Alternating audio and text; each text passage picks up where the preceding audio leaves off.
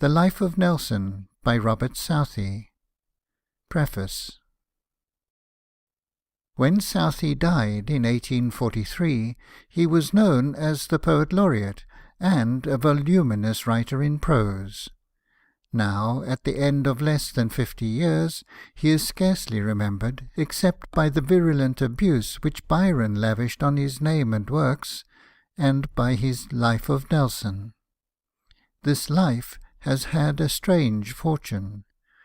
Written originally in 1810 as a mere ephemeral article in the Quarterly Review, it caught the public favour, and at the suggestion of Mr. Murray was expanded into the 2 small volumes published in 1813. Though nearly 8 years had then passed since the death of Nelson, his memory was still green in the hearts of his countrymen. The war with France was still raging, Napoleon still dominated continental Europe, and the thunders of Trafalgar still rang in the ears of a people gratefully conscious of the priceless boon which the hero, in his death, had secured for them. They had been ready to welcome any memoir, even when written in defiance of all canons of taste, style, or proportion, and the admirable little life which Southey furnished them with had an immediate and distinguished success. Almost at once it was recognized as an English classic, and this position it has held ever since, through now close on 80 years, to such a degree, indeed, that, whilst on the one hand we know that it is mainly the grandeur of his subject which has given this lasting repute to Southey's work, and to Southey's name, it might, on the other, be maintained without any extreme paradox that some part of Nelson's enduring fame is due to the fact that Southey wrote his life. Vixere fortes ante Agamemnona multi. And there have been in the English Navy commanders whose deeds are worthy of being named even in comparison with those of Nelson. Sed omnes illacrimabiles urgentur, ignotique longa nocte, carent quia vate sacro. Nelson's naval contemporaries were doubtful whether, in the future, his fame would overtop that of St. Vincent or of Howe. But to most readers of the present time, these two, and Hawke, earlier and greater than either of them, are little more than names, while Nelson's glory remains greater, grander than ever, and his name is established as the synonym for loyalty, devotion, and naval achievement. We may, then, admit that the reputation of each, of writer and of hero, owes something to the other, a mutual reaction which has given rise to a very general opinion that the book is to be ranked as a nearly, if not absolutely, perfect biography, and so, in fact, it has been described by some of the greatest writers of the century, notably by Lord Macaulay, who was better qualified to speak of its literary than its technical merit.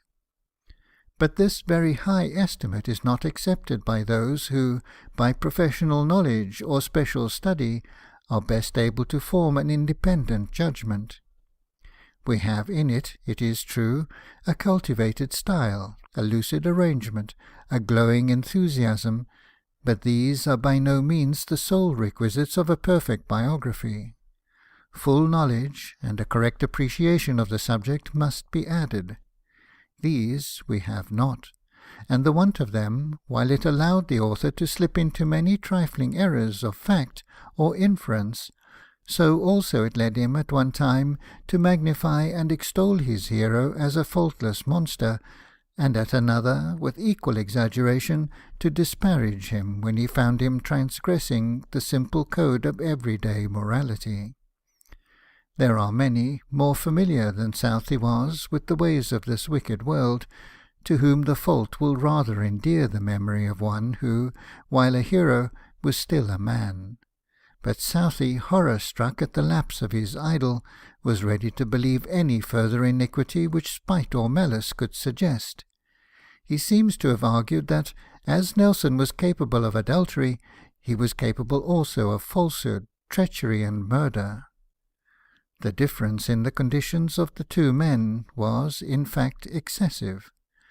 The retired scholar, eminently respectable in his private life, and as free from passion as from genius, whose daily routine ranged between his study table and a walk on the slopes of Blencathara, had little in common with the restless sailor, whose life was spent in the turmoil of war, whose every thought, whose every action was aglow with the fire of passion and of genius. Of the world in which Nelson lived and worked and died, Southey knew nothing except by hearsay, and that very imperfectly. The circumstances under which he wrote intensified the effect. He was reviewing a number of early biographies, differing only in their degree of clumsiness, ignorance, and misrepresentation, and with all his literary instinct, he had not the knowledge required to guide him in the selection of his material from the inchoate heap before him. He had neither time nor opportunity nor means of obtaining more exact information, but took what came readiest to hand, and where something else seemed wanted, he found it in Miss Williams's Sketches of the State of Manners and Opinions in the French Republic, and in Captain Foot's Vindication, both of which, as might be expected from the character or the situation of their authors, are replete with falsehoods and misstatements. These Southey has accepted as authentic history, and has given their calumnies and lies a currency which they could never have otherwise obtained. It must therefore be stated plainly that whatever Southey has written about the conduct of Nelson at Naples is from a tainted or polluted source, and is unworthy of credence, except so far as it is substantiated by other evidence.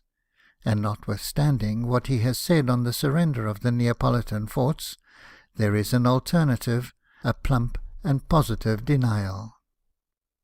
This is not the place for a lengthy examination of what actually took place, but those who would note the practical workings of a moot point of international law, in accordance with which the capitulation of the forts was annulled, and Caraccioli, or rather as the name would be spelled, Caracciolo, hanged, will find a very full discussion in the appendix to Volume 3 of Sir N. Harris Nicholas's Dispatches and Letters of Lord Nelson, which in an abridged and lighter form has been reproduced in a chapter on Caracciolo in Mr. John Paget's Paradoxes and Puzzles.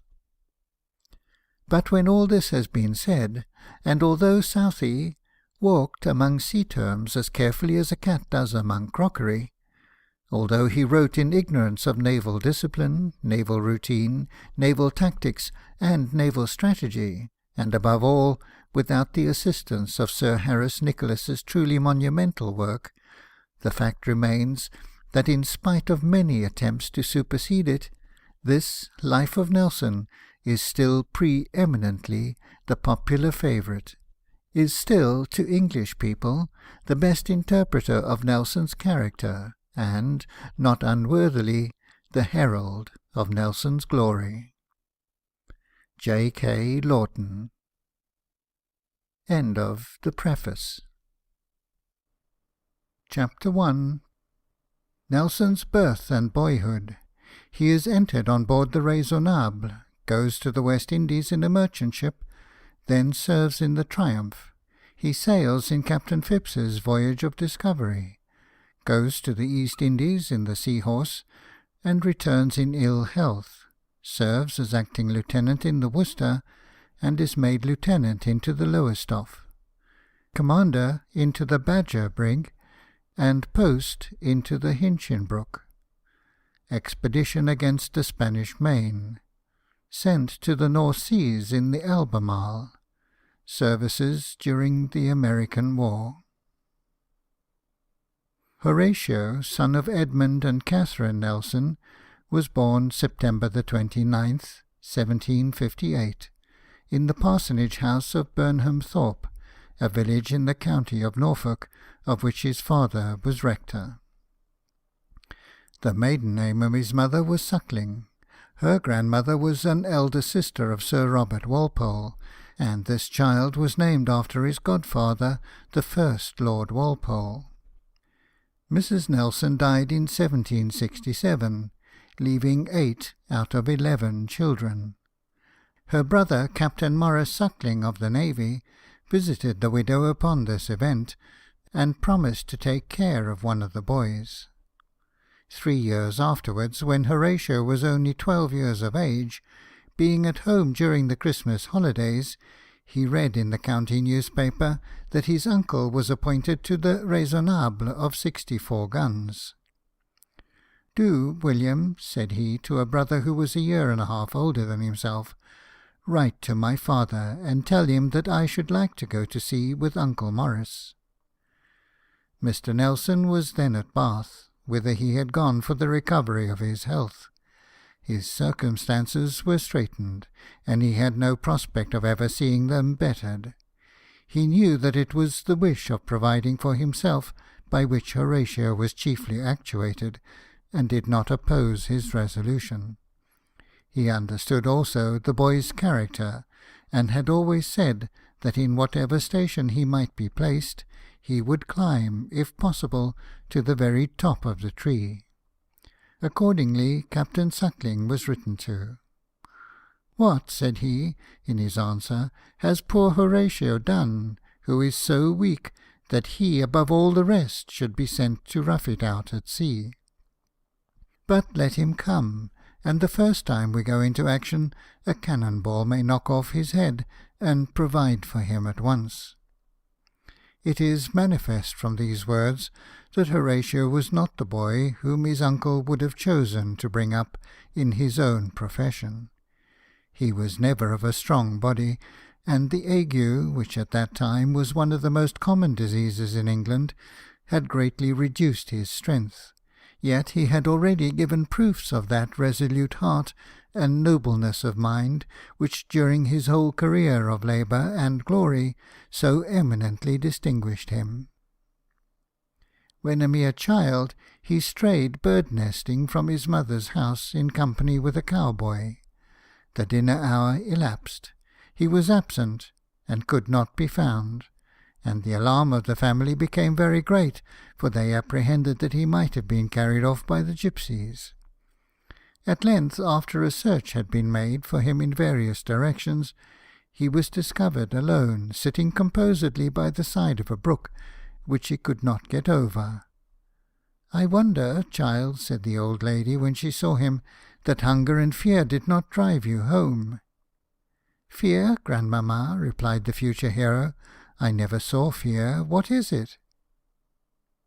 Once, after the winter holidays, when he and his brother William had set off on horseback to return to school, they came back because there had been a fall of snow, and William, who did not much like the journey, said it was too deep for them to venture on.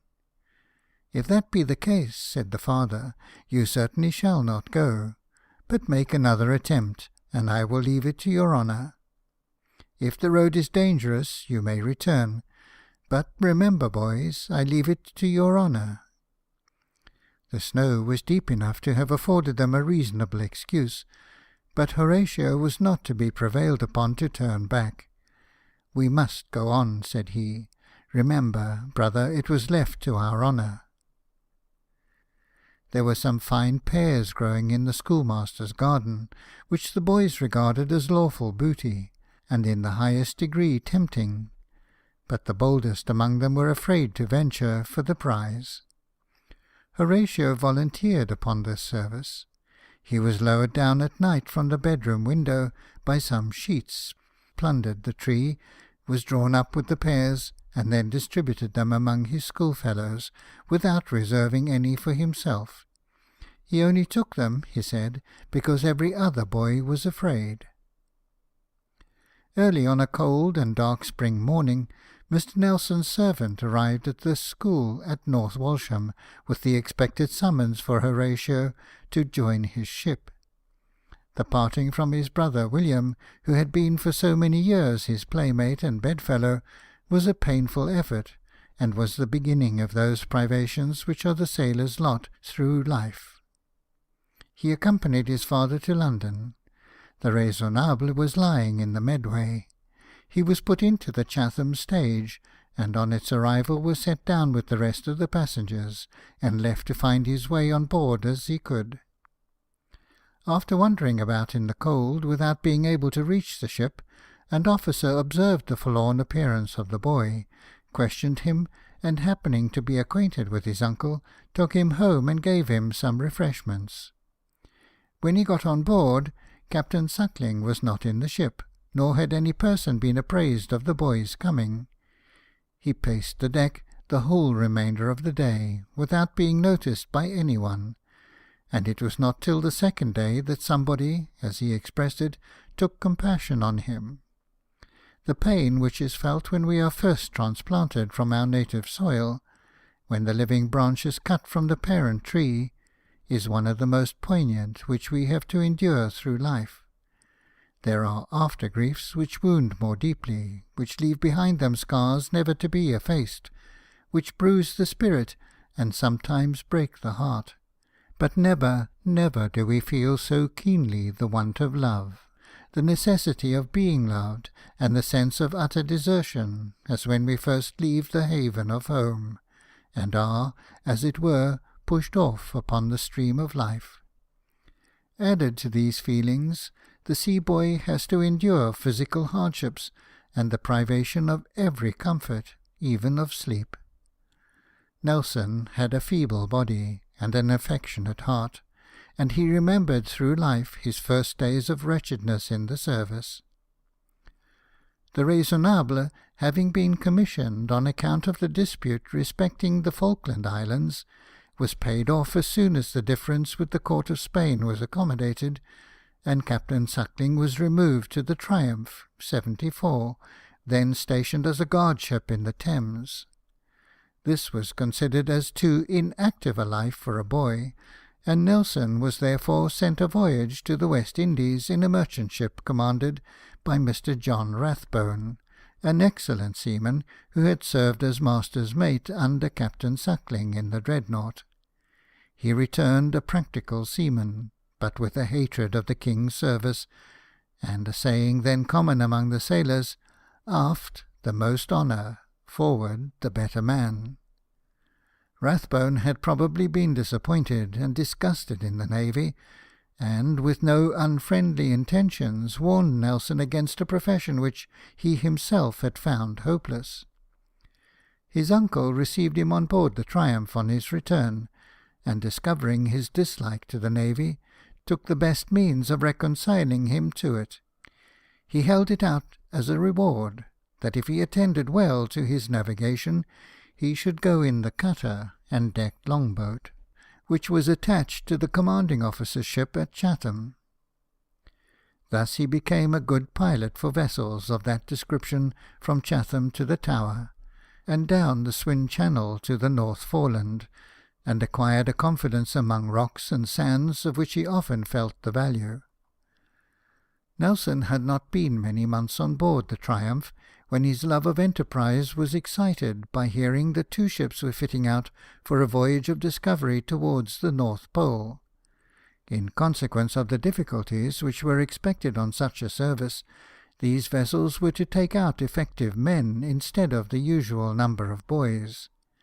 This, however, did not deter him from soliciting to be received, and by his uncle's interest he was admitted as coxswain under Captain Lutwidge, second in command. The voyage was undertaken in compliance with an application from the Royal Society. The Honourable Captain Constantine John Phipps, eldest son of Lord Mulgrave, volunteered his services. The Racehorse and Carcass bombs were selected as the strongest ships, and therefore best adapted for such a voyage, and they were taken into dock and strengthened to render them as secure as possible against the ice. 2 masters of Greenland men were employed as pilots for each ship. No expedition was more carefully fitted out, and the First Lord of the Admiralty, Lord Sandwich, with a laudable solicitude, went on board himself before their departure to see that everything had been completed to the wish of the officers. The ships were provided with a simple and excellent apparatus for distilling fresh from salt water, the invention of Dr. Irving, who accompanied the expedition. It consisted merely in fitting a tube to the ship's kettle, and applying a wet mop to the surface as the vapour was passing. By these means, from 34 to 40 gallons were produced every day. They sailed from the Nore on the 4th of June. On the 6th of the following month they were in latitude 79 degrees 56 minutes 39 seconds, longitude 9 degrees 43 minutes 30 seconds east. The next day, about the place where most of the old discoverers had been stopped, the Racehorse was beset with ice, but they heaved her through with ice anchors. Captain Phipps continued ranging along the ice, northward and westward, till the 24th. He then tried to the eastward. On the 30th he was in latitude 80 degrees 13 minutes, longitude 18 degrees 48 minutes east, among the islands and in the ice, with no appearance of an opening for the ships. The weather was exceedingly fine, mild and unusually clear. Here they were becalmed in a large bay, with 3 apparent openings between the islands which formed it, but everywhere, as far as they could see, surrounded with ice. There was not a breath of air. The water perfectly smooth, the ice covered with snow, low and even, except a few broken pieces near the edge, and the pools of water in the middle of the ice fields were crusted over with young ice. On the next day the ice closed upon them, and no opening was to be seen anywhere, except a hole, or lake as it might be called, of about 1.5 miles in circumference, where the ships lay fast to the ice with their ice anchors. They filled their casks with water from these ice fields, which was very pure and soft. The men were playing on the ice all day, but the Greenland pilots, who were further than they had ever been before, and considered that the season was advancing, were alarmed at being thus beset. The next day there was not the smallest opening. The ships were within less than 2 lengths of each other, separated by ice, and neither having room to turn. The ice, which yesterday had been all flat and almost level with the water's edge, was now in many places forced higher than the main yard by the pieces squeezing together. A day of thick fog followed. It was succeeded by clear weather, but the passage by which the ships had entered from the westward was closed, and no open water was in sight either in that or any other quarter. By the pilot's advice, the men were set to work to cut a passage and warp through the small openings to the westward. They sawed through pieces 12 feet thick, and this labour continued the whole day, during which their utmost efforts did not move the ship above 300 yards, while they were driven, together with the ice, far to the north-east and east by the current. Sometimes a field of several acres square would be lifted up between 2 larger islands, and incorporated with them, and thus these larger pieces continued to grow by aggregation. Another day passed, and there seemed no probability of getting the ships out, without a strong east or north-east wind. The season was far advanced, and every hour lessened the chance of extricating themselves. Young as he was, Nelson was appointed to command one of the boats which was sent out to explore a passage into the open water. It was the means of saving a boat belonging to the Racehorse from a singular but imminent danger. Some of the officers had fired at and wounded a walrus.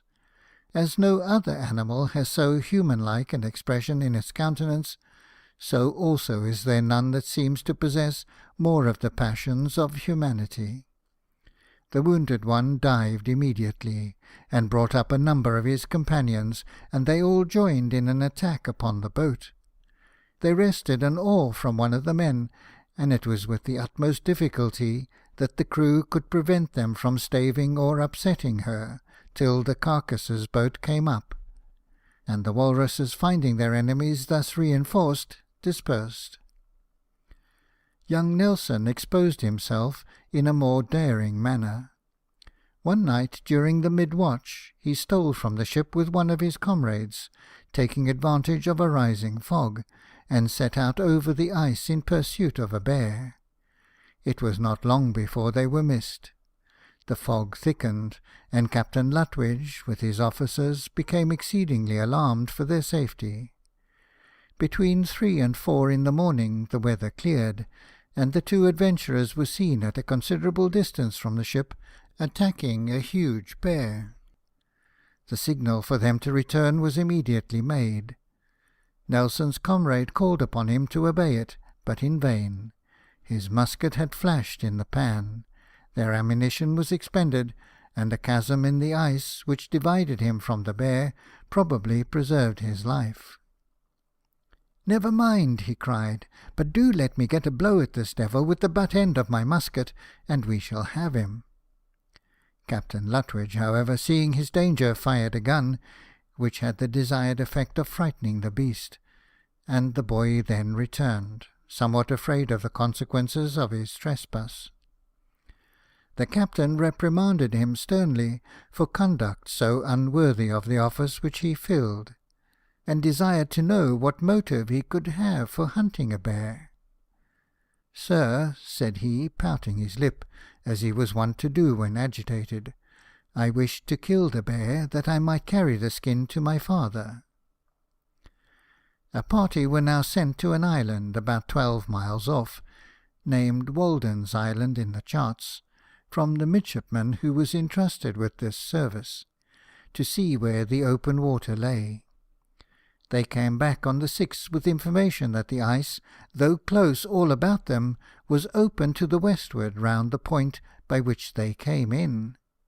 They said also that upon the island they had had a fresh east wind. This intelligence considerably abated the hopes of the crew, for where they lay it had been almost calm, and the main dependence had been upon the effect of an easterly wind in clearing the bay. There was but one alternative, either to wait the event of the weather upon the ships, or to betake themselves to the boats. The likelihood that it might be necessary to sacrifice the ships had been foreseen. The boats accordingly were adapted, both in number and size, to transport, in case of emergency, the whole crew, and there were Dutch whalers upon the coast in which they could all be conveyed to Europe. As for wintering where they were, the dreadful experiment had been already tried too often. No time was to be lost. The ships had driven into shoal water, having but 14 fathoms. Should they, or the ice to which they were fast, take the ground, they must inevitably be lost. And at this time they were driving fast towards some rocks on the north-east. Captain Phipps sent for the officers of both ships, and told them his intention of preparing the boats for going away. They were immediately hoisted out, and the fitting began.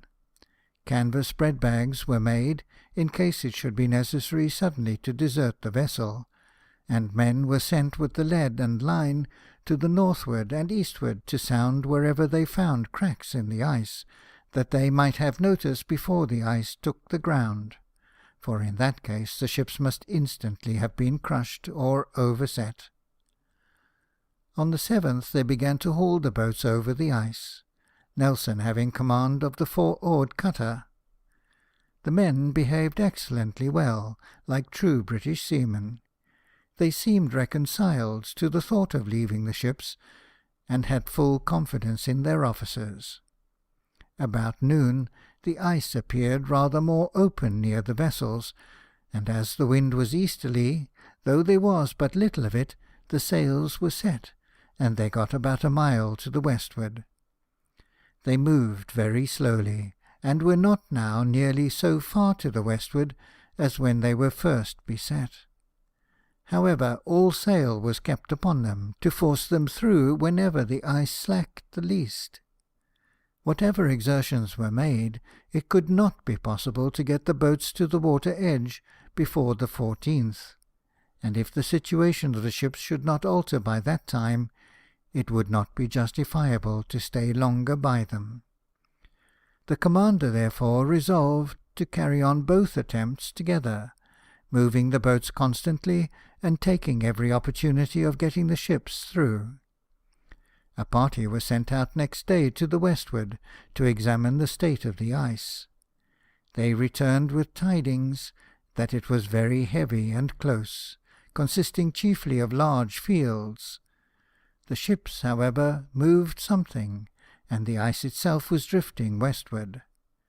There was a thick fog, so that it was impossible to ascertain what advantage had been gained. It continued on the 9th, but the ships were moved a little through some very small openings. The mist cleared off in the afternoon, and it was then perceived that they had driven much more than could have been expected to the westward, and that the ice itself had driven still further.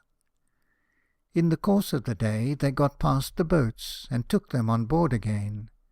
On the morrow the wind sprang up to the north-north-east. All sail was set, and the ships forced their way through a great deal of very heavy ice. They frequently struck, and with such force that one stroke broke the shank of the racehorse's best bower anchor. But the vessel made way, and by noon they had cleared the ice and were out at sea. The next day they anchored in Smeerenburg harbour, close to that island of which the westernmost point is called Hakluyt's Headland, in honour of the great promoter and compiler of our English voyages of discovery. Here they remained a few days, that the men might rest after their fatigue. No insect was to be seen in this dreary country, nor any species of reptile, not even the common earthworm. Large bodies of ice, called icebergs, filled up the valleys between high mountains, so dark as when contrasted with the snow to appear black. The colour of the ice was a lively light green. Opposite to the place where they fixed their observatory was one of these icebergs, above 300 feet high. Its side towards the sea was nearly perpendicular, and a stream of water issued from it. Large pieces frequently broke off, and thundered down into the sea. There was no thunder or lightning during the whole time they were in these latitudes. The sky was generally loaded with hard white clouds, from which it was never entirely free, even in the clearest weather. They always knew when they were approaching the ice, long before they saw it, by a bright appearance near the horizon, which the Greenland men called the blink of the ice. The season was now so far advanced that nothing more could have been attempted, if indeed anything had been left untried. But the summer had been unusually favourable, and they had carefully surveyed the wall of ice extending for more than 20 degrees between the latitudes of 80 degrees and 81 degrees, without the smallest appearance of any opening. The ships were paid off shortly after their return to England, and Nelson was then placed by his uncle with Captain Farmer in the Seahorse, of 20 guns, then going out to the East Indies in the squadron under Sir Edward Hughes. He was stationed in the foretop at watch and watch. His good conduct attracted the attention of the master, afterwards Captain Surridge, in whose watch he was, and upon his recommendation the captain rated him as midshipman. At this time his countenance was florid, and his appearance rather stout and athletic. But when he had been about 18 months in India, he felt the effects of that climate, so perilous to European constitutions. The disease baffled all power of medicine. He was reduced almost to a skeleton. The use of his limbs was for some time entirely lost, and the only hope that remained was from a voyage home. Accordingly he was brought home by Captain Piggott in the Dolphin, and had it not been for the attentive and careful kindness of that officer on the way, Nelson would never have lived to reach his native shores. He had formed acquaintance with Sir Charles Pole, Sir Thomas Trowbridge, and other distinguished officers, then, like himself, beginning their career. He had left them pursuing that career in full enjoyment of health and hope, and was returning from a country in which all things were to him new and interesting, with the body broken down by sickness, and spirits which had sunk with his strength. Long afterwards, when the name of Nelson was known as widely as that of England itself, he spoke of the feelings which he at this time endured. "I felt impressed," said he, "with a feeling that I should never rise in my profession. My mind was staggered with a view of the difficulties I had to surmount, and the little interest I possessed. I could discover no means of reaching the object of my ambition. After a long and gloomy reverie, in which I almost wished myself overboard, a sudden glow of patriotism was kindled within me, and presented my king and country as my patron. 'Well, then,' I exclaimed, 'I will be a hero, and, confiding in Providence, I will brave every danger.' Long afterwards Nelson loved to speak of the feeling of that moment, and from that time he often said a radiant orb was suspended in his mind's eye, which urged him onward to renown. The state of mind in which these feelings began is what the mystics mean by their season of darkness, of aridity, and of desertion. If the animal spirits of coarser enthusiasts fail, they represent it as an actual temptation, a snare of Satan. The enthusiasm of Nelson's nature had taken a different direction, but in its essence it was the same. He knew to what the previous state of dejection was to be attributed, that an enfeebled body and a mind depressed had cast this shade over his soul, but he always seemed willing to believe that the sunshine which succeeded bore with it a prophetic glory, and that the light which led him on was light from heaven. His interest, however, was far better than he imagined. During his absence, Captain Suckling had been made Comptroller of the Navy. His health had materially improved upon the voyage, and as soon as the Dolphin was paid off, he was appointed acting lieutenant in the Worcester, 64, Captain Mark Robinson, then going out with convoy to Gibraltar. Soon after his return, on the 8th of April, 1777, he passed his examination for a lieutenancy. Captain Suckling sat at the head of the board, and when the examination had ended, in a manner highly honourable to Nelson, rose from his seat and introduced him to the examining captains as his nephew. They expressed their wonder that he had not informed them of this relationship before. He replied that he did not wish the younker to be favoured. He knew his nephew would pass a good examination, and he had not been deceived. The next day Nelson received his commission as second lieutenant of the Lowestoft frigate, Captain William Locker, then fitting out for Jamaica. End of Chapter 1, Part 1. Chapter 1, Part 2. American and French privateers under American colours were at that time harassing our trade in the West Indies. Even a frigate was not sufficiently active for Nelson, and he repeatedly got appointed to the command of one of the Lowestoft's tenders. During one of their cruises, the Lowestoft captured an American letter of marque. It was blowing a gale and a heavy sea running. The first lieutenant, being ordered to board the prize, went below to put on his hanger. It happened to be mislaid, and while he was seeking it, Captain Locker came on deck. Perceiving the boat still alongside, and in danger every moment of being swamped, and being extremely anxious that the privateer should be instantly taken in charge, because he feared that it would otherwise founder, he exclaimed, "Have I no officer in the ship who can board the prize?" Nelson did not offer himself immediately, waiting with his usual sense of propriety for the first lieutenant's return. But hearing the master volunteer, he jumped into the boat, saying, "It is my turn now, and if I come back, it is yours." The American, who had carried a heavy press of sail in hope of escaping, was so completely waterlogged that the Lowestoft's boat went in on deck and out again with the sea. About this time he lost his uncle. Captain Locker, however, who had perceived the excellent qualities of Nelson, and formed a friendship for him, which continued during his life, recommended him warmly to Sir Peter Parker, then Commander-in-Chief upon the station.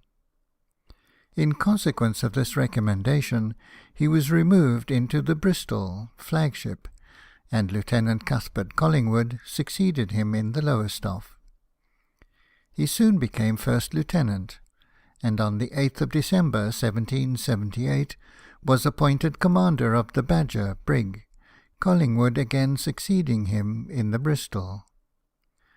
While the Badger was lying in Montego Bay, Jamaica, the Glasgow of 20 guns came in and anchored there, and in 2 hours was in flames, the steward having set fire to her while stealing rum out of the after hold. Her crew were leaping into the water when Nelson came up in his boats, made them throw their powder overboard and point their guns upward, and by his presence of mind and personal exertions prevented the loss of life which would otherwise have ensued. On the 11th of June, 1779, he was made post into the Hinchinbrook of 28 guns, an enemy's merchantman sheathed with wood which had been taken into the service. A short time after he left the Lowestoft, that ship, with a small squadron, stormed the fort of St. Fernando de Omoa, on the south side of the Bay of Honduras, and captured some register ships which were lying under its guns. 250 quintals of quicksilver and 3 millions of piastres were the reward of this enterprise, and it is characteristic of Nelson that the chance by which he missed a share in such a prize is never mentioned in any of his letters, nor is it likely that it ever excited even a momentary feeling of vexation. Nelson was fortunate in possessing good interest at the time when it could be most serviceable to him. His promotion had been almost as rapid as it could be, and before he had attained the age of 21, he had gained that rank which brought all the honours of the service within his reach. No opportunity, indeed, had yet been given him of distinguishing himself, but he was thoroughly master of his profession, and his zeal and ability were acknowledged wherever he was known. Count d'Estaing, with a fleet of 125 sail, men of war and transports, and a reputed force of 25,000 men, threatened Jamaica from St. Domingo. Nelson offered his services to the Admiral and to Governor-General Dalling, and was appointed to command the batteries of Fort Charles at Port Royal. Not more than 7,000 men could be mustered for the defence of the island, a number wholly inadequate to resist the force which threatened them. Of this Nelson was so well aware that when he wrote to his friends in England, he told them that they must not be surprised to hear of his learning to speak French. D'Estaing, however, was either not aware of his own superiority or not equal to the command with which he was entrusted. He attempted nothing with his formidable armament, and General Dalling was thus left to execute a project which he had formed against the Spanish colonies. This project was to take Fort San Juan, on the river of that name, which flows from Lake Nicaragua into the Atlantic, make himself master of the lake itself, and of the cities of Granada and Leon, and thus cut off the communication of the Spaniards between their northern and southern possessions in America. Here it is that a canal between the two seas may most easily be formed, a work more important in its consequences than any which has ever been yet effected by human power. Lord George Germain, at that time Secretary of State for the American Department, approved the plan, and as discontents at that time were known to prevail in the Nuevo Reino, in Popayan, and in Peru, the more sanguine part of the English began to dream of acquiring an empire in one part of America, more extensive than that which they were on the point of losing in another. General Dalling's plans were well formed, but the history and the nature of the country had not been studied as accurately as its geography. The difficulties which occurred in fitting out the expedition delayed it till the season was too far advanced, and the men were thus sent to adventure themselves, not so much against an enemy whom they would have beaten, as against a climate which would do the enemy's work. Early in the year 1780, 500 men, destined for this service, were convoyed by Nelson from Port Royal to Cape Gracias a Dios in Honduras. Not a native was to be seen when they landed. They had been taught that the English came with no other intent than that of enslaving them and sending them to Jamaica. After a while, however, one of them ventured down, confiding in his knowledge of one of the party, and by his means the neighbouring tribes were conciliated with presents and brought in. The troops were encamped on a swampy and unwholesome plain, where they were joined by a party of the 79th Regiment from Black River, who were already in a deplorable state of sickness. Having remained here a month, they proceeded, anchoring frequently along the Mosquito shore, to collect their Indian allies, who were to furnish proper boats for the river, and to accompany them. They reached the river San Juan March 24th, and here, according to his orders, Nelson's services were to terminate. But not a man in the expedition had ever been up the river, or knew the distances of any fortification from its mouth, and he, not being one who would turn back when so much was to be done, resolved to carry the soldiers up. About 200, therefore, were embarked in the Mosquito shore-craft, and in 2 of the Hinchinbrook's boats, and they began their way. It was the latter end of the dry season, the worst time for such an expedition. The river was consequently low. Indians were sent forward through narrow channels between shoals and sandbanks, and the men were frequently obliged to quit the boats and exert their utmost strength to drag or thrust them along.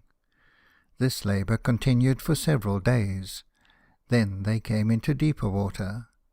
But then they had sometimes currents and rapids to contend with, which would have been insurmountable had it not been for the skill of the Indians in such difficulties.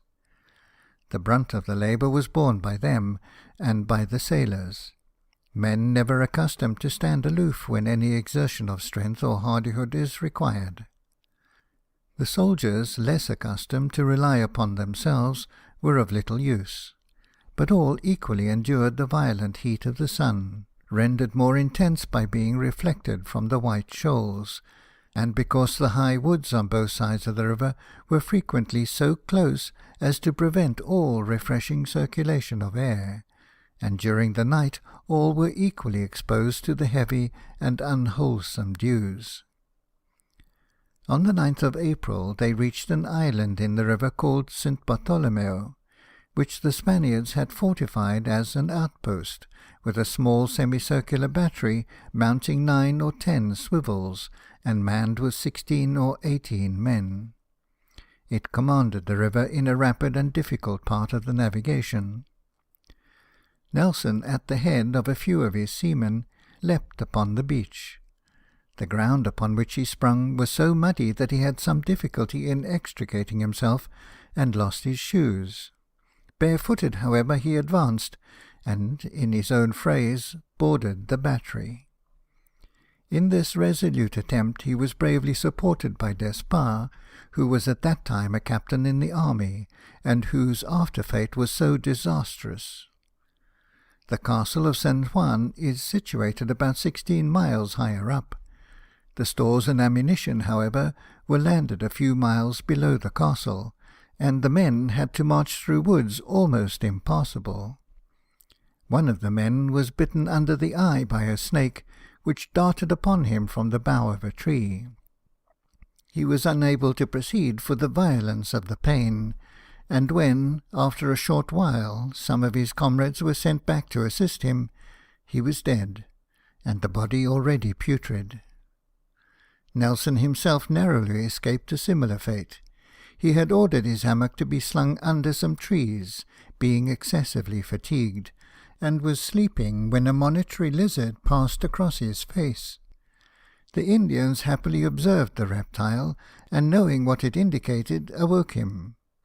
He started up and found one of the deadliest serpents of the country coiled up at his feet.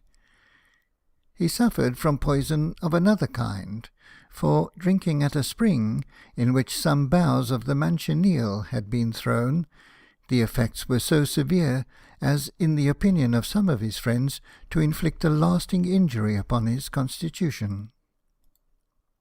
The castle of San Juan is 32 miles below the lake of Nicaragua, from which it issues, and 69 miles from the mouth of the river. Boats reach the sea from thence in a day and a half, but their navigation back, even when unladen, is the labour of 9 days.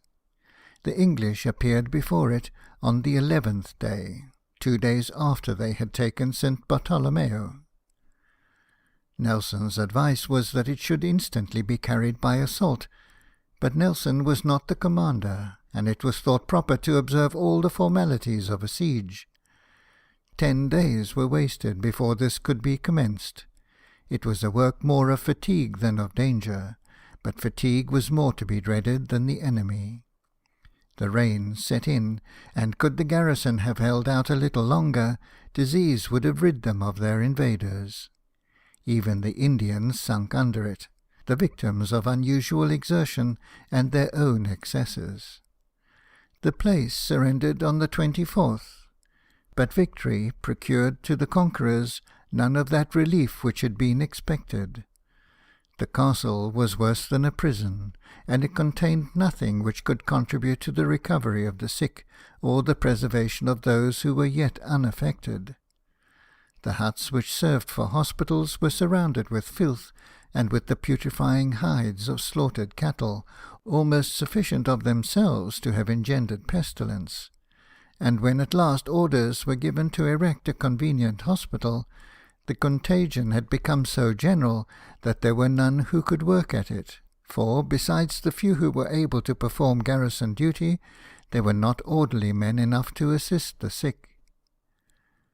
Added to these evils, there was the want of all needful remedies, for though the expedition had been amply provided with hospital stores, river-craft enough had not been procured for transporting the requisite baggage, and when much was to be left behind, provision for sickness was that which, of all things men in health, would be most ready to leave.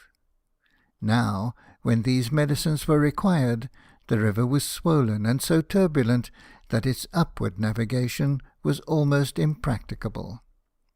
At length even the task of burying the dead was more than the living could perform, and the bodies were tossed into the stream, or left for beasts of prey, and for the gallinazos, those dreadful carrion birds, which do not always wait for death before they begin their work. 5 months the English persisted in what may be called this war against nature. They then left a few men who seemed proof against the climate to retain the castle till the Spaniards should choose, when the fit season arrived, to retake it, and make them prisoners. The rest abandoned their baleful conquest. 1,800 men were sent to different posts upon this wretched expedition. Not more than 380 ever returned. The Hinchinbrook's complement consisted of 200 men.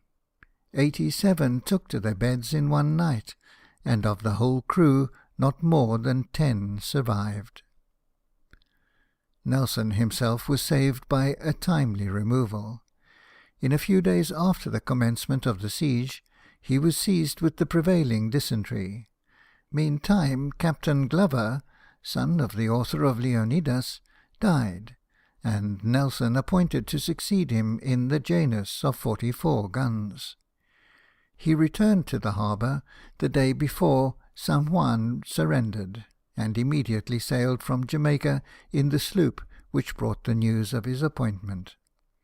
He was, however, so greatly reduced by the disorder, that when they reached Port Royal he was carried ashore in his cot, and finding himself, after a partial amendment, unable to retain the command of his new ship, he was compelled to ask leave to return to England, as the only means of recovery.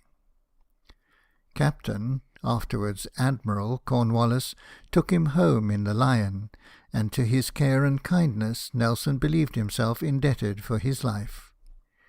He went immediately to Bath in a miserable state, so helpless that he was carried to and from his bed, and the act of moving him produced the most violent pain. In 3 months he was recovered, and immediately he hastened to London and applied for employment. After an interval of about 4 months, he was appointed to the Albemarle of 28 guns, a French merchantman which had been purchased from the captors for the King's service. His health was not yet thoroughly re-established, and while he was employed in getting his ship ready, he again became so ill as hardly to be able to keep out of bed.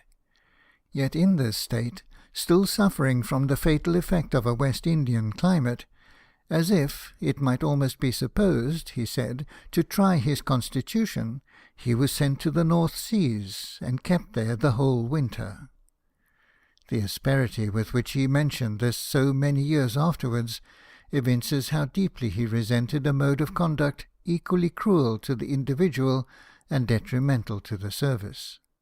It was during the armed neutrality, and when they anchored off Elsineur, the Danish admiral sent on board, desiring to be informed what ships had arrived, and to have their force written down.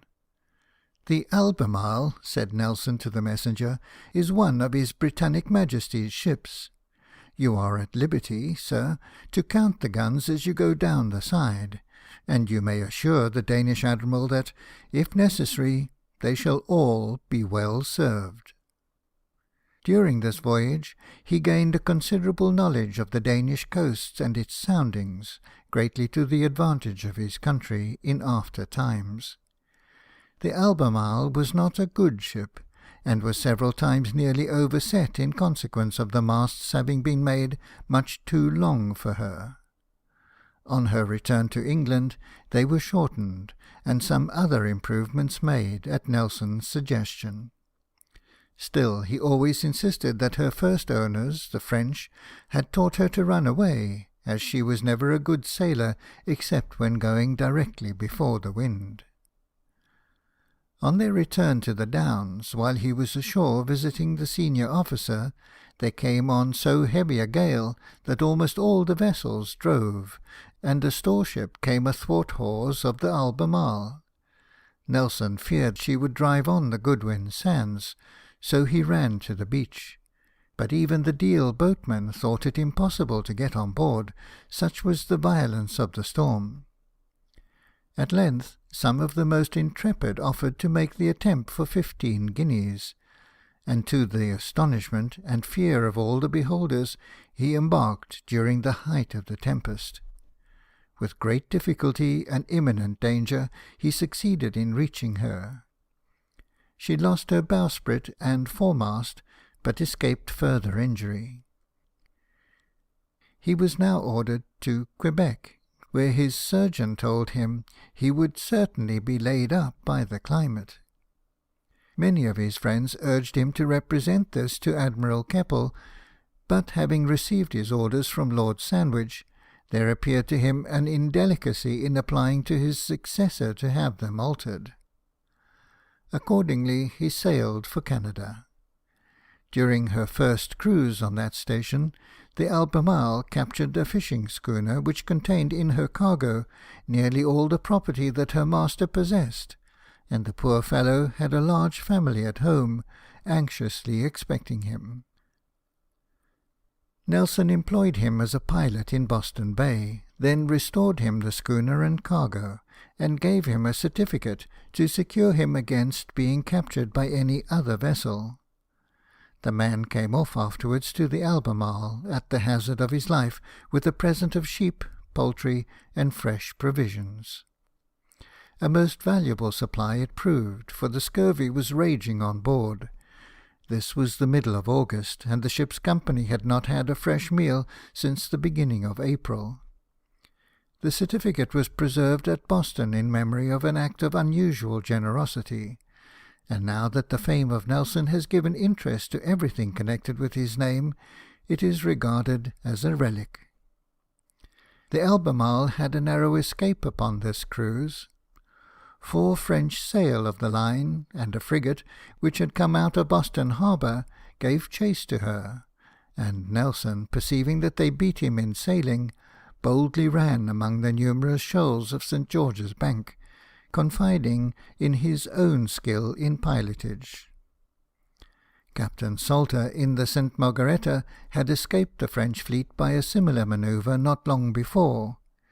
The frigate alone continued warily to pursue him, but as soon as he perceived that this enemy was unsupported, he shortened sail and hove to, upon which the Frenchman thought it advisable to give over the pursuit, and sailed in quest of his consorts.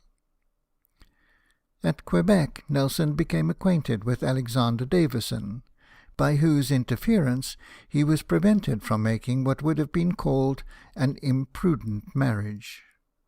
The Albemarle was about to leave the station. Her captain had taken leave of his friends, and was gone down the river to the place of anchorage, when the next morning, as Davison was walking on the beach, to his surprise he saw Nelson coming back in his boat.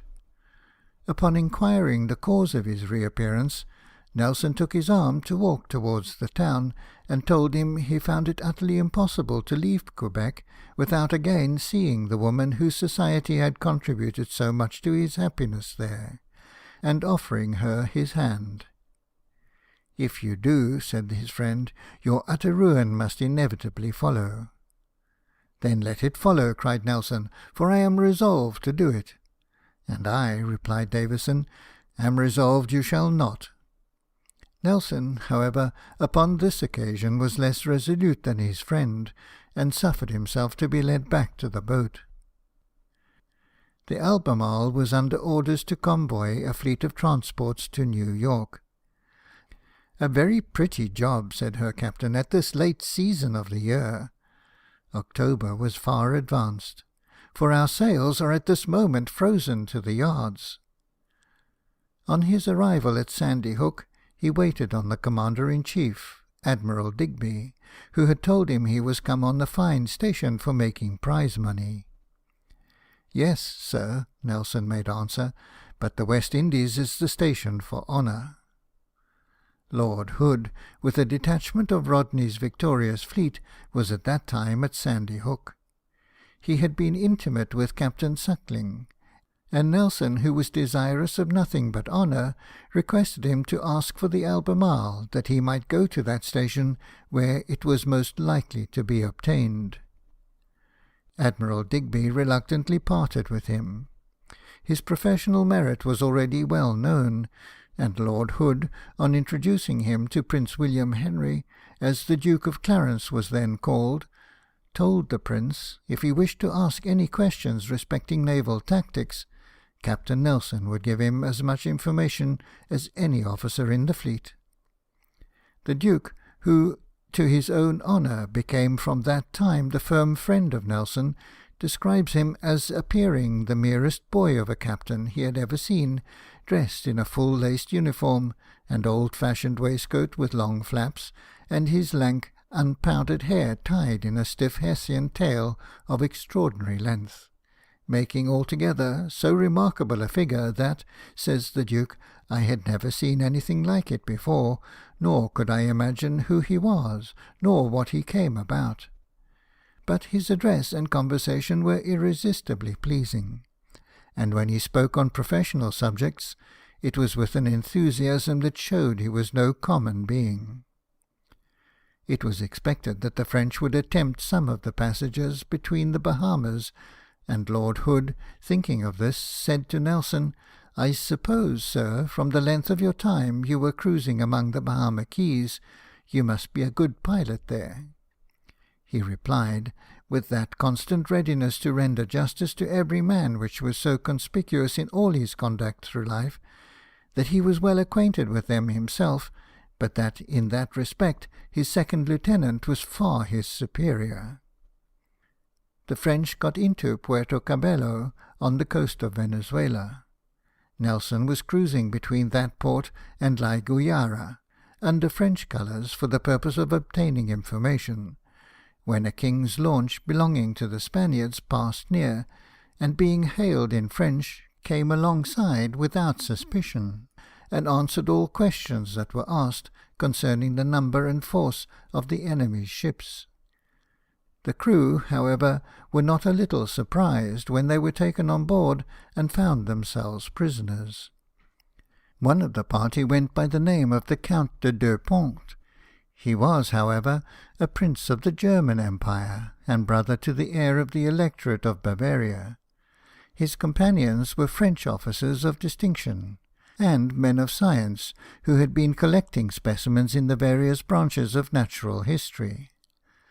Nelson, having entertained them with the best his table could afford, told them that they were at liberty to depart with their boat and all that it contained. He only required them to promise that they would consider themselves as prisoners, if the Commander-in-Chief should refuse to acquiesce in their being thus liberated, a circumstance which was not by any means likely to happen. Tidings soon arrived that the preliminaries of peace had been signed, and the Albemarle returned to England and was paid off. Nelson's first business after he got to London, even before he went to see his relations, was to attempt to get the wages due to his men for the various ships in which they had served during the war. The disgust of seamen to the navy, he said, was all owing to the infernal plan of turning them over from ship to ship, so that men could not be attached to the officers, nor the officers care the least about the men. Yet he himself was so beloved by his men that his whole ship's company offered, if he could get a ship, to enter for her immediately. He was now, for the first time, presented at court. After going through this ceremony, he dined with his friend Davison at Lincoln's Inn. As soon as he entered the chambers, he threw off what he called his iron-bound coat, and, putting himself at ease in a dressing-gown, passed the remainder of the day in talking over all that had befallen them since they parted on the shore of the river St. Lawrence. End of Chapter 1. Chapter 2, Part 1. Nelson goes to France during the peace. Reappointed to the Boreas and stationed at the Leeward Islands. His firm conduct concerning the American interlopers and the contractors. Marries and returns to England. Is on the point of quitting the service in disgust. Manner of life while unemployed. Appointed to the Agamemnon on the breaking out of the war of the French Revolution. "I have closed the war," said Nelson in one of his letters, "without a fortune, but there is not a speck in my character. True honour, I hope, predominates in my mind far above riches." He did not apply for a ship, because he was not wealthy enough to live on board in the manner which was then become customary. Finding it, therefore, prudent to economise on his half-pay during the peace, he went to France, in company with Captain Macnamara of the Navy, and took lodgings at St. Omer's.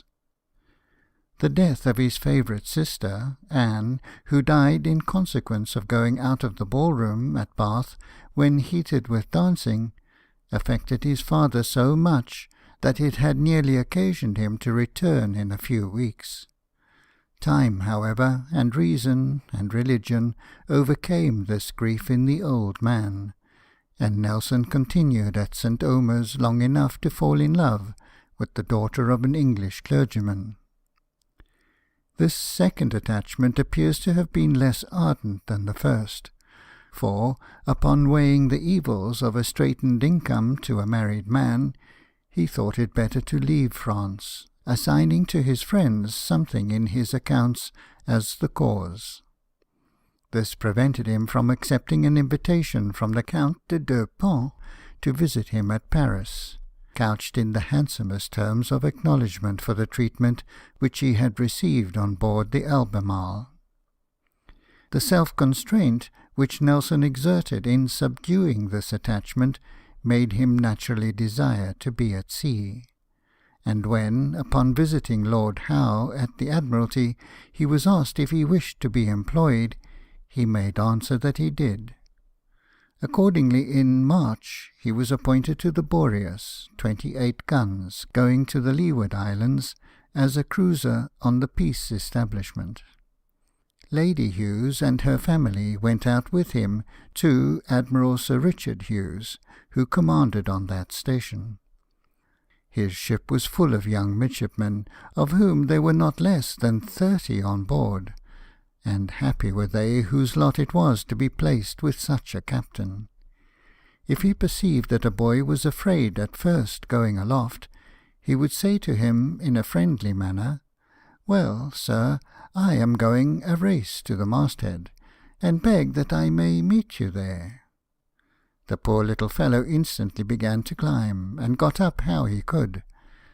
Nelson never noticed in what manner, but when they met in the top, spoke cheerfully to him, and would say how much any person was to be pitied who fancied that getting up was either dangerous or difficult.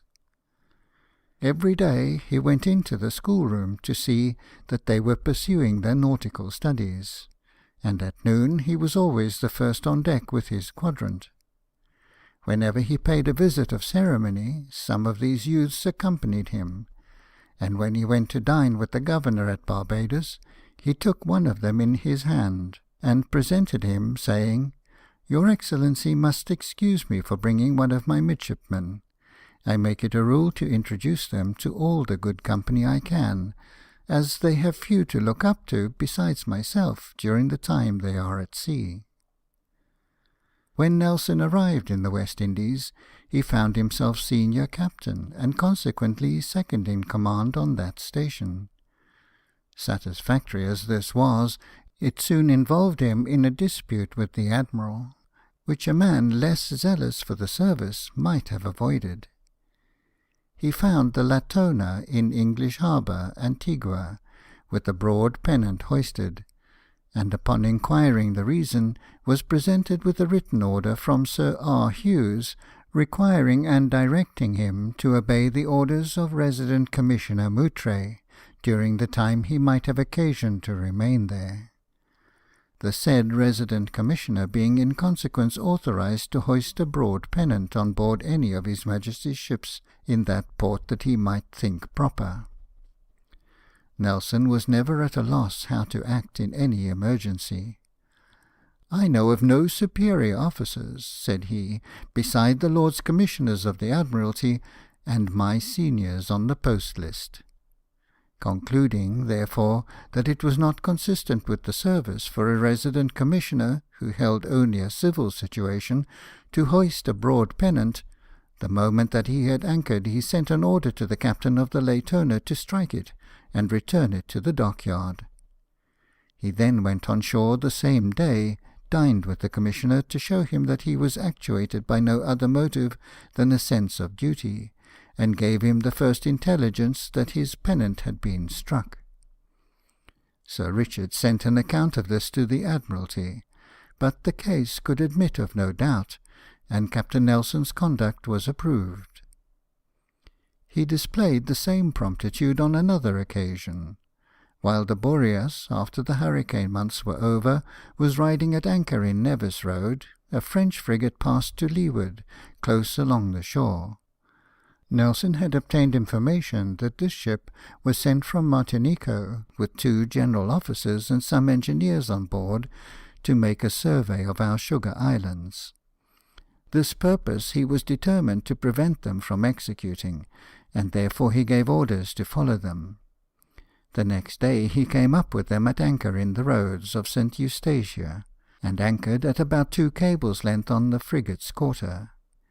Being afterwards invited by the Dutch governor to meet the French officers at dinner, he seized that occasion of assuring the French captain that, understanding it was his intention to honour the British possessions with a visit, he had taken the earliest opportunity in his power to accompany him in His Majesty's ship the Boreas, in order that such attention might be paid to the officers of His Most Christian Majesty as every Englishman in the islands would be proud to show.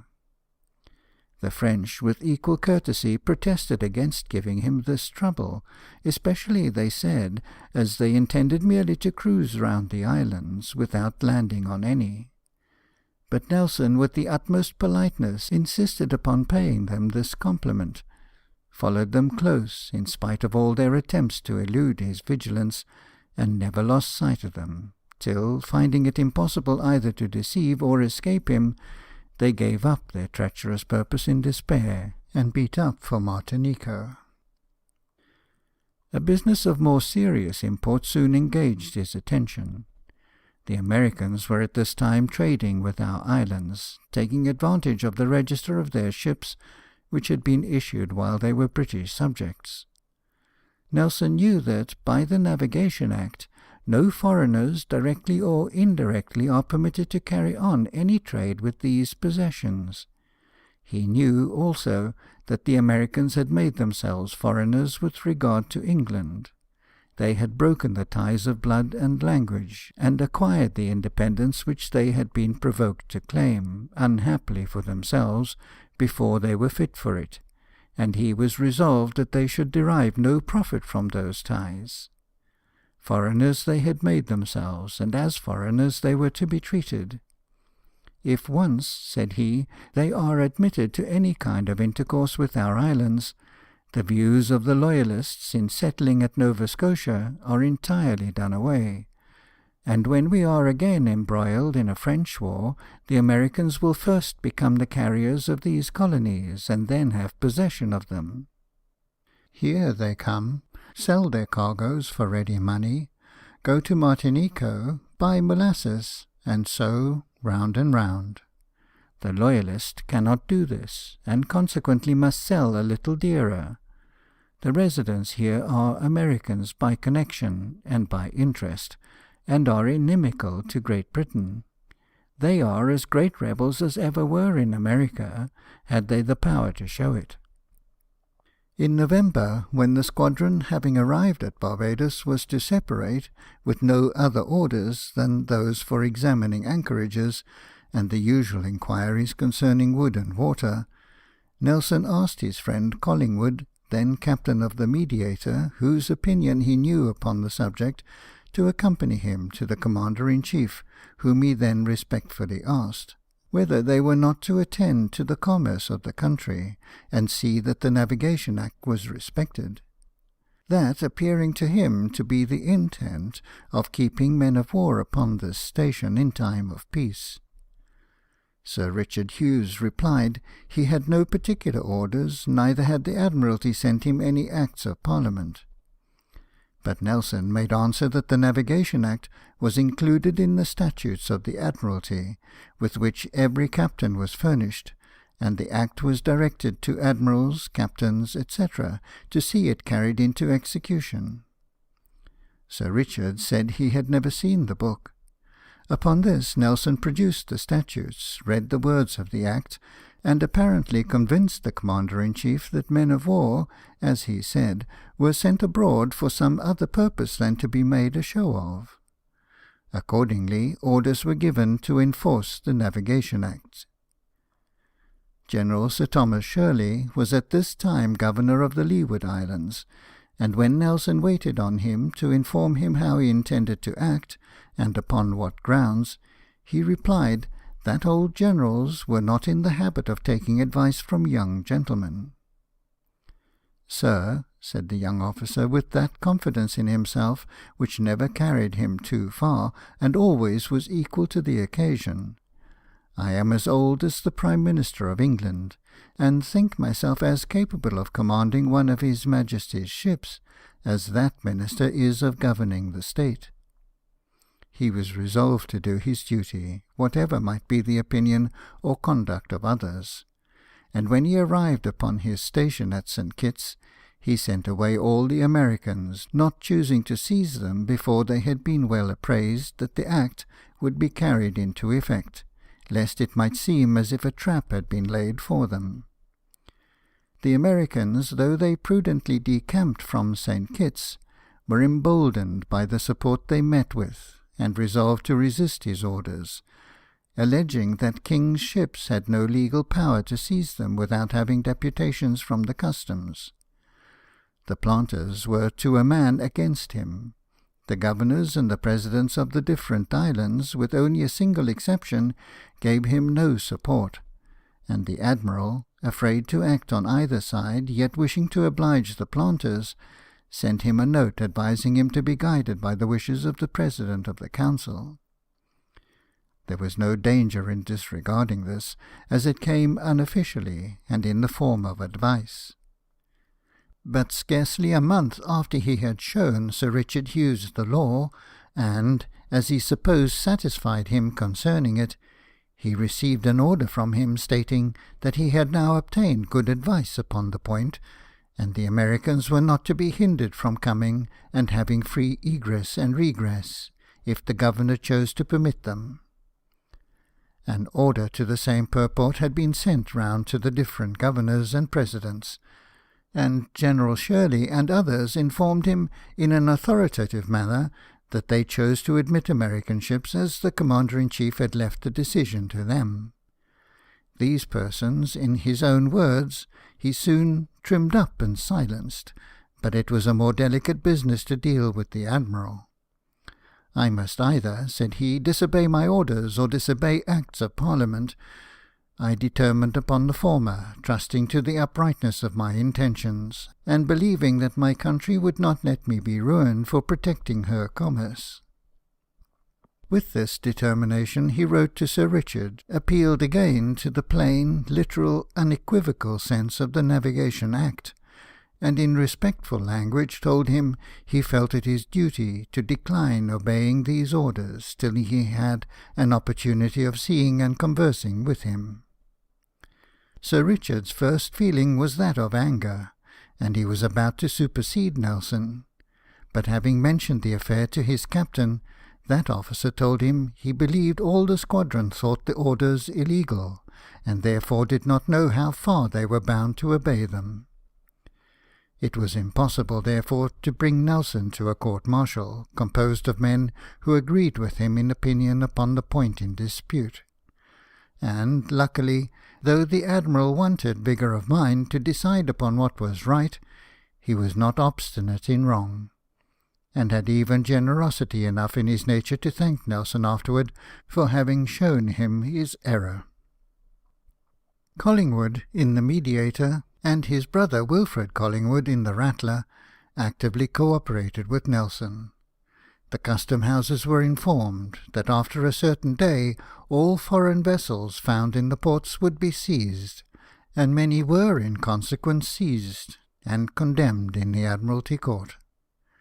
When the Boreas arrived at Nevis, she found 4 American vessels deeply laden, and with what are called the island colours flying, white with a red cross. They were ordered to hoist their proper flag and depart within 48 hours, but they refused to obey, denying that they were Americans. Some of their crews were then examined in Nelson's cabin, where the judge of the Admiralty happened to be present. The case was plain. They confessed that they were Americans, and that the ships, hull and cargo, were wholly American property, upon which he seized them. This raised a storm. The planters, the custom house, and the governor were all against him. Subscriptions were opened, and presently filled, for the purpose of carrying on the cause in behalf of the American captains, and the Admiral, whose flag was at that time in the roads, stood neutral. But the Americans and their abettors were not content with defensive law. The marines whom he had sent to secure the ships had prevented some of the masters from going ashore, and those persons by whose deposition it appeared that the vessels and cargoes were American property declared that they had given their testimony under bodily fear, for that a man with a drawn sword in his hand had stood over them the whole time. A rascally lawyer, whom the party employed, suggested this story, and as the sentry at the cabin door was a man with a drawn sword, the Americans made no scruple of swearing to this ridiculous falsehood, and commencing prosecutions against him accordingly. They laid their damages at the enormous amount of £40,000, and Nelson was obliged to keep close on board his own ship, lest he should be arrested for a sum for which it would have been impossible to find bail. The Marshal frequently came on board to arrest him, but was always prevented by the address of the First Lieutenant, Mr. Wallace. Had he been taken, such was the temper of the people that it was certain he would have been cast for the whole sum. One of his officers, one day, in speaking of the restraint with which he was thus compelled to suffer, happened to use the word pity. "Pity!" exclaimed Nelson. "Pity, did you say? I shall live, sir, to be envied, and to that point I shall always direct my course." 8 weeks he remained under this state of duress. During that time the trial respecting these detained ships came on in the Court of Admiralty. He went on shore under a protection for the day from the judge. But notwithstanding this, the Marshal was called upon to take that opportunity of arresting him, and the merchants promised to indemnify him for so doing. The judge, however, did his duty, and threatened to send the Marshal to prison if he attempted to violate the protection of the court. Mr. Herbert, the president of Nevis, behaved with singular generosity upon this occasion. Though no man was a greater sufferer by the measures which Nelson had pursued, he offered in court to become his bail for £10,000 if he chose to suffer the arrest. The lawyer whom he had chosen proved to be an able as well as an honest man, and, notwithstanding the opinions and pleadings of most of the council of the different islands, who maintained that ships of war were not justified in seizing American vessels without a deputation from the customs, the law was so explicit, the case so clear, and Nelson pleaded his own cause so well, that the 4 ships were condemned.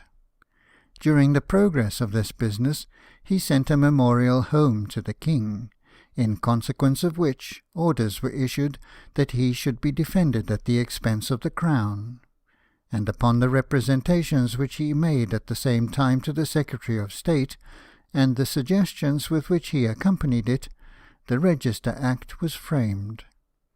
The sanction of government, and the approbation of his conduct which it implied, were highly gratifying to him. But he was offended, and not without just cause, that the Treasury should have transmitted thanks to the Commander-in-Chief for his activity and zeal in protecting the commerce of Great Britain. "Had they known all," said he, "I do not think they would have bestowed thanks in that quarter, and neglected me. I feel much hurt that, after the loss of health and risk of fortune, another should be thanked for what I did against his orders. I either deserve to be sent out of the service, or at least to have had some little notice taken of what I had done. They have thought it worthy of notice, and yet have neglected me. If this is the reward for a faithful discharge of my duty, I shall be careful, and never stand forward again. But I have done my duty, and have nothing to accuse myself of." End of Chapter 2, Part 1. Chapter 2, Part 2. The anxiety which he had suffered from the harassing uncertainties of law is apparent from these expressions. He had, however, something to console him, for he was at this time wooing the niece of his friend the President, then in her 18th year, the widow of Dr. Nisbet, a physician. She had one child, a son, by name Josiah, who was 3 years old. One day Mr. Herbert, who had hastened half-dressed to receive Nelson, exclaimed on returning to his dressing-room, "Good God, if I did not find that great little man, of whom everybody is so afraid, playing in the next room under the dining-table with Mrs. Nisbet's child."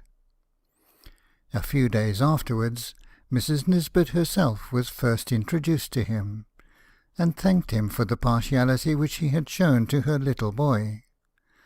Her manners were mild and winning, and the captain, whose heart was easily susceptible of attachment, found no such imperious necessity for subduing his inclinations as had twice before withheld him from marrying. They were married on March the 11th, 1787. Prince William Henry, who had come out to the West Indies the preceding winter, being present by his own desire to give away the bride. Mr. Herbert, her uncle, was at this time so much displeased with his only daughter that he had resolved to disinherit her and leave his whole fortune, which was very great, to his niece. But Nelson, whose nature was too noble to let him profit by an act of injustice, interfered and succeeded in reconciling the President to his child. "Yesterday," said one of his naval friends, the day after the wedding, "the Navy lost one of its greatest ornaments by Nelson's marriage. It is a national loss that such an officer should marry. Had it not been for this, Nelson would have become the greatest man in the service." The man was rightly estimated, but he who delivered this opinion did not understand the effects of domestic love and duty upon a mind of the true heroic stamp. "We are often separate," said Nelson in a letter to Mrs. Nisbet, a few months before their marriage, "but our affections are not by any means on that account diminished. Our country has the first demand for our services, and private convenience or happiness must ever give way to the public good. Duty is the great business of a sea officer. All private considerations must give way to it, however painful. Have you not often heard," says he in another letter, "that salt water and absence always wash away love? Now I am such a heretic as not to believe that faith. For, behold, every morning I have 6 pails of salt water poured upon my head, and instead of finding what seamen say to be true, it goes on so contrary to the prescription that you must, perhaps, see me before the fixed time." More frequently, his correspondence breathed a deeper strain. "To write letters to you," says he, "is the next greatest pleasure I feel to receiving them from you. What I experience when I read such as I am sure are the pure sentiments of your heart, my poor pen cannot express, nor, indeed, would I give much for any pen or head which could express feelings of that kind.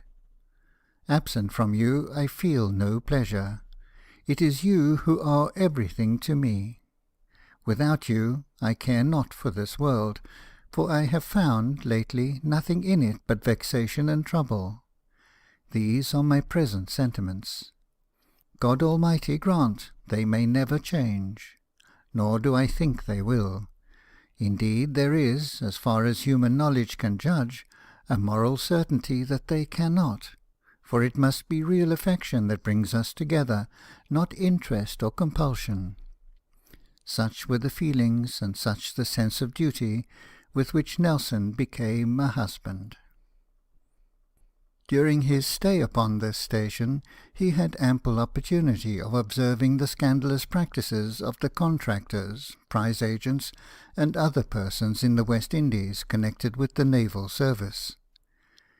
When he was first left with the command, and bills were brought him to sign for money which was owing for goods purchased for the navy, he required the original voucher, that he might examine whether those goods had really been purchased at the market price. But to produce vouchers would not have been convenient, and therefore was not the custom. Upon this, Nelson wrote to Sir Charles Middleton, then Comptroller of the Navy, representing the abuses which were likely to be practised in this manner. The answer which he received seemed to imply that the old forms were thought sufficient, and thus having no alternative, he was compelled, with his eyes open, to submit to a practice originating in fraudulent intentions. Soon afterwards, 2 Antigua merchants informed him that they were privy to great frauds which had been committed upon government in various departments. At Antigua, to the amount of nearly £500,000, at Lucy £300,000, at Barbados £250,000, at Jamaica upwards of £1 million. The informers were both shrewd, sensible men of business. They did not affect to be actuated by a sense of justice, but required a percentage upon so much as government should actually recover through their means.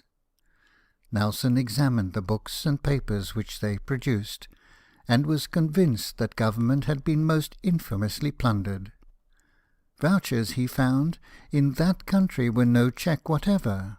The principle was that a thing was always worth what it would bring, and the merchants were in the habit of signing vouchers for each other without even the appearance of looking at the articles.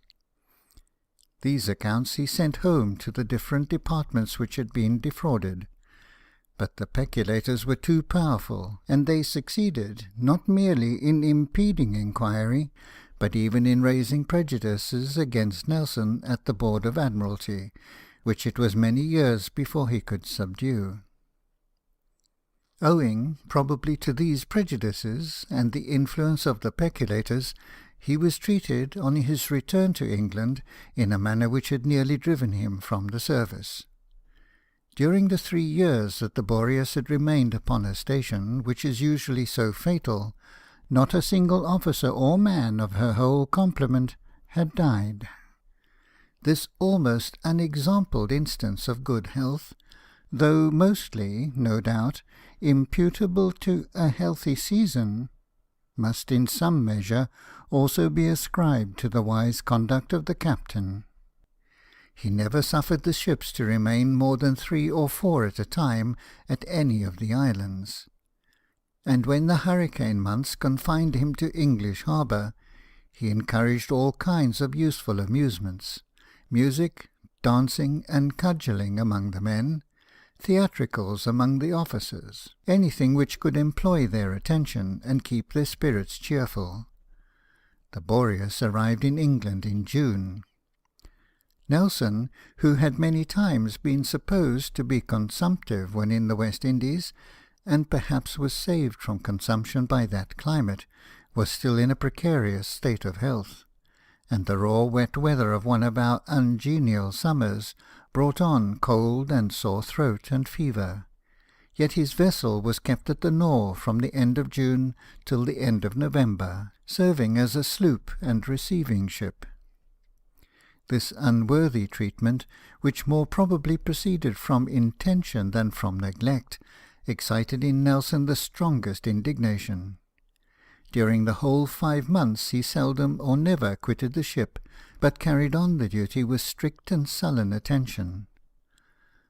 On the morning when orders were received to prepare the Boreas for being paid off, he expressed his joy to the senior officer in the Medway, saying, "It will release me for ever from an ungrateful service, for it is my firm and unalterable determination never again to set my foot on board a king's ship. Immediately after my arrival in town, I shall wait on the First Lord of the Admiralty and resign my commission."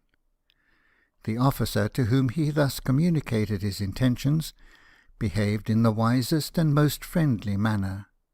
For finding it in vain to dissuade him in his present state of feeling, he secretly interfered with the First Lord to save him from a step so injurious to himself, little foreseeing how deeply the welfare and honour of England were at that moment at stake.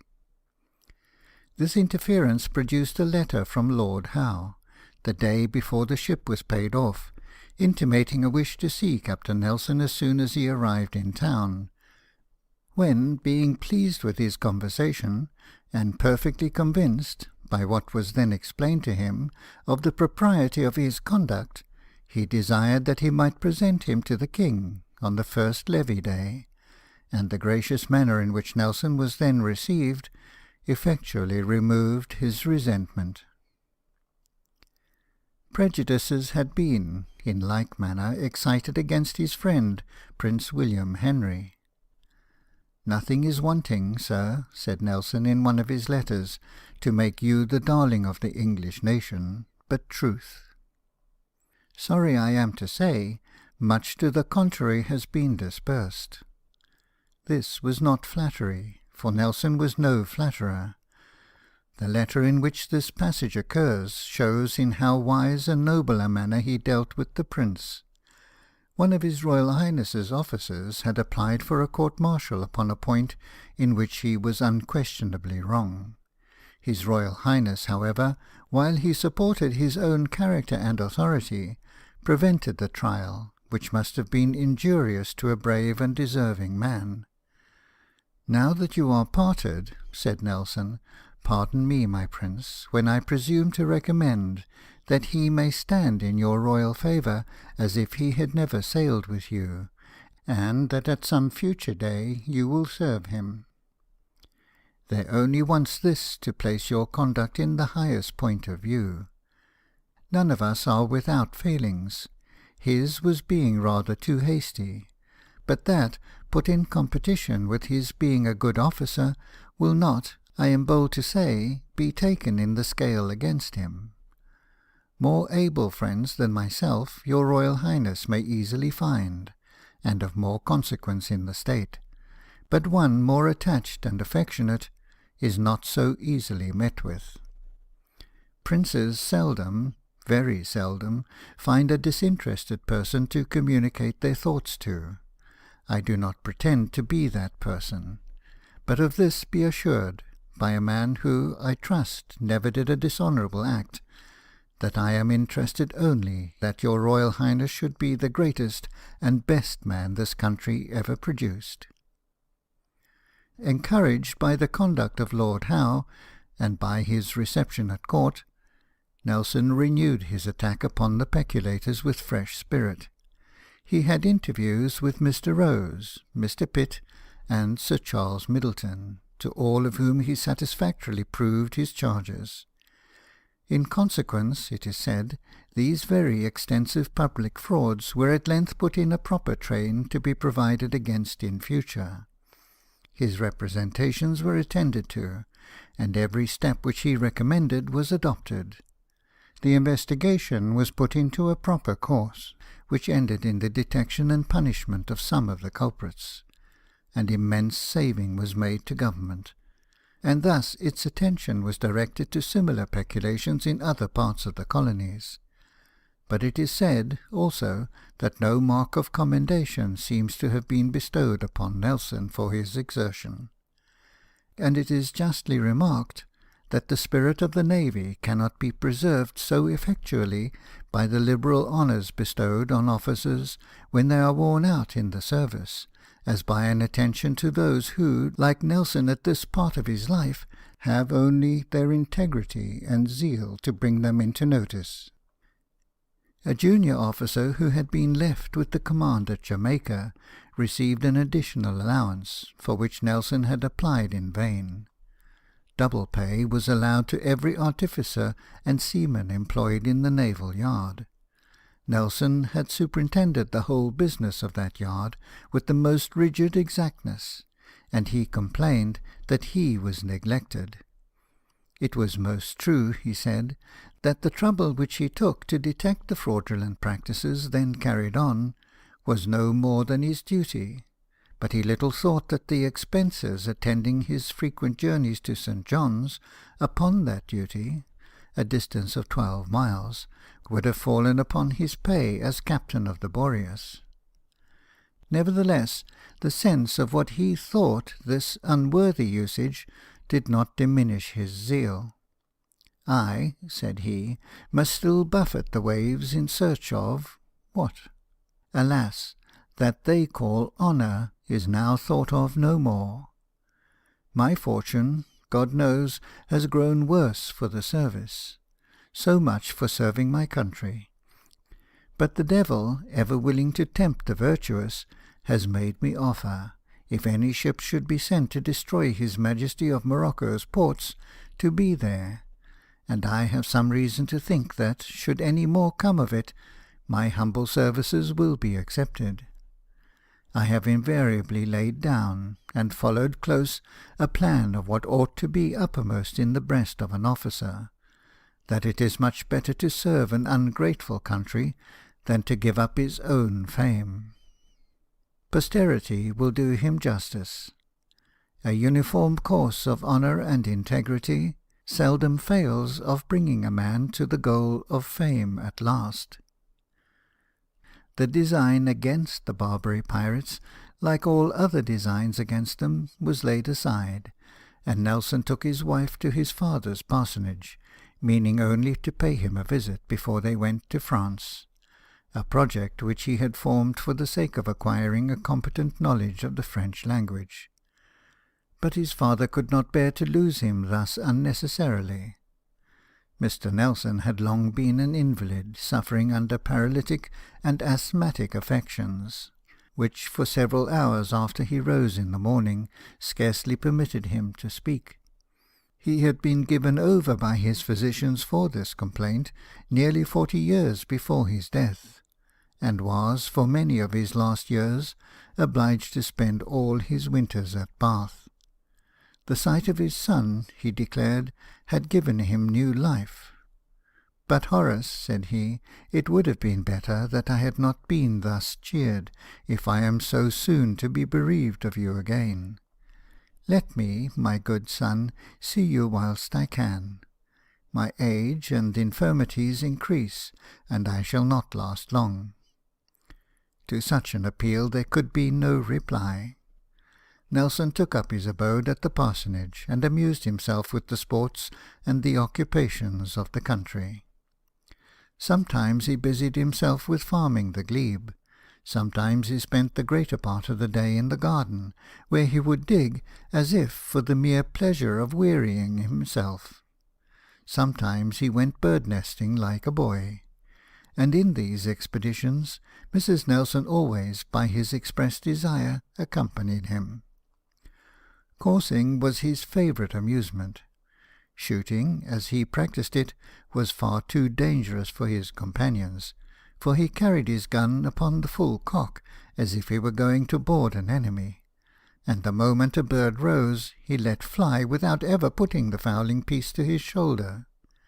It is not, therefore, extraordinary that his having once shot a partridge should be remembered by his family among the remarkable events of his life. But his time did not pass away thus without some vexatious cares to ruffle it. The affair of the American ships was not yet over, and he was again pestered with threats of prosecution. "I have written them word," said he, "that I will have nothing to do with them, and they must act as they think proper. Government, I suppose, will do what is right, and not leave me in the lurch. We have heard enough lately of the consequence of the Navigation Act to this country. They may take my person, but if sixpence would save me from a prosecution, I would not give it." It was his great ambition at this time to possess a pony, and, having resolved to purchase one, he went to a fair for that purpose. During his absence, 2 men abruptly entered the parsonage and inquired for him. They then asked for Mrs. Nelson, and after they had made her repeatedly declare that she was really and truly the captain's wife, presented her with a writ or notification on the part of the American captains, who now laid the damages at £20,000, and they charged her to give it to her husband on his return. Nelson, having bought his pony, came home with it in high spirits. He called out to his wife to admire the purchase, and listen to all its excellences, nor was it till his glee had in some measure subsided that the paper could be presented to him. His indignation was excessive, and in the apprehension that he should be exposed to the anxieties of the suit, and the ruinous consequences which might ensue, he exclaimed, "This affront I did not deserve, but I'll be trifled with no longer. I will write immediately to the Treasury, and if Government will not support me, I am resolved to leave the country." Accordingly, he informed the Treasury that if a satisfactory answer were not sent him by return of post, he should take refuge in France. To this he expected he should be driven, and for this he arranged everything with his characteristic rapidity of decision. It was settled that he should depart immediately, and Mrs. Nelson follow under the care of his elder brother Maurice 10 days after him. But the answer which he received from Government quieted his fears. It stated that Captain Nelson was a very good officer, and needed to be under no apprehension, for he would assuredly be supported. Here his disquietude upon this subject seems to have ended. Still, he was not at ease. He wanted employment, and was mortified that his applications for it produced no effect. Not being a man of fortune, he said, was a crime which he was unable to get over, and therefore none of the great cared about him. Repeatedly he requested the Admiralty that they would not leave him to rust in indolence. During the armament which was made upon occasion of the dispute concerning Nootka Sound, he renewed his application, and his steady friend, Prince William, who had then been created Duke of Clarence, recommended him to Lord Chatham. The failure of this recommendation wounded him so keenly that he again thought of retiring from the service in disgust, a resolution from which nothing but the urgent remonstrances of Lord Hood induced him to desist. Hearing that the Raisonnable, in which he had commenced his career, was to be commissioned, he asked for her.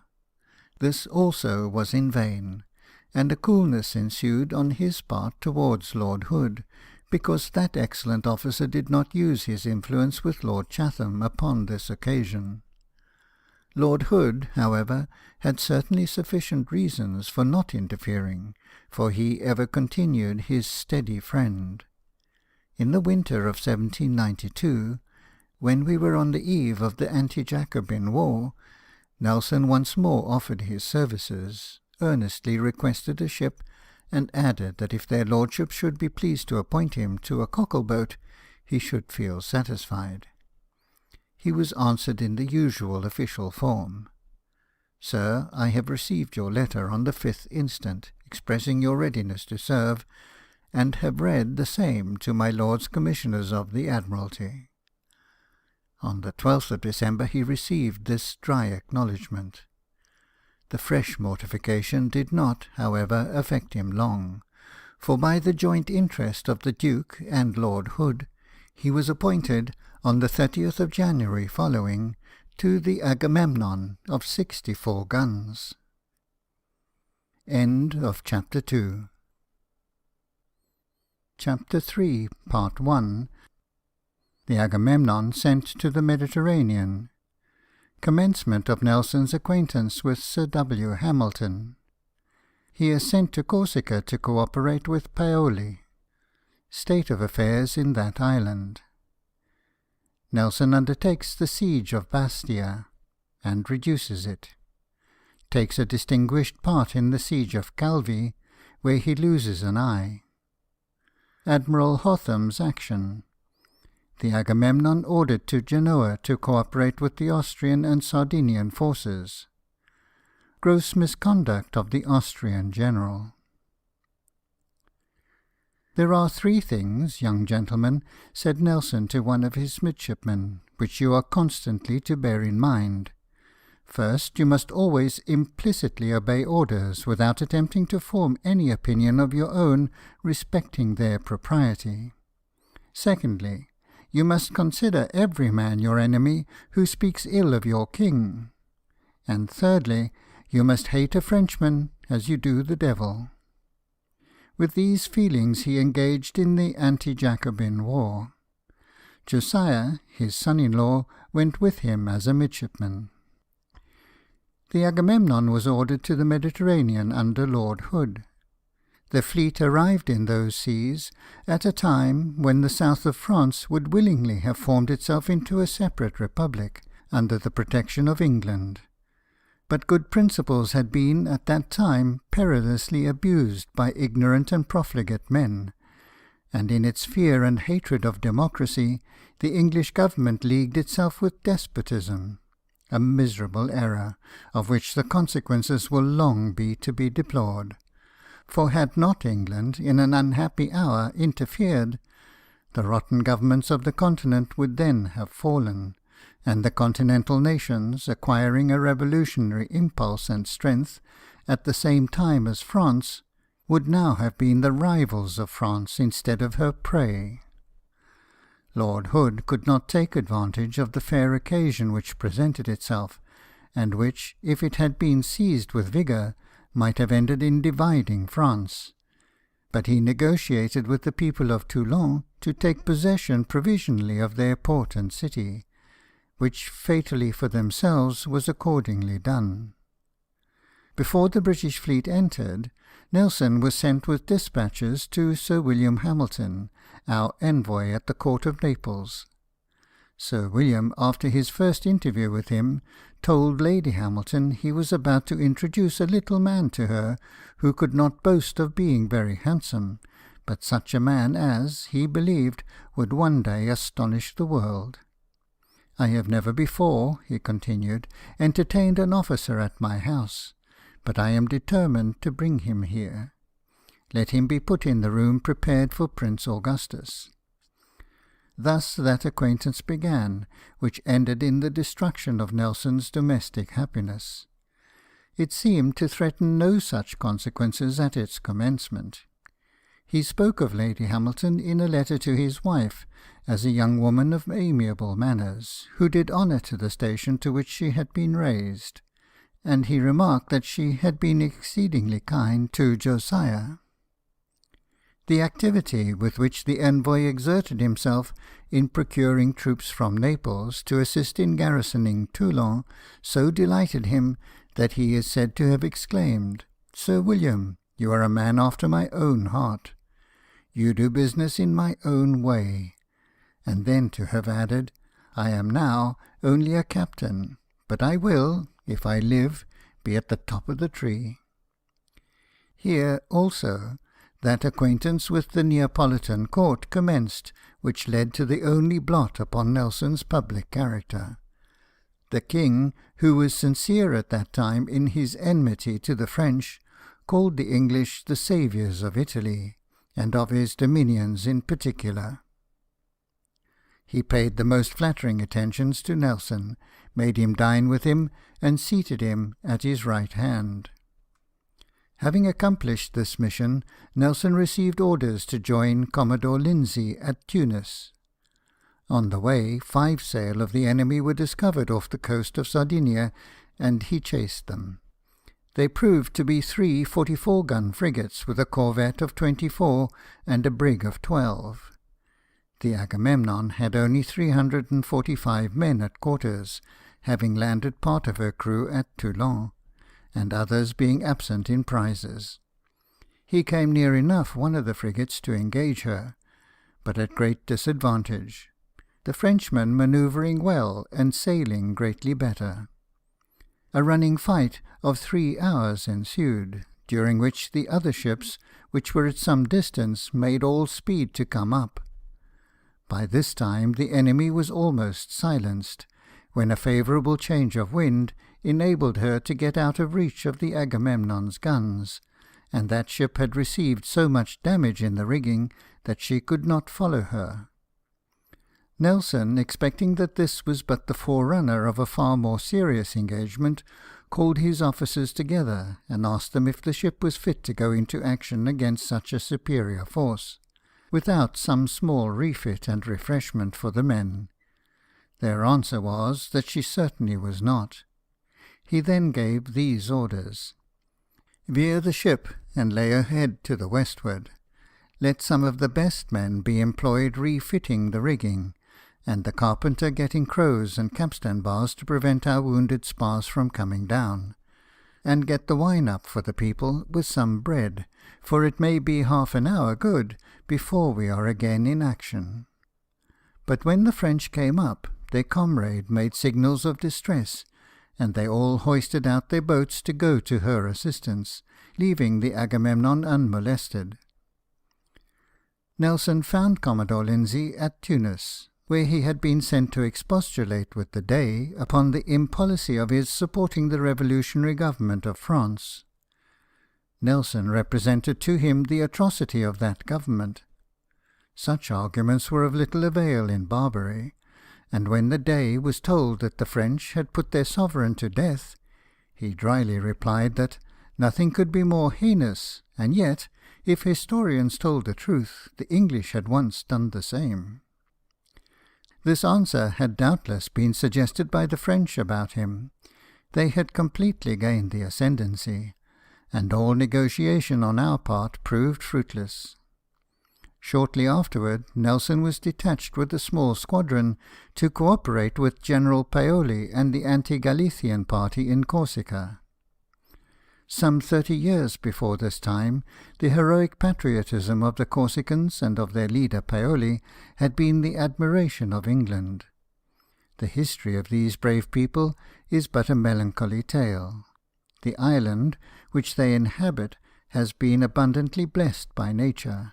It has many excellent harbours, and though the malaria, or pestilential atmosphere, which is so deadly in many parts of Italy and of the Italian islands, prevails on the eastern coast, the greater part of the country is mountainous and healthy. It is about 150 miles long, and from 40 to 50 broad. In circumference, some 320. A country large enough and sufficiently distant from the nearest shores to have subsisted as an independent state, if the welfare and happiness of the human race had ever been considered as the end and aim of policy. The Moors, the Pisans, the kings of Aragon, and the Genoese successively attempted, and each for a time effected, its conquest. The yoke of the Genoese continued longest, and was the heaviest. These petty tyrants ruled with an iron rod, and when at any time a patriot rose to resist their oppressions, if they failed to subdue him by force, they resorted to assassination. At the commencement of the last century, they quelled one revolt by the aid of German auxiliaries, whom the Emperor Charles VI sent against a people who had never offended him, and who were fighting for whatever is most dear to man. In 1734, the war was renewed, and Theodore, a Westphalian baron, then appeared upon the stage. In that age, men were not accustomed to see adventurers play for kingdoms, and Theodore became the common talk of Europe. He had served in the French armies, and having afterwards been noticed both by Ripperda and Alberoni, their example, perhaps, inflamed a spirit as ambitious and as unprincipled as their own. He employed the whole of his means in raising money and procuring arms, then wrote to the leaders of the Corsican patriots to offer them considerable assistance if they would erect Corsica into an independent kingdom, and elect him king. When he landed among them, they were struck with his stately person, his dignified manners, and imposing talents. They believed the magnificent promises of foreign assistance which he held out, and elected him king accordingly. Had his means been as he represented them, they could not have acted more wisely than in thus at once fixing the government of their country, and putting an end to those rivalries among the leading families which had so often proved pernicious to the public weal. He struck money, conferred titles, blocked up the fortified towns which were held by the Genoese, and amused the people with promises of assistance for about 8 months. Then, perceiving that they cooled in their affections towards him, in proportion as their expectations were disappointed, he left the island under the plea of expediting himself the succours which he had so long awaited. Such was his address that he prevailed upon several rich merchants in Holland, particularly the Jews, to trust him with cannon and warlike stores to a great amount. They shipped these under the charge of a supercargo. Theodore returned with this supercargo to Corsica, and put him to death on his arrival, as the shortest way of settling the account. The remainder of his life was a series of deserved afflictions. He threw in the stores which he had thus fraudulently obtained, but he did not dare to land, for Genoa had now called in the French to their assistance, and a price had been set upon his head. His dreams of royalty were now at an end. He took refuge in London, contracted debts, and was thrown into the King's Bench. After lingering there many years, he was released under an act of insolvency, in consequence of which he made over the kingdom of Corsica for the use of his creditors, and died shortly after his deliverance. The French, who have never acted a generous part in the history of the world, readily entered into the views of the Genoese, which accorded with their own policy, for such was their ascendancy at Genoa, that in subduing Corsica for these allies, they were in fact subduing it for themselves. They entered into the contest, therefore, with their usual vigour and their usual cruelty. It was in vain that the Corsicans addressed a most affecting memorial to the court of Versailles. That remorseless government persisted in its flagitious project. They poured in troops, dressed a part of them like the people of the country, by which means they deceived and destroyed many of the patriots, cut down the standing corn, the vines, and the olives, set fire to the villages, and hung all the most able and active men who fell into their hands. A war of this kind may be carried on with success against a country so small and so thinly peopled as Corsica. Having reduced the island to perfect servitude, which they called peace, the French withdrew their forces. As soon as they were gone, men, women, and boys rose at once against their oppressors. The circumstances of the times were now favourable to them, and some British ships acting as allies of Sardinia bombarded Bastia and San Fiorenzo, and delivered them into the hands of the patriots. This service was long remembered with gratitude. The impression made upon our own countrymen was less favourable. They had witnessed the heart-burning of rival chiefs, and the dissensions among the patriots, and perceiving the state of barbarism to which continual oppression and habits of lawless turbulence had reduced the nation, did not recollect that the vices of the people were owing to their unhappy circumstances, but that the virtues which they displayed arose from their own nature. This feeling perhaps influenced the British court when, in 1746, Corsica offered to put herself under the protection of Great Britain. An answer was returned, expressing satisfaction at such a communication, hoping that the Corsicans would preserve the same sentiments, but signifying also that the present was not the time for such a measure. These brave islanders then formed a government for themselves, under two leaders, Gaffori and Matra, who had the title of protectors. The latter is represented as a partisan of Genoa, favouring the views of the oppressors of his country by the most treasonable means. Gaffori was a hero worthy of old times. His eloquence was long remembered with admiration. A band of assassins was once advancing against him. He heard of their approach, went out to meet them, and, with a serene dignity which overawed them, requested them to hear him. Then he spake to them so forcibly of the distresses of their country, her intolerable wrongs, and the hopes and views of their brethren in arms, that the very men who had been hired to murder him fell at his feet, implored his forgiveness, and joined his banner.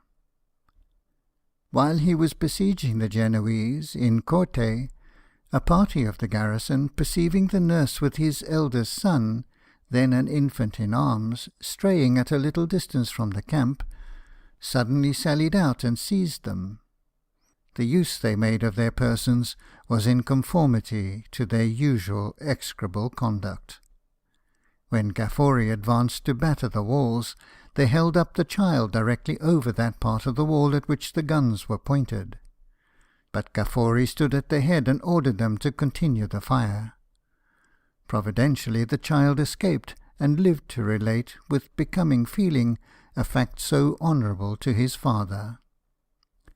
That father conducted the affairs of the island till 1753, when he was assassinated by some wretches, set on, it is believed, by Genoa, but certainly pensioned by that abominable government after the deed.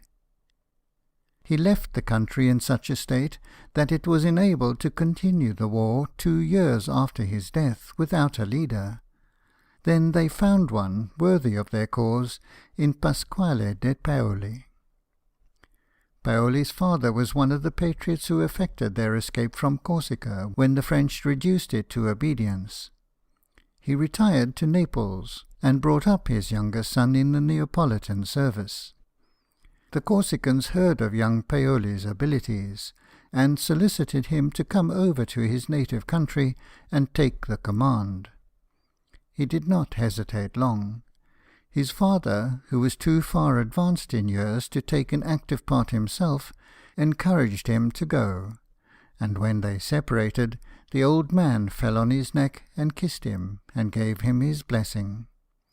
"My son," said he, "perhaps I may never see you more, but in my mind I shall ever be present with you. Your design is great and noble, and I doubt not but God will bless you in it. I shall devote to your cause the little remainder of my life, in offering up my prayers for your success." When Paoli assumed the command, he found all things in confusion.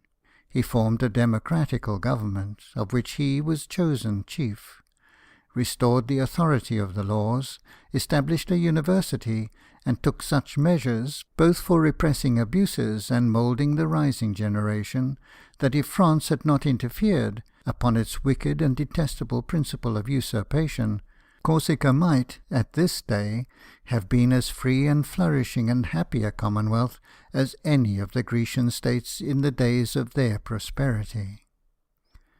The Genoese were at this time driven out of their fortified towns, and must in a short time have been expelled. France was indebted some millions of livres to Genoa. It was not convenient to pay this money, so the French minister proposed to the Genoese that she should discharge the debt by sending 6 battalions to serve in Corsica for 4 years.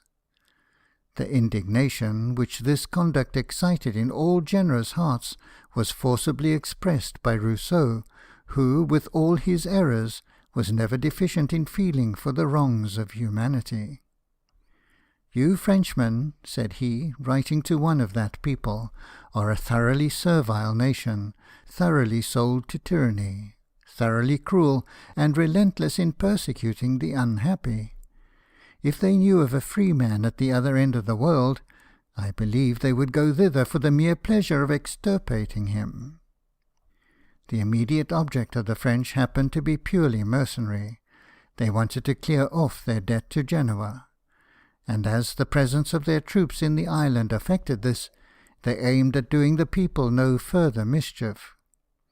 Would that the conduct of England had been at this time free from reproach!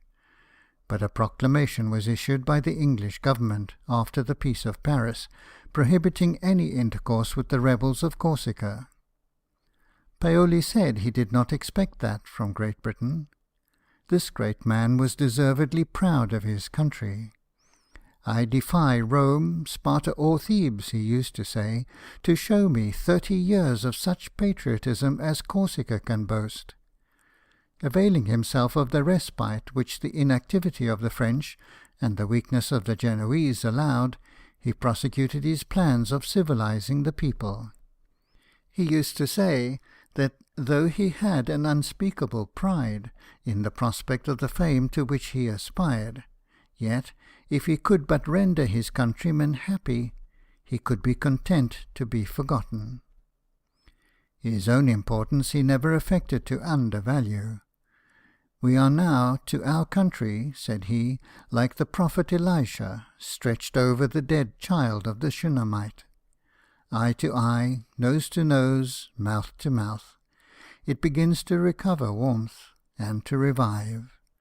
I hope it will yet regain full health and vigour." But when the 4 years were expired, France purchased the sovereignty of Corsica from the Genoese for 40 millions of livres. As if the Genoese had been entitled to sell it, as if any bargain and sale could justify one country in taking possession of another against the will of the inhabitants, and butchering all who oppose the usurpation. Among the enormities which France has committed, this action seems but as a speck. Yet the foulest murderer that ever suffered by the hand of the executioner has infinitely less guilt upon his soul than the statesman who concluded this treaty, and the monarch who sanctioned and confirmed it. A desperate and glorious resistance was made, but it was in vain. No power interposed in behalf of these injured islanders, and the French poured in as many troops as were required. They offered to confirm Paoli in the supreme authority, only on condition that he would hold it under their government. His answer was, that the rocks which surrounded him should melt away before he would betray a cause which he held in common with the poorest Corsican. This people then set a price upon his head. During 2 campaigns he kept them at bay. They overpowered him at length. He was driven to the shore, and having escaped on shipboard, took refuge in England. It is said that Lord Shelburne resigned his seat in Cabinet because the Ministry looked on without attempting to prevent France from succeeding in this abominable and important act of aggrandisement. In one respect, however, our country acted as became her. Paoli was welcomed with the honours which he deserved. A pension of £1,200 was immediately granted him, and provision was liberally made for his elder brother and his nephew. Above 20 years Paoli remained in England, enjoying the friendship of the wise and the admiration of the good. But when the French Revolution began, it seemed as if the restoration of Corsica was at hand. The whole country, as if animated by one spirit, rose and demanded liberty, and the National Assembly passed a decree recognizing the island as a department of France, and therefore entitled to all the privileges of the new French constitution. This satisfied the Corsicans, and it satisfied Paoli also. He resigned his pension in the year 1790, and appeared at the bar of the Assembly with the Corsican deputies when they took the oath of fidelity to France. But the course of events in France soon dispelled these hopes of a new and better order of things, which Paoli, in common with so many of the friends of humankind, had indulged. And perceiving, after the execution of the king, that a civil war was about to ensue, of which no man could foresee the issue, he prepared to break the connection between Corsica and the French Republic. The Convention, suspecting such a design, and perhaps occasioning it by their suspicions, ordered him to their bar. That way, he well knew, led to the guillotine, and returning a respectful answer, he declared that he would never be found wanting in his duty, but pleaded age and infirmity as a reason for disobeying the summons. Their second order was more summary, and the French troops who were in Corsica, aided by those of the natives who were either influenced by hereditary party feeling, or who were sincere in Jacobinism, took the field against him. But the people were with him. He repaired to Corte, the capital of the island, and was again invested with the authority which he had held in the noonday of his fame. The Convention, upon this, denounced him as a rebel, and set a price upon his head. It was not the first time that France had proscribed Paoli. Paoli now opened a correspondence with Lord Hood, promising, if the English would make an attack upon St. Fiorenzo from the sea, he would at the same time attack it by land. This promise he was unable to perform, and Commodore Lindsay, who, in reliance upon it, was sent upon this service, was repulsed with some loss. Lord Hood, who had now been compelled to evacuate Toulon, suspected Paoli of intentionally deceiving him. This was an injurious suspicion. Shortly afterwards he dispatched Lieutenant Colonel, afterwards Sir John, Moore, and Major Kohler, to confer with him upon a plan of operations. Sir Gilbert Elliot accompanied them, and it was agreed upon that, in consideration of the succours, both military and naval, which His Britannic Majesty should afford for the purpose of expelling the French, the island of Corsica should be delivered into the immediate possession of His Majesty, and bind itself in acquiescence in any settlement he might approve of concerning its government and its future relations with Great Britain.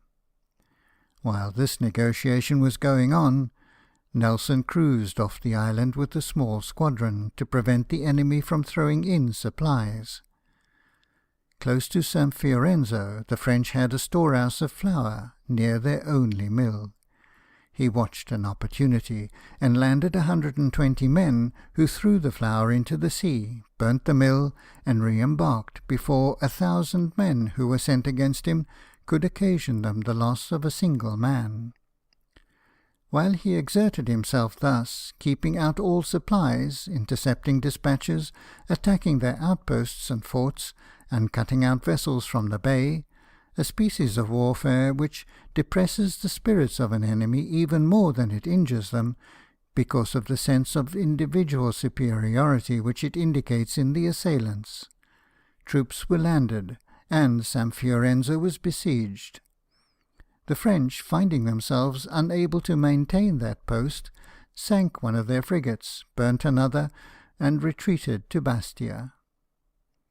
Lord Hood submitted to General Dundas, who commanded the land forces, a plan for the reduction of this place, but the general declined cooperating, thinking the attempt impracticable without a reinforcement of 2,000 men, which he expected from Gibraltar. Upon this, Lord Hood determined to reduce it with the naval force under his command, and leaving part of his fleet off Toulon, he came with the rest to Bastia. End of Chapter 3, Part 1. Chapter 3, Part 2. A few days before their arrival, Nelson had what he called a brush with the enemy.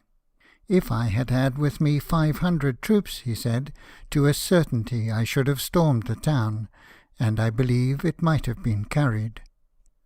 Armies go so slow that seamen think they never mean to get forward, but I dare say they act on a surer principle, although we seldom fail. During this partial action, our army appeared upon the heights, and having reconnoitred the place, returned to St. Fiorenzo. What the general could have seen to make a retreat necessary," said Nelson, "I cannot comprehend. 1,000 men would certainly take Bastia. With 500 and Agamemnon, I would attempt it. My seamen are now what British seamen ought to be, almost invincible. They really mind shot no more than peas." General Dundas had not the same confidence. "After mature consideration," said he in a letter to Lord Hood, "and a personal inspection for several days of all circumstances, local as well as others, I consider the siege of Bastia, with our present means and force, to be a most visionary and rash attempt, such as no officer would be justified in undertaking." Lord Hood replied that nothing would be more gratifying to his feelings than to have the whole responsibility upon himself, and that he was ready and willing to undertake the reduction of the place at his own risk, with the force and means at present there. General d'Aubin, who succeeded at this time to the command of the army, coincided in opinion with his predecessor, and did not think it right to furnish his lordship with a single soldier, cannon, or any stores.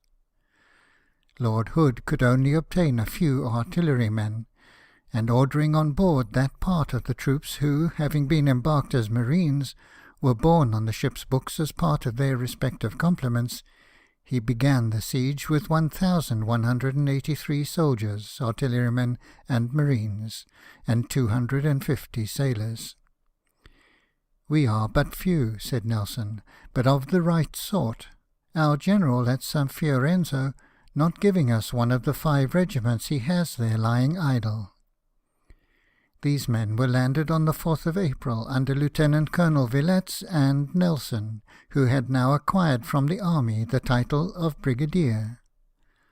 Guns were dragged by sailors up heights where it appeared most impossible to convey them, a work of the greatest difficulty, and which Nelson said could never, in his opinion, have been accomplished by any but British seamen. The soldiers, though less dexterous in such service, because not accustomed, like sailors, to habitual dexterity, behaved with equal spirit. "Their zeal," said the brigadier, "is almost unexampled. There is not a man but considers himself as personally interested in the event, and, deserted by the general, it has, I am persuaded, made them equal to double their numbers. This is one proof of many, that for our soldiers to equal our seamen, it is only necessary for them to be equally well commanded. They have the same heart and soul, as well as the same flesh and blood. Too much may, indeed, be exacted from them in a retreat, but set their face towards a foe, and there is nothing within the reach of human achievement which they cannot perform."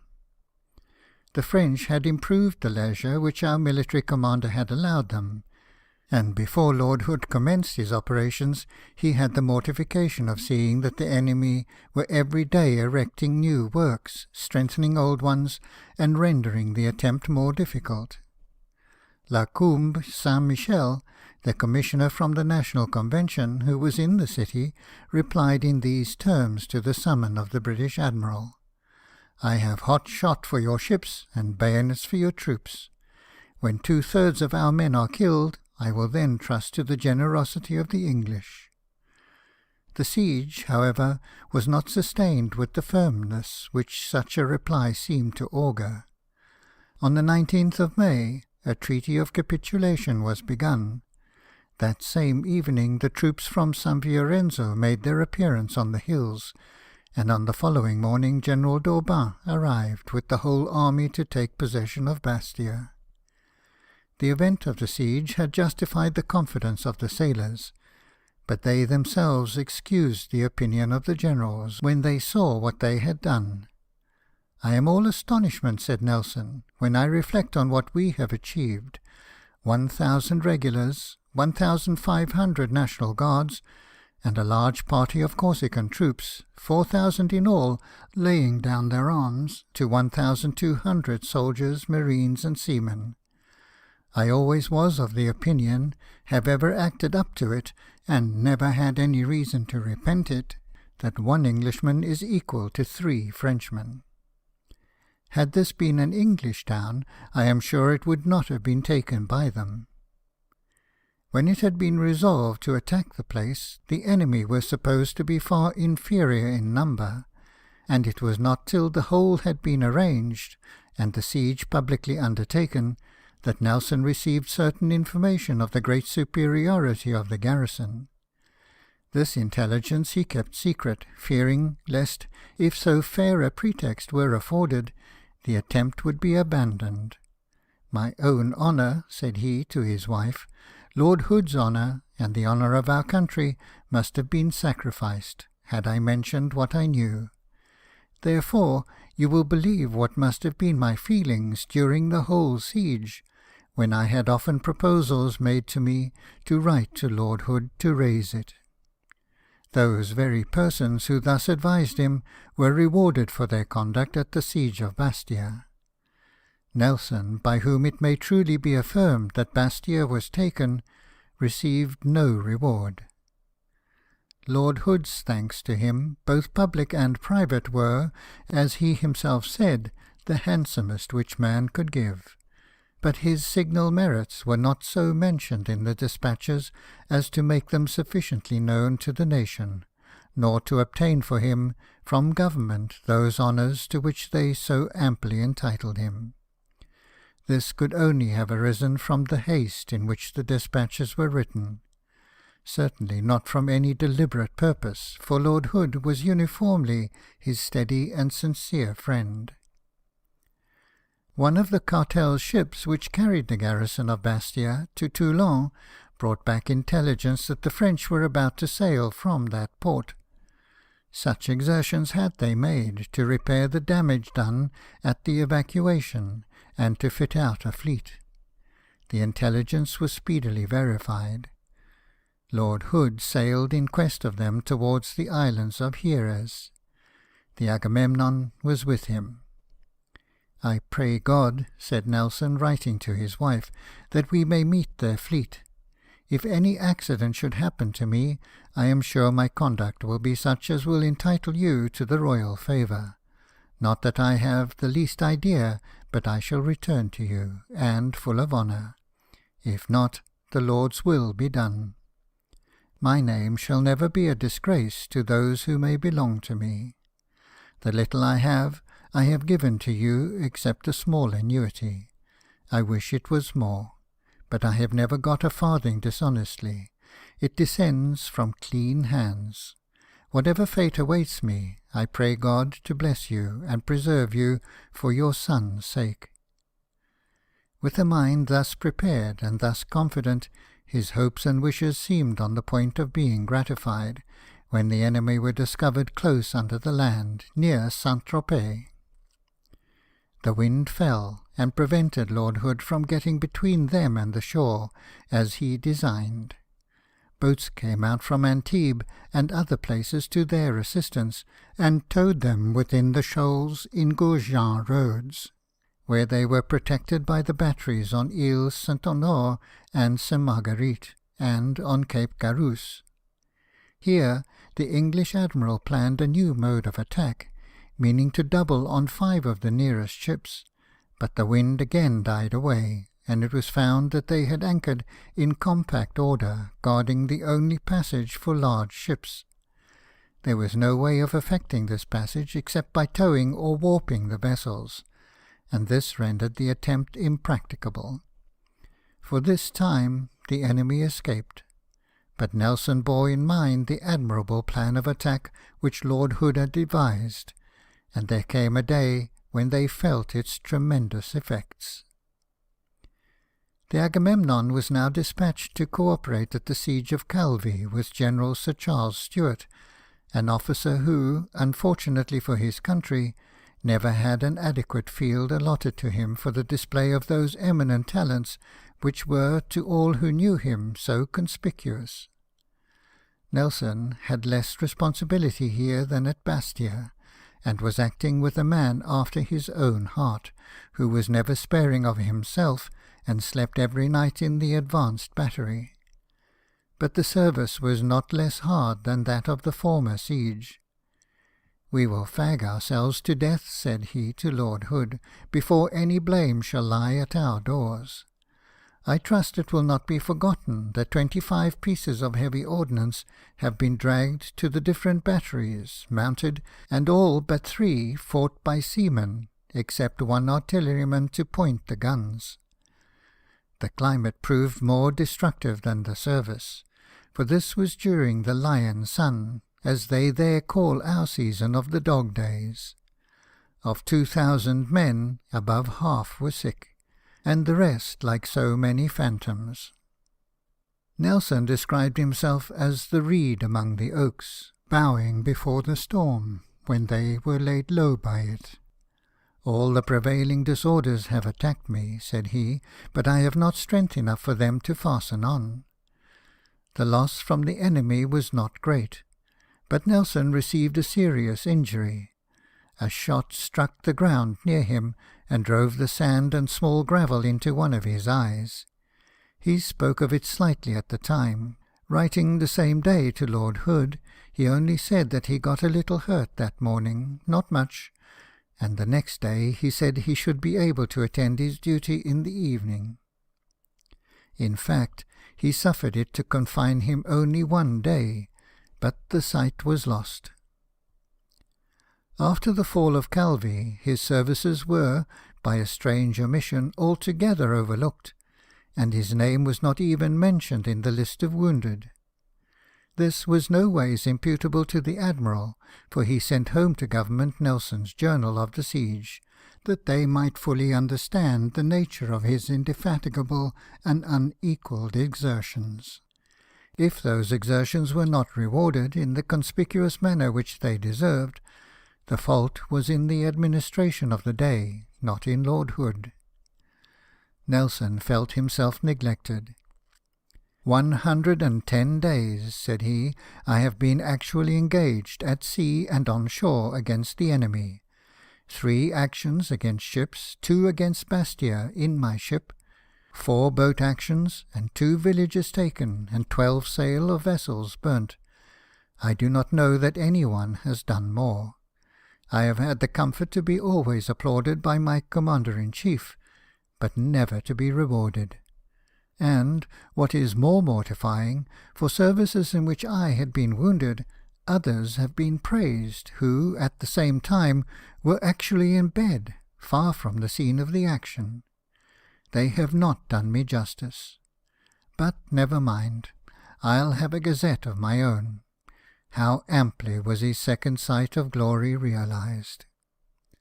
The health of his ship's company had now, in his own words, been miserably torn to pieces by as hard service as a ship's crew ever performed. 150 were in their beds when he left Calvi. Of them he lost 50, and believed that the constitutions of the rest were entirely destroyed.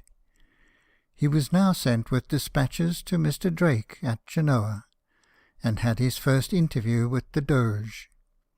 The French had, at this time, taken possession of Vado Bay in the Genoese territory, and Nelson foresaw that if their thoughts were bent on the invasion of Italy, they would accomplish it the ensuing spring. The Allied powers, he said, were jealous of each other, and none but England was hearty in the cause. His wish was for peace on fair terms, because England, he thought, was draining herself to maintain allies who would not fight for themselves. Lord Hood had now returned to England, and the command devolved on Admiral Hotham. The affairs of the Mediterranean wore at this time a gloomy aspect. The arts as well as the arms of the enemy were gaining the ascendancy there. Tuscany concluded peace, relying upon the faith of France, which was in fact placing itself at her mercy. Corsica was in danger. We had taken that island for ourselves, annexed it formally to the Crown of Great Britain, and given it a constitution as free as our own. This was done with the consent of the majority of the inhabitants, and no transaction between two countries was ever more fairly or legitimately conducted. Yet our conduct was unwise. The island is large enough to form an independent state, and such we should have made it under our protection, as long as protection might be needed.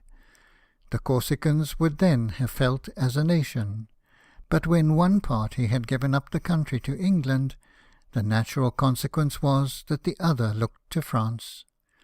The question proposed to the people was, to which would they belong? Our language and our religion were against us, our unaccommodating manners, it is to be feared, still more so. The French were better politicians. In intrigue they have ever been unrivalled, and it now became apparent that, in spite of old wrongs, which ought never to have been forgotten or forgiven, their partisans were daily acquiring strength. It is part of the policy of France, and a wise policy it is, to impress upon other powers the opinion of its strengths by lofty language, and by threatening before it strikes, a system which, while it keeps up the spirit of its allies and perpetually stimulates their hopes, tends also to dismay its enemies. Corsica was now loudly threatened. The French, who had not yet been taught to feel their own inferiority upon the seas, braved us in contempt upon that element. They had a superior fleet in the Mediterranean, and they sent it out with express orders to seek the English and engage them. Accordingly, the Toulon fleet, consisting of 17 ships of the line and 5 smaller vessels, put to sea. Admiral Hotham received this information at Leghorn, and sailed immediately in search of them. He had with him 14 sail of the line, and 1 Neapolitan, 74, but his ships were only half-manned, containing but 7,650 men, whereas the enemy had 16,900. He soon came in sight of them. A general action was expected, and Nelson, as was his custom on such occasions, wrote a hasty letter to his wife, as that which might possibly contain his last farewell. "The lives of all," said he, "are in the hands of him who knows best whether to preserve mine or not. My character and my good name are in my own keeping." But however confident the French government might be of their naval superiority, the officers had no such feeling, and after manoeuvring for a day in sight of the English fleet, they suffered themselves to be chased. One of their ships, the Ca Ira, of 84 guns, carried away her main and 4 topmasts. The Inconstant frigate fired at the disabled ship, but received so many shot that she was obliged to leave her. Soon afterwards a French frigate took the Ca Ira in tow, and the Sans Culotte, 120, and the Jean Barras, 74, kept about gunshot distance on her weather bow. The Agamemnon stood towards her, having no ship of the line to support her within several miles. As she drew near, the Ca Ira fired her stern guns so truly that not a shot missed some part of the ship, and latterly the masts were struck by every shot. It had been Nelson's intention not to fire before he touched her stern, but seeing how impossible it was that he should be supported, and how certainly the Agamemnon must be severely cut up if her masts were disabled, he altered his plan according to the occasion. As soon, therefore, as he was within 100 yards of her stern, he ordered the helm to be put a starboard, and the driver and after sails to be braided up and shivered, and, as the ship fell off, gave the enemy her whole broadside. They instantly braced up the after yards, put the helm hard a port, and stood after her again. This manoeuvre he practised for 2 hours and a quarter, never allowing the Ca Ira to get a single gun from either side to bear upon him. And when the French fired their after guns now, it was no longer with coolness and precision, for every shot went far ahead. By this time her sails were hanging in tatters, her mizzen-topmast, mizzen-topsail, and cross-jack yards shot away.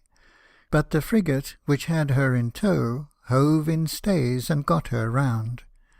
Both these French ships now brought their guns to bear, and opened their fire. The Agamemnon passed them within half a pistol shot. Almost every shot passed over her, for the French had elevated their guns for the rigging and for distant firing, and did not think of altering the elevation. As soon as the Agamemnon's after-guns ceased to bear, she hove in stays, keeping a constant fire as she came round, and being worked, said Nelson, with as much exactness as if she had been turning into Spithead.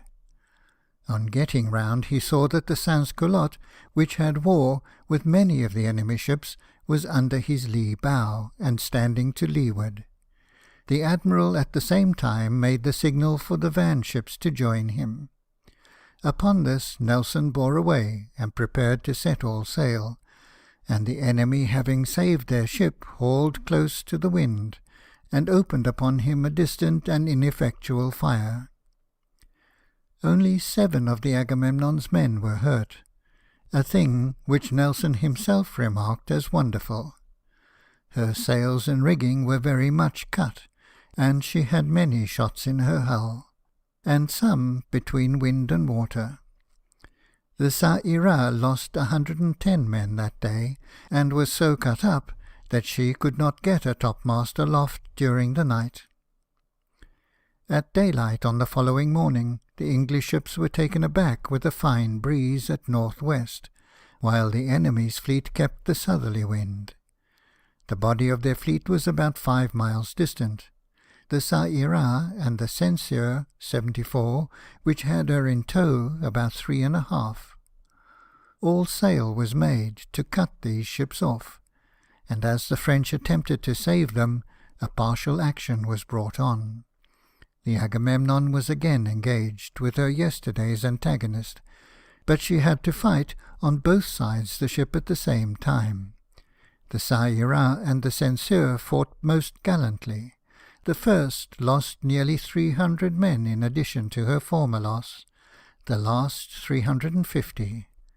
Both at last struck, and Lieutenant Andrews of the Agamemnon, brother to the lady to whom Nelson had become attached in France, and, in Nelson's own words, as gallant an officer as ever stepped a quarter-deck, hoisted English colours on board them both. The rest of the enemy's ships behaved very ill. As soon as these vessels had struck, Nelson went to Admiral Hotham and proposed that the 2 prizes should be left with the Illustrious and Courageuse, which had been crippled in the action, and with 4 frigates, and that the rest of the fleet should pursue the enemy and follow up the advantage to the utmost. But his reply was, "We must be contented. We have done very well."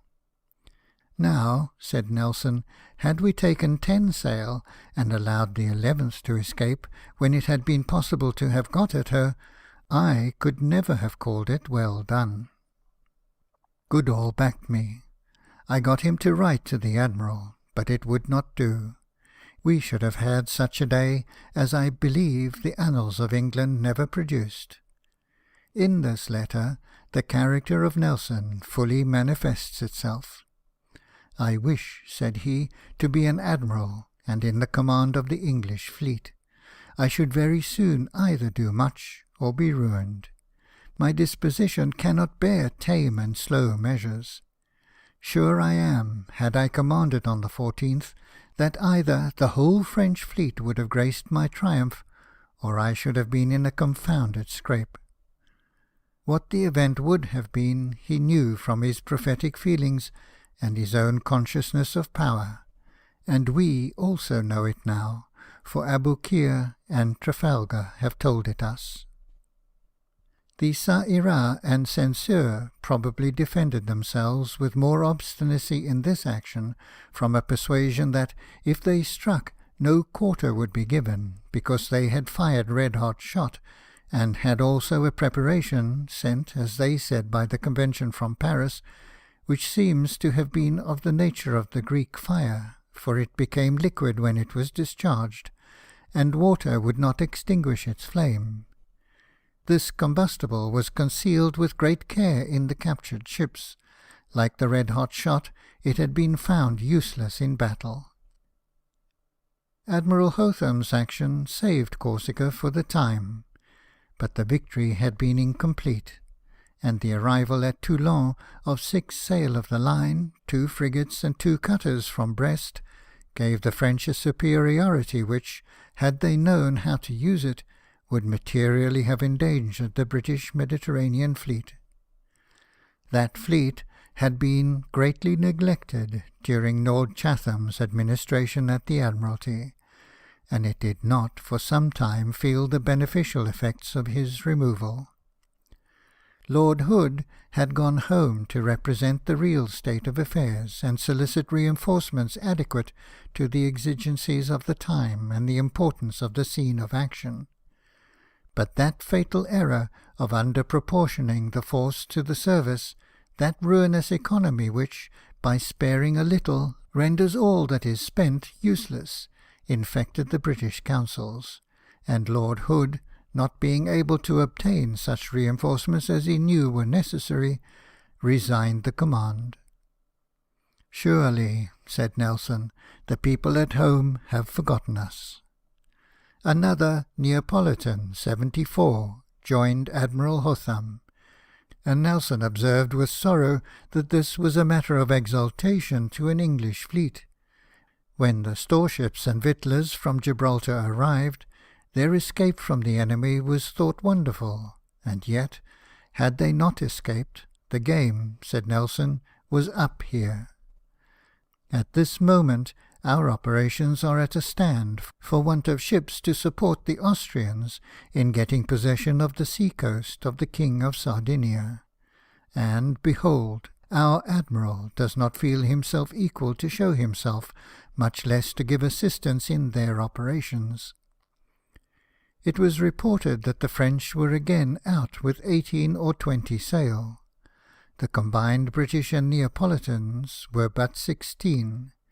Should the enemy be only 18, Nelson made no doubt of a complete victory, but if there were 20, he said it was not to be expected, and a battle without complete victory would have been destruction, because another mast was not to be got on that side of Gibraltar.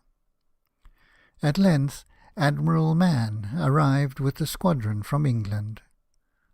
"What they can mean by sending him with only 5 sail of the line," said Nelson, "is truly astonishing. But all men are alike, and we in this country do not find any amendment or alteration from the old Board of Admiralty. They should know that half the ships in the fleet require to go to England, and that long ago they ought to have reinforced us." End of Chapter 3, Part 2. Chapter 3, Part 3. About this time, Nelson was made Colonel of Marines, a mark of approbation which he had long wished for rather than expected.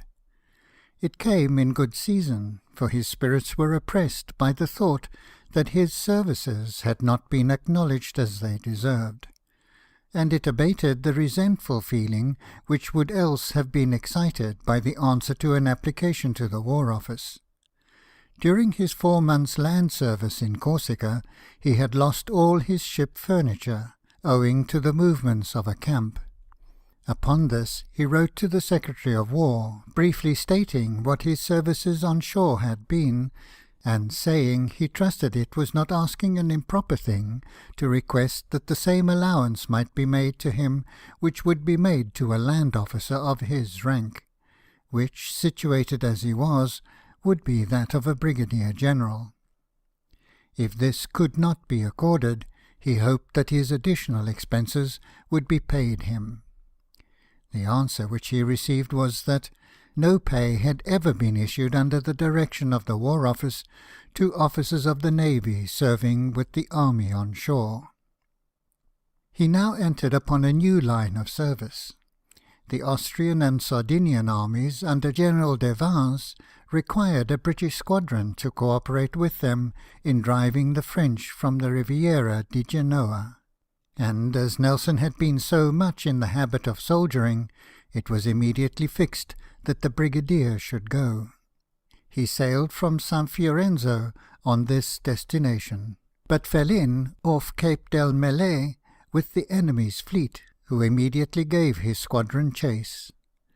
The chase lasted 24 hours, and owing to the fickleness of the wind, the British ships were sometimes hard pressed, but the want of skill on the part of the French gave them many advantages.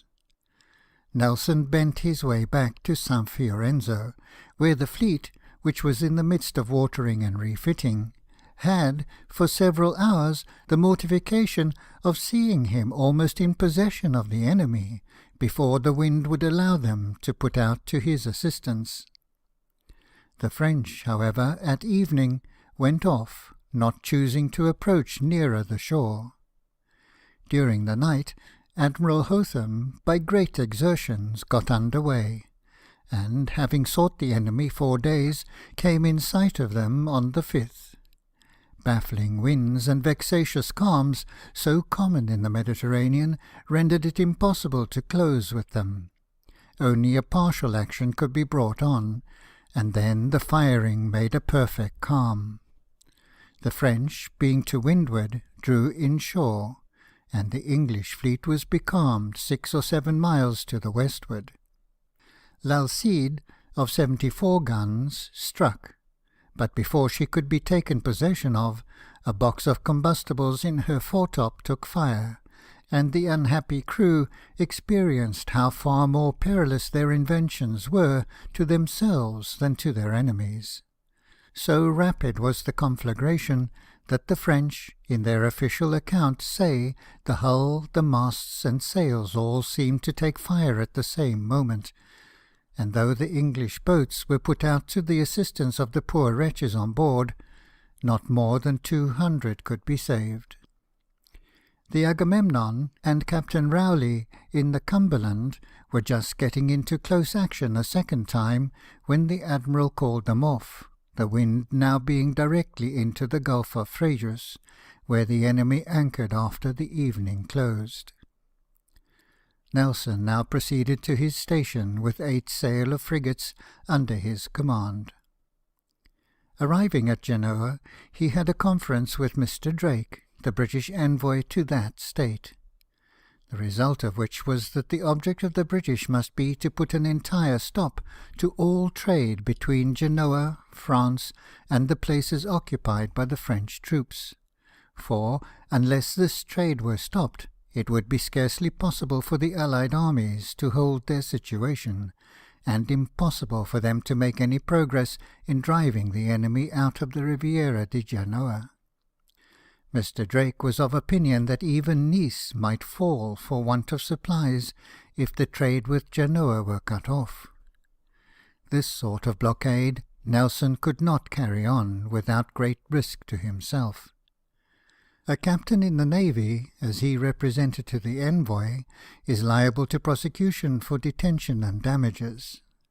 This danger was increased by an order which had then lately been issued, by which, when a neutral ship was detained, a complete specification of her cargo was directed to be sent to the Secretary of the Admiralty, and no legal process instituted against her till the pleasure of that board should be communicated. This was requiring an impossibility. The cargoes of ships detained upon this station, consisting chiefly of corn, would be spoiled long before the orders of the Admiralty could be known. And then, if they should happen to release the vessel, the owners would look to the captain for damages. Even the only precaution which could be taken against this danger involved another danger, not less to be apprehended, for if the captain should direct the cargo to be taken out, the freight paid for, and the vessel released, the agent employed might prove fraudulent and become bankrupt, and in that case the captain became responsible. Such things had happened. Nelson therefore required, as the only means for carrying on that service which was judged essential to the common cause, without exposing the officers to ruin, that the British envoy should appoint agents to pay the freight, release the vessels, sell the cargo, and hold the amount till process was had upon it, government thus securing its officers. "I am acting," said Nelson, "not only without the orders of my Commander-in-Chief, but in some measure contrary to him. However, I have not only the support of His Majesty's ministers, both at Turin and Genoa, but a consciousness that I am doing what is right and proper for the service of our King and country." Political courage, in an officer abroad, is as highly necessary as military courage. This quality, which is as much rarer than military courage, as it is more valuable, and without which the soldier's bravery is often of little avail, Nelson possessed in an eminent degree. His representations were attended to as they deserved. Admiral Hotham commended him for what he had done, and the attention of government was awakened to the injury which the cause of the Allies continually suffered from the frauds of neutral vessels. "What changes in my life of activity!" said the indefatigable man. "Here I am, having commenced a co-operation with an old Austrian general, almost fancying myself charging at the head of a troop of horse. I do not write less than from 10 to 20 letters every day, which, with the Austrian general and aide-de-camp, and my own little squadron, fully employ my time. This I like, active service or none." It was Nelson's mind which supported his feeble body through these exertions. He was at this time almost blind, and wrote with very great pain. Poor Agamemnon, he sometimes said, was as nearly worn out as her captain, and both must soon be laid up to repair. When Nelson first saw General de Vins, he thought him an able man, who was willing to act with vigour. The general charged his inactivity upon the Piedmontese and Neapolitans, whom, he said, nothing could induce to act, and he concerted a plan with Nelson for embarking a part of the Austrian army, and landing it in the rear of the French. But the English commodore soon began to suspect that the Austrian general was little disposed to any active operations. In the hope of spurring him on, he wrote to him, telling him that he had surveyed the coast to the westward as far as Nice, and would undertake to embark 4,000 or 5,000 men, with their arms and a few days' provisions, on board the squadron, and land them within 2 miles of San Remo, with their field pieces. Respecting further provisions for the Austrian army, he would provide convoys that they should arrive in safety, and if a re-embarkation should be found necessary, he would cover it with the squadron. The possession of San Remo as headquarters for magazines of every kind would enable the Austrian general to turn his army to the eastward or westward. The enemy at Oneglia would be cut off from provisions, and men could be landed to attack that place whenever it was judged necessary. San Remo was the only place between Vado and Villefranche where the squadron could lie in safety, and anchor in almost all winds. The bay was not as good as Vado for large ships, but it had a mole, which Vado had not, where all small vessels could lie and load and unload their cargoes. This bay being in possession of the Allies, Nice could be completely blockaded by sea. General de Vins, affecting in his reply to consider that Nelson's proposal had no other end than that of obtaining the Bay of San Remo as a station for the ships, told him what he well knew, and had expressed before, that Vado Bay was a better anchorage. Nevertheless, if Monsieur le Commandant Nelson was well assured that part of the fleet could winter there was no risk to which he would not expose himself with pleasure for the sake of procuring a safe station for the vessels of His Britannic Majesty. Nelson soon assured the Austrian commander that this was not the object of his memorial.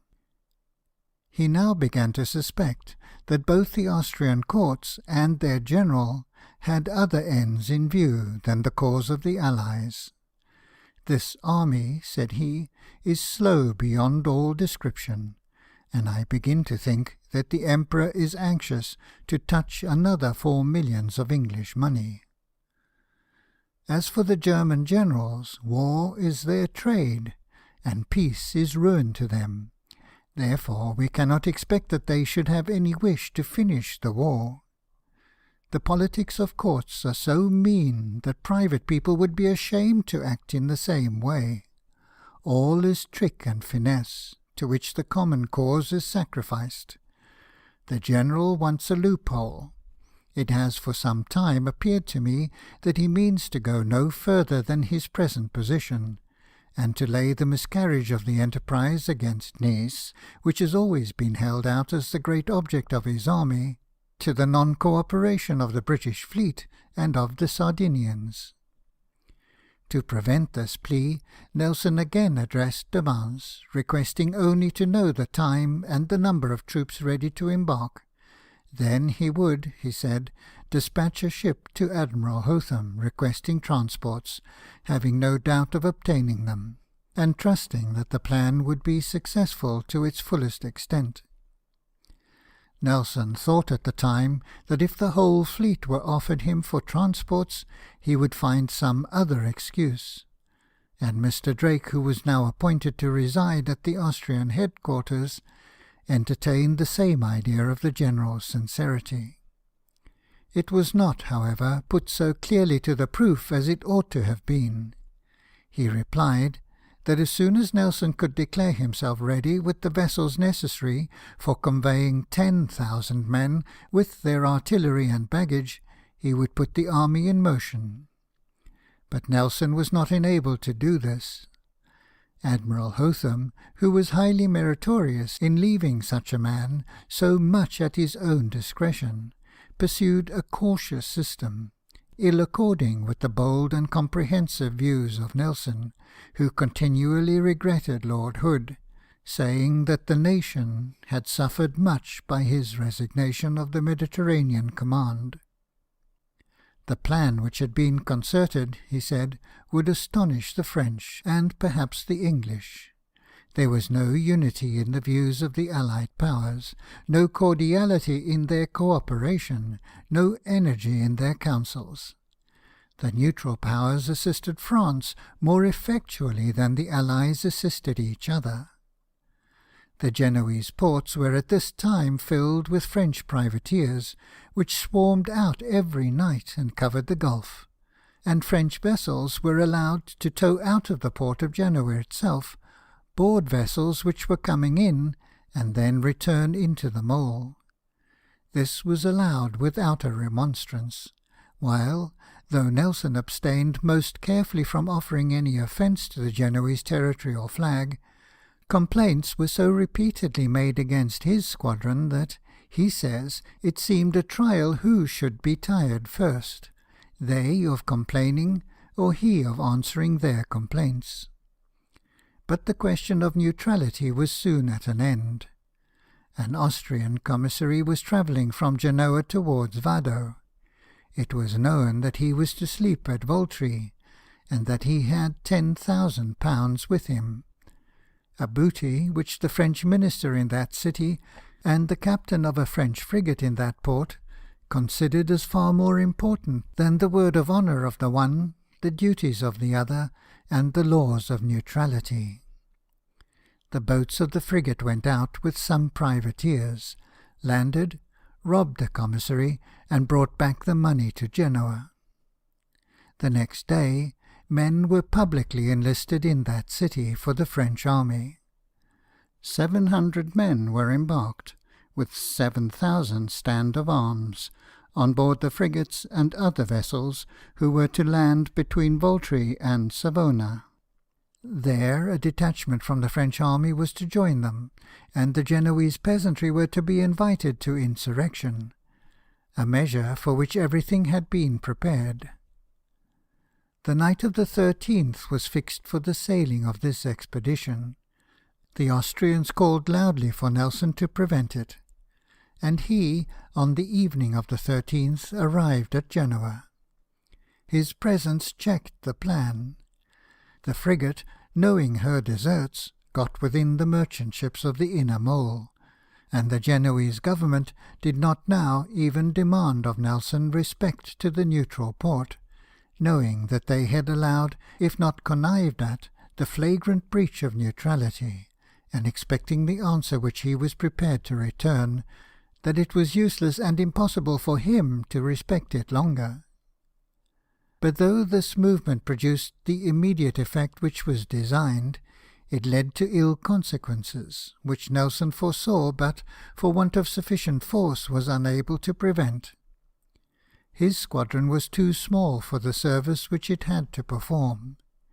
He required 2 74s and 8 or 10 frigates and sloops, but when he demanded this reinforcement, Admiral Hotham had left the command, Sir Hyde Parker, succeeded till the new commander should arrive, and he immediately reduced it almost to nothing, leaving him only one frigate and a brig. This was a fatal error. While the Austrian and Sardinian troops, whether from the imbecility or the treachery of their leaders, remained inactive, the French were preparing for the invasion of Italy. Not many days before Nelson was thus summoned to Genoa, he chased a large convoy into Alassio. 12 vessels he had formerly destroyed in that port, though 2,000 French troops occupied the town. This former attack had made them take new measures of defence, and there were now above 100 sail of victuallers, gunboats, and ships of war. Nelson represented to the Admiral how important it was to destroy these vessels, and offered, with his squadron of frigates, and the Culloden and the Courageuse, to lead himself in the Agamemnon, and take or destroy the whole. The attempt was not permitted, but it was Nelson's belief that, if it had been made, it would have prevented the attack upon the Austrian army, which took place almost immediately afterwards. General de Vins demanded satisfaction of the Genoese government for the seizure of his commissary, and then, not waiting for their reply, took possession of some empty magazines of the French, and pushed his sentinels to the very gates of Genoa. Had he done so at first, he would have found the magazines full, but timed as the measure was, and useless as it was to the cause of the Allies, it was in character with the whole of the Austrian general's conduct, and it is no small proof of the dexterity with which he served the enemy, that in such circumstances he could so act with Genoa as to contrive to put himself in the wrong. Nelson was at this time, according to his own expression, placed in a cleft stick. Mr. Drake, the Austrian minister, and the Austrian general all joined in requiring him not to leave Genoa. If he left that port unguarded, they said, not only the imperial troops at St. Pierre d'Arena and Voltri would be lost, but the French plan for taking post between Voltri and Savona would certainly succeed.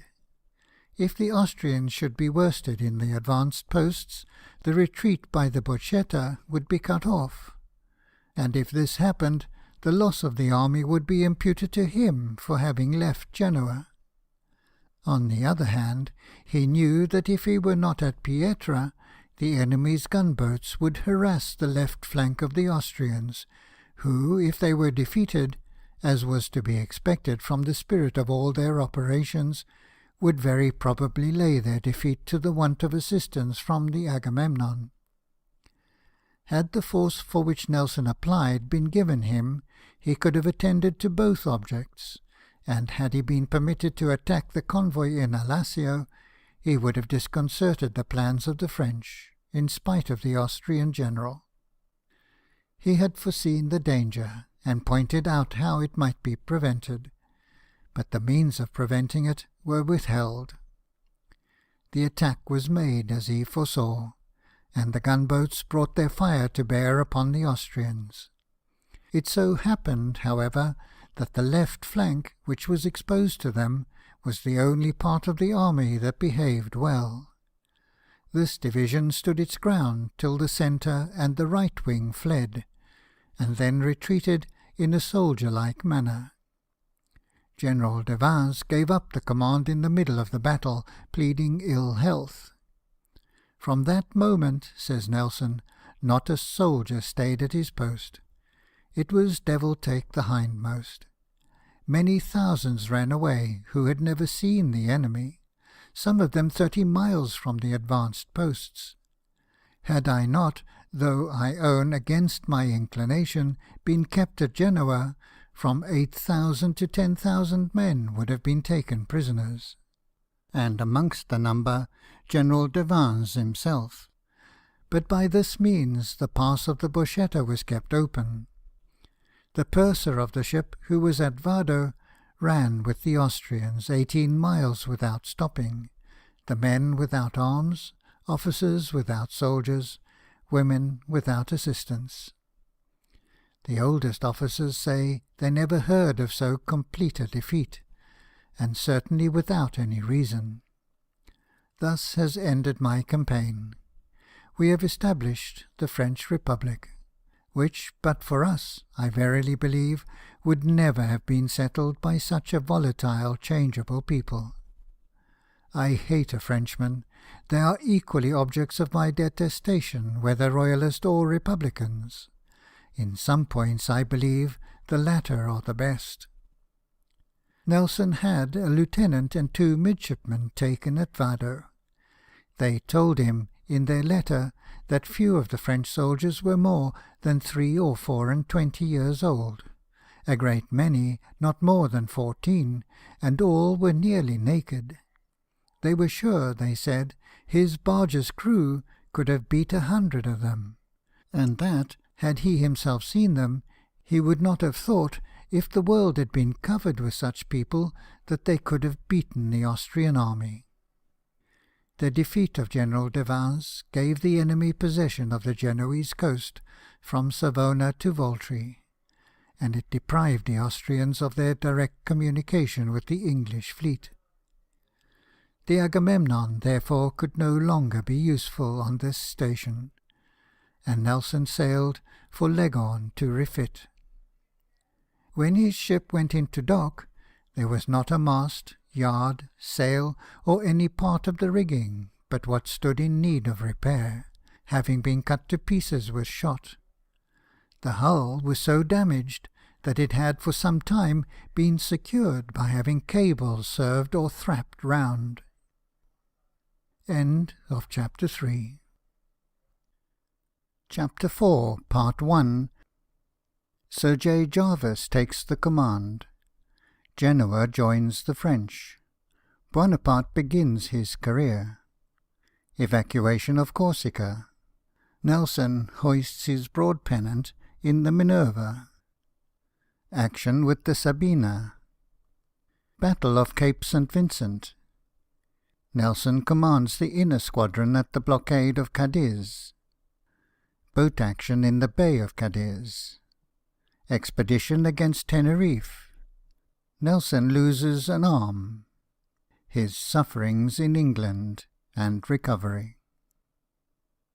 Sir John Jervis had now arrived to take the command of the Mediterranean fleet. The Agamemnon having, as her captain said, been made as fit for sea as a rotten ship could be, Nelson sailed from Leghorn and joined the Admiral in Fiorenzo Bay. I found him, said he, anxious to know many things, which I was a good deal surprised to find had not been communicated to him by others in the fleet, and it would appear that he was so well satisfied with my opinion of what is likely to happen, and the means of prevention to be taken, that he had no reserve with me respecting his information and ideas of what is likely to be done. The manner in which Nelson was received is said to have excited some envy. One captain observed to him, "You did just as you pleased in Lord Hood's time, the same in Admiral Hotham's, and now again with Sir John Jervis. It makes no difference to you who is Commander-in-Chief." A higher compliment could not have been paid to any Commander-in-Chief than to say of him that he understood the merits of Nelson, and left him, as far as possible, to act upon his own judgment. Sir John Jervis offered him the St. George, 90, or the Zealous, 74, and asked if he should have any objection to serve under him with his flag. He replied that if the Agamemnon were ordered home, and his flag were not arrived, he should, on many accounts, wish to return to England. Still, if the war continued, he should be very proud of hoisting his flag under Sir John's command. "We cannot spare you," said Sir John, "either as captain or admiral." Accordingly, he resumed his station in the Gulf of Genoa. The French had not followed up their successes in that quarter with their usual celerity. Scherer, who commanded there, was one of the few French generals during the Revolution who owed their advancement to other causes than merit. He was a favourite of the Directory, but for the present, through the influence of Barras, he was removed from a command for which his incapacity was afterwards clearly proved, and Bonaparte was appointed to succeed him. Bonaparte had given indications of his military talents at Toulon, and of his remorseless nature at Paris, but the extent either of his ability or his wickedness was at this time known to none, and perhaps not even suspected by himself. Nelson supposed, from the information which he had obtained, that one column of the French army would take possession of Port Espisia, either penetrating through the Genoese territory or proceeding coastways in light vessels, our ships of war not being able to approach the coast because of the shallowness of the water.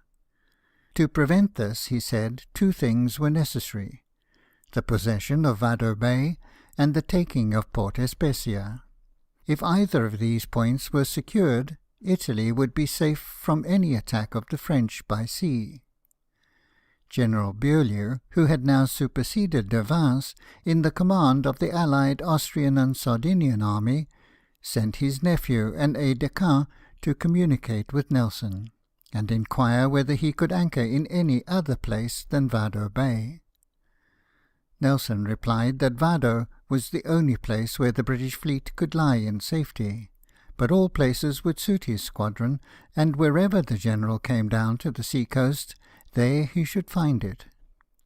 The Austrian repeatedly asked if there was not a risk of losing the squadron, and was constantly answered that if these ships should be lost, the admiral would find others.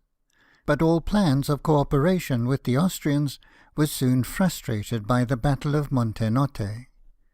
Beaulieu ordered an attack to be made upon the post of Voltri. It was made 12 hours before the time which he had fixed, and before he arrived to direct it. In consequence, the French were enabled to effect their retreat and fall back on Montenotte, thus giving the troops there a decisive superiority in numbers over the division which attacked them. This drew on the defeat of the Austrians. Bonaparte, with a celerity which had never before been witnessed in modern war, pursued his advantages, and in the course of a fortnight dictated to the court of Turin terms of peace, or rather of submission, by which all the strongest places of Piedmont were put into his hands. On one occasion, and only on one, Nelson was able to impede the progress of this new conqueror. 6 vessels, laden with cannon and ordnance stores for the siege of Mantua, sailed from Toulon for St. Pierre d'Arena. Assisted by Captain Cockburn in the Meliega, he drove them under a battery, pursued them, silenced the batteries, and captured the whole. Military books, plans, and maps of Italy, with the different points marked upon them, where former battles had been fought, sent by the Directory for Bonaparte's use, were found in the convoy. The loss of this artillery was one of the chief causes which compelled the French to raise the siege of Mantua, but there was too much treachery and too much imbecility, both in the councils and armies of the Allied powers, for Austria to improve this momentary success. Bonaparte perceived that the conquest of all Italy was within his reach. Treaties and the rights of neutral or of friendly powers were as little regarded by him as by the government for which he acted. In open contempt of both, he entered Tuscany and took possession of Leghorn. In consequence of this movement, Nelson blockaded that port and landed a British force in the Isle of Elba to secure Porto Ferrajo. Soon afterwards he took the island of Capraja, which had formerly belonged to Corsica, being less than 40 miles distant from it, a distance, however, short as it was, which enabled the Genoese to retain it after their infamous sale of Corsica to France. Genoa had now taken part with France. Its government had long covertly assisted the French, and now willingly yielded to the first compulsory menace which required them to exclude the English from their ports. Capraja was seized in consequence. But this act of vigour was not followed up as it ought to have been. England at that time depended too much upon the rotten governments of the Continent, and too little upon itself. It was determined by the British Cabinet to evacuate Corsica as soon as Spain should form an offensive alliance with France. This event, which, from the moment that Spain had been compelled to make peace, was clearly foreseen, had now taken place, and orders for the evacuation of the island were immediately sent out. It was impolitic to annex this island to the British dominions, but, having done so, it was disgraceful thus to abandon it.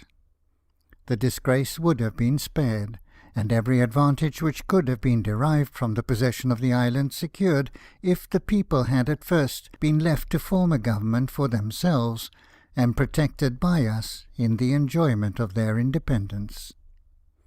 The Viceroy, Sir Gilbert Elliot, deeply felt the impolicy and ignominy of this evacuation. The fleet also was ordered to leave the Mediterranean. This resolution was so contrary to the last instructions which had been received, that Nelson exclaimed, "Do His Majesty's ministers know their own minds? They at home," said he, "do not know what this fleet is capable of performing. Anything and everything. Much as I shall rejoice to see England, I lament our present orders in sackcloth and ashes, so dishonourable to the dignity of England, whose fleets are equal to meet the world in arms. And of all the fleets I ever saw, I never beheld one, in point of officers and men, equal to Sir John Jervis's, who is a commander-in-chief able to lead them to glory." Sir Gilbert Elliot believed that the great body of the Corsicans were perfectly satisfied, as they had good reason to be, with the British government, sensible of its advantages, and attached to it. However this may have been, when they found that the English intended to evacuate the island, they naturally and necessarily sent to make their peace with the French. The partisans of France found none to oppose them. A committee of 30 took upon them the government of Bastia, and sequestered all the British property. Armed Corsicans mounted guard at every place, and a plan was laid for seizing the Viceroy. Nelson, who was appointed to superintend the evacuation, frustrated these projects. At a time when every one else despaired of saving stores, cannon, provisions, or property of any kind, and a privateer was moored across the Molehead to prevent all boats from passing, he sent word to the committee that if the slightest opposition were made to the embarkment and removal of British property, he would batter the town down. The privateer pointed her guns at the officer who carried this message, and muskets were levelled against his boats from the Molehead. Upon this, Captain Sutton of the Egmont, pulling out his watch, gave them a quarter of an hour to deliberate upon their answer. In 5 minutes after the expiration of that time, the ships, he said, would open their fire. Upon this, the very sentinels scampered off, and every vessel came out of the mole. A ship owner complained to the Commodore that the municipality refused to let him take his goods out of the custom house. Nelson directed him to say that unless they were instantly delivered, he would open his fire. The committee turned pale, and without answering a word, gave him the keys. Their last attempt was to levy a duty upon the things that were re-embarked. He sent them word that he would pay them a disagreeable visit if there were any more complaints. The committee then, finding that they had to deal with a man who knew his own power, and was determined to make the British name respected, desisted from the insolent conduct which they had assumed, and it was acknowledged that Bastia never had been so quiet and orderly since the English were in possession of it. This was on the 14th of October. During the 5 following days the work of embarkation was carried on. The private property was saved, and public stores to the amount of £200,000. The French, favoured by the Spanish fleet, which was at that time within 12 leagues of Bastia, pushed over troops from Leghorn, who landed near Cape Corse on the 18th and on the 20th, at 1 in the morning, entered the citadel an hour only after the British had spiked the guns and evacuated it.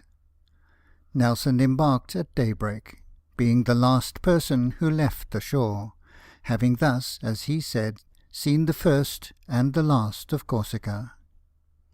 Provoked at the conduct of the municipality, and the disposition which the populace had shown to profit by the confusion, he turned towards the shore as he stepped into his boat, and exclaimed, "Now, John Corse, follow the natural bent of your detestable character, plunder and revenge." This, however, was not Nelson's deliberate opinion of the people of Corsica. He knew that their vices were the natural consequences of internal anarchy and foreign oppression, such as the same causes would produce in any people. And when he saw that of all those who took leave of the Viceroy, there was not one who parted from him without tears, he acknowledged that they manifestly acted not from dislike of the English, but from fear of the French. England, then, might with more reason reproach her own rulers for pusillanimity than the Corsicans for ingratitude. Having thus ably effected this humiliating service, Nelson was ordered to hoist his broad pennant on board the Minerva frigate, Captain George Cockburn, and, with the Blanche under his command, proceed to Port Ferrajo, and superintend the evacuation of that place also. On his way he fell in with 2 Spanish frigates, the Sabina and the Ceres. The Minerva engaged the former, which was commanded by Don Jacobo Stuart, a descendant of the Duke of Berwick. After an action of 3 hours, during which the Spaniards lost 164 men, the Sabina struck. The Spanish captain, who was the only surviving officer, had hardly been conveyed on board the Minerva when another enemy's frigate came up, compelled her to cast off the prize, and brought her a second time to action. After half an hour's trial of strength, this new antagonist wore and hauled off. But a Spanish squadron of 2 ships of the line and 2 frigates came in sight. The Blanche, from which the Ceres had got off, was far to windward, and the Minerva escaped only by the anxiety of the enemy to recover their own ship. As soon as Nelson reached Port Ferrajo, he sent his prisoner in a flag of truce to Cartagena, having returned him his sword. This he did in honour of the gallantry which Don Jacobo had displayed, and not without some feeling of respect for his ancestry. "I felt it," said he, "consonant to the dignity of my country, and I always act as I feel right, without regard to custom." He was reputed the best officer in Spain, and his men were worthy of such a commander. By the same flag of truce he sent back all the Spanish prisoners at Porto Ferrajo, in exchange for whom he received his own men who had been taken in the prize.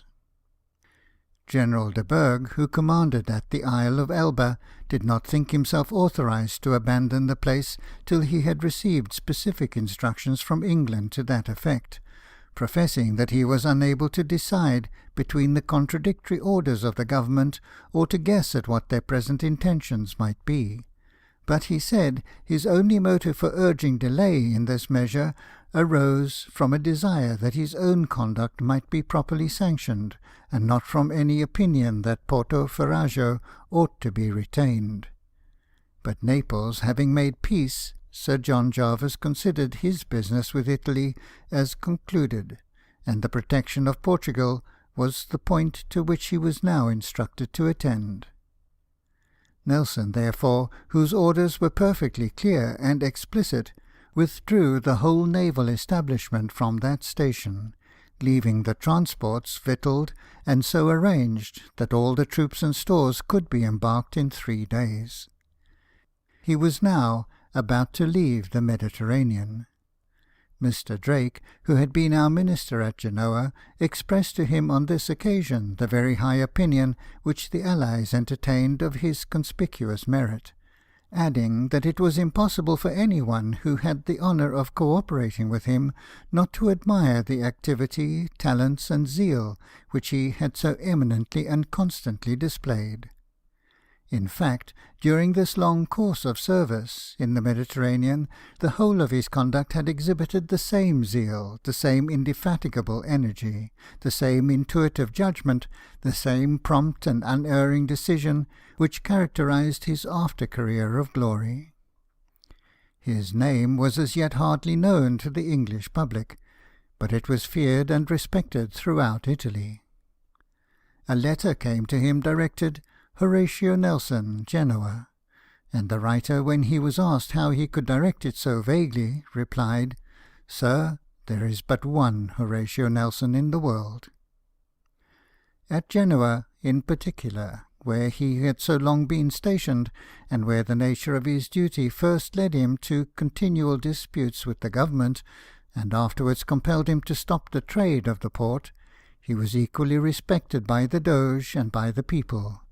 For while he maintained the rights and interests of Great Britain with becoming firmness, he tempered the exercise of power with courtesy and humanity wherever duty would permit.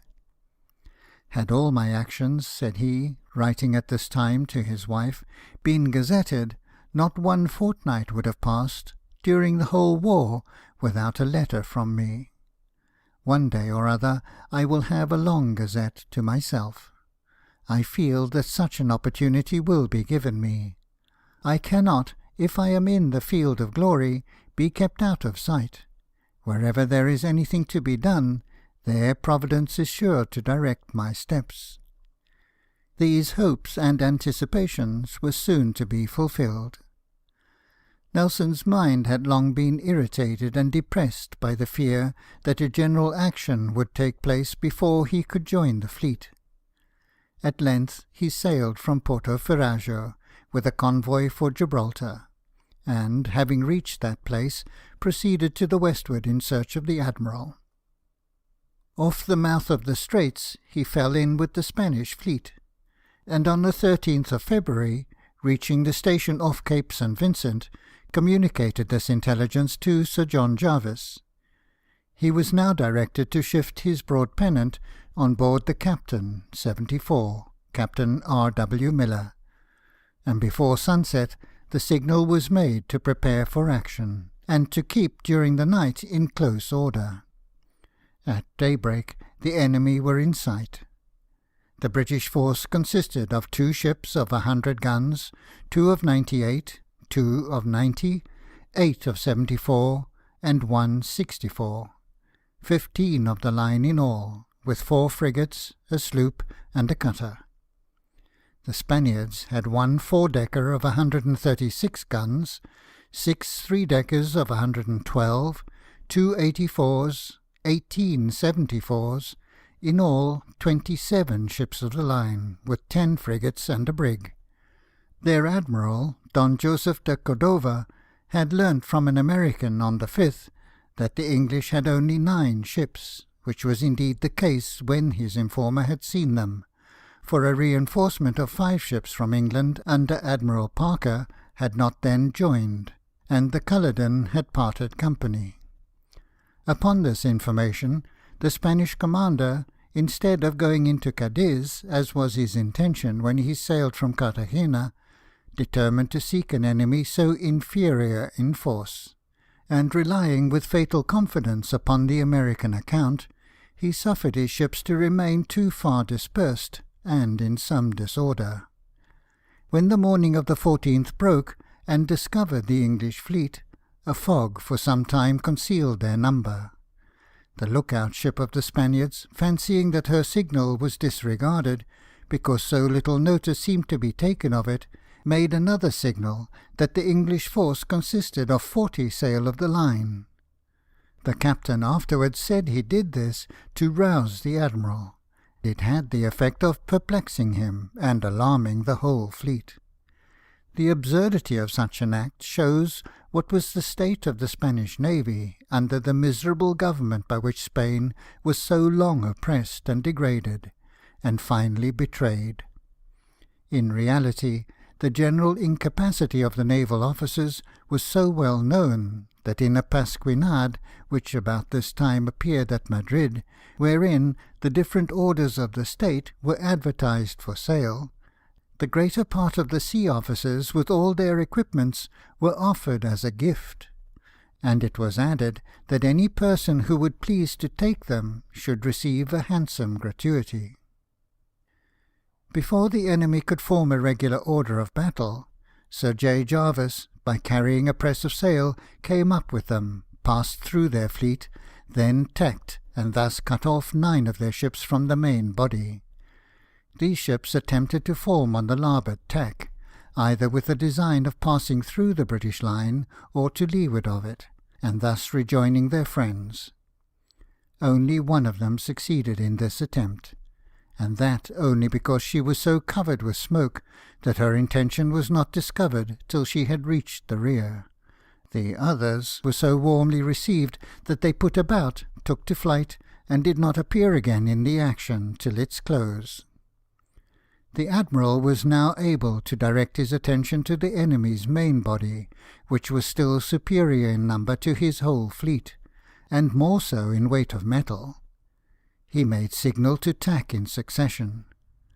Nelson, whose station was in the rear of the British line, perceived that the Spaniards were bearing up before the wind, with an intention of forming their line, going large, and joining their separated ships, or else of getting off without an engagement. To prevent either of these schemes, he disobeyed the signal without a moment's hesitation, and ordered his ship to be wore. This at once brought him into action with the Santissima Trinidad, 136, the San Josef, 112, the Salvador de Mundo, 112, the San Nicolas, 80, the San Isidoro, 74, another 74, and another first-rate. Trowbridge in the Culloden immediately joined, and most nobly supported him, and for nearly an hour did the Culloden and captain maintain what Nelson called this apparently but not really unequal contest. Such was the advantage of skill and discipline, and the confidence which brave men derive from them. The Blenheim, then passing between them and the enemy, gave them a respite, and poured in her fire upon the Spaniards. The Salvador del Mundo and San Isidoro dropped astern, and were fired into in a masterly style by the excellent Captain Collingwood. The San Isidoro struck, and Nelson thought that the Salvador struck also. But Collingwood, says he, disdaining the parade of taking possession of beaten enemies, most gallantly pushed up, with every sail set, to save his old friend and messmate, who was, to every appearance, in a critical situation. For the captain was at this time actually fired upon by 3 first-rates, by the St. Nicholas, and by a 74 within about a pistol shot of that vessel. The Blenheim was ahead, the Culloden crippled and astern. Collingwood ranged up, and hauling up his mainsail just astern, passed within 10 feet of the St. Nicholas, giving her a most tremendous fire, then passed on for the Santissima Trinidad. The San Nicolas luffing up, the San Josef fell on board her, and Nelson resumed his station abreast of them and close alongside. The captain was now incapable of further service, either in the line or in chase. She had lost her fore-topmast, not a sail, shroud, or rope was left, and her wheel was shot away. Nelson therefore directed Captain Miller to put the helm a starboard, and, calling for the boarders, ordered them to board. Captain Berry, who had lately been Nelson's first lieutenant, was the first man who leapt into the enemy's mizzen-chains. Miller, when in the very act of going, was ordered by Nelson to remain. Berry was supported from the sprit sail-yard, which locked in the St. Nicholas's main rigging. A soldier of the 69th broke the upper quarter-gallery window and jumped in, followed by the Commodore himself, and by others as fast as possible. The cabin doors were fastened, and the Spanish officers fired their pistols at them through the window. The doors were soon forced, and the Spanish brigadier fell while retreating to the quarter-deck. Nelson pushed on, and found Berry in possession of the poop, and the Spanish ensign hauling down. He passed on to the forecastle, where he met 2 or 3 Spanish officers, and received their swords. The English were now in full possession of every part of the ship, and a fire of pistols and musketry opened upon them from the Admiral's stern galley of the Saint Joseph. Nelson, having placed sentinels at the different ladders, and ordered Captain Miller to send more men into the prize, gave orders for boarding that ship from the San Nicolas. It was done in an instant, he himself leading the way, and exclaiming, "Westminster Abbey or victory!" Berry assisted him in the main chains, and at that moment a Spanish officer looked over the quarter-deck rail and said they surrendered. It was not long before he was on the quarter-deck, where the Spanish captain presented to him his sword, and told him the Admiral was below dying of his wounds. There, on the quarter-deck of an enemy's first-rate, he received the swords of the officers, giving them, as they were delivered, one by one, to William Fearney, one of his old Agamemnons, who with the utmost coolness put them under his arm. One of his sailors came up, and with an Englishman's feeling took him by the hand, saying he might not soon have such another place to do it in, and he was heartily glad to see him there. 24 of the captain's men were killed, and 56 wounded, a 4th part of the loss sustained by the whole squadron falling upon this ship. Nelson received only a few bruises. The Spaniards had still 18 or 19 ships, which had suffered little or no injury. That part of the fleet which had been separated from the main body in the morning was now coming up, and Sir John Jervis made signal to bring to. His ships could not have formed without abandoning those which they had captured, and running to leeward. The captain was lying a perfect wreck on board her 2 prizes, and many of the other vessels were so shattered in their masts and rigging as to be wholly unmanageable. The Spanish admiral, meantime, according to his official account, being altogether undecided in his own opinion respecting the state of the fleet, inquired of his captains whether it was proper to renew the action. 9 of them answered explicitly that it was not. Others replied that it was expedient to delay the business. The Pelayo and the Principe Conquistador were the only ships that were for fighting. As soon as the action was discontinued, Nelson went on board the Admiral's ship. Sir John Jervis received him on the quarter-deck, took him in his arms, and said he could not sufficiently thank him. For this victory, the Commander-in-Chief was rewarded with the title of Earl St. Vincent. Footnote: in the official letter of Sir John Jervis, Nelson was not mentioned. It is said that the Admiral had seen an instance of the ill consequence of such selections after Lord Howe's victory, and therefore would not name any individual, thinking it proper to speak to the public only in terms of general approbation. His private letter to the First Lord of the Admiralty was, with his consent, published for the first time in A Life of Nelson by Mr. Harrison. Here it is said that Commodore Nelson, who was in the rear, on the starboard tack, took the lead on the larboard, and contributed very much to the fortune of the day. It is also said that he boarded the 2 Spanish ships successively, but the fact that Nelson wore without orders, and thus planned as well as accomplished the victory, is not explicitly stated. Perhaps it was thought proper to pass over this part of his conduct in silence, as a splendid fault, but such an example is not dangerous. The author of the work in which this letter was first made public protests against those overzealous friends who would make the action rather appear as Nelson's battle than that of the illustrious Commander-in-Chief, who derives from it so deservedly his title. No man, he says, ever less needed or less desired to strip a single leaf from the honoured wreath of any other hero, with the vain hope of augmenting his own, than the immortal Nelson. No man ever more merited the whole of that which a generous nation unanimously presented to Sir J. Jervis than the Earl of St. Vincent. Certainly Earl St. Vincent well deserved the reward which he received, but it is not detracting from his merit to say that Nelson is fully entitled to as much fame from this action as the Commander-in-Chief, not because the brunt of the action fell upon him, not because he was engaged with all the 4 ships which were taken, and took 2 of them, it may also be said with his own hand, but because the decisive movement which enabled him to perform all this, and by which the action became a victory, was executed in neglect of orders, upon his own judgment, and at his peril.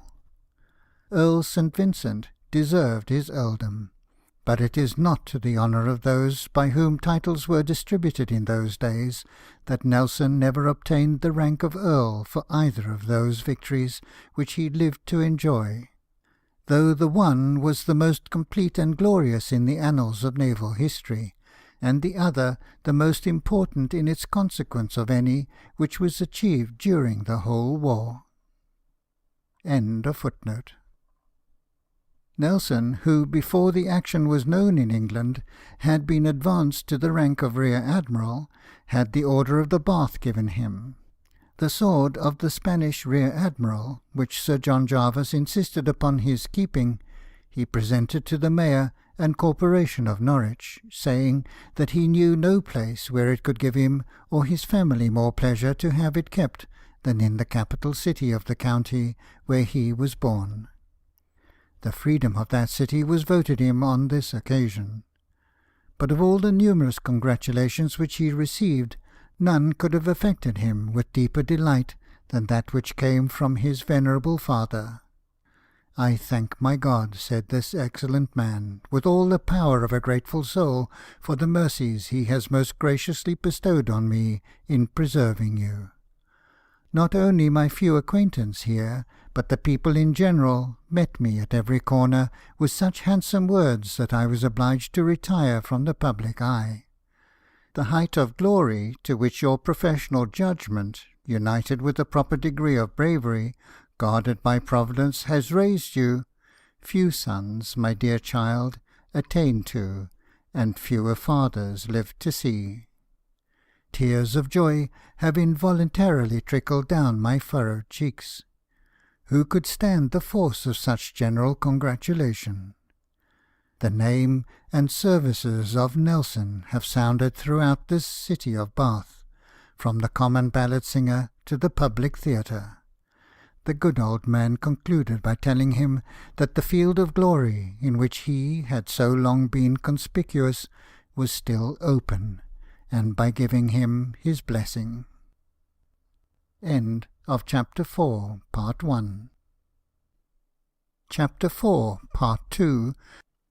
Sir Horatio, who had now hoisted his flag as Rear Admiral of the Blue, was sent to bring away the troops from Porto Ferrajo.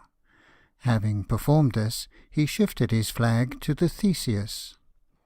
That ship had taken part in the mutiny in England, and, being just arrived from home, some danger was apprehended from the temper of the men. This was one reason why Nelson was removed to her. He had not been on board many weeks before a paper, signed in the name of all the ship's company, was dropped on the quarter-deck, containing these words: "Success attend Admiral Nelson. God bless Captain Miller. We thank them for the offices they have placed over us. We are happy and comfortable, and will shed every drop of blood in our veins to support them.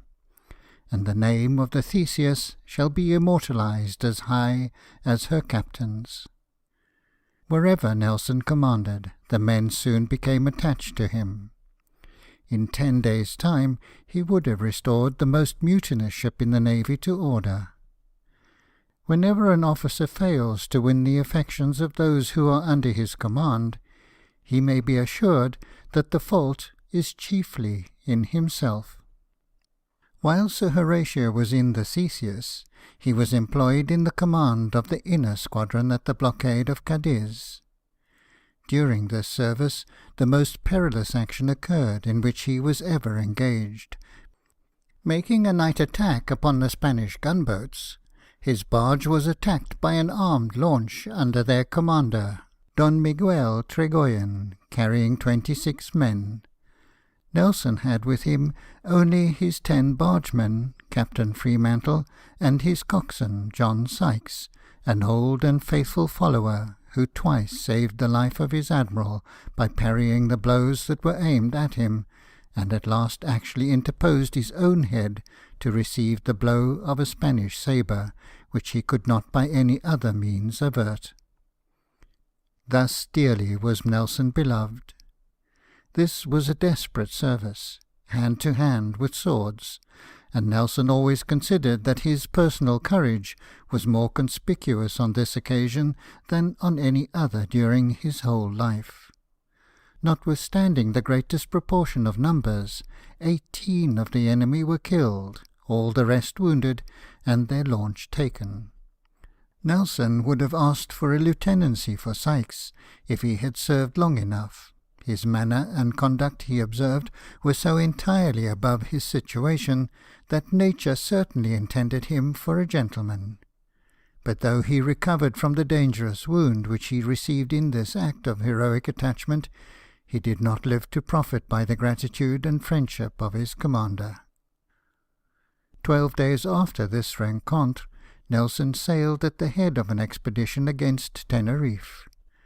A report had prevailed a few months before that the Viceroy of Mexico, with the treasure ships, had put into that island. This had led Nelson to meditate the plan of an attack upon it, which he communicated to Earl St. Vincent. He was perfectly aware of the difficulties of the attempt. "I do not," said he, "reckon myself equal to Blake, but, if I recollect right, he was more obliged to the wind coming off the land than to any exertions of his own. The approach by sea to the anchoring place is under very high land, passing 3 valleys. Therefore the wind is either in from the sea, or squally with calms from the mountains." And he perceived that if the Spanish ships were won, the object would still be frustrated if the wind did not come off shore. The land force, he thought, would render success certain, and there were the troops from Elba, with all necessary stores and artillery, already embarked. "But here," said he, "soldiers must be consulted, and I know from experience they have not the same boldness in undertaking a political measure that we have. We look to the benefit of our country, and risk our own fame every day to serve her. A soldier obeys his orders, and no more." Nelson's experience at Corsica justified him in this harsh opinion. He did not live to see the glorious days of the British army under Wellington. The army from Elba, consisting of 3,700 men, would do the business, he said, in 3 days, probably in much less time, and he would undertake, with a very small squadron, to perform the naval part. For though the shore was not easy of access, the transports might run in and land the troops in 1 day. The report concerning the Viceroy was unfounded, but a homeward-bound Manila ship put into Santa Cruz at this time, and the expedition was determined upon. It was not fitted out upon the scale which Nelson had proposed. 4 ships of the line, 3 frigates, and the Fox cutter formed the squadron, and he was allowed to choose such ships and officers as he thought proper. No troops were embarked, the seamen and marines of the squadron being thought sufficient.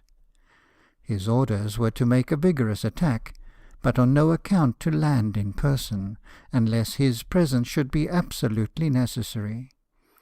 The plan was that the boats should land in the night, between the fort on the north-east side of Santa Cruz Bay and the town, make themselves masters of that fort, and then send a summons to the governor.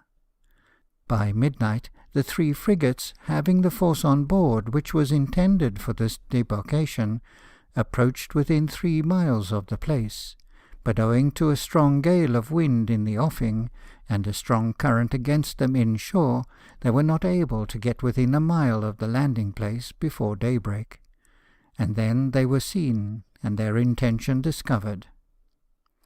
Trowbridge and Bowen, with Captain Oldfield of the Marines, went upon this to consult with the Admiral what was to be done, and it was resolved that they should attempt to get possession of the heights above the fort. The frigates accordingly landed their men, and Nelson stood in with the line of battle ships, meaning to batter the fort for the purpose of distracting the attention of the garrison. A calm and contrary currents hindered him from getting within a league of the shore, and the heights were by this time so secured and manned with such a force as to be judged impracticable. Thus foiled in his plans by circumstances of wind and tide, he still considered it a point of honour that some attempt should be made. This was on the 22nd of July. He re-embarked his men that night, got the ships on the 24th to anchor about 2 miles north of the town, and made show as if he intended to attack the heights. At 6 in the evening, signal was made for the boats to prepare to proceed on service as previously ordered. When this was done, Nelson addressed a letter to the Commander-in-Chief, the last which was ever written with his right hand. "I shall not," said he, "enter on the subject why we are not in possession of Santa Cruz. Your partiality will give credit that all has hitherto been done which was possible, but without effect. This night I, humble as I am, command the whole destined to land under the batteries of the town, and tomorrow my head will probably be crowned either with laurel or cypress. I have only to recommend Josiah Nisbet to you and my country. The Duke of Clarence, should I fall, will, I am confident, take a lively interest for my son-in-law on his name being mentioned." Perfectly aware how desperate a service this was likely to prove, before he left the Theseus he called Lieutenant Nisbet, who had the watch on deck, into the cabin, that he might assist in arranging and burning his mother's letters. Perceiving that the young man was armed, he earnestly begged him to remain behind. "Should we both fall, Josiah," said he, "what would become of your poor mother? The care of the Theseus falls to you. Stay, therefore, and take charge of her." Nisbet replied, "Sir, the ship must take care of herself. I will go with you to-night, if I never go again." He met his captains at supper on board the Seahorse, Captain Freemantle, whose wife, whom he had lately married in the Mediterranean, presided at table. At 11 o'clock, the boats, containing between 600 and 700 men, with 180 aboard the Fox cutter, and from 70 to 80 in a boat which had been taken the day before, proceeded in 6 divisions towards the town, conducted by all the captains of the squadron, except Freemantle and Bowen, who attended with Nelson to regulate and lead the way to the attack. They were to land on the mole, and thence hasten as fast as possible into the great square, then form and proceed as should be found expedient. They were not discovered till about 1:30 o'clock, when, being within half gunshot of the landing place, Nelson directed the boats to cast off from each other, give a huzzah, and push for the shore. But the Spaniards were excellently well prepared. The alarm bells answered the huzzah, and a fire of 30 or 40 pieces of cannon, with musketry from one end of the town to the other, opened upon the invaders. Nothing, however, could check the intrepidity with which they advanced. The night was exceedingly dark. Most of the boats missed the mole, and went on shore through a raging surf, which stove all to the left of it. The Admiral, Fremantle, Thompson, Bowen, and 4 or 5 other boats found the mole. They stormed it instantly and carried it, though it was defended, as they imagined, by 400 or 500 men. Its guns, which were 26 pounders, were spiked, but such a heavy fire of musketry and grape was kept up from the citadel and the houses at the head of the mole that the assailants could not advance, and nearly all of them were killed or wounded. In the act of stepping out of the boat, Nelson received a shot through the right elbow, and fell. But as he fell, he caught the sword, which he had just drawn, in his left hand, determined never to part with it while he lived, for it had belonged to his uncle, Captain Suckling, and he valued it like a relic. Nisbet, who was close to him, placed him at the bottom of the boat, and laid his hat over the shattered arm, lest the sight of the blood, which gushed out in great abundance, should increase his faintness. He then examined the wound, and taking some silk handkerchiefs from his neck, bound them round tight above the lacerated vessels. Had it not been for this presence of mind in his son-in-law, Nelson must have perished. One of his bargemen, by name Lovell, tore his shirt into shreds, and made a sling with them for the broken limb. They then collected 5 other seamen, by whose assistance they succeeded at length in getting the boat afloat, for it had grounded with the falling tide. Nisbet took one of the oars, and ordered the steersman to go close under the guns of the battery, that they might be safe from its tremendous fire. Hearing his voice, Nelson roused himself, and desired to be lifted up in the boat, that he might look about him. Nisbet raised him up, but nothing could be seen except the firing of the guns on shore, and what could be discerned by their flashes upon the stormy sea. In a few minutes a general shriek was heard from the crew of the Fox, which had received a shot under water, and went down. 97 men were lost in her. 83 were saved, many by Nelson himself, whose exertions on this occasion greatly increased the pain and danger of his wound. The first ship which the boat could reach happened to be the Seahorse, but nothing could induce him to go on board, though he was assured that if they attempted to row to another ship, it might be at the risk of his life.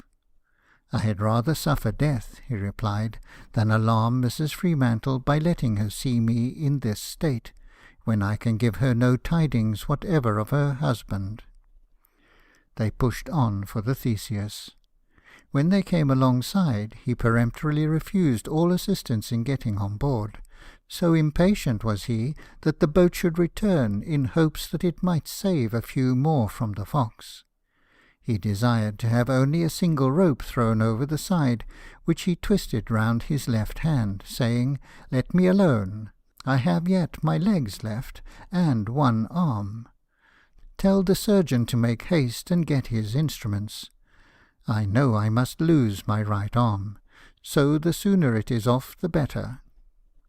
The spirit which he displayed in jumping up the ship's side astonished everybody. Footnote: During the Peace of Amiens, when Nelson was passing through Salisbury, and received there with those acclamations which followed him everywhere, he recognized amid the crowd a man who had assisted at the amputation, and attended him afterwards.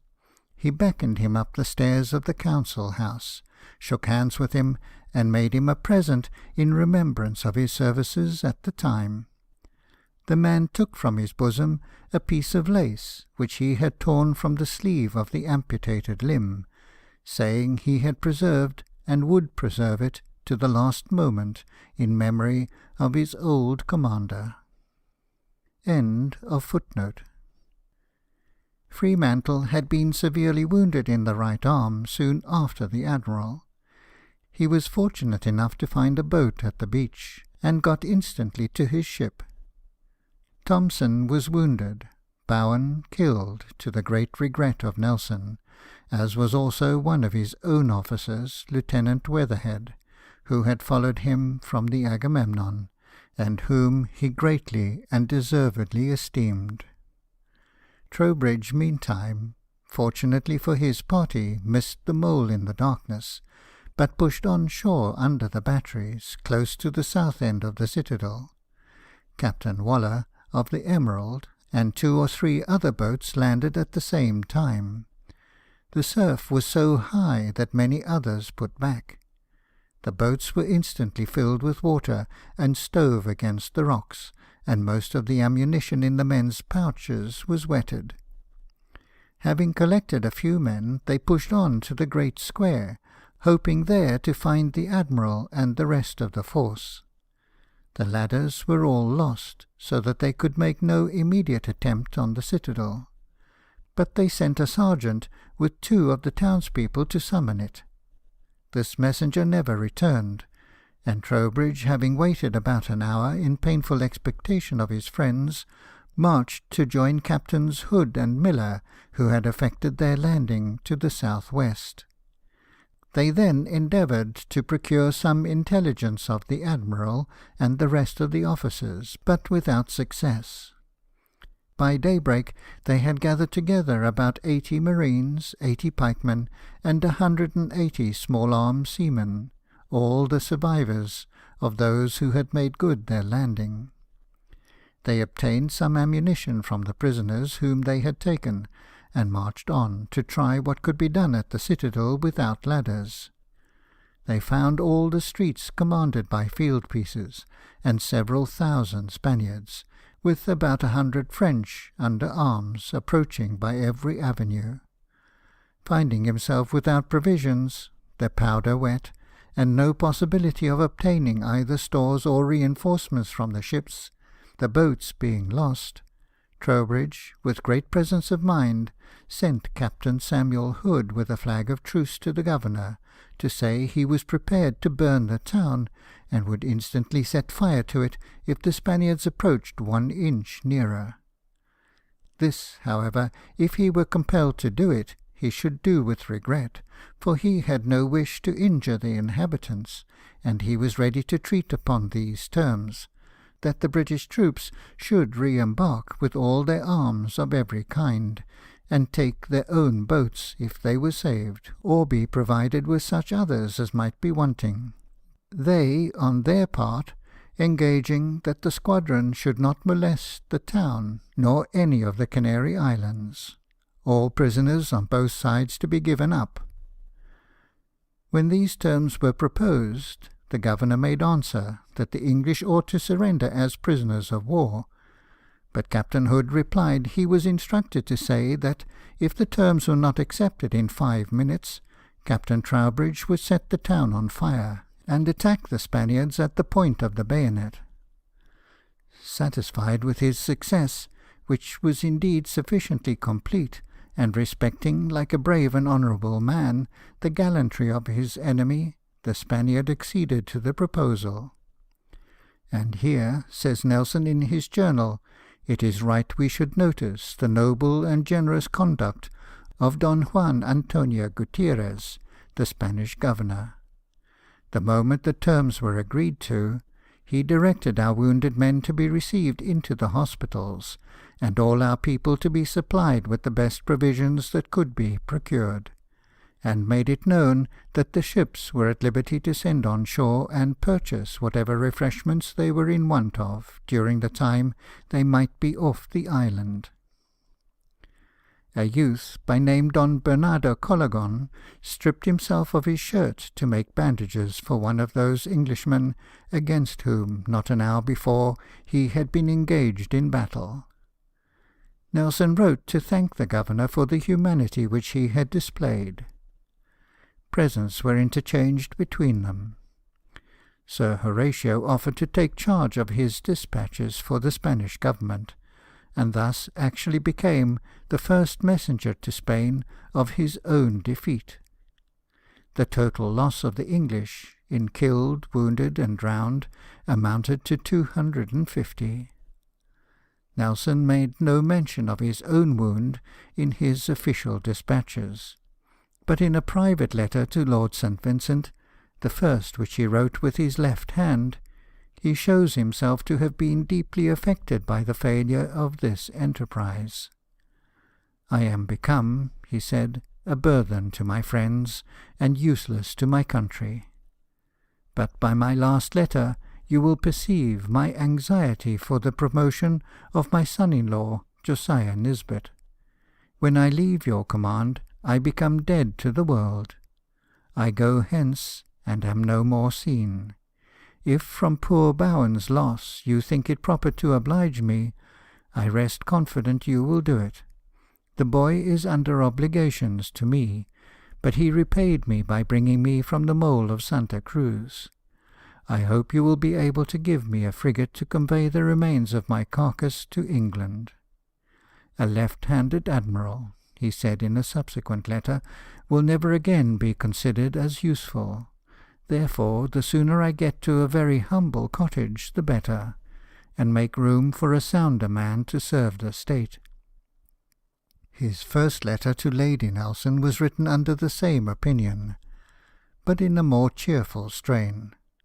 "It was the chance of war," said he, "and I have great reason to be thankful, and I know it will add much to your pleasure to find that Josiah, under God's providence, was principally instrumental in saving my life. I shall not be surprised if I am neglected and forgotten. Probably I shall no longer be considered as useful. However, I shall feel rich if I continue to enjoy your affection. I beg neither you nor my father will think much of this mishap. My mind has long been made up to such an event." His son-in-law, according to his wish, was immediately promoted, and honours enough to heal his wounded spirit awaited him in England. Letters were addressed to him by the First Lord of the Admiralty, and by his steady friend, the Duke of Clarence, to congratulate him on his return, covered as he was with glory. He assured the Duke in his reply that not a scrap of that ardour with which he had hitherto served his king had been shot away. The freedom of the cities of Bristol and London were transmitted to him. He was invested with the Order of the Bath, and received a pension of £1,000 a year. The memorial, which as a matter of form he was called upon to present on this occasion, exhibited an extraordinary catalogue of services performed during the war. It stated that he had been in 4 actions with the fleets of the enemy, and in 3 actions with boats employed in cutting out of harbour, in destroying vessels, and in taking 3 towns.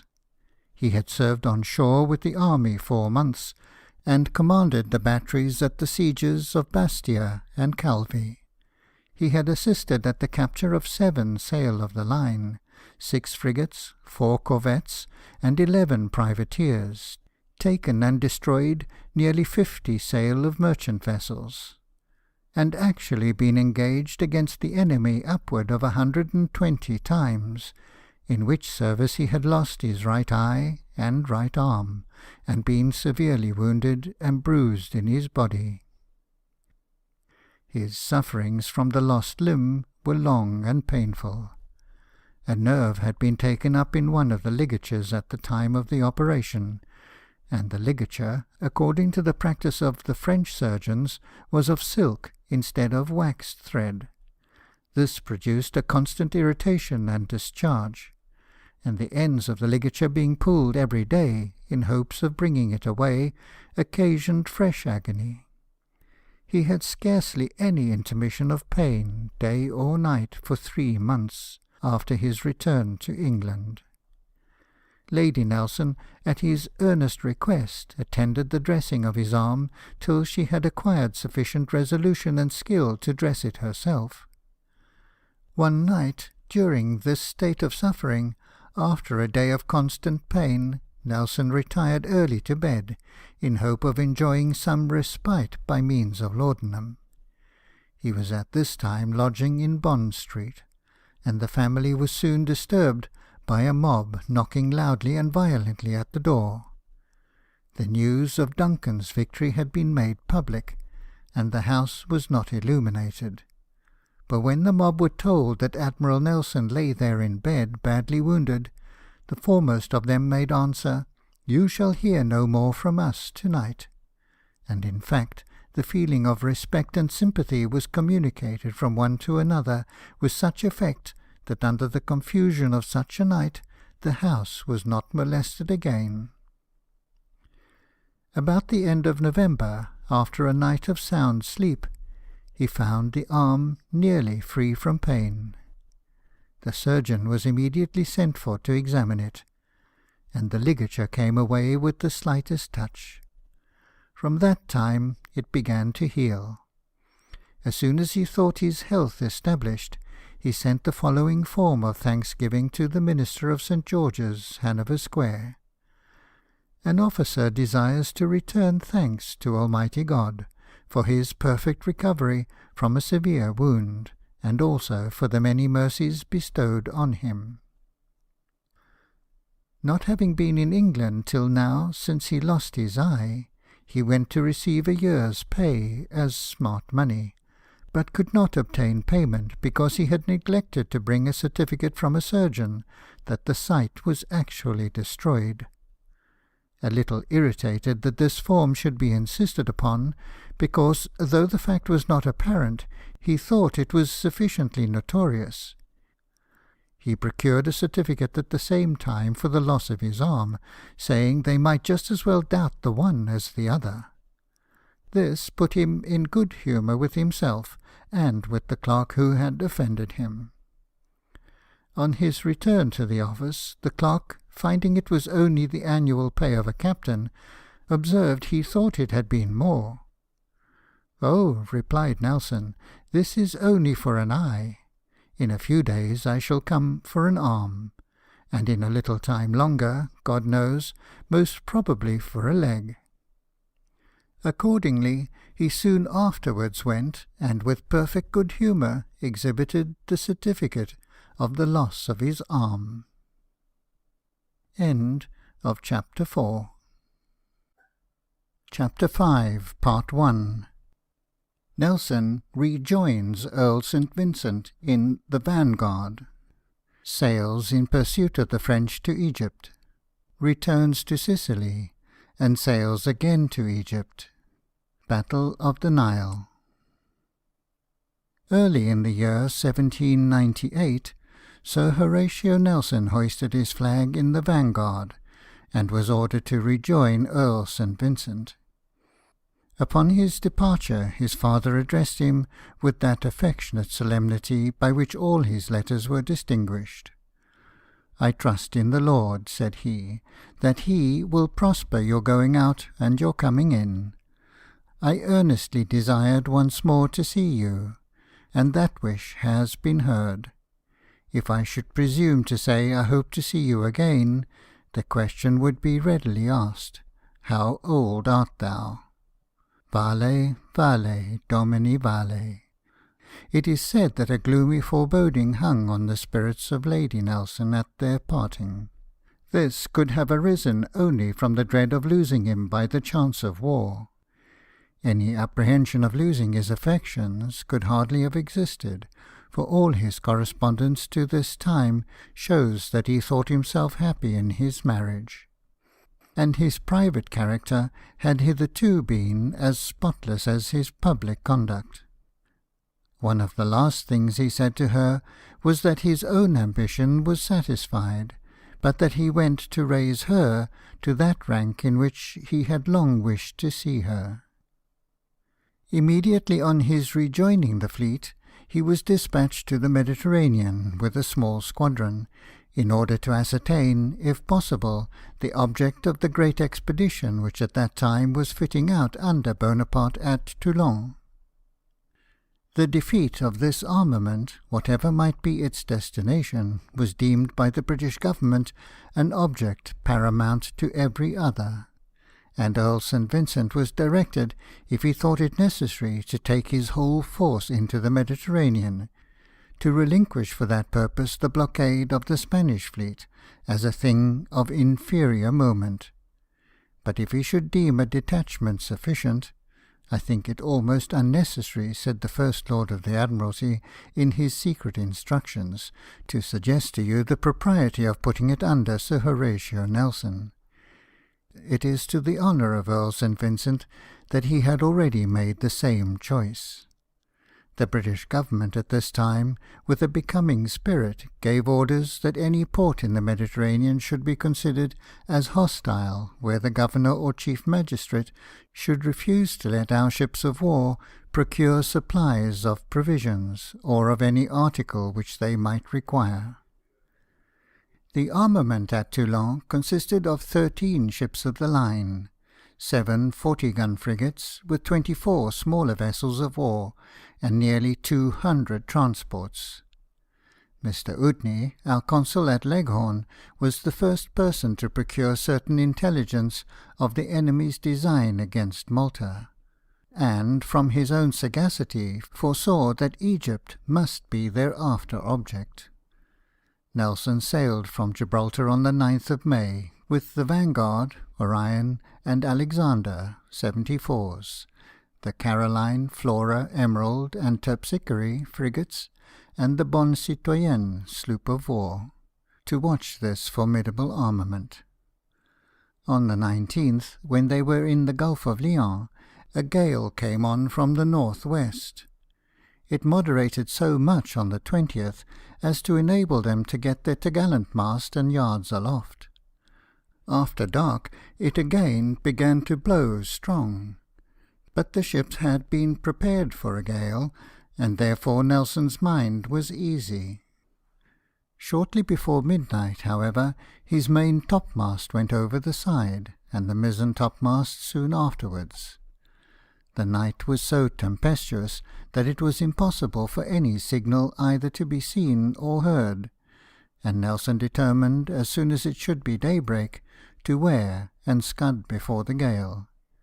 But at 3:30 the foremast went in 3 pieces, and the bowsprit was found to be sprung in 3 places.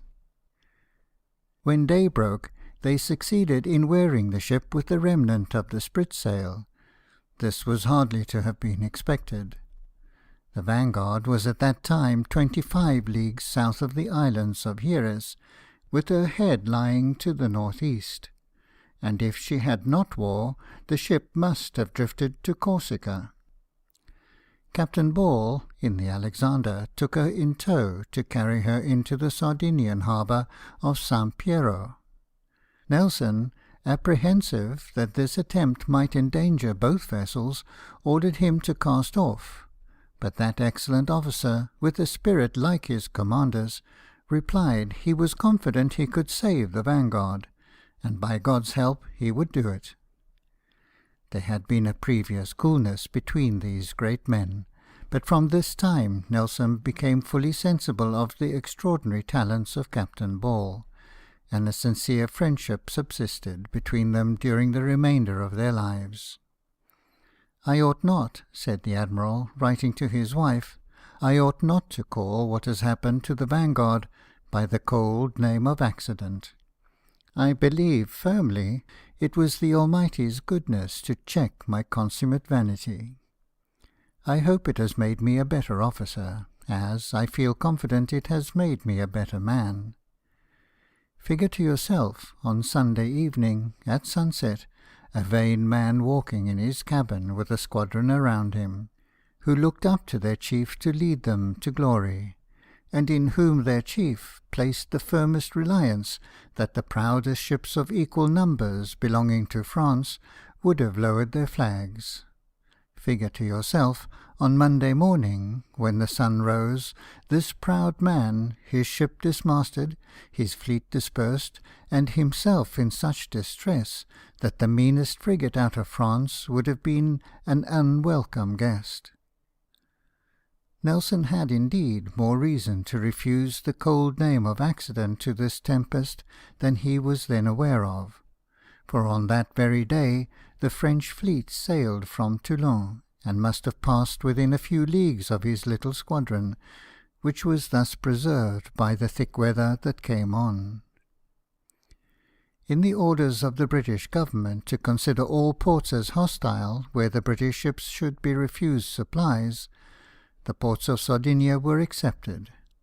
The continental possessions of the King of Sardinia were at this time completely at the mercy of the French, and that prince was now discovering, when too late, that the terms to which he had consented, for the purpose of escaping immediate danger, necessarily involved, at last, the loss of dominions which they were intended to preserve. The citadel of Turin is now occupied by French troops, and his wretched court feared to affront the common rights of humanity to British ships, lest it should give the French occasion to seize on the remainder of his dominions, a measure for which it was certain they would soon make a pretext, if they did not find one. Nelson was informed that he could not be permitted to enter the port of St. Pietro. Regardless of this interdict, which under his circumstances it would have been an act of suicidal folly to have regarded, he anchored in the harbour, and by the exertions of Sir James Saumarez, Captain Ball, and Captain Berry, the Vanguard was refitted in 4 days. Months would have been employed in refitting her in England. Nelson, with that proper sense of merit wherever it was found, which proved at once the goodness and the greatness of his character, especially recommended to Earl St. Vincent, the carpenter of the Alexander, under whose directions the ship had been repaired, stating that he was an old and faithful servant of the Crown, who had been nearly 30 years a warrant carpenter, and begging most earnestly that the Commander-in-Chief would recommend him to the particular notice of the Board of Admiralty. He did not leave the harbour without expressing his sense of the treatment which he had received there, in a letter to the Viceroy of Sardinia. "Sir," it said, "having by a gale of wind sustained some trifling damages, I anchored a small part of His Majesty's fleet under my orders off this island, and was surprised to hear, by an officer sent by the Governor, that admittance was to be refused to the flag of His Britannic Majesty into this port. When I reflect that my most gracious sovereign is the oldest, I believe, and certainly the most faithful ally which the King of Sardinia ever had, I could feel the sorrow which it must have been to His Majesty to have given such an order, and also for your Excellency, who had to direct its execution. I cannot but look at the African shore, where the followers of Mahomet are performing the part of the Good Samaritan, which I look for in vain at St. Peter's, where, it is said, the Christian religion is professed." The delay which was thus occasioned was useful to him in many respects. It enabled him to complete his supply of water, and to receive a reinforcement, which Earl St. Vincent, being himself reinforced from England, was enabled to send him. It consisted of the best ships of his fleet: the Culloden, 74, Captain T. Trowbridge; Goliath, 74, Captain T. Foley; Minotaur, 74, Captain T. Lewis; Defence, 74, Captain John Peyton; Bellerophon, 74, Captain H. D. E. Darby; Majestic, 74, Captain G. B. Westcott; Zealous, 74, Captain S. Hood; Swiftsure, 74, Captain B. Hallowell; Theseus, 74, Captain R. W. Miller; Audacious, 74, Captain Davidge Gould. The Leander, 50, Captain T. B. Thompson, was afterwards added. These ships were made ready for the service as soon as Earl St. Vincent received advice from England that he was to be reinforced. As soon as the reinforcement was seen from the masthead of the Admiral's ship off Cadiz Bay, signal was immediately made to Captain Trowbridge to put to sea, and he was out of sight before the ships from home cast anchor in the British station. Trowbridge took with him no instructions to Nelson as to the course he was to steer, nor any certain account of the enemy's destination. Everything was left to his own judgment. Unfortunately, the frigates had been separated from him in the tempest, and had not been able to rejoin. They sought him unsuccessfully in the Bay of Naples, where they obtained no tidings of his course, and he sailed without them. The first news of the enemy's armament was that it had surprised Malta. Nelson formed a plan for attacking it while at anchor at Gozo, but on the 22nd of June intelligence reached him that the French had left that island on the 16th, the day after their arrival. It was clear that their destination was eastward. He thought for Egypt, and for Egypt, therefore, he made all sail. Had the frigates been with him, he could scarcely have failed to gain information of the enemy. For want of them, he only spoke 3 vessels on the way. 2 came from Alexandria, 1 from the archipelago, and neither of them had seen anything of the French. He arrived off Alexandria on the 28th, and the enemy were not there, neither was there any account of them. But the governor was endeavouring to put the city in a state of defence, having received advice from Leghorn that the French expedition was intended against Egypt, after it had taken Malta. Nelson then shaped his course to the northward for Caramania, and steered from thence along the southern side of Candia, carrying a press of sail both night and day, with a contrary wind. It would have been his delight, he said, to have tried Bonaparte on a wind.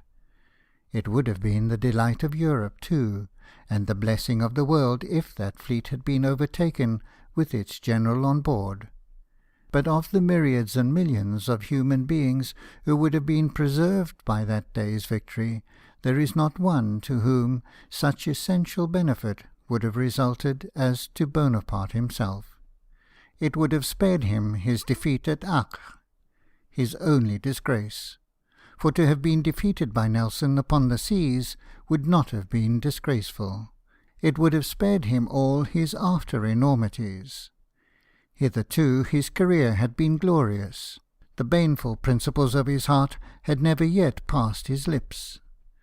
History would have represented him as a soldier of fortune who had faithfully served the cause in which he engaged, and whose career had been distinguished by a series of successes unexampled in modern times.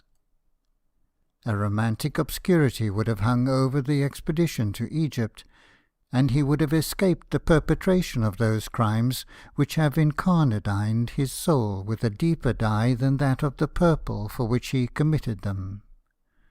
Those acts of perfidy, midnight murder, usurpation, and remorseless tyranny, which have consigned his name to universal execration, now and forever. Conceiving that when an officer is not successful in his plans, it is absolutely necessary that he should explain the motives upon which they were founded, Nelson wrote at this time an account and vindication of his conduct for having carried the fleet to Egypt. The objection which he anticipated was that he ought not to have made so long a voyage without more certain information. "My answer," said he, "is ready. Who was I to get it from? The government of Naples and Sicily either knew not or chose to keep me in ignorance. Was I to wait patiently till I heard certain accounts? If Egypt were their object, before I could hear of them, they would have been in India. To do nothing was disgraceful. Therefore I made use of my understanding. I am before your lordship's judgment, and if, under all circumstances, it is decided that I am wrong, I ought, for the sake of our country, to be superseded. For at this moment, when I know the French are not in Alexandria, I hold the same opinion as off Cape Passaro, that, under all circumstances, I was right in steering for Alexandria, and by that opinion I must stand or fall."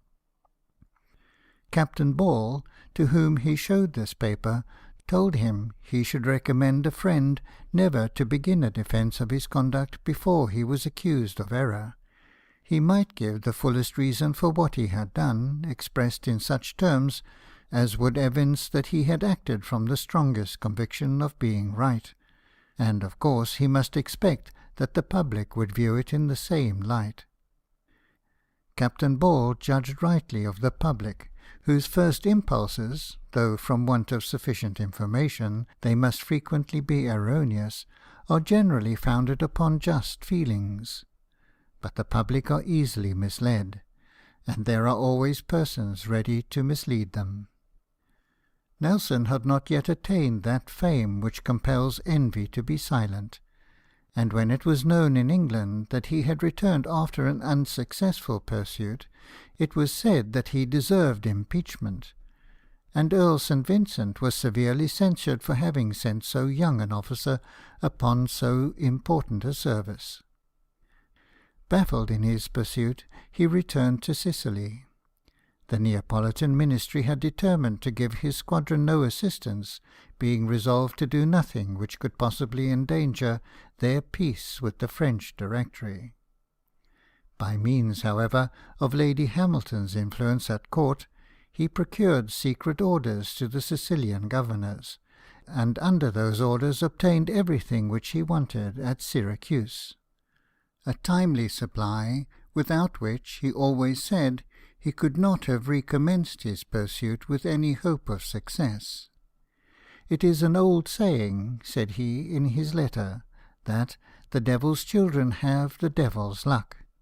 I cannot to this moment learn beyond vague conjecture where the French fleet are gone to, and having gone a round of 600 leagues at this season of the year with an expedition incredible, here I am, as ignorant of the situation of the enemy as I was 27 days ago.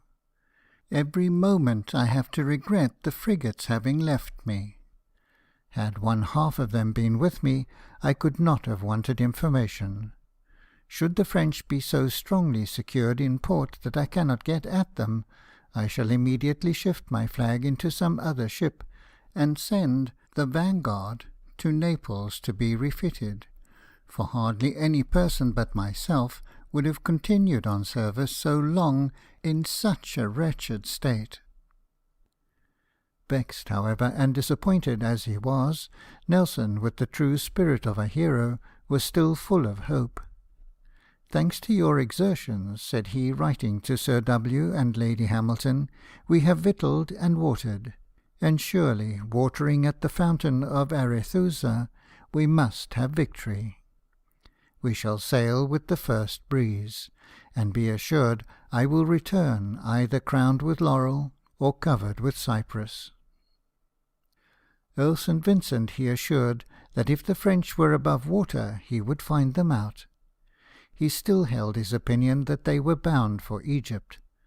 "But," said he to the First Lord of the Admiralty, "be they bound to the Antipodes, your lordship may rely that I will not lose a moment in bringing them to action." On the 25th of July he sailed from Syracuse for the Morea. Anxious beyond measure, and irritated that the enemy should so long have eluded him, the tediousness of the nights made him impatient, and the officer of the watch was repeatedly called on to let him know the hour, and convince him, who measured time by his own eagerness, that it was not yet daybreak. The squadron made the Gulf of Coron on the 28th. Trowbridge entered the port, and returned with intelligence that the French had been seen about 4 weeks before steering to the south-east from Candia. Nelson then determined immediately to return to Alexandria, and the British fleet accordingly, with every sail set, stood once more for the coast of Egypt. On the 1st of August they came in sight of Alexandria, and at 4 in the afternoon Captain Hood in the Zealous made the signal for the French fleet. For many preceding days Nelson had hardly taken either sleep or food. He now ordered his dinner to be served, while preparations were making for battle. And when his officers rose from table and went to their separate stations, he said to them, Before this time tomorrow I shall have gained a peerage or Westminster Abbey." The French, steering direct for Candia, had made an angular passage for Alexandria, whereas Nelson, in pursuit of them, made straight for that place, and thus materially shortened the distance. The comparative smallness of his force made it necessary to sail in close order, and it covered a less space than it would have done if the frigates had been with him. The weather also was constantly hazy. These circumstances prevented the English from falling in with the enemy on the way to Egypt, and during the return to Syracuse there was still less probability of discovering them. Why Bonaparte, having effected his landing, should not have suffered the fleet to return has never yet been explained. Thus much is certain, that it was detained by his command, though, with his accustomed falsehood, he accused Admiral Brueys, after that officer's death, of having lingered on the coast contrary to orders.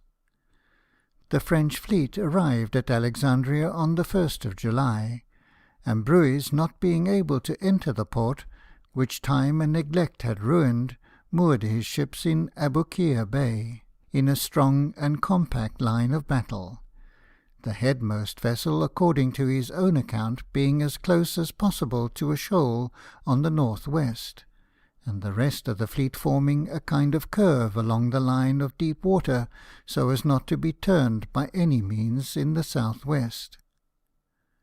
By Bonaparte's desire, he had offered a reward of 10,000 livres to any pilot of the country who would carry the squadron in, but none could be found who would venture to take charge of a single vessel drawing more than 20 feet.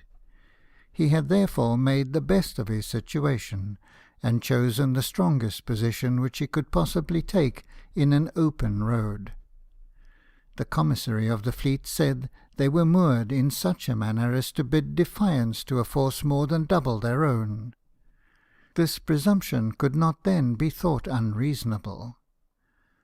Admiral Barrington, when moored in a similar manner off St. Lucia in the year 1778, beat off the Comte d'Estaing in 3 several attacks, though his force was inferior by almost 1/3 to that which assailed it.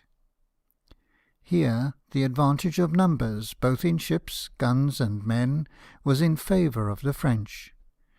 They had 13 ships of the line and 4 frigates, carrying 1,196 guns and 11,230 men.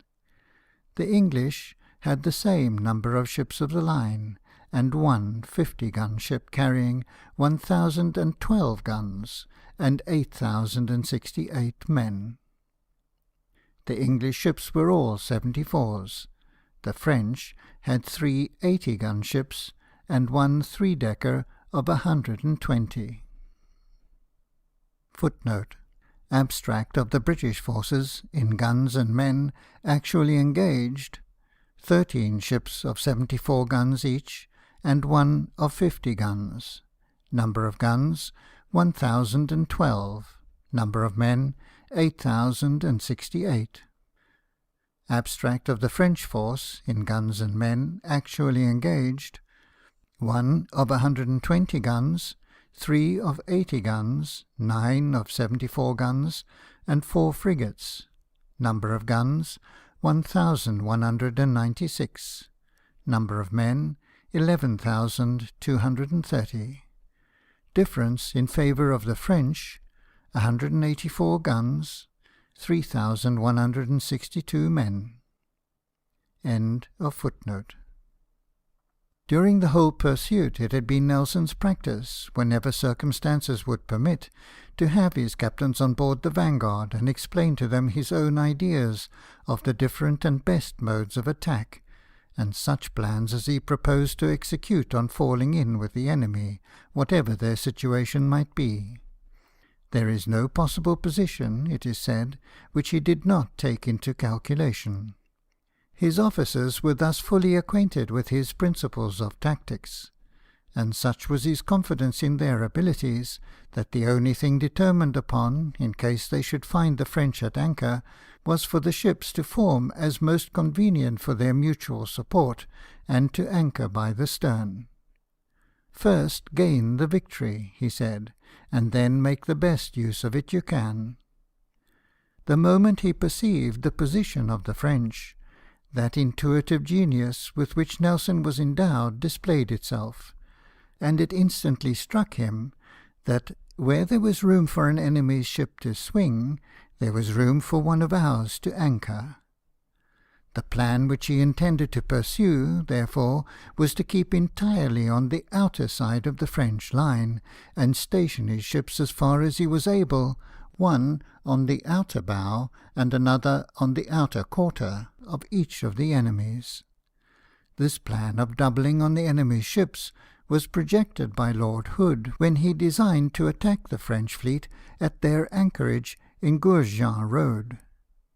Lord Hood found it impossible to make the attempt, but the thought was not lost upon Nelson, who acknowledged himself on this occasion indebted for it to his old and excellent commander.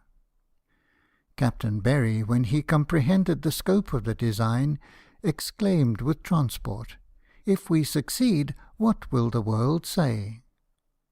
"There is no if in the case," replied the Admiral. "That we shall succeed is certain. Who may live to tell the story is a very different question." End of Chapter 5, Part 1. Chapter 5, Part 2. As the squadron advanced, the enemy opened a steady fire from the starboard side of their whole line, full into the bows of our van ships. It was received in silence. The men on board of every ship were employed aloft in furling sails, and below in tending the braces and making ready for anchoring. A miserable sight for the French, who with all their skill and all their courage and all their advantages of numbers and situation were upon that element on which, when the hour of trial comes, a Frenchman has no hope. Admiral Bruyères was a brave and able man, yet the indelible character of his country broke out in one of his letters, wherein he delivered it as his private opinion that the English had missed him because, not being superior in force, they did not think it prudent to try their strength with him. The moment was now come in which he was to be undeceived. A French brig was instructed to decoy the English by manoeuvring so as to tempt them towards a shoal lying off the island of Bequieres. But Nelson either knew the danger or suspected some deceit, and the lure was unsuccessful. Captain Foley led the way in the Goliath, outsailing the Zealous, which for some minutes disputed this post of honour with him. He had long conceived that if the enemy were moored in line of battle in with the land, the best plan of attack would be to lead between them and the shore, because the French guns on that side were not likely to be manned, nor even ready for action. Intending, therefore, to fix himself on the inner bow of the Guerrière, he kept as near the edge of the bank as the depth of water would admit. But his anchor hung, and having opened his fire, he drifted to the second ship, the Conquérant, before it was clear, then anchored by the stern inside of her, and in 10 minutes shot away her masts. Hood, in the Zealous, perceiving this, took the station which the Goliath intended to have occupied, and he totally disabled the Guerrière in 12 minutes. The third ship, which doubled the enemy's van, was the Orion, Sir J. Saumarez. She passed to windward of the Zealous, and opened her larboard guns as long as they bore on the Guerrière, then, passing inside the Goliath, sunk a frigate which annoyed her, hauled round towards the French line, and anchoring inside between the 5th and 6th ships from the Guerrière, took her station on the larboard bow of the Franklin and the quarter of the Peuple Souverain, receiving and returning the fire of both. The sun was now nearly down. The Audacious, Captain Gould, pouring a heavy fire into the Guerrier and the Conquérant, fixed herself on the larboard bow of the latter, and when that ship struck, passed on to the Peuple Souverain.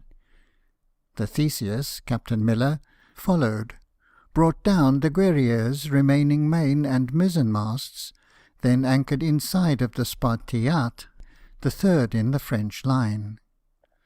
While these advanced ships doubled the French line, the Vanguard was the first that anchored on the outer side of the enemy, within half a pistol shot of their third ship, the Spartiate.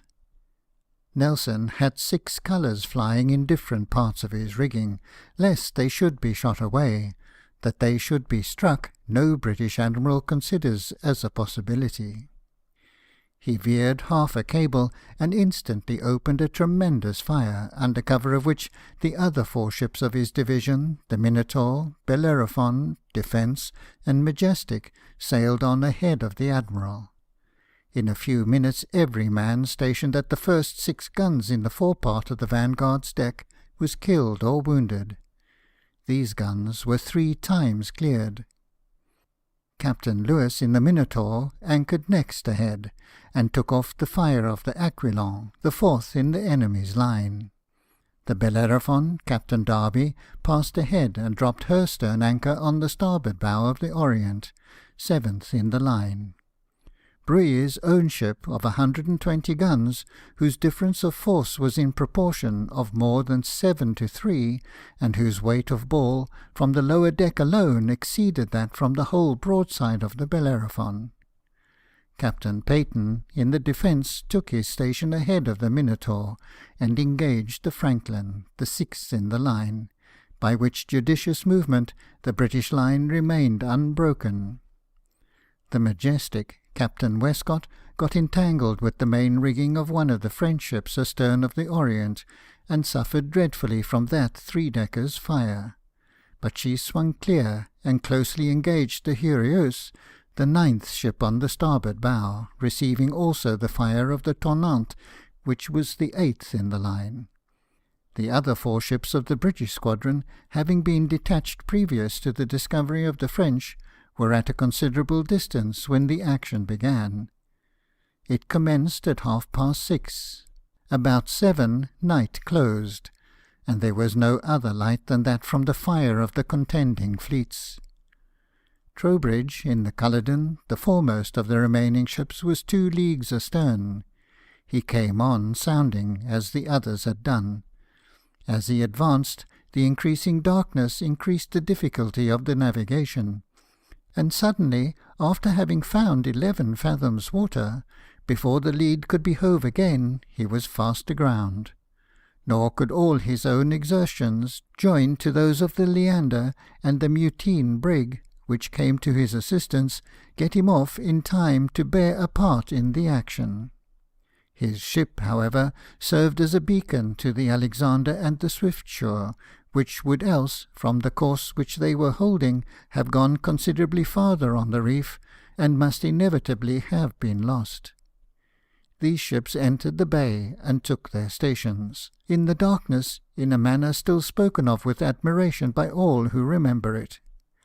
Captain Hallowell, in the Swiftsure, as he was bearing down, fell in with what seemed to be a strange sail.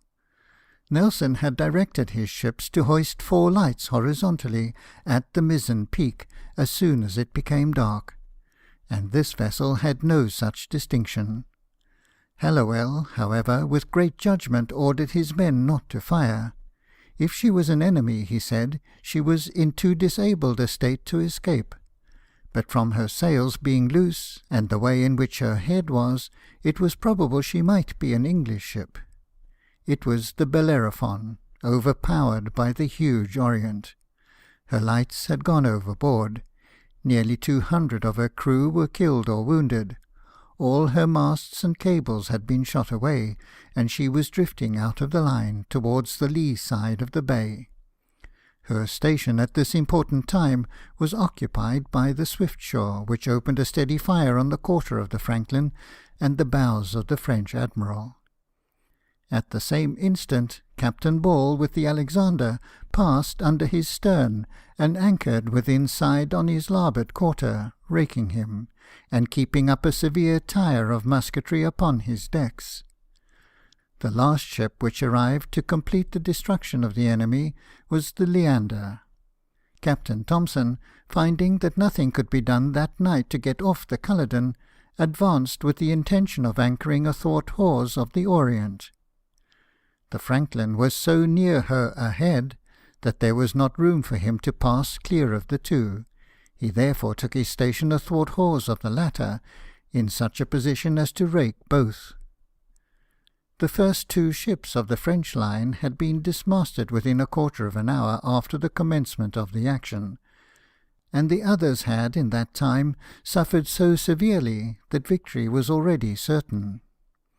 The third, fourth, and fifth were taken possession of at 8:30. Meantime, Nelson received a severe wound on the head from a piece of Langridge shot. Captain Berry caught him in his arms as he was falling. The great effusion of blood occasioned an apprehension that the wound was mortal. Nelson himself thought so. A large flap of the skin of the forehead, cut from the bone, had fallen over one eye, and the other being blind, he was in total darkness.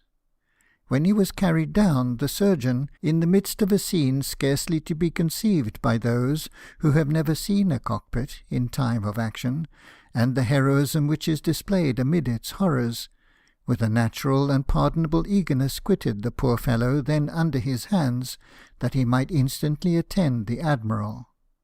"No," said Nelson, "I will take my turn with my brave fellows."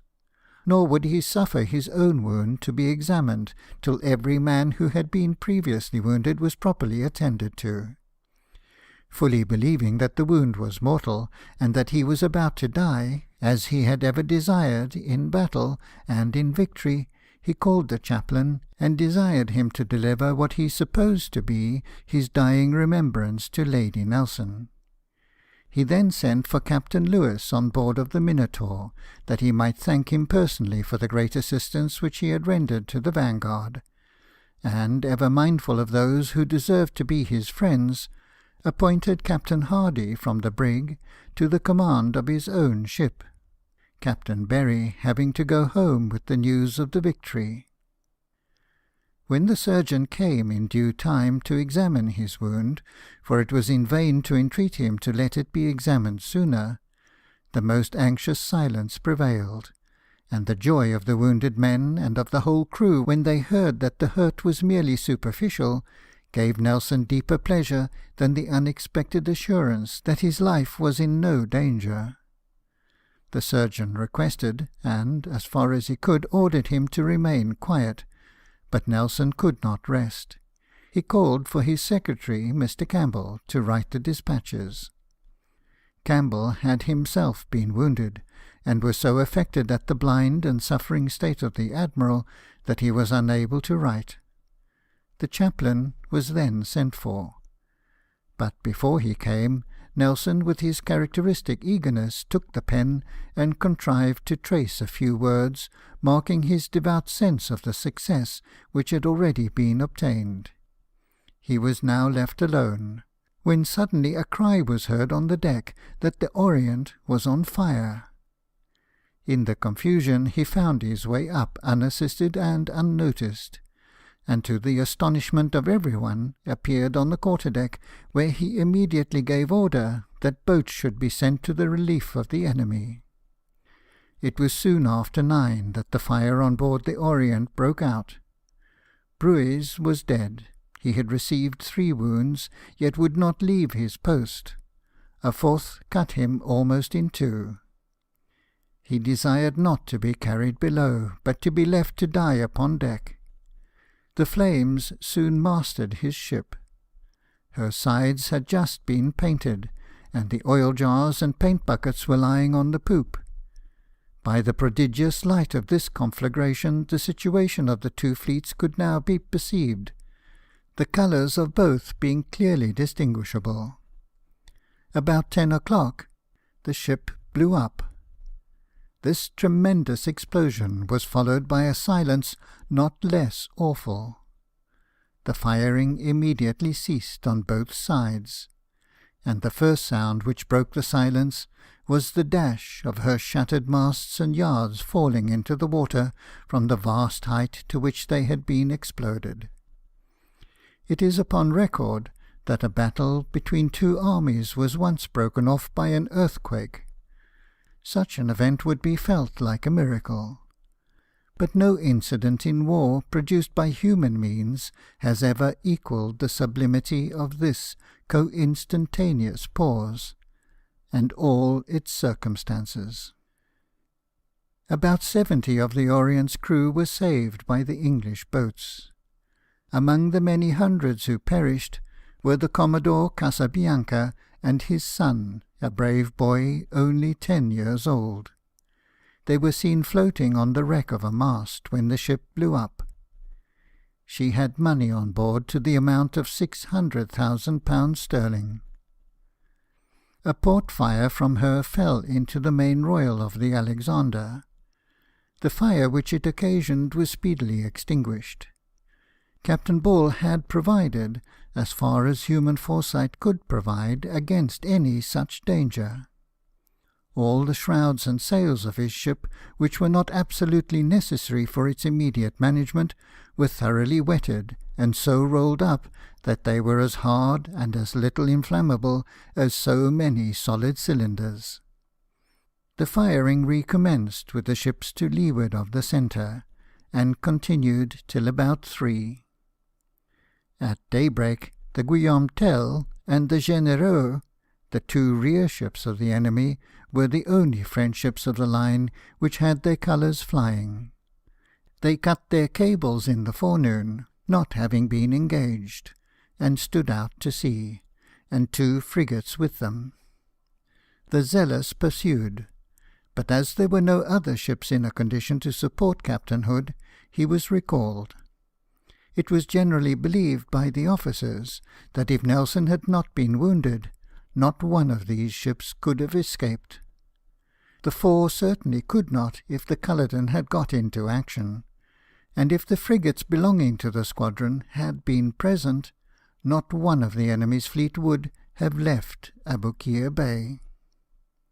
These 4 vessels, however, were all that escaped, and the victory was the most complete and glorious in the annals of naval history. Victory, said Nelson, is not a name strong enough for such a scene. He called it a conquest. Of 13 sail of the line, 9 were taken and 2 burnt. Of the 4 frigates, 1 burnt, another sunk. The British loss in killed and wounded amounted to 895. Westcott was the only captain who fell. 3,105 of the French, including the wounded, were sent on shore by Cartel, and 5,225 perished. As soon as the conquest was completed, Nelson sent orders through the fleet to return thanksgiving in every ship for the victory with which Almighty God had blessed His Majesty's arms. The French at Rosetta, who with miserable fear beheld the engagement, were at a loss to understand the stillness of the fleet during the performance of this solemn duty. But it seemed to affect many of the prisoners, officers as well as men. And graceless and godless as the officers were, some of them remarked that it was no wonder such order was preserved in the British Navy, when the minds of our men could be impressed with such sentiments after so great a victory, and at a moment of such confusion. The French at Rosetta, seeing their 4 ships sail out of the bay unmolested, endeavoured to persuade themselves that they were in possession of the place of battle. But it was in vain thus to attempt, against their own secret and certain conviction, to deceive themselves. And even if they could have succeeded in this, the bonfires which the Arabs kindled along the whole coast and over the country for 3 following nights would soon have undeceived them. Thousands of Arabs and Egyptians lined the shore and covered the housetops during the action, rejoicing in the destruction which had overtaken their invaders. Long after the battle, innumerable bodies were seen floating about the bay, in spite of all the exertions which were made to sink them, as well from fear of pestilence as from the loathing and horror which the sight occasioned. The shore, for an extent of 4 leagues, was covered with wreck, and the Arabs found employment for many days in burning on the beach the fragments which were cast up for the sake of the iron. Part of the Orient's mainmast was picked up by the Swiftsure. Captain Hallowell ordered his carpenter to make a coffin of it. The iron, as well as wood, was taken from the wreck of the same ship. It was finished as well and handsomely as the workman's skill and materials would permit, and Hallowell then sent it to the Admiral with the following letter: "Sir, I have taken the liberty of presenting you a coffin made from the mainmast of l'Orient, that, when you have finished your military career in this world, you may be buried in one of your trophies. But that period may be far distant is the earnest wish of your sincere friend, Benjamin Hallowell." An offering so strange and yet so suited to the occasion was received by Nelson in the spirit with which it was sent. As if he felt it good for him, now that he was at the summit of his wishes, to have death before his eyes, he ordered the coffin to be placed upright in his cabin. Such a piece of furniture, however, was more suitable to his own feelings than to those of his guests and attendants, and an old favourite servant entreated him so earnestly to let it be removed that at length he consented to have the coffin carried below. But he gave strict orders that it should be safely stowed, and reserved for the purpose for which its brave and worthy donor had designed it. The victory was complete, but Nelson could not pursue it as he would have done, for want of means. Had he been provided with small craft, nothing could have prevented the destruction of the storeships and transports in the port of Alexandria. 4 bomb vessels would at that time have burnt the whole in a few hours. "Were I to die this moment," said he in his dispatches to the Admiralty, "want of frigates would be found stamped on my heart. No words of mine can express what I have suffered, and am suffering for want of them." He had also to bear up against great bodily suffering. The blow had so shaken his head that from its constant and violent aching, and the perpetual sickness which accompanied the pain, he could scarcely persuade himself that the skull was not fractured. Had it not been for Trowbridge, Ball, Hood, and Hallowell, he declared that he should have sunk under the fatigue of refitting the squadron. All, he said, had done well, but these officers were his supporters. But amidst his suffering and exertions, Nelson could yet think of all the consequences of his victory, and that no advantage from it might be lost, he dispatched an officer overland to India, with letters to the governor of Bombay, informing him of the arrival of the French in Egypt, the total destruction of their fleet, and the consequent preservation of India from any attempt against it on the part of this formidable armament. He knew that Bombay, he said, was their first object, if they could get there, but he trusted that Almighty God would overthrow in Egypt these pests of the human race. Bonaparte had never yet had to contend with an English officer, and he would endeavour to make him respect us. This despatch he sent upon his own responsibility, with letters of credit upon the East India Company, addressed to the British consuls, vice-consuls, and merchants on his route, Nelson saying that if he had done wrong, he hoped the bills would be paid, and he would repay the company, for as an Englishman he should be proud that it had been in his power to put our settlements on their guard. The information which by this means reached India was of great importance. Orders had just been received for defensive preparations upon a scale proportionate to the apprehended danger, and the extraordinary expenses which would otherwise have been incurred were thus prevented. Nelson was now at the summit of glory. Congratulations, rewards, and honours were showered upon him by all the states and princes and powers to whom his victory gave a respite. The first communication of this nature which he received was from the Turkish Sultan, who, as soon as the invasion of Egypt was known, had called upon all true believers to take arms against those swinish infidels, the French, that they might deliver these blessed habitations from their accursed hands, and who had ordered his pashas to turn night into day in their efforts to take vengeance. The present of His Imperial Majesty, the powerful, formidable, and most magnificent Grand Seigneur, was a pelisse of sables with broad sleeves, valued at $5,000, and a diamond aigrette valued at 18,000, the most honourable badge among the Turks, and in this instance more especially honourable because it was taken from one of the royal turbans. "If it were worth $1 million," said Nelson to his wife, "my pleasure would be to see it in your possession." The Sultan also sent, in a spirit worthy of imitation, a purse of 2,000 sequins, to be distributed among the wounded.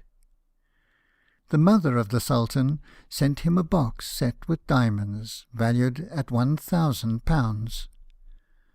The Tsar Paul, in whom the better part of his strangely compounded nature at this time predominated, presented him with his portrait set in diamonds, in a gold box, accompanied with a letter of congratulation written by his own hand. The King of Sardinia also wrote to him, and sent a gold box set with diamonds. Honours in profusion were awaiting him at Naples. In his own country the King granted these honourable augmentations to his armorial ensign: a chief undulated argent, thereon waves of the sea, from which a palm tree issuant, between a disabled ship on the dexter and a ruinous battery on the sinister, all proper; and for his crest, on a naval crown, or the chelenk or plume presented to him by the Turk, with the motto "Palmam qui meruit ferat," and to his supporters, being a sailor on the dexter and a lion on the sinister, were given these honourable augmentations: a palm branch in the sailor's hand, and another in the paw of the lion, both proper, with a tricoloured flag and staff in the lion's mouth. It has been erroneously said that the motto was selected by the King. It was fixed on by Lord Grenville, and taken from an ode of Jortin's. The application was singularly fortunate, and the ode itself breathes a spirit in which no man ever more truly sympathized than Nelson. Concurrent paribus, cum ratibus rates, spectent numina ponti, et palmam qui meruit ferat. He was created Baron Nelson of the Nile and of Burnham Thorpe, with a pension of £2,000 for his own life and those of his two immediate successors. When the grant was moved in the House of Commons, General Walpole expressed an opinion that a higher degree of rank ought to be conferred. Mr. Pitt made answer that he thought it needless to enter into that question. Admiral Nelson's fame, he said, would be co-equal with the British name, and it would be remembered that he had obtained the greatest naval victory on record, when no man would think of asking whether he had been created a baron, a viscount, or an earl. It was strange that, in the very act of conferring a title, the minister should have excused himself for not having conferred a higher one, by representing all titles on such an occasion as nugatory and superfluous. True, indeed, whatever title had been bestowed, whether Viscount, Earl, Marquis, Duke, or Prince, if our laws had so permitted, he who received it would have been Nelson still. That name he had ennobled beyond all addition of nobility. It was the name by which England loved him, France feared him, Italy, Egypt, and Turkey celebrated him, and by which he will continue to be known while the present kingdoms and languages of the world endure, and as long as their history after them shall be held in remembrance. It depended upon the degree of rank what should be the fashion of his coronet, in what page of the Red Book his name was to be inserted, and what precedency should be allowed his lady in the drawing-room and at the ball. That Nelson's honours were affected thus far, and no farther, might be conceded to Mr. Pitt and his colleagues in administration, but the degree of rank which they thought proper to allot was the measure of their gratitude, though not of his services. This Nelson felt, and this he expressed with indignation among his friends. Mr. Windham must be excepted from this well-deserved censure. He, whose fate it seems to have been almost always to think and feel more generously than those with whom he acted, declared when he contended against his own party for Lord Wellington's peerage, that he always thought Lord Nelson had been inadequately rewarded. The case was the more flagrant because an earldom had so lately been granted for the Battle of St. Vincent, an action which could never be compared with the Battle of the Nile, if the very different manner in which it was rewarded did not necessarily force a comparison, especially when the part which Nelson bore in it was considered. Lords Duncan and St. Vincent had each a pension of £1,000 from the Irish government. This was not granted to Nelson in consequence of the Union, though surely it would be more becoming to increase the British grant than to save £1,000 a year by the Union in such cases. Whatever may have been the motives of the Ministry, and whatever the formalities with which they excused their conduct to themselves, the importance and magnitude of the victory were universally acknowledged. A grant of £10,000 was voted to Nelson by the East India Company. The Turkish Company presented him with a piece of plate. The City of London presented a sword to him and to each of his captains. Gold medals were distributed to the captains, and the first lieutenants of all the ships were promoted, as had been done after Lord Howe's victory. Nelson was exceedingly anxious that the captain and first lieutenant of the Culloden should not be passed over because of their misfortune. To Trowbridge himself he said, "Let us rejoice that the ship which got on shore was commanded by an officer whose character is so thoroughly established." To the Admiralty he stated that Captain Trowbridge's conduct was as fully entitled to praise as that of any one officer in the squadron, and as highly deserving of reward. "It was Trowbridge," said he, "who equipped the squadron so soon at Syracuse. It was Trowbridge who exerted himself for me after the action. It was Trowbridge who saved the Culloden, when none that I know in the service would have attempted it." The gold medal, therefore, by the King's express desire, was given to Captain Trowbridge for his services both before and since, and for the great and wonderful exertions which he made at the time of the action in saving and getting off his ship. The private letter from the Admiralty to Nelson informed him that the first lieutenants of all the ships engaged were to be promoted. Nelson instantly wrote to the Commander-in-Chief. "I sincerely hope," said he, "this is not intended to exclude the first lieutenant of the Culloden. For heaven's sake, for my sake, if it be so, get it altered. Our dear friend Trowbridge has endured enough. His sufferings were, in every respect, more than any of us." To the Admiralty he wrote in terms equally warm. "I hope and believe the word engaged is not intended to exclude the Culloden.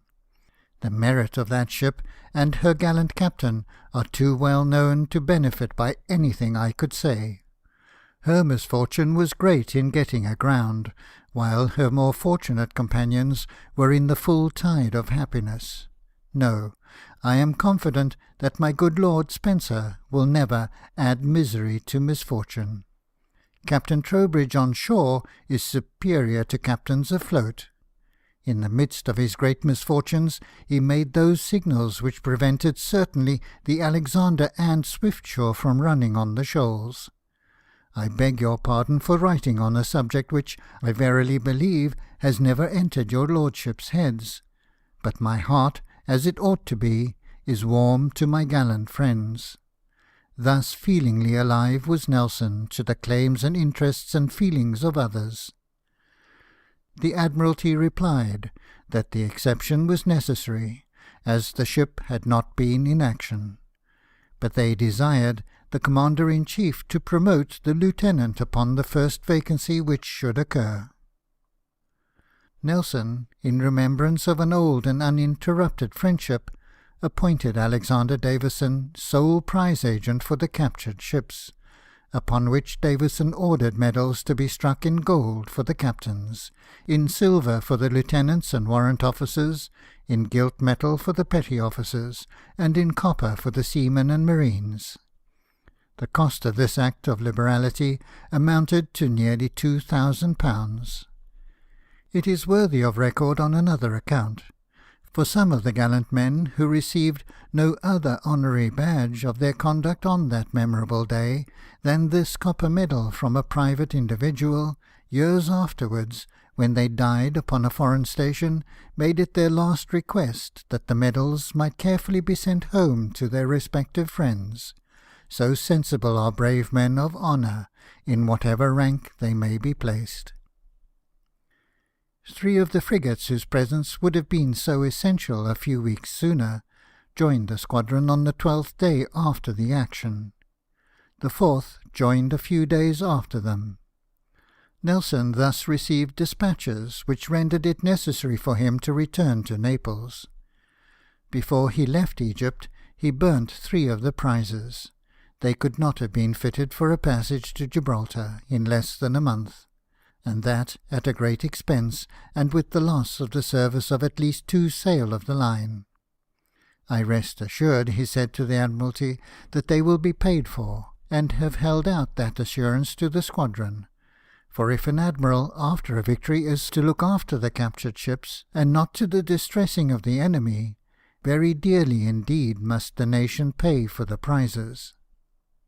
I trust that £60,000 will be deemed a very moderate sum for them, and when the services, time, and men, with the expense of fitting the 3 ships for a voyage to England, are considered, Government will save nearly as much as they are valued at. Paying for prizes, he continued, is no new idea of mine, and would often prove an amazing saving to the state, even without taking into calculation what the nation loses by the attention of admirals to the property of the captors, an attention absolutely necessary as a recompense for the exertions of the officers and men. An admiral may be amply rewarded by his own feelings and by the approbation of his superiors, but what reward have the inferior officers and men but the value of the prizes? If an admiral takes that from them, on any consideration, he cannot expect to be well supported. To Earl St. Vincent he said, if he could have been sure that Government would have paid a reasonable value for them, he would have ordered 2 of the other prizes to be burnt, for they would cost more in refitting, and by the loss of ships attending them, than they were worth. Having sent the 6 remaining prizes forward under Sir James Saumarez, Nelson left Captain Hood in the Zealous off Alexandria, with the Swiftsure, Goliath, Alcmene, Zealous, and Emerald, and stood out to sea himself on the 17th day after the battle. End of Chapter 5. Chapter 6, Part 1. Nelson returns to Naples. State of that court and kingdom. General Mack. The French approach Naples. Flight of the royal family. Successes of the Allies in Italy. Transactions in the Bay of Naples. Expulsion of the French from the Neapolitan and Roman states. Nelson is made Duke of Bronte. He leaves the Mediterranean and returns to England. Nelson's health had suffered greatly while he was in the Agamemnon. "My complaint," he said, "is as if a girth were buckled taut over my breast, and my endeavour in the night is to get it loose." After the Battle of Cape St. Vincent, he felt a little rest to be so essential to his recovery that he declared he could not continue to serve longer than the ensuing summer, unless it should be absolutely necessary. For, in his own strong language, he had then been 4 years and 9 months without one moment's repose for body or mind. A few months' intermission of labour he had obtained, not of rest, for it was purchased with the loss of a limb, and the greater part of the time had been a season of constant pain. As soon as his shattered frame had sufficiently recovered for him to resume his duties, he was called to services of greater importance than any on which he had hitherto been employed, and they brought with them commensurate fatigue and care. The anxiety which he endured during his long pursuit of the enemy was rather changed in its direction than abated by their defeat, and this constant wakefulness of thought added to the effect of his wound, and exertions from which it was not possible for one of so ardent and wide-reaching a mind to spare himself, nearly proved fatal. On his way back to Italy he was seized with fever. For 18 hours his life was despaired of, and even when the disorder took a favourable turn, and he was so far recovered as again to appear on deck, he himself thought that his end was approaching. Such was the weakness to which the fever and cough had reduced him. Writing to Earl St. Vincent on the passage, he said to him, "I never expect, my dear lord, to see your face again. It may please God that this will be the finish to that fever of anxiety which I have endured from the middle of June. But be that as it pleases his goodness, I am resigned to his will." The kindest attentions of the warmest friendship were awaiting him at Naples. "Come here," said Sir William Hamilton, "for God's sake, my dear friend, as soon as the service will permit you. A pleasant apartment is ready for you in my house, and Emma is looking out for the softest pillows to repose the few wearied limbs you have left." Happy would it have been for Nelson if warm and careful friendship had been all that awaited him there. He himself saw at that time the character of the Neapolitan court, as it first struck an Englishman, in its true light. And when he was on the way he declared that he detested the voyage to Naples, and that nothing but necessity could have forced him to it. But never was any hero on his return from victory welcomed with more heartfelt joy. Before the Battle of Aboukir, the court of Naples had been trembling for its existence. The language which the Directory held towards it was well described by Sir William Hamilton as being exactly the language of a highwayman. The Neapolitans were told that Benevento might be added to their dominions, provided they would pay a large sum sufficient to satisfy the Directory, and they were warned that if the proposal were refused, or even if there were any delay in accepting it, the French would revolutionize all Italy.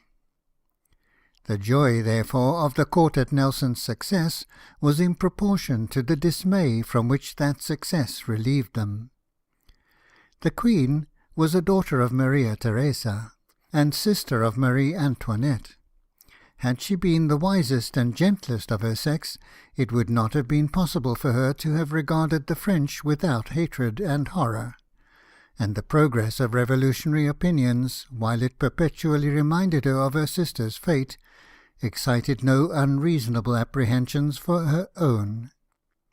Her feelings, naturally ardent and little accustomed to restraint, were excited to the highest pitch when the news of the victory arrived. Lady Hamilton, her constant friend and favourite, who was present, says, "It is not possible to describe her transports. She wept, she kissed her husband, her children, walked frantically about the room, burst into tears again, and again kissed and embraced every person near her, exclaiming, 'Oh, brave Nelson! Oh, God bless and protect our brave deliverer! Oh, Nelson, Nelson, what do we not owe you? Oh, conqueror, saviour of Italy! Oh, that my swollen heart could now tell him personally what we owe to him!'" She herself wrote to the Neapolitan ambassador at London upon the occasion, in terms which show the fulness of her joy and the height of the hopes which it had excited. "I wish I could give wings," said she, "to the bearer of the news, and at the same time to our most sincere gratitude. The whole of the sea coast of Italy is saved, and this is owing alone to the generous English. This battle, or, to speak more correctly, this total defeat of the regicide squadron, was obtained by the valour of this brave admiral, seconded by a navy which is the terror of its enemies. The victory is so complete that I can still scarcely believe it, and if it were not the brave English nation, which is accustomed to perform prodigies by sea, I could not persuade myself that it had happened. It would have moved you to have seen all my children, boys and girls, hanging on my neck and crying for joy at the happy news. Recommend the hero to his master. He has filled the whole of Italy with admiration of the English. Great hopes were entertained of some advantage being gained by his bravery, but no one could look for so total a destruction. All here are drunk with joy." Such being the feeling of the royal family, it may well be supposed with what delight and with what honours Nelson would be welcomed. Early on the 22nd of September, the poor wretched Vanguard, as he called his shattered vessel, appeared in sight of Naples. The Culloden and Alexander had preceded her by some days, and given notice of her approach. Many hundred boats and barges were ready to go forth and meet him, with music and streamers, and every demonstration of joy and triumph. Sir William and Lady Hamilton led the way in their state barge. They had seen Nelson only for a few days 4 years ago, but they then perceived in him that heroic spirit which was now so fully and gloriously manifested to the world.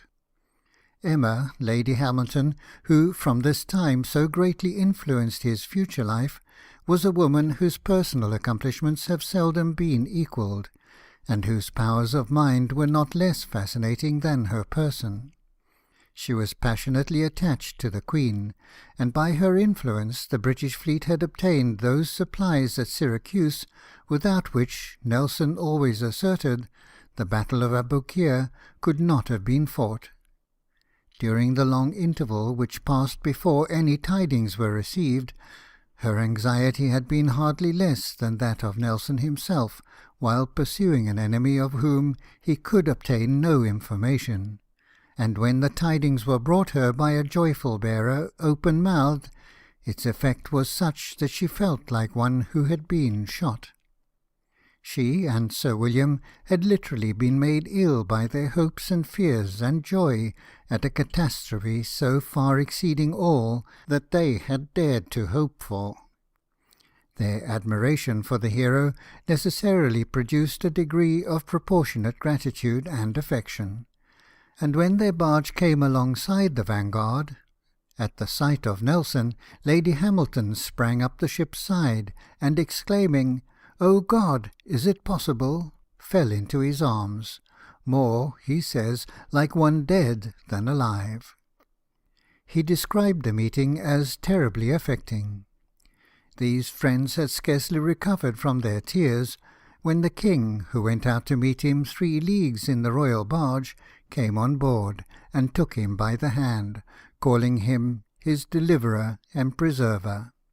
From all the boats around he was saluted with the same appellations. The multitude who surrounded him when he landed repeated the same enthusiastic cries, and the Lazzaroni displayed their joy by holding up birds in cages and giving them their liberty as he passed. His birthday, which occurred a week after his arrival, was celebrated with one of the most splendid fetes ever beheld at Naples. But notwithstanding the splendour with which he was encircled, and the flattering honours with which all ranks welcomed him, Nelson was fully sensible of the depravity as well as the weakness of those by whom he was surrounded. "What precious moments," said he, "the court of Naples and Vienna are losing. 3 months would liberate Italy, but this court is so enervated that the happy moment will be lost. I am very unwell, and their miserable conduct is not likely to cool my irritable temper. It is a country of fiddlers and poets, whores and scoundrels." This sense of their ruinous weakness he always retained, nor was he ever blinded to the mingled folly and treachery of the Neapolitan ministers, and the complication of iniquities under which the country groaned. But he, insensibly, under the influence of Lady Hamilton, formed an affection for the court, to whose misgovernment the miserable condition of the country was so greatly to be imputed. The state of Naples may be described in few words. The king was one of the Spanish Bourbons. As the Caesars have shown us to what wickedness the moral nature of princes may be perverted, so in this family the degradation to which their intellectual nature can be reduced has been not less conspicuously evinced. Ferdinand, like the rest of his race, was passionately fond of field sports, and cared for nothing else. His queen had all the vices of the House of Austria, with little to mitigate and nothing to ennoble them. Provided she could have her own pleasures, and the king his sports, they cared not in what manner the revenue was raised or administered. Of course, a system of favouritism existed at court, and the vilest and most impudent corruption prevailed in every department of state, and in every branch of administration, from the highest to the lowest. It is only the institutions of Christianity, and the vicinity of better regulated states, which prevent kingdoms, under such circumstances of misrule, from sinking into a barbarism like that of Turkey. A sense of better things was kept alive in some of the Neapolitans by literature, and by their intercourse with happier countries. These persons naturally looked to France at the commencement of the Revolution, and during all the horrors of that Revolution still cherished a hope that, by the aid of France, they might be enabled to establish a new order of things in Naples. They were grievously mistaken in supposing that the principles of liberty would ever be supported by France. But they were not mistaken in believing that no government could be worse than their own, and therefore they considered any change as desirable. In this opinion men of the most different characters agreed. Many of the nobles who were not in favour wished for a revolution, that they might obtain the ascendancy to which they thought themselves entitled. Men of desperate fortunes desired it, in the hope of enriching themselves. Knaves and intriguers sold themselves to the French to promote it. And a few enlightened men, the true lovers of their country, joined in the same cause from the purest and noblest motives. All these were confounded under the common name of Jacobins, and the Jacobins of the continental kingdoms were regarded by the English with more hatred than they deserved. They were classed with Philippe Égalité, Marat, and Herbert, whereas they deserved rather to be ranked, if not with Locke and Sidney and Russell, at least with Argyle and Monmouth, and those who, having the same object as the prime movers of our own revolution, failed in their premature but not unworthy attempt. No circumstances could be more unfavourable to the best interests of Europe than those which placed England in strict alliance with the superannuated and abominable governments of the Continent. The subjects of those governments who wished for freedom thus became enemies to England, and dupes and agents of France. They looked to their own grinding grievances, and did not see the danger with which the liberties of the world were threatened. England, on the other hand, saw the danger in its true magnitude, but was blind to these grievances, and found herself compelled to support systems which had formerly been equally the object of her abhorrence and her contempt. This was the state of Nelson's mind. He knew that there could be no peace for Europe till the pride of France was humbled and her strength broken, and he regarded all those who were the friends of France as traitors to the common cause, as well as to their own individual sovereigns. There are situations in which the most opposite and hostile parties may mean equally well, and yet act equally wrong. The court of Naples, unconscious of committing any crime by continuing the system of misrule to which they had succeeded, conceived that in maintaining things as they were maintaining their own rights, and preserving the people from such horrors as had been perpetrated in France. The Neapolitan revolutionists thought that without a total change of system any relief from the present evils was impossible, and they believed themselves justified in bringing about that change by any means. Both parties knew that it was the fixed intention of the French to revolutionize Naples. The revolutionists supposed that it was for the purpose of establishing a free government. The court and all disinterested persons were perfectly aware that the enemy had no other object than conquest and plunder. The Battle of the Nile shook the power of France. Her most successful general and her finest army were blocked up in Egypt, hopeless, as it appeared, of return, and the government was in the hands of men without talents, without character, and divided among themselves. Austria, whom Bonaparte had terrified into a peace at a time when constancy on her part would probably have led to his destruction, took advantage of the crisis to renew the war. Russia also was preparing to enter the field with unbroken forces, led by a general whose extraordinary military genius would have entitled him to a high and honourable rank in history, if it had not been sullied by all the ferocity of a barbarian.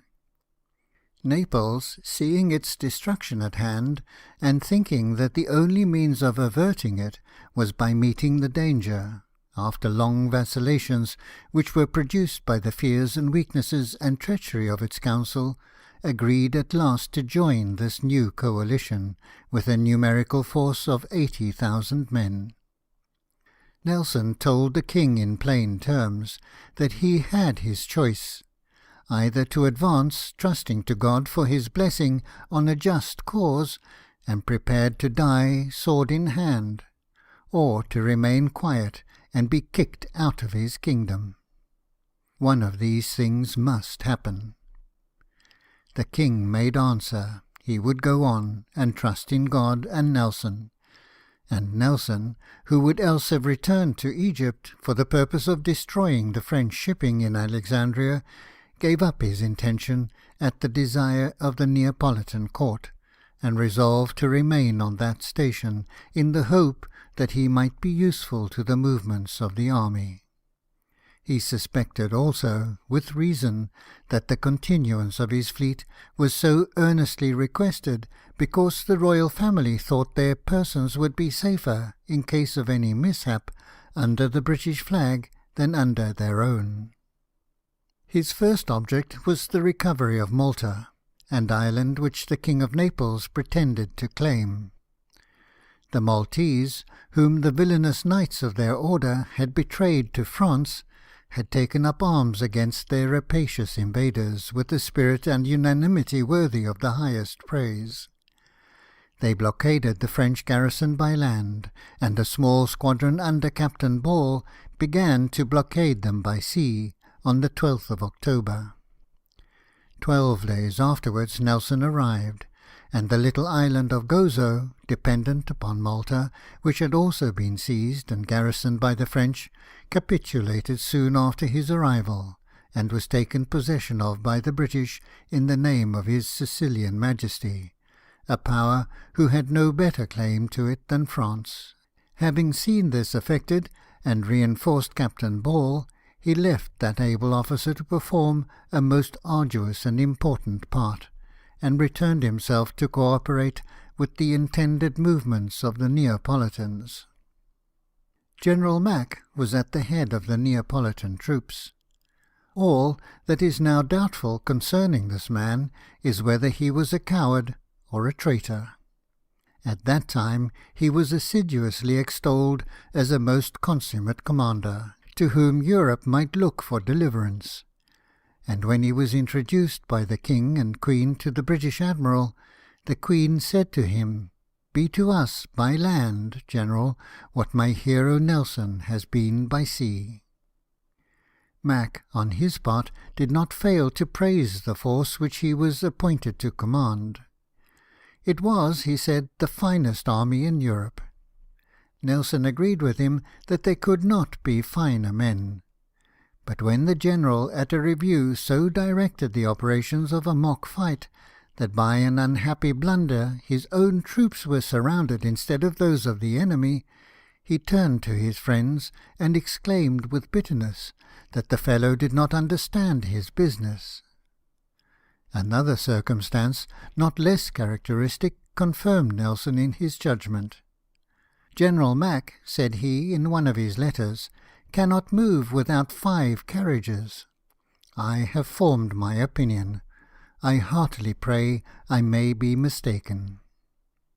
While Mack, at the head of 32,000 men, marched into the Roman state, 5,000 Neapolitans were embarked on board the British and Portuguese squadron to take possession of Leghorn. This was effected without opposition, and the Grand Duke of Tuscany, whose neutrality had been so outrageously violated by the French, was better satisfied with the measure than some of the Neapolitans themselves. Naselli, their general, refused to seize the French vessels at Leghorn, because he and the Duke di Sangro, who was ambassador at the Tuscan court, maintained that the King of Naples was not at war with France. "What?" said Nelson, "has not the King received, as a conquest made by him, the Republican flag taken at Gozo? Is not his own flag flying there and at Malta, not only by his permission, but by his order? Is not his flag shot at every day by the French, and their shot returned from batteries which bear that flag? Are not 2 frigates and a corvette placed under my orders, ready to fight the French, meet them where they may? Has not the King sent publicly from Naples guns, mortars, etc., with officers and artillery against the French in Malta? If these acts are not tantamount to any written paper, I give up all knowledge of what is war." This reasoning was of less avail than an argument addressed to the general's fears. Nelson told him that if he permitted the many hundred French, who were then in the mole, to remain neutral till they had a fair opportunity of being active, they had one sure resource, if all other schemes failed, which was to set one vessel on fire. The mole would be destroyed, probably the town also, and the port ruined for 20 years. This representation made Naselli agree to the half measure of laying an embargo on the vessels. Among them were a great number of French privateers, some of which were of such force as to threaten the greatest mischief to our commerce, and about 70 sail of vessels belonging to the Ligurian Republic, as Genoa was now called, laden with corn and ready to sail for Genoa and France, where their arrival would have expedited the entrance of more French troops into Italy. "The General," said Nelson, "saw, I believe, the consequence of permitting these vessels to depart in the same light as myself. But there is this difference between us: he, prudently, and certainly safely, waits the orders of his court, taking no responsibility on himself. I act from the circumstances of the moment, as I feel may be most advantageous for the cause which I serve, taking all responsibility on myself. It was in vain to hope for anything vigorous or manly from such men as Nelson was compelled to act with." The crews of the French ships and their allies were ordered to depart in 2 days. 4 days elapsed, and nobody obeyed the order, nor, in spite of the representations of the British Minister, Mr. Windham, were any means taken to enforce it. The true Neapolitan shuffle, as Nelson called it, took place on all occasions. After an absence of 10 days he returned to Naples, and receiving intelligence there from Mr. Windham that the privateers were at last to be disarmed, the corn landed, and the crews sent away, he expressed his satisfaction at the news in characteristic language, saying, "So far I am content. The enemy will be distressed, and, thank God, I shall get no money. The world, I know, think that money is our goal, and now they will be undeceived as far as it relates to us. Down, down with the French is my constant prayer." Odes, sonnets, and congratulatory poems of every description were poured in upon Nelson on his arrival at Naples. An Irish Franciscan, who was one of the poets, not being content with panegyric upon this occasion, ventured upon a flight of prophecy, and predicted that Lord Nelson would take Rome with his ships. His lordship reminded Father McCormick that ships could not ascend the Tiber, but the father, who had probably forgotten this circumstance, met the objection with a bold front, and declared he saw that it would come to pass notwithstanding. Rejoicings of this kind were of short duration.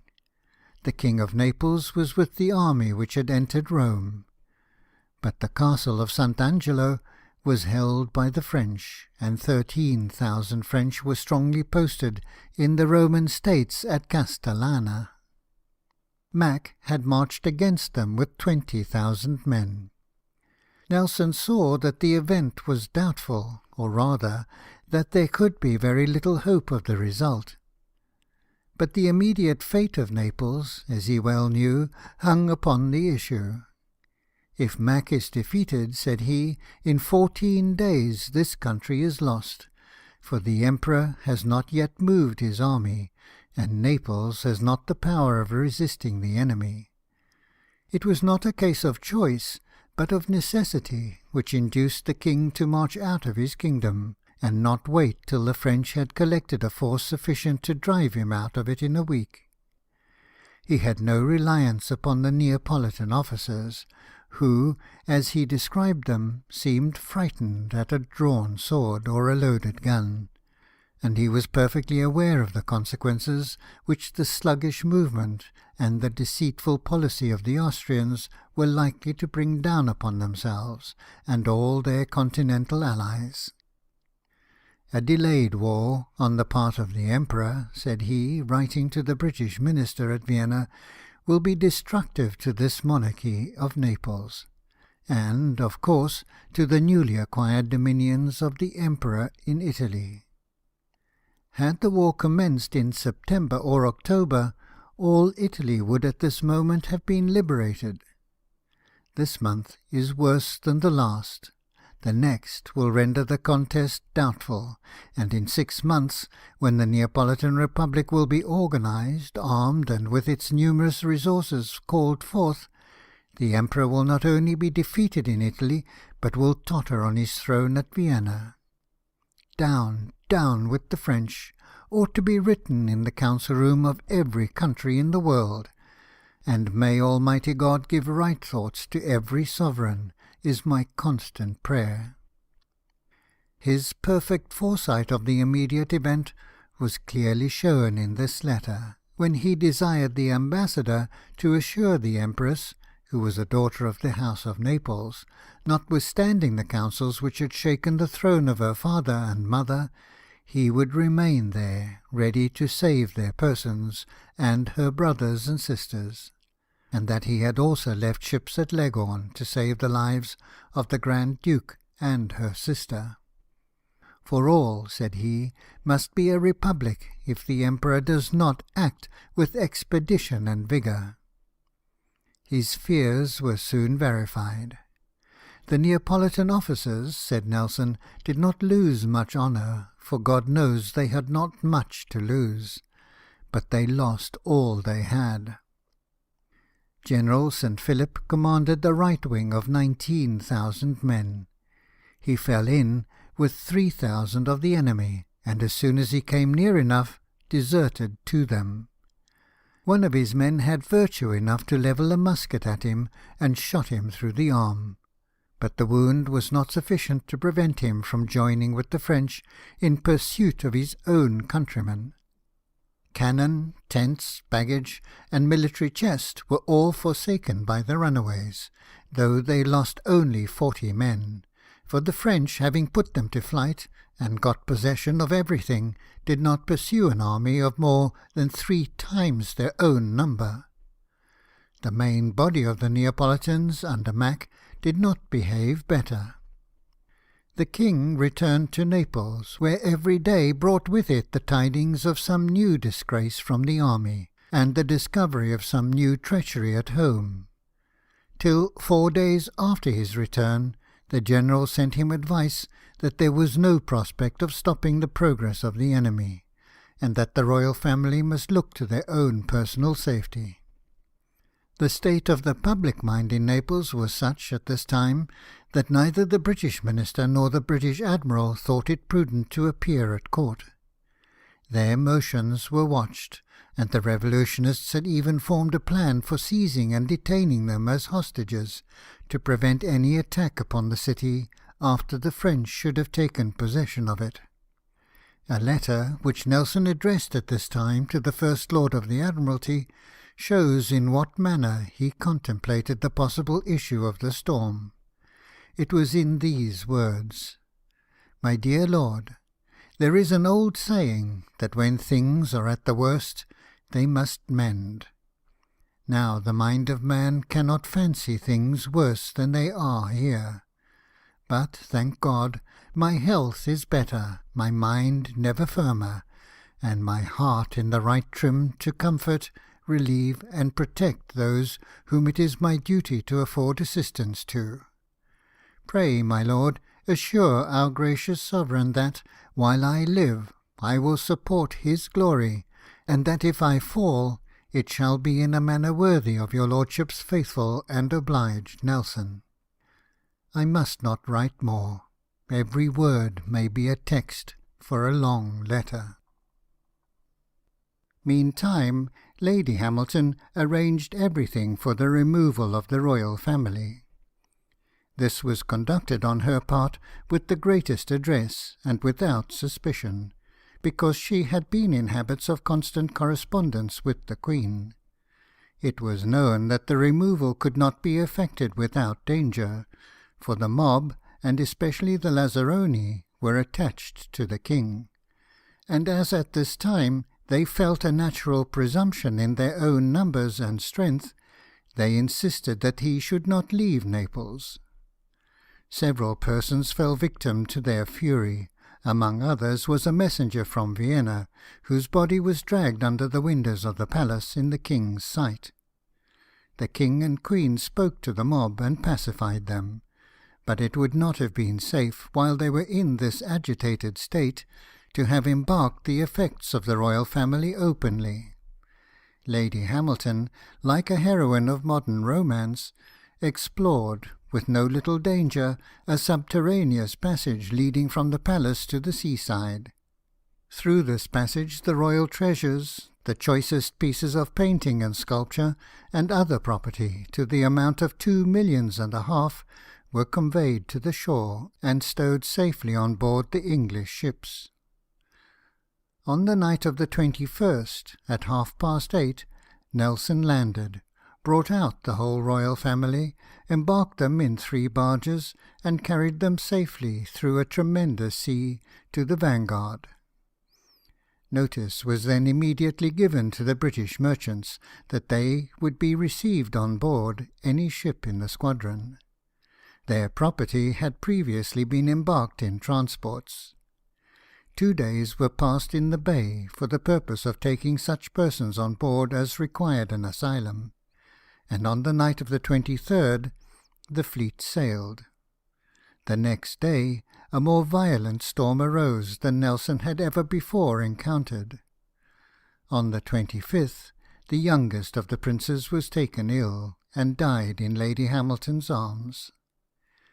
During this whole trying season, Lady Hamilton waited upon the royal family with the zeal of the most devoted servant, at a time when, except one man, no person belonging to the court assisted them. End of Chapter 6, Part 1. Chapter 6, Part 2.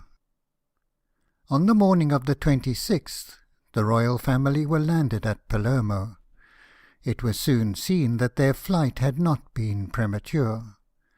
Prince Pignatelli, who had been left as Vicar-General and Viceroy, with orders to defend the kingdom to the last rock in Calabria, sent plenipotentiaries to the French camp before Capua, and they, for the sake of saving the capital, signed an armistice, by which the greater part of the kingdom was given up to the enemy, a cession that necessarily led to the loss of the whole. This was on the 10th of January. The French advanced towards Naples. Mack, under pretext of taking shelter from the fury of the Lazzaroni, fled to the French General Championnet, who sent him under an escort to Milan. But as France hoped for further services from this wretched traitor, it was thought prudent to treat him apparently as a prisoner of war. The Neapolitan army disappeared in a few days. Of the men, some, following their officers, deserted to the enemy. The greater part took the opportunity of disbanding themselves. The Lazzaroni proved true to their country. They attacked the enemy's advanced posts, drove them in, and were not dispirited by the murderous defeat which they suffered from the main body. Flying into the city, they continued to defend it even after the French had planted their artillery in the principal streets. Had there been a man of genius to have directed their enthusiasm, or had there been any correspondent feeling in the higher ranks, Naples might have set a glorious example to Europe, and have proved the grave of every Frenchman who entered it. But the vices of the government had extinguished all other patriotism than that of a rabble, who had no other virtue than that sort of loyalty which was like the fidelity of a dog to its master. This fidelity the French and their adherents counteracted by another kind of devotion. The priests affirmed that St. Januarius had declared in favour of the revolution. The miracle of his blood was performed with the usual success, and more than usual effect, on the very evening when, after 2 days of desperate fighting, the French obtained possession of Naples. A French guard of honour was stationed at his church. Championnet gave respect for St. Januarius as the word for the army, and the next day Te Deum was sung by the Archbishop in the cathedral, and the inhabitants were invited to attend the ceremony and join in thanksgiving for the glorious entry of the French, who, it was said, being under the peculiar protection of Providence, had regenerated the Neapolitans, and were come to establish and consolidate their happiness. It seems to have been Nelson's opinion that the Austrian cabinet regarded the conquest of Naples with complacency, and that its measures were directed so as designedly not to prevent the French from overrunning it. That cabinet was assuredly capable of any folly and of any baseness, and it is not improbable that, at this time, calculating upon the success of the new coalition, it indulged a dream of adding extensively to its former Italian possessions, and therefore left the few remaining powers of Italy to be overthrown as a means which would facilitate its own ambitious views. The King of Sardinia, finding it impossible longer to endure the exactions of France and the insults of the French commissary, went to Leghorn, embarked on board a Danish frigate, and sailed under British protection to Sardinia, that part of his dominions which the maritime supremacy of England rendered a secure asylum. On his arrival, he published a protest against the conduct of France, declaring, upon the faith and word of a king, that he had never infringed, even in the slightest degree, the treaties which he had made with the French Republic. Tuscany was soon occupied by French troops, a fate which bolder policy might perhaps have failed to avert, but which its weak and timid neutrality rendered inevitable. Nelson began to fear even for Sicily. "Oh, my dear sir," said he, writing to Commodore Duckworth, 1,000 English troops would save Messina, and I fear General Stuart cannot give me men to save this most important island." But his representations were not lost upon Sir Charles Stuart. This officer hastened immediately before Minorca with 1,000 men, assisted in the measures of defence which were taken, and did not return before he had satisfied himself that, if the Neapolitans were excluded from the management of affairs, and the spirit of the peasantry properly directed, Sicily was safe. Before his coming, Nelson had offered the king, if no resources should arrive, to defend Messina with the ship's company of an English man of war. Russia had now entered into the war. Corfu surrendered to a Russian and Turkish fleet, acting now, for the first time, in strange confederacy, yet against a power which was certainly the common and worst enemy of both. Trowbridge, having given up the blockade of Alexandria to Sir Sidney Smith, rejoined Nelson, bringing with him a considerable addition of strength, and in himself, what Nelson valued more, a man upon whose sagacity, indefatigable zeal, and inexhaustible resources he could place full reliance. Trowbridge was entrusted to commence the operations against the French in the Bay of Naples. Meantime, Cardinal Ruffo, a man of questionable character, but of a temper fitted for such times, having landed in Calabria, raised what he called a Christian army, composed of the best and the vilest materials: loyal peasants, enthusiastic priests and friars, galley slaves, the emptying of the jails, and banditti. The islands in the Bay of Naples were joyfully delivered up by the inhabitants, who were in a state of famine already from the effects of this baleful revolution. Trowbridge distributed among them all his flour, and Nelson pressed the Sicilian court incessantly for supplies, telling them that £100,000 given away in provisions would, at this time, purchase a kingdom. Money, he was told, they had not to give, and the wisdom and integrity which might have supplied its want were not to be found. "There is nothing," said he, "which I propose that is not, as far as orders go, implicitly complied with. But the execution is dreadful, and almost makes me mad. My desire to serve their Majesties faithfully, as is my duty, has been such that I am almost blind and worn out, and cannot in my present state hold much longer." Before any government can be overthrown by the consent of the people, the government must be intolerably oppressive, or the people thoroughly corrupted. Bad as the misrule at Naples had been, its consequences had been felt far less there than in Sicily, and the peasantry had that attachment to the soil which gives birth to so many of the noblest as well as of the happiest feelings. In all the islands the people were perfectly frantic with joy when they saw the Neapolitan colours hoisted. At Procida, Trowbridge could not procure even a rag of the tricoloured flag to lay at the king's feet.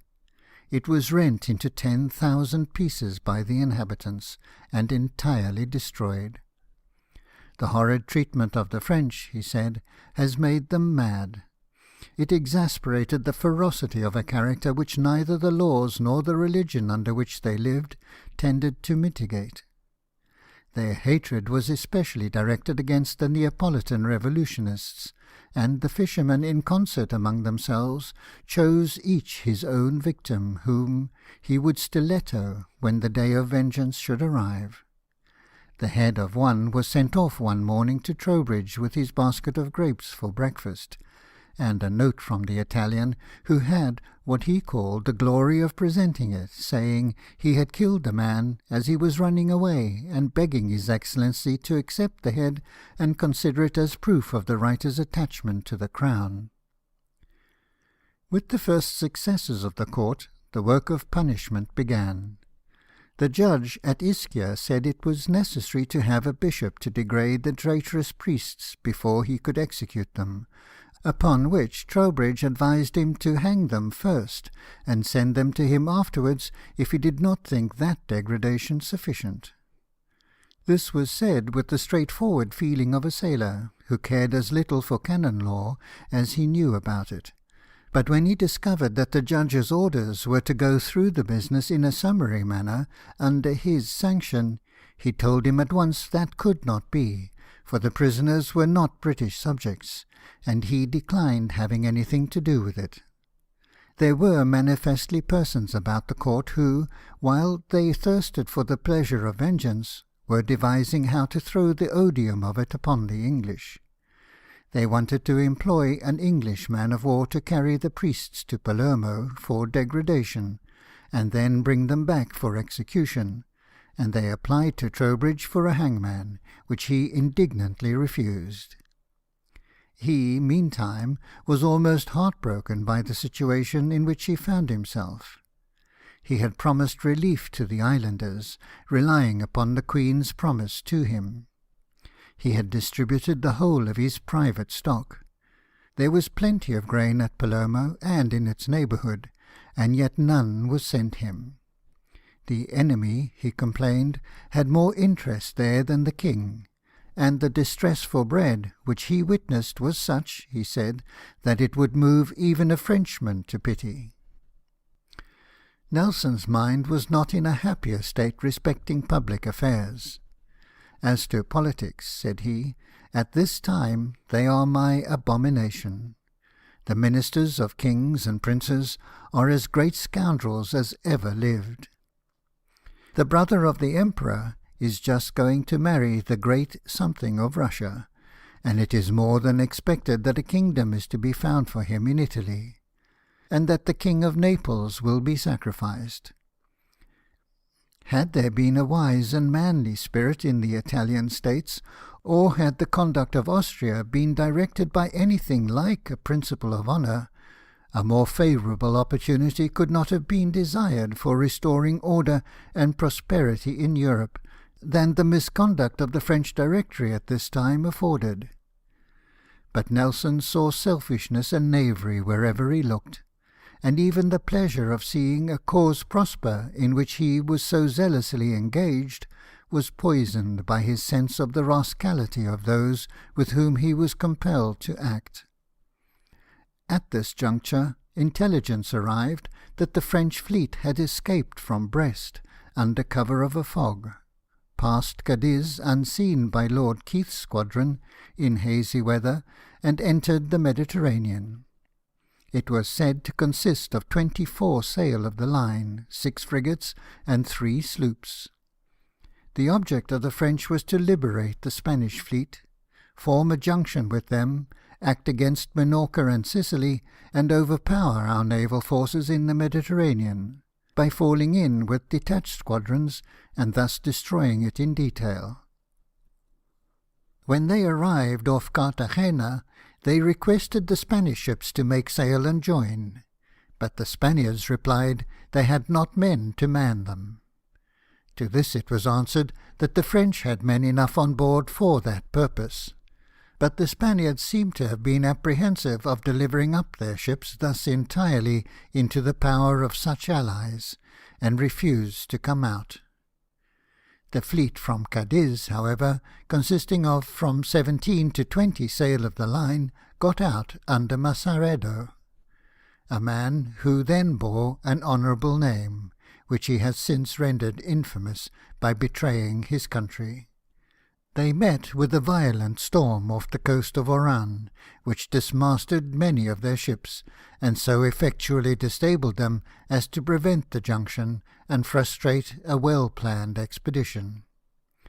Before this occurred, and while the junction was as probable as it would have been formidable, Nelson was in a state of the greatest anxiety.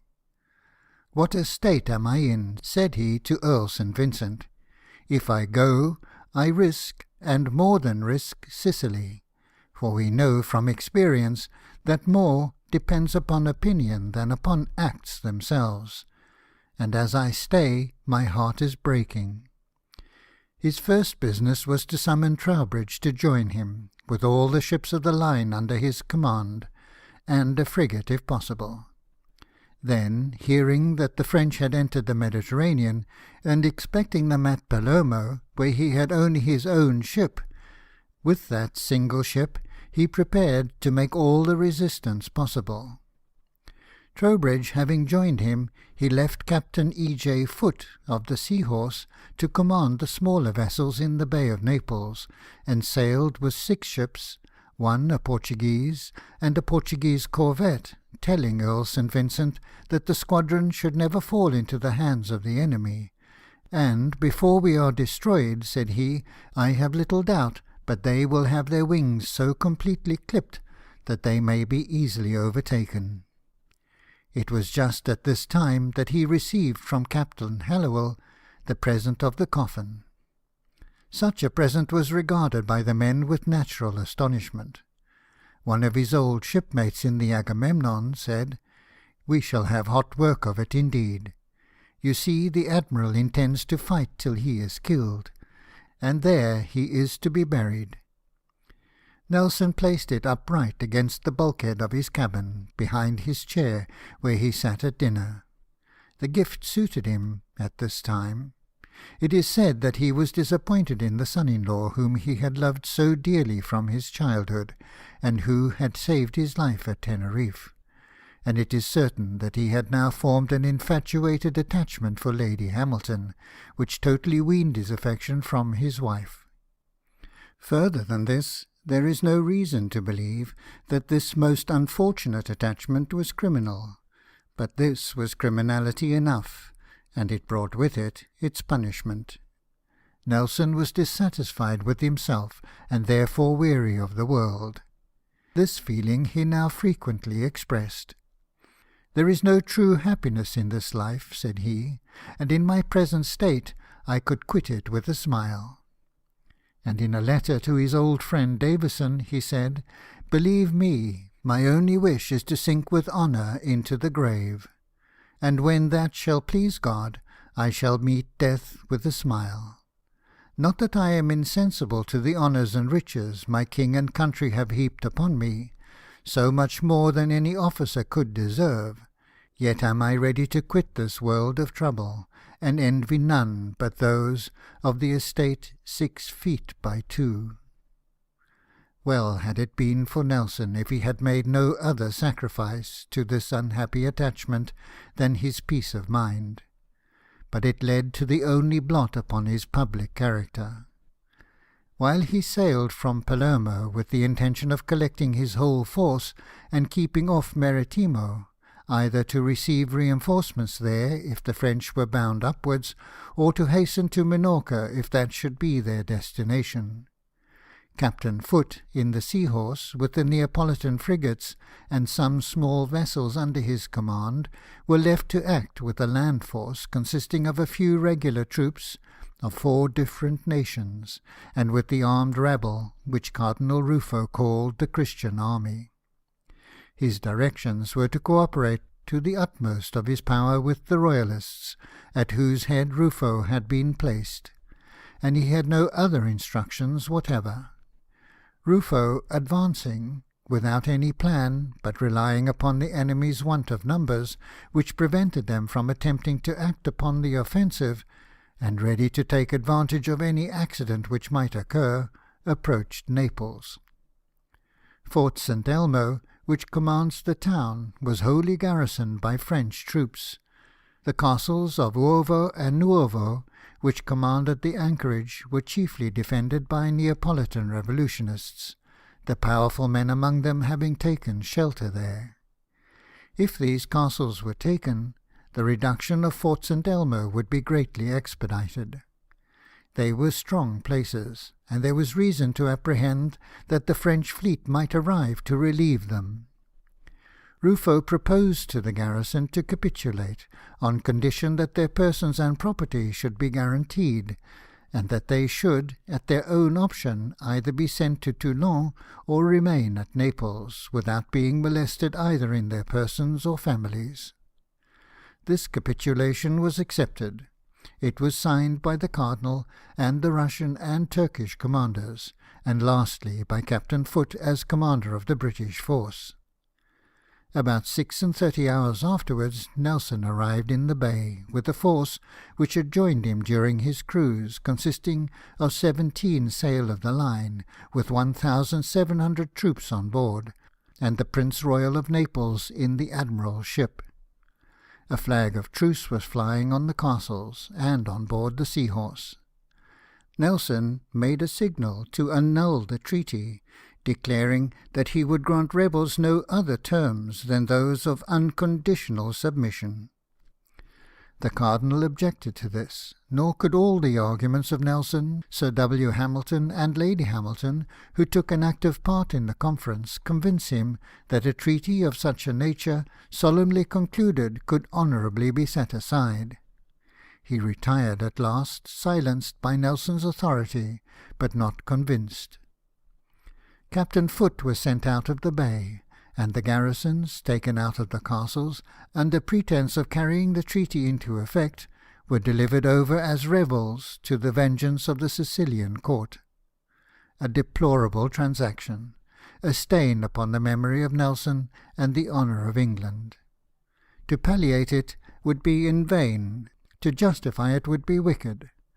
There is no alternative for one who will not make himself a participator in guilt, but to record the disgraceful story with sorrow and with shame.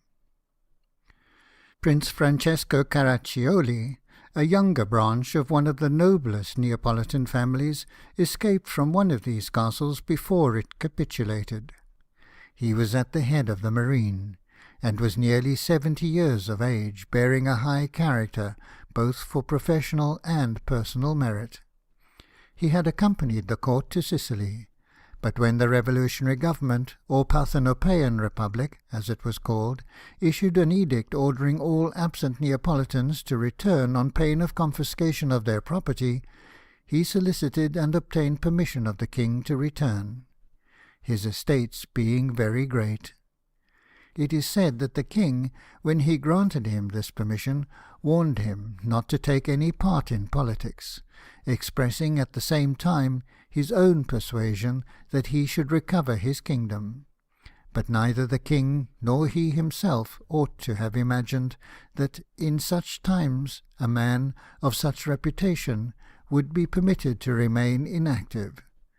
And it soon appeared that Caraccioli was again in command of the navy, and serving under the Republic against his late sovereign. The sailors reported that he was forced to act thus, and this was believed, till it was seen that he directed ably the offensive operations of the revolutionists, and did not avail himself of opportunities for escaping when they offered. When the recovery of Naples was evidently near, he applied to Cardinal Ruffo and to the Duke of Calvarino for protection, expressing his hope that the few days during which he had been forced to obey the French would not outweigh 40 years of faithful services. but perhaps not receiving such assurances as he wished, and knowing too well the temper of the Sicilian court, he endeavoured to secrete himself, and a price was set upon his head. More unfortunately for others than for himself, he was brought in alive, having been discovered in the disguise of a peasant, and carried one morning on board Lord Nelson's ship, with his hands tied behind him. Caraccioli was well known to the British officers, and had been ever highly esteemed by all who knew him. Captain Hardy ordered him immediately to be unbound, and to be treated with all those attentions which he felt due to a man who, when last on board the Foudroyant, had been received as an admiral and a prince. Sir William and Lady Hamilton were in the ship, but Nelson, it is affirmed, saw no one except his own officers during the tragedy which ensued. His own determination was made, and he issued an order to the Neapolitan Commodore, Count Thurn, to assemble a court-martial of Neapolitan officers on board the British flagship, proceed immediately to try the prisoner, and report to him, if the charges were proved, what punishment he ought to suffer. These proceedings were as rapid as possible. Caraccioli was brought on board at 9 in the forenoon, and the trial began at 10. It lasted 2 hours. He averred in his defence that he had acted under compulsion, having been compelled to serve as a common soldier till he consented to take command of the fleet. This, the apologists of Lord Nelson say, he failed in proving.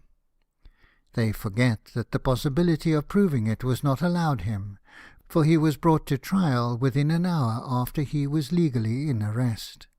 And how, in that time, was he to collect his witnesses? He was found guilty and sentenced to death, and Nelson gave orders that the sentence should be carried into effect that evening at 5 o'clock on board the Sicilian frigate La Minerve, by hanging him at the foreyard arm till sunset, when the body was to be cut down and thrown into the sea. Caraccioli requested Lieutenant Parkinson, under whose custody he was placed, to intercede with Lord Nelson for a second trial. For this, among other reasons, that Count Thurn, who presided at the court-martial, was notoriously his personal enemy. Nelson made answer that the prisoner had been fairly tried by the officers of his own country, and he could not interfere, forgetting that if he felt himself justified in ordering the trial and execution, no human being could ever have questioned the propriety of his interfering on the side of mercy. Caraccioli then entreated he might be shot. "I am an old man, sir," said he. "I leave no family to lament me, and therefore cannot be supposed to be very anxious about prolonging my life. But the disgrace of being hanged is dreadful to me." When this was repeated to Nelson, he only told the lieutenant, with much agitation, to go and attend his duty. As a last hope, Caraccioli asked the lieutenant if he thought an application to Lady Hamilton would be beneficial. Parkinson went to seek her. She was not to be seen on this occasion, but she was present at the execution. She had the most devoted attachment to the Neapolitan court, and the hatred which she felt against those whom she regarded as its enemies made her at this time forget what was due to the character of her sex as well as of her country. Here, also, a faithful historian is called upon to pronounce a severe and unqualified condemnation of Nelson's conduct. Had he the authority of His Sicilian Majesty for proceeding as he did? If so, why was not that authority produced? If not, why were the proceedings hurried on without it? Why was the trial precipitated so that it was impossible for the prisoner, if he had been innocent, to provide the witnesses who might have proved him so? Why was a second trial refused, when the known animosity of the President of the Court against the prisoner was considered? Why was the execution hastened so as to preclude any appeal for mercy, and render the prerogative of mercy useless? Doubtless the British admiral seems to himself to be acting under a rigid sense of justice, but to all other persons it was obvious that he was influenced by an infatuated attachment, a baneful passion which destroyed his domestic happiness, and now, in a second instance, stained ineffaceably his public character. The body was carried out to a considerable distance and sunk in the bay, with 3 double-headed shot, weighing 250 pounds, tied to its legs. Between 2 and 3 weeks afterwards, when the king was on board the Foudroyant, a Neapolitan fisherman came to the ship and solemnly declared that Caraccioli had risen from the bottom of the sea and was coming as fast as he could to Naples, swimming half out of the water.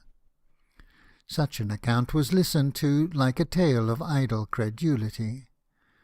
The day being fair, Nelson, to please the king, stood out to sea, but the ship had not proceeded far before a body was distinctly seen upright in the water and approaching them. It was soon recognized to be indeed the corpse of Caraccioli, which had risen and floated, while the great weights attached to the legs kept the body in a position like that of a living man. A fact so extraordinary astonished the king, and perhaps excited some feeling of superstitious fear akin to regret. He gave permission for the body to be taken on shore and receive Christian burial. It produced no effect. Naples exhibited more dreadful scenes than it had witnessed in the days of Masaniello. After the mob had had their fill of blood and plunder, the reins were given to justice, if that can be called justice which annuls its own stipulations, looks to the naked facts alone, disregarding all motives and all circumstances, and, without considering character or science or sex or youth, sacrifices its victims, not for the public weal, but for the gratification of greedy vengeance. The castles of St. Elmo, Gaeta, and Capua remained to be subdued. On the land side, there was no danger that the French in these garrisons should be relieved, for Suvorov was now beginning to drive the enemy before him. But Nelson thought his presence necessary in the Bay of Naples, and when Lord Keith, having received intelligence that the French and Spanish fleets had formed a junction, and sailed for Cartagena, ordered him to repair to Minorca with the whole or the greater part of his force. He sent Admiral Duckworth with a small part only. This was a dilemma which he had foreseen. Should such an order come at this moment, he said in a letter previously written to the Admiralty, it would be a case for some consideration whether Minorca is to be risked, or the 2 kingdoms of Naples and Sicily. I rather think my decision would be to risk the former. And after he had acted upon this opinion, he wrote in these terms to the Duke of Clarence, with whose high notions of obedience he was well acquainted. I am well aware of the consequences of disobeying my orders, but as I have often before risked my life for the good cause, so I, with cheerfulness, did my commission. For although a military tribunal may think me criminal, the world will approve of my conduct, and I regard not my own safety when the honour of my king is at stake. Nelson was right in his judgment. No attempt was made upon Minorca, and the expulsion of the French from Naples may rather be said to have been effected than accelerated by the English and Portuguese of the allied fleet, acting upon the shore under Trowbridge. The French commandant at St. Elmo, relying upon the strength of the place and the nature of the force which attacked it, had insulted Captain Foote in the grossest terms. But Citoyen Mejan was soon taught better manners, when Trowbridge, in spite of every obstacle, opened 5 batteries upon the fort. He was informed that none of his letters, with the insolent printed words at the top, Liberté, Égalité, Guerre aux tyrans, etc., would be received, but that if he wrote like a soldier and a gentleman, he should be answered in the same style. The Frenchman then began to flatter his antagonist upon the bienfaisance and humanité which were the least of the many virtues which distinguished Monsieur Trowbridge. Monsieur Trowbridge's bienfaisance was at this time thinking of mining the fort. "If we can accomplish that," said he, "I am a strong advocate to send them, hostages and all, to Old Nick, and surprise him with a group of nobility and republicans." Meantime, he added, it was some satisfaction to perceive that the shells fell well and broke some of their shins. Finally, to complete his character, Mejan offered to surrender for 150,000 ducats. Great Britain perhaps has made too little use of this kind of artillery, which France has found so effectual towards the subjugating of the continent. But Trowbridge had the prey within his reach, and in the course of a few days his last battery, after much trouble and palaver, as he said, brought the vagabonds to their senses. Trowbridge had more difficulty to overcome in this siege from the character of the Neapolitans who pretended to assist him, and whom he made useful, than even from the strength of the place and the skill of the French. Such damned cowards and villains, he declared, he had never seen before. The men at the advanced posts carried on what he called a diabolical good understanding with the enemy, and the workmen would sometimes take fright and run away. "I make the best I can," said he, "of the degenerate race I have to deal with. The whole means of guns, ammunition, pioneers, etc., with all materials, rest with them. With fair promise to the men, and threats of instant death if I find any one erring, a little spur has been given."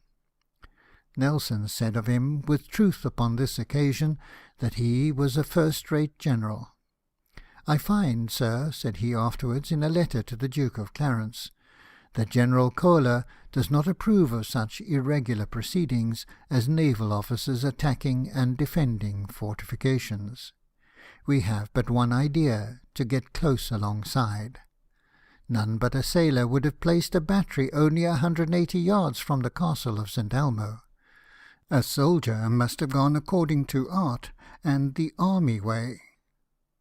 My brave Trowbridge went straight on, for we had no time to spare."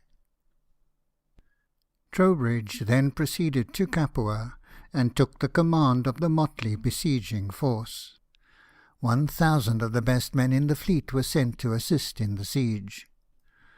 Just at this time, Nelson received a peremptory order from Lord Keith to sail with the whole of his force for the protection of Minorca, or at least to retain no more than was absolutely necessary at Sicily. "You will easily conceive my feelings," said he, in communicating this to Earl St. Vincent. "But my mind, as your lordship knows, was perfectly prepared for this order, and it is now more than ever made up. At this moment I will not part with a single ship, as I cannot do that without drawing 120 men from each ship now at the siege of Capua. I am fully aware of the act I have committed, but I am prepared for any fate which may await my disobedience. Capua and Gaeta will soon fall, and the moment the scoundrels of French are out of this kingdom, I shall send 8 or 9 ships of the line to Minorca. I have done what I thought right. Others may think differently, but it will be my consolation that I have gained a kingdom, seated a faithful ally of His Majesty firmly on his throne, and restored happiness to millions." End of Chapter 6, Part 2. Chapter 6, Part 3. At Capua, Trowbridge had the same difficulties as at St. Elmo, and being further from Naples and from the fleet, was less able to overcome them. The powder was so bad that he suspected treachery, and when he asked Nelson to spare him 40 casks from the ships, he told him it would be necessary that some Englishmen should accompany it, or they would steal one half and change the other. "Every man you see," said he, "gentle and simple, are such notorious villains that it is misery to be with them." Capua, however, soon fell. Gaeta immediately afterwards surrendered to Captain Lewis of the Minotaur. Here the commanding officer acted more unlike a Frenchman, Captain Lewis said, than any one he had ever met, meaning that he acted like a man of honour.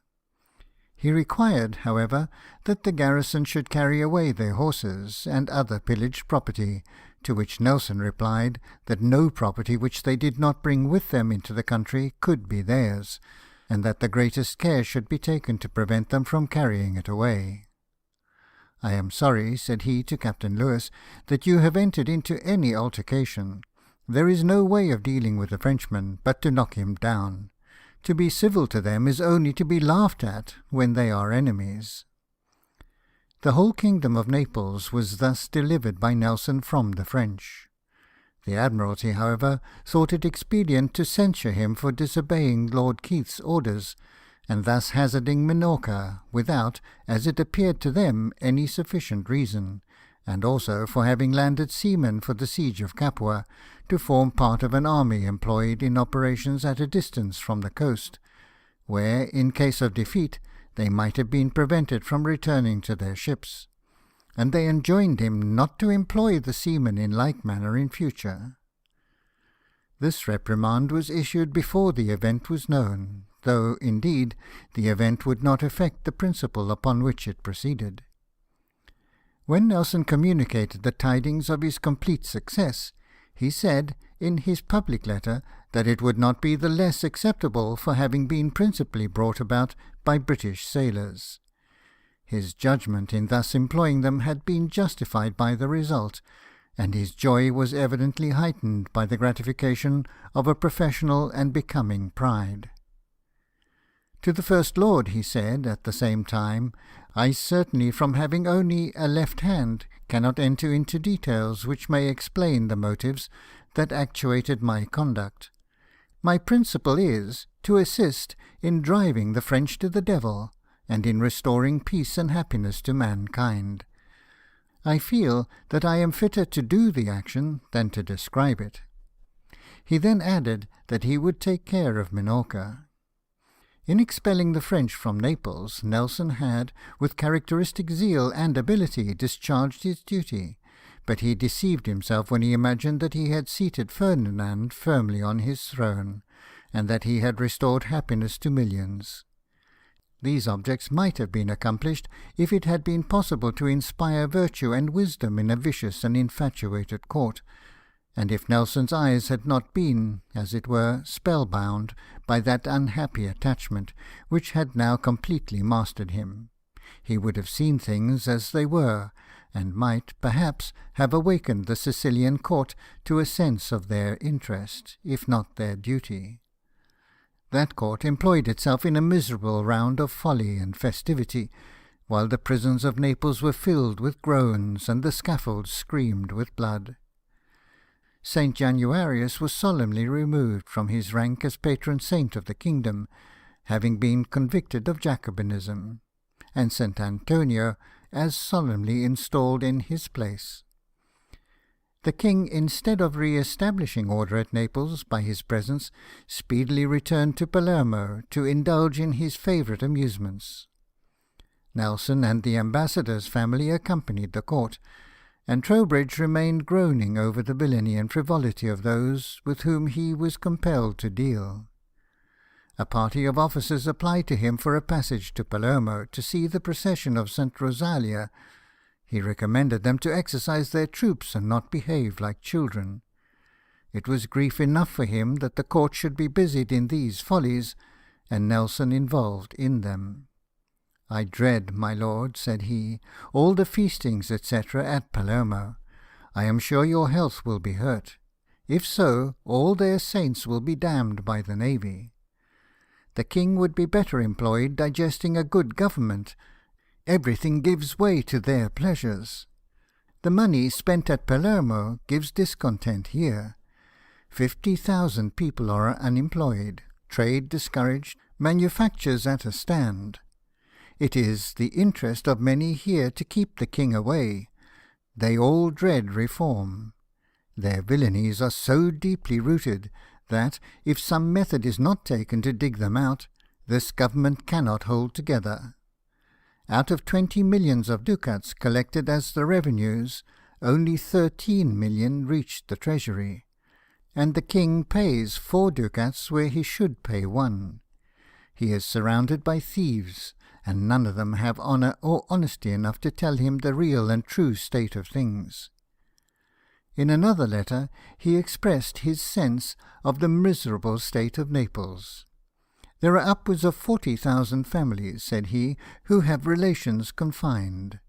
If some act of oblivion is not passed, there will be no end of persecution, for the people of this country have no idea of anything but revenge, and to gain a point would swear 10,000 false oaths.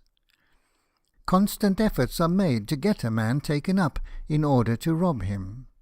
The confiscated property does not reach the king's treasury. All thieves. It is selling for nothing. His own people whom he employs are buying it up, and the vagabonds pocket the whole. I should not be surprised to hear that they brought a bill of expenses against him for the sale." The Sicilian court, however, were at this time duly sensible of the services which had been rendered them by the British fleet, and their gratitude to Nelson was shown with a proper princely munificence. They gave him the dukedom and dominion of Bronte, worth about £3,000 a year. It was some days before he could be persuaded to accept it. The argument which finally prevailed is said to have been suggested by the Queen, and urged at her request by Lady Hamilton upon her knees. He considered his own honour too much, she said, if he persisted in refusing what the King and Queen felt to be absolutely necessary for the preservation of theirs. The King himself also is said to have addressed him in words which show that the sense of rank which sometimes confer a virtue upon those who seem to be most unworthy of the lot to which they have been born. "Lord Nelson, do you wish that your name alone should pass with honour to posterity, and that I, Ferdinand Bourbon, should appear ungrateful?" He gave him also, when the dukedom was accepted, a diamond-hilted sword, which his father, Charles III of Spain, had given him on his accession to the throne of the Two Sicilies. Nelson said the reward was magnificent and worthy of a king, and he was determined that the inhabitants on the domain should be the happiest in all his Sicilian Majesty's dominions. "Yet," said he, speaking of these and the other remunerations which were made him for his services, "these presents, rich as they are, do not elevate me. My pride is, that at Constantinople, from the Grand Signior to the lowest Turk, the name of Nelson is familiar in their mouths, and in this country I am everything which a grateful monarch and people can call me." Nelson, however, had a pardonable pride in the outward and visible signs of honour which he had so fairly won. He was fond of his Sicilian title. The signification, perhaps, pleased him. Duke of Thunder was what in Dahomey would be called a strong name. It was to a sailor's taste, and certainly to no man could it ever be more applicable. But a simple offering which he received not long afterwards from the island of Zante affected him with a deeper and finer feeling. The Greeks of that little community sent him a golden-headed sword, and a truncheon set round with all the diamonds that the island could furnish in a single row. They thanked him for having by his victory preserved that part of Greece from the horrors of anarchy, and prayed that his exploits might accelerate the day in which, amidst the glory and peace of thrones, the miseries of the human race would cease. This unexpected tribute touched Nelson to the heart. No officer, he said, had ever received from any country a higher acknowledgment of his services. The French still occupied the Roman states, from which, according to their own admission, they had extorted, in jewels, plate, specie, and requisitions of every kind, to the enormous amount of 8 millions sterling. Yet they affected to appear as deliverers among the people whom they were thus cruelly plundering, and they distributed portraits of Bonaparte with the blasphemous inscription, "This is the true likeness of the Holy Saviour of the world."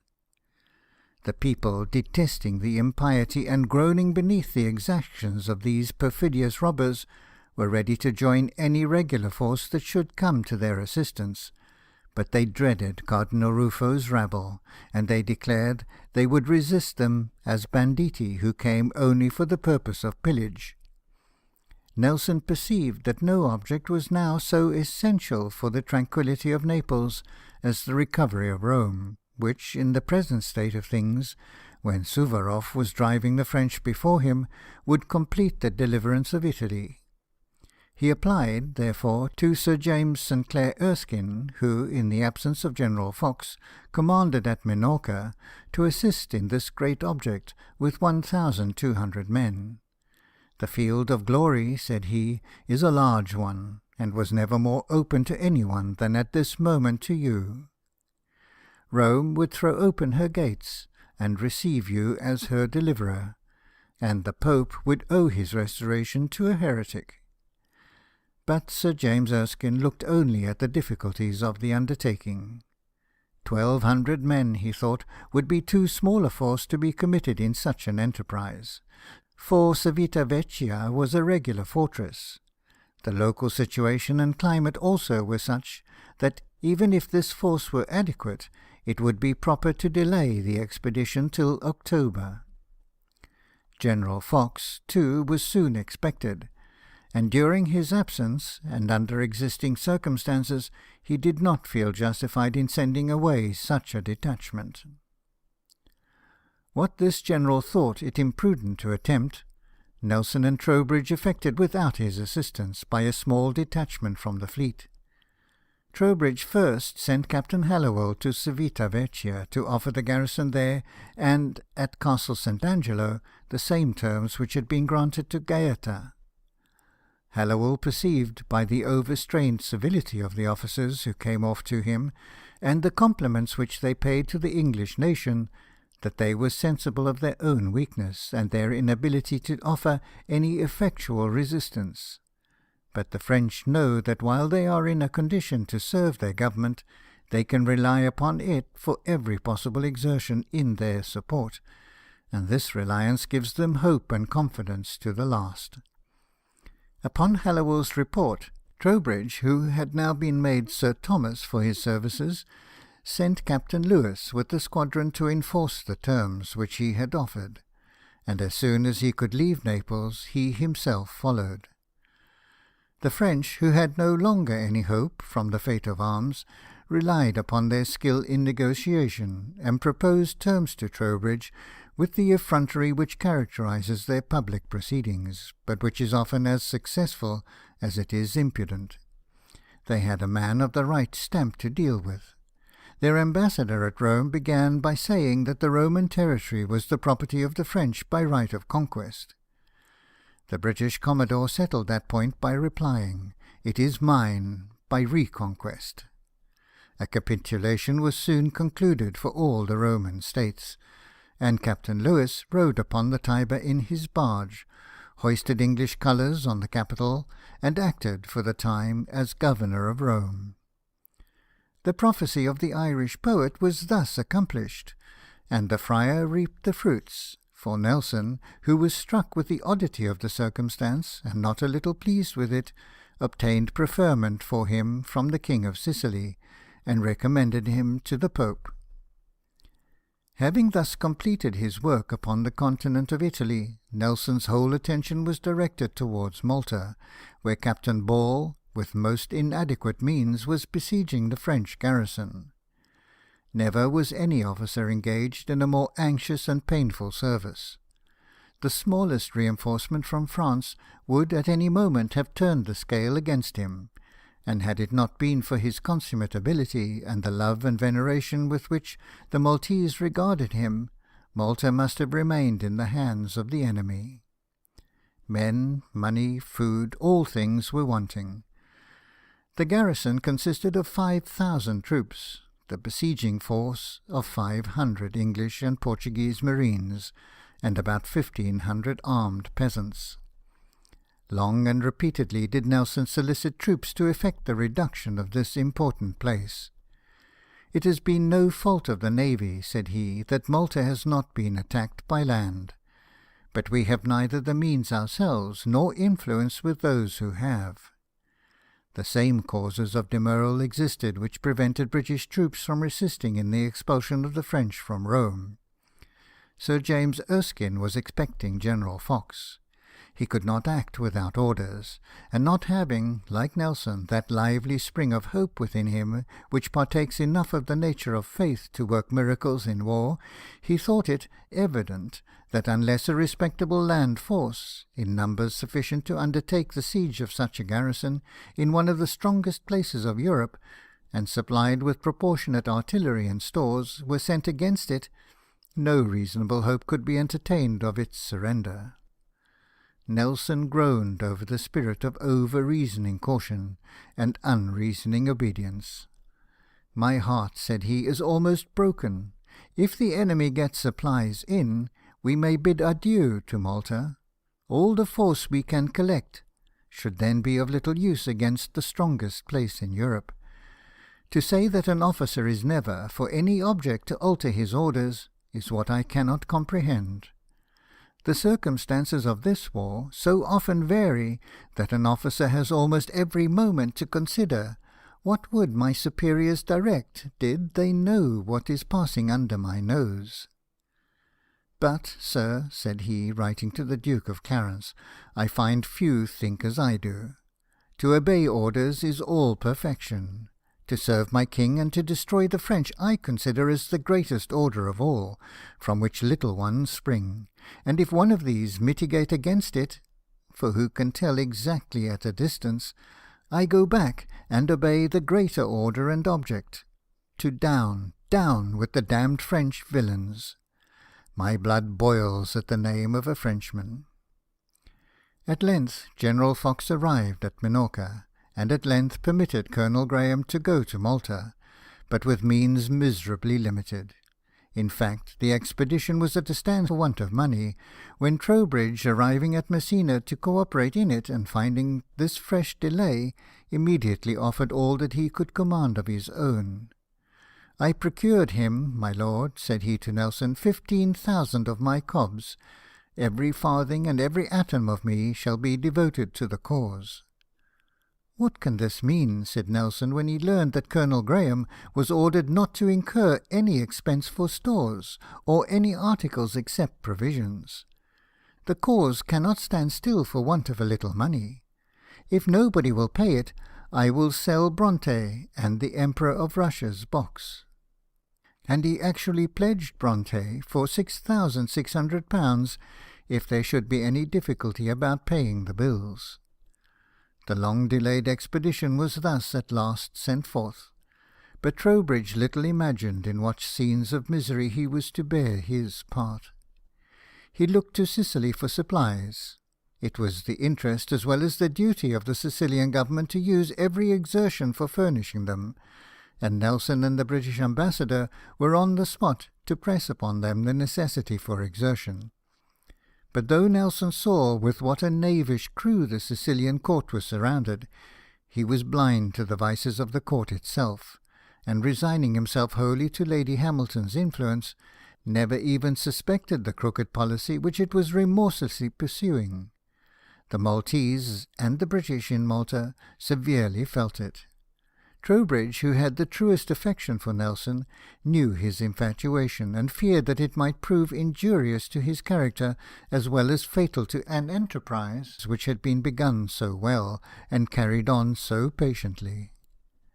"My lord," said he, writing to him from the siege, "we are dying off fast for want. I learn that Sir William Hamilton says Prince Lucy refused corn some time ago, and Sir William does not think it worth while making another application. If that be the case, I wish he commanded at this distressing scene instead of me. Puglia had an immense harvest. Near 30 sail left Messina before I did to load corn.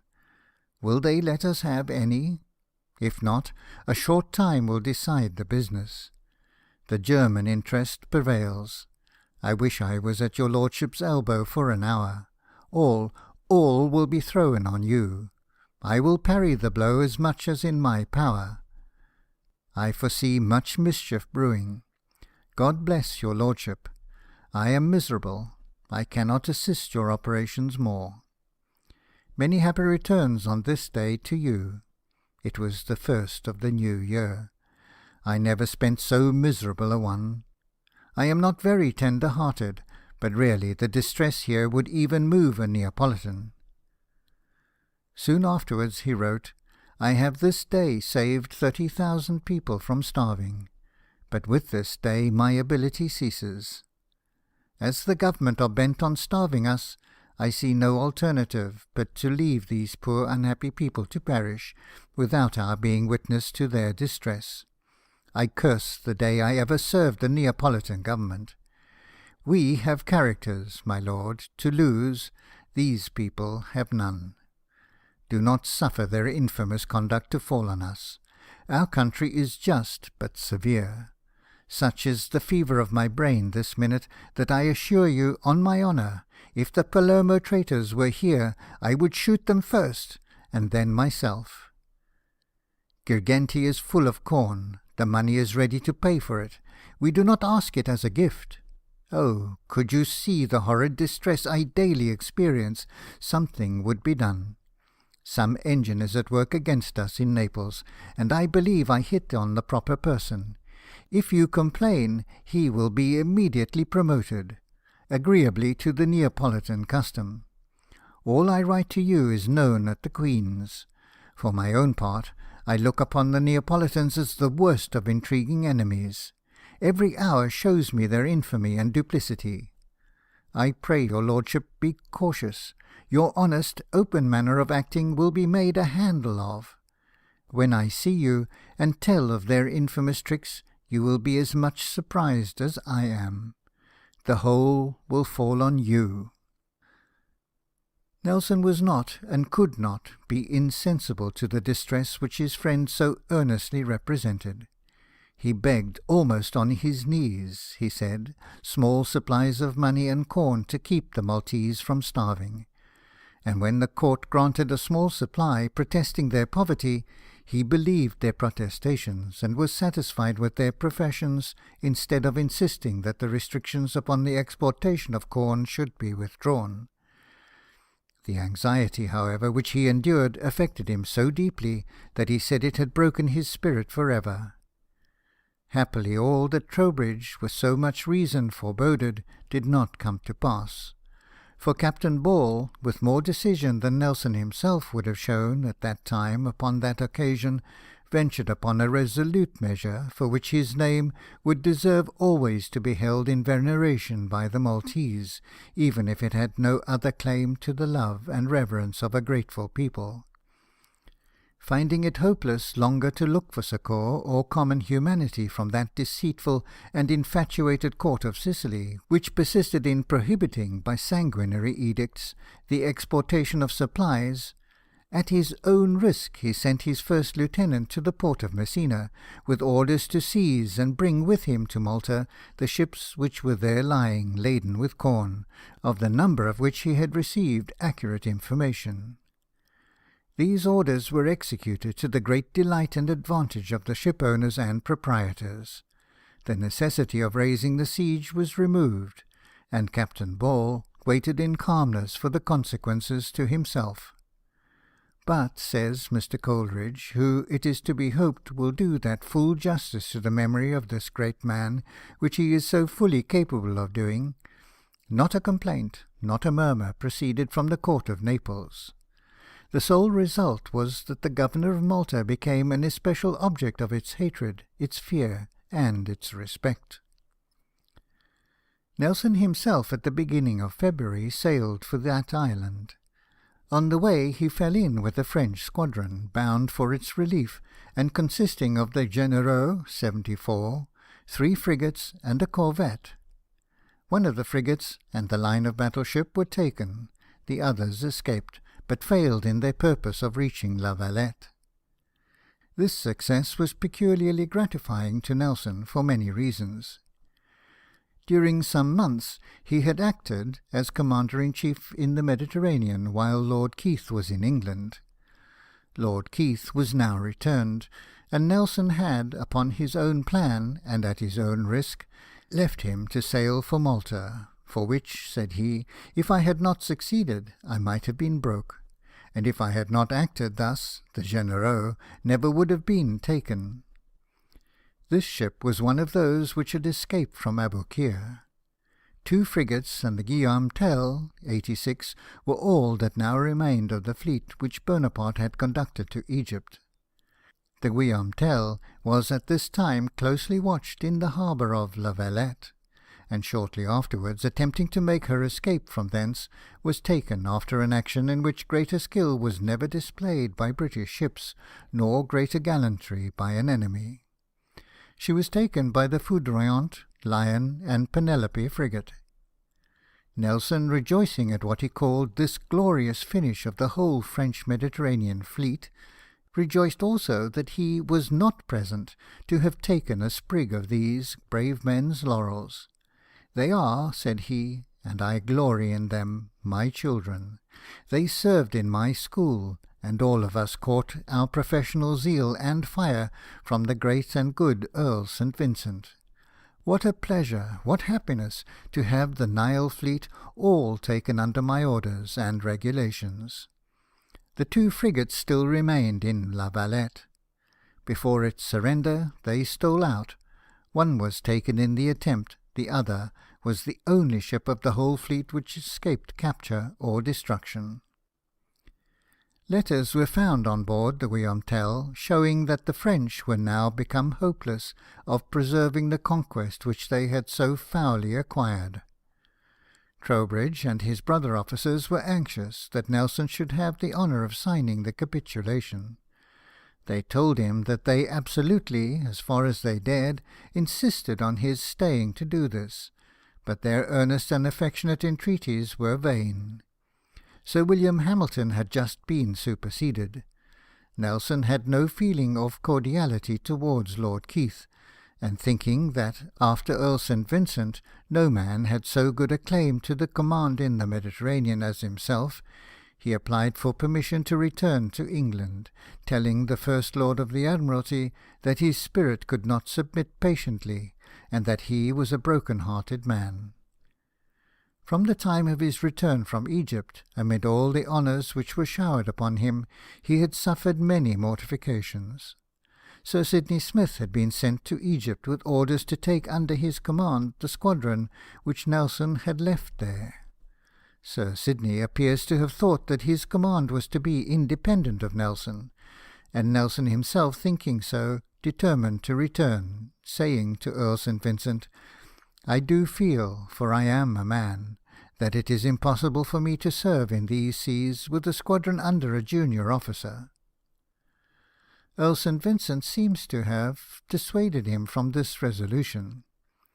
Some heart-burnings, however, still remained, and some incautious expressions of Sir Sidney's were noticed by him in terms of evident displeasure. But this did not continue long, and no man bore more willing testimony than Nelson to the admirable defence of Acre. He differed from Sir Sidney as to the policy which ought to be pursued towards the French in Egypt, and strictly commanded him, in the strongest language, not on any pretence to permit a single Frenchman to leave the country, saying that he considered it nothing short of madness to permit that band of thieves to return to Europe.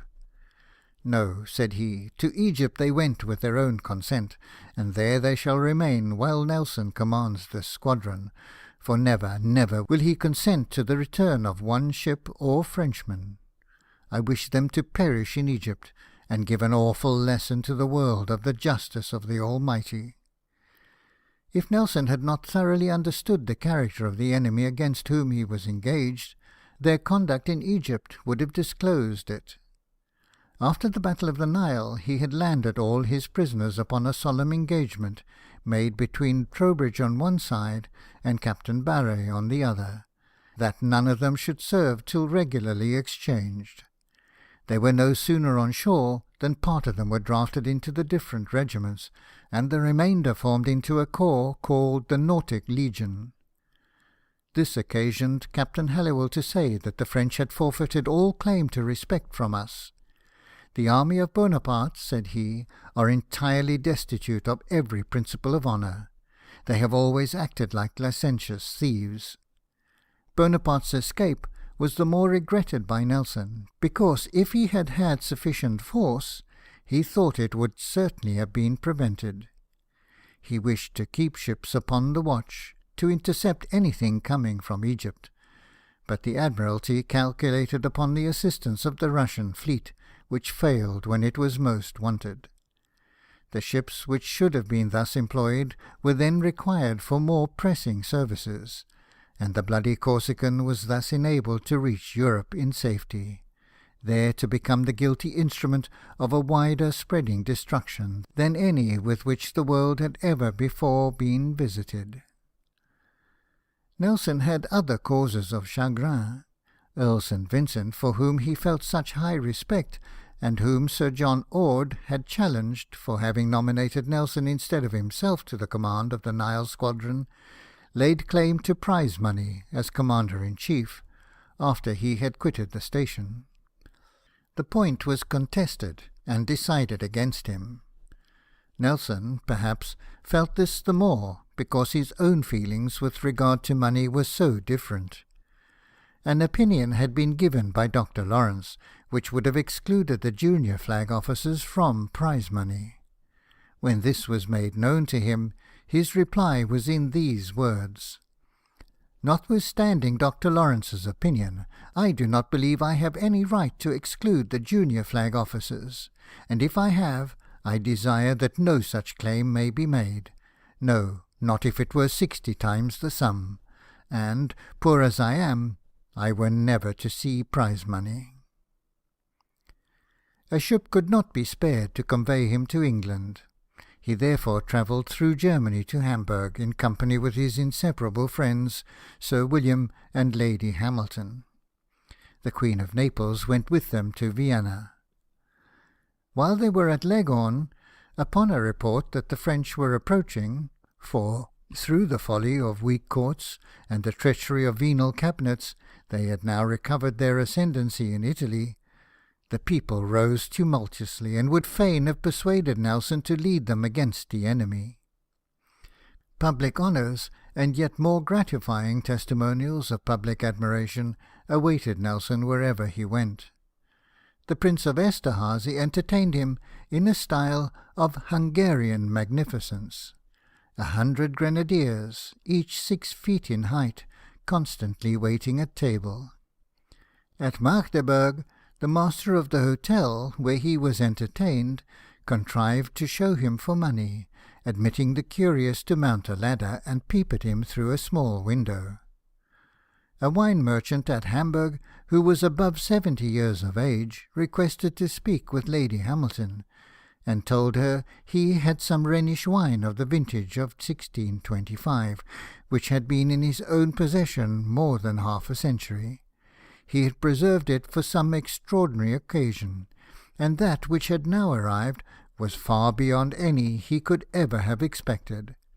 His request was that her ladyship would prevail upon Lord Nelson to accept 6 dozen of this incomparable wine. Part of it would then have the honour to flow into the heart's blood of that immortal hero, and this thought would make him happy during the remainder of his life. Nelson, when this singular request was reported to him, went into the room, and taking the worthy old gentleman kindly by the hand, consented to receive 6 bottles, provided the donor would dine with him next day. 12 were sent, and Nelson, saying that he hoped yet to win 6 more great victories, promised to lay by 6 bottles of his Hamburg friend's wine, for the purpose of drinking one after each. A German pastor between 70 and 80 years of age travelled 40 miles with the Bible of his parish church to request that Nelson would write his name on the first leaf of it. He called him the saviour of the Christian world. The old man's hope deceived him. There was no Nelson upon shore, or Europe would have been saved. But in his foresight of the horrors which all Germany and all Christendom were threatened by France, the pastor could not possibly have apprehended more than has actually taken place. End of Chapter 6. Chapter 7, Part 1. Nelson separates himself from his wife. Northern Confederacy. He goes to the Baltic under Sir Hyde Parker. Battle of Copenhagen and subsequent negotiation. Nelson is made a Viscount. Nelson was welcomed in England with every mark of popular honour. At Yarmouth, where he landed, every ship in the harbour hoisted her colours. The mayor and corporation waited upon him with the freedom of the town, and accompanied him in procession to church, with all the naval officers on shore, and the principal inhabitants. Bonfires and illuminations concluded the day, and on the morrow the volunteer cavalry drew up and saluted him as he departed, and followed the carriage to the borders of the county. At Ipswich the people came out to meet him, drew him a mile into the town, and 3 miles out. When he was in the Agamemnon, he wished to represent this place in Parliament, and some of his friends had consulted the leading men of the corporation. The result was not successful, and Nelson, observing that he would endeavour to find a preferable path into Parliament, said there might come a time when the people of Ipswich would think it an honour to have had him for their representative. In London he was feasted by the city, drawn by the populace from Ludgate Hill to Guildhall, and received the thanks of the Common Council for his great victory, and a golden-hilted sword with diamonds. Nelson had every earthly blessing except domestic happiness. He had forfeited that forever. Before he had been 3 months in England, he separated from Lady Nelson. Some of his last words to her were, "I call God to witness, there is nothing in you or your conduct that I wish otherwise." This was the consequence of his infatuated attachment to Lady Hamilton. It had before caused a quarrel with his son-in-law, and occasioned remonstrances from his truest friends, which produced no other effect than that of making him displeased with them, and more dissatisfied with himself. The Addington administration was just at this time formed, and Nelson, who had solicited employment, and been made Vice-Admiral of the Blue, was sent to the Baltic, as second in command under Sir Hyde Parker, by Earl St. Vincent, the new First Lord of the Admiralty.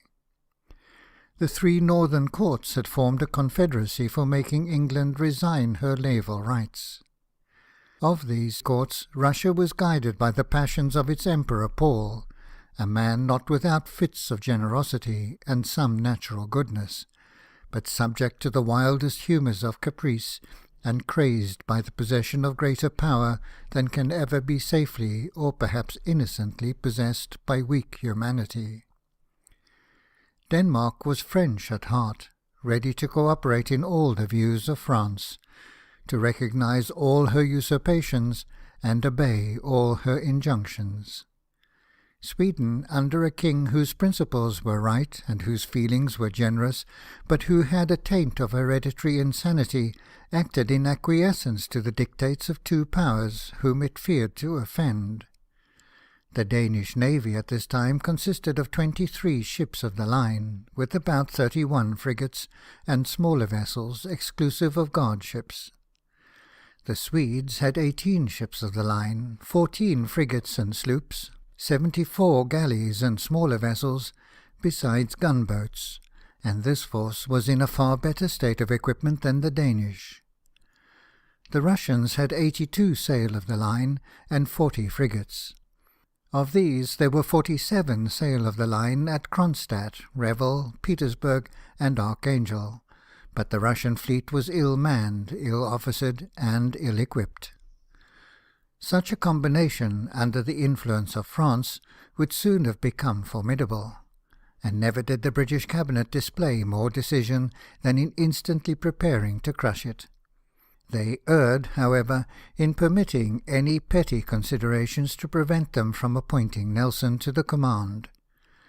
The public properly murmuring at seeing it entrusted to another, and he himself said to Earl St. Vincent that, circumstanced as he was, this expedition would probably be the last service that he should ever perform.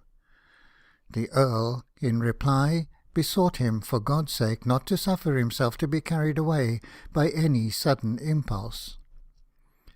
The season happened to be unusually favourable. So mild a winter had not been known in the Baltic for many years. When Nelson joined the fleet at Yarmouth, he found the Admiral a little nervous about dark nights and fields of ice. "But we must brace up," said he. "These are not times for nervous systems. I hope we shall give our northern enemies that hailstorm of bullets which gives our dear country the dominion of the sea. We have it, and all the devils in the north cannot take it from us, if our wooden walls have fair play." Before the fleet left Yarmouth, it was sufficiently known that its destination was against Denmark.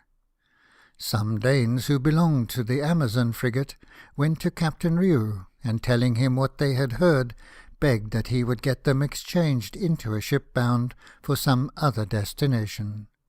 They had no wish, they said, to quit the British service, but they entreated that they might not be forced to fight against their own country. There was not in our whole navy a man who had a higher and more chivalrous sense of duty than Riou. Tears came into his eyes while the men were speaking. Without making any reply, he instantly ordered his boat, and did not return to the Amazon till he could tell them that their wish was effected.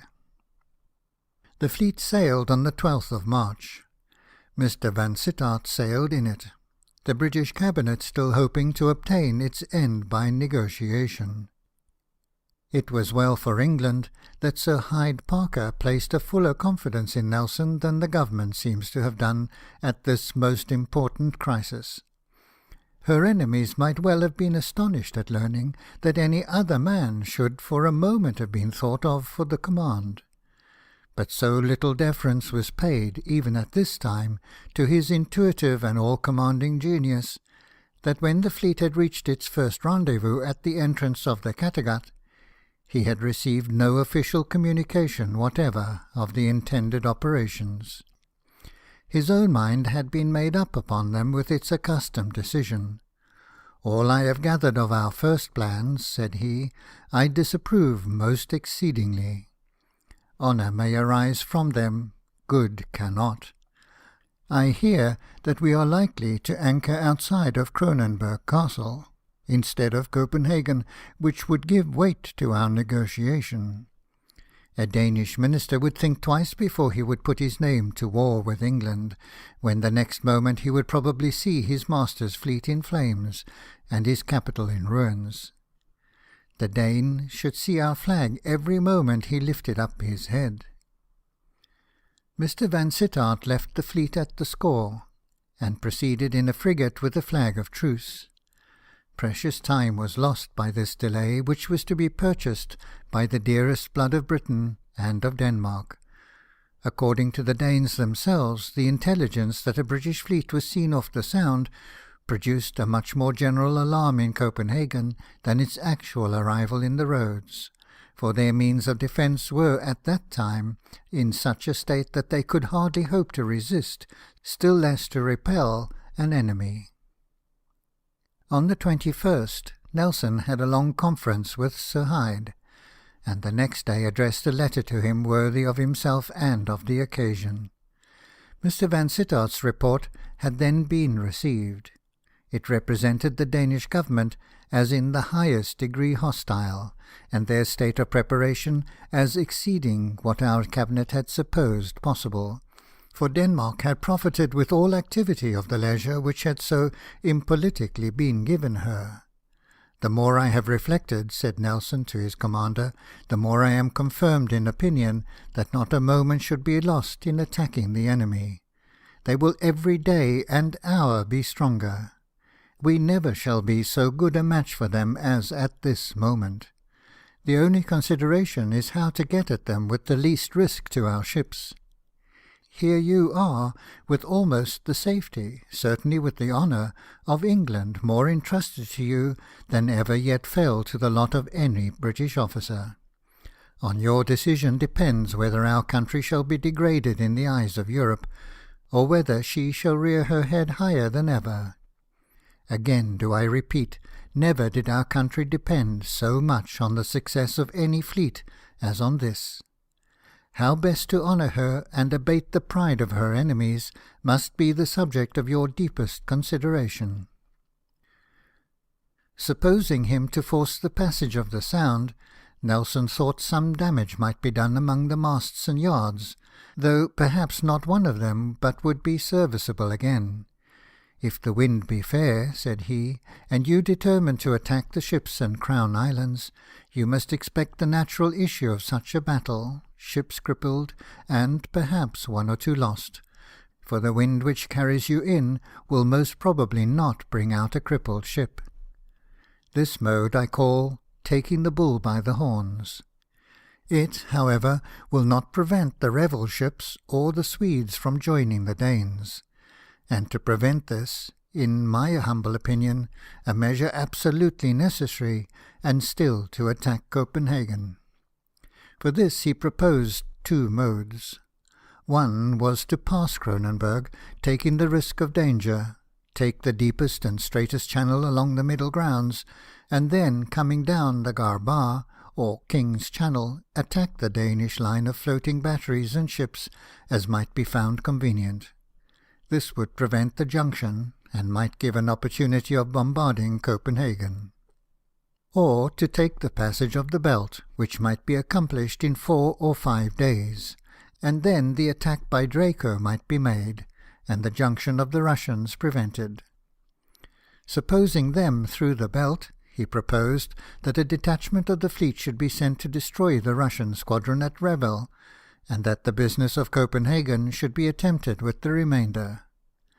The measure, he said, may be thought bold, but the boldest measures are the safest. The pilots, as men who had nothing but safety to think of, were terrified by the formidable report of the batteries of Elsineur, and the tremendous preparations which our negotiators, who were now returned from their fruitless mission, had witnessed. They therefore persuaded Sir Hyde to prefer the passage of the Belt. "Let it be by the Sound, by the Belt, or anyhow," cried Nelson, "only lose not an hour." On the 26th they sailed for the Belt, but after a few hours this resolution was changed, and the fleet returned to its former anchorage. The difficulty of the course is said to have been one of the reason, Nelson's advice another. The next day was more idly expended in dispatching a flag of truce to the governor of Cronenburg Castle, to ask whether he had received orders to fire at the British fleet, as the Admiral must consider the first gun to be a declaration of war on the part of Denmark. A soldier-like and becoming answer was returned to this formality. The governor said that the British minister had not been sent away from Copenhagen, but had obtained a passport at his own demand. He himself, as a soldier, could not meddle with politics, but he was not at liberty to suffer a fleet, of which the intention was not yet known, to approach the guns of the castle, which he had the honour to command, and he requested, if the British Admiral should think proper to make any proposals to the King of Denmark, that he might be apprised of it before the fleet approached nearer. During this intercourse, a Dane, who came on board the commander's ship, having occasion to express his business in writing, found the pen blunt, and holding it up, sarcastically said, "If your guns are not better pointed than your pens, you will make little impression on Copenhagen." On that day, intelligence reached the Admiral of the loss of one of his fleet, the Invincible 74, wrecked on a sandbank as she was coming out of Yarmouth, 400 of her men perishing in her. Nelson, who was now appointed to lead the van, shifted his flag to the Elephant, Captain Foley, a lighter ship than the St. George, and therefore fitter for the expected operations. The 2 following days were calm. Orders had been given to pass the Sound as soon as the wind would permit, and on the afternoon of the 29th the ships were cleared for action with an alacrity characteristic of British seamen. At daybreak on the 30th it blew a topsail breeze from the north-west. The signal was made, and the fleet moved on in order of battle. Nelson's division in the van, Sir Hyde's in the centre, and Admiral Graves in the rear. Great actions, whether military or naval, have generally given celebrity to the scenes from whence they were denominated, and thus petty villages and capes and bays, known only to the coasting trader, become associated with mighty deeds, and their names made conspicuous in the history of the world. Here, however, the scene was every way worthy of the drama. The political importance of the Sound is such that grand objects are not needed there to impress the imagination, yet is the channel full of grand and interesting objects, both of art and nature. This passage, which Denmark had so long considered as the key of the Baltic, in its narrowest part, about 3 miles wide, and here the city of Helsingør is situated, except Copenhagen, the most flourishing of the Danish towns. Every vessel which passes lowers her topgallant sails and pays toll at Helsingør, a toll which is believed to have had its origin in the consent of the traders to that sea, Denmark taking upon itself the charge of constructing lighthouses and erecting signals to mark the shoals and rocks from the Kattegat to the Baltic, and they on their part agreeing that all ships should pass this way, in order that all might pay their share, none from that time using the passage of the Belt, because it was not fitting that they, who enjoyed the benefit of the beacons in dark and stormy weather, should evade contributing to them in fair seasons and summer nights. Of late years, about 10,000 vessels had annually paid this contribution in time of peace. Adjoining Helsingør, and at the edge of a peninsular promontory upon the nearest point of land to the Swedish coast, stands Kronenberg Castle, built after Tycho Brahe's design, a magnificent pile, at once a palace and a fortress, and state prison, with its spires and towers, and battlements and batteries. On the left of the strait is the old Swedish city of Helsingborg, at the foot and on the side of a hill. To the north of Helsingborg the shores are steep and rocky. They lower to the south, and the distant spires of Landskrona, Lund, and Malmö are seen in the flat country. The Danish shores consist partly of ridges of sand, but more frequently their slopes are covered with rich wood and villages and villas, denoting the vicinity of a great capital. The isles of Huen, Saltholm, and Amak appear in the widening channel, and at the distance of 20 miles from Helsingør stands Copenhagen, in full view, the best-built city of the north, and one of the finest capitals of Europe, visible, with its stately spires, far off. Amid these magnificent objects, there are some which possess a peculiar interest for the recollections which they call forth. The Isle of Huen, a lovely domain about 6 miles in circumference, had been the munificent gift of Frederick II to Tycho Brahe. Here most of his discoveries were made, and here the ruins are to be seen of his observatory, and of the mansion where he was visited by princes, and where, with a princely spirit, he received and entertained all comers from all parts, and promoted science by his liberality as well as by his labours. Helsingør is a name familiar to English ears, being inseparably associated with Hamlet, and one of the noblest works of human genius. Kronenberg had been the scene of deeper tragedy. Here Queen Matilda was confined, the victim of a foul and murderous court intrigue. Here, amid heart-breaking griefs, she found consolation in nursing her infant. Here she took her everlasting leave of that infant, when, by the interference of England, her own deliverance was obtained. and as the ship bore her away from a country where the venial indiscretions of youth and unsuspicious gaiety had been so cruelly punished, upon these towers she fixed her eyes, and stood upon the deck, obstinately gazing towards them till the last speck had disappeared. The Sound being the only frequented entrance to the Baltic, the great Mediterranean of the north, few parts of the sea display so frequent a navigation. In the height of the season, not fewer than 100 vessels pass every 24 hours, for many weeks in succession. But never had so busy or so splendid a scene been exhibited there as on this day, when the British fleet prepared to force that passage, where till now all ships had veiled their topsails to the flag of Denmark. The whole force consisted of 51 sail of various descriptions, of which 16 were of the line.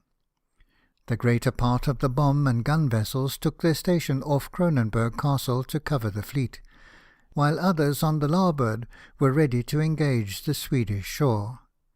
The Danes, having improved every moment which ill-timed negotiation and baffling weather gave them, had lined their shore with batteries, and as soon as the Monarch, which was the leading ship, came abreast of them, a fire was opened from about 100 pieces of cannon and mortars.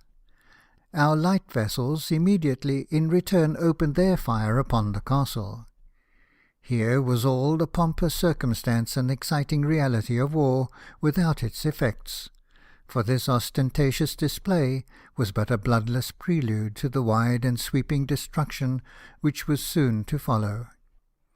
The enemy's shot fell near enough to splash the water on board our ships. Not relying upon any forbearance of the Swedes, they meant to have kept the mid-channel, but when they perceived that not a shot was fired from Helsingborg, and that no batteries were to be seen on the Swedish shore, they inclined to that side, so as completely to get out of reach of the Danish guns. The uninterrupted blaze which was kept up from them till the fleet had passed served only to exhilarate our sailors and afford them matter for jest, as the shot fell in showers a full cable's length short of its destined aim. A few rounds were returned from some of our leading ships, till they perceived its inutility. This, however, occasioned the only bloodshed of the day, some of our men being killed and wounded by the bursting of a gun. As soon as the main body had passed, the gun vessels followed, desisting from their bombardment, which had been as innocent as that of the enemy, and about midday the whole fleet anchored between the island of Huen and Copenhagen. Sir Hyde, with Nelson, Admiral Graves, some of the senior captains, and the commanding officers of the artillery and the troops, then proceeded in a lugger to reconnoitre the enemy's means of defence. A formidable line of ships, radeaus, pontoons, galleys, fireships, and gunboats, flanked and supported by extensive batteries, and occupying from one extreme point to the other an extent of nearly 4 miles. A council of war was held in the afternoon. It was apparent that the Danes could not be attacked without great difficulty and risk, and some of the members of the council spoke of the numbers of the Swedes and the Russians whom they should afterwards have to engage as a consideration which ought to be borne in mind. Nelson, who kept pacing the cabin, impatient as he ever was of anything which savoured of irresolution, repeatedly said, "The more numerous the better. I wish they were twice as many. The easier the victory, depend on it." The plan upon which he had determined, if ever it should be his fortune to bring a Baltic fleet to action, was to attack the head of their line and confuse their movements. "Close with the Frenchman," he used to say, "but outmanoeuvre a Russian." He offered his services for the attack, requiring 10 sail of the line and the whole of the smaller craft. Sir Hyde gave him 2 more line of battleships than he asked, and left everything to his judgment. The enemy's force was not the only nor the greatest obstacle which the British fleet had to contend. There was another to be overcome before they could come in contact with it. The channel was little known and extremely intricate. All the buoys had been removed, and the Danes considered this difficulty as almost insuperable, thinking the channel impracticable for so large a fleet. Nelson himself saw the soundings made and the buoys laid down, boating it upon this exhausting service, day and night, till it was effected. When this was done, he thanked God for having enabled him to get through this difficult part of his duty. It had worn him down, he said, and was infinitely more grievous to him than any resistance which he could experience from the enemy. At the first council of war, opinions inclined to an attack from the eastward, but the next day, the wind being southerly, after a second examination of the Danish position, it was determined to attack from the south, approaching in the manner which Nelson had suggested in his first thoughts. On the morning of the 1st of April, the whole fleet removed to an anchorage within 2 leagues of the town, and off the north-west end of the middle ground, a shoal lying exactly before the town, at about 3/4 of a mile distance, and extending along its whole sea-front. The King's Channel, where there is deep water, is between this shoal and the town, and here the Danes had arranged their line of defence, as near the shore as possible. 19 ships and floating batteries, flanked at the end nearest the town by the Crown batteries, which were 2 artificial islands at the mouth of the harbour, most formidable works, the larger one having, by the Danish account, 66 guns, but as Nelson believed, 88. The fleet having anchored, Nelson, with Riou in the Amazon, made his last examination of the ground, and about 1 o'clock, returning to his own ship, threw out the signal to weigh. It was received with a shout throughout the whole division. They weighed with a light and favourable wind. The narrow channel between the island of Saltholm and the middle ground had been accurately buoyed. The small craft pointed out the course distinctly. Riou led the way. The whole division coasted along the outer edge of the shoal, doubled its farther extremity, and anchored there off Draco Point, just as the darkness closed, the headmost of the enemy's line not being more than 2 miles distant. The signal to prepare for action had been made early in the evening, and as his own anchor dropped, Nelson called out, "I will fight them the moment I have a fair wind." It had been agreed that Sir Hyde, with the remaining ships, should weigh on the following morning, at the same time as Nelson, to menace the Crown batteries on his side and the 4 ships of the line which lay at the entrance of the arsenal, and to cover our own disabled ships as they came out of action. End of Chapter 7, Part 1. Chapter 7, Part 2. The Danes, meantime, had not been idle.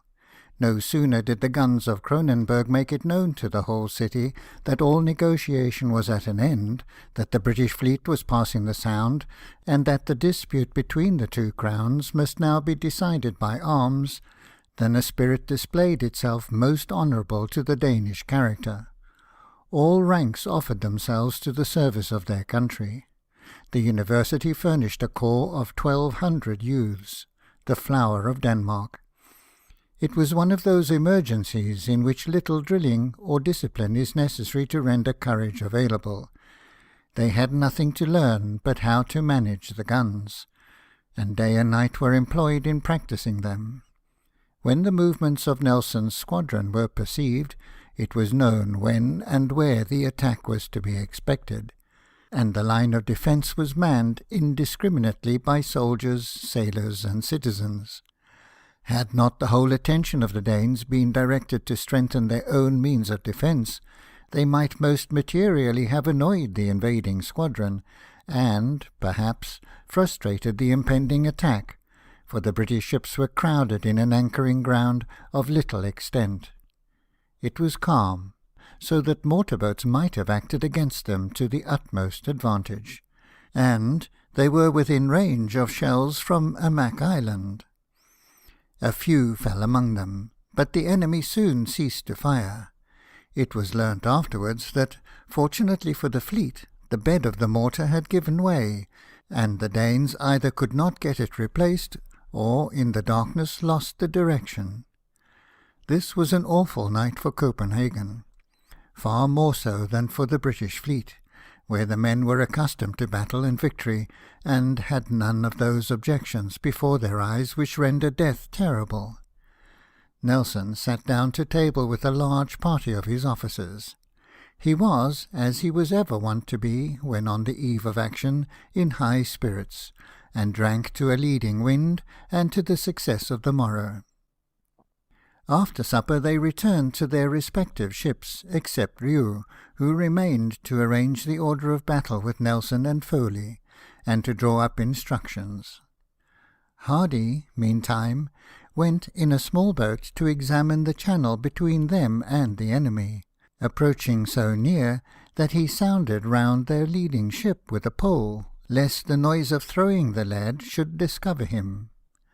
The incessant fatigue of body as well as mind which Nelson had undergone during the last 3 days had so exhausted him that he was earnestly urged to go to his cot, and his old servant, Allen, using that kind of authority which long and affectionate service entitles and enabled him to assume on such occasions, insisted upon his complying.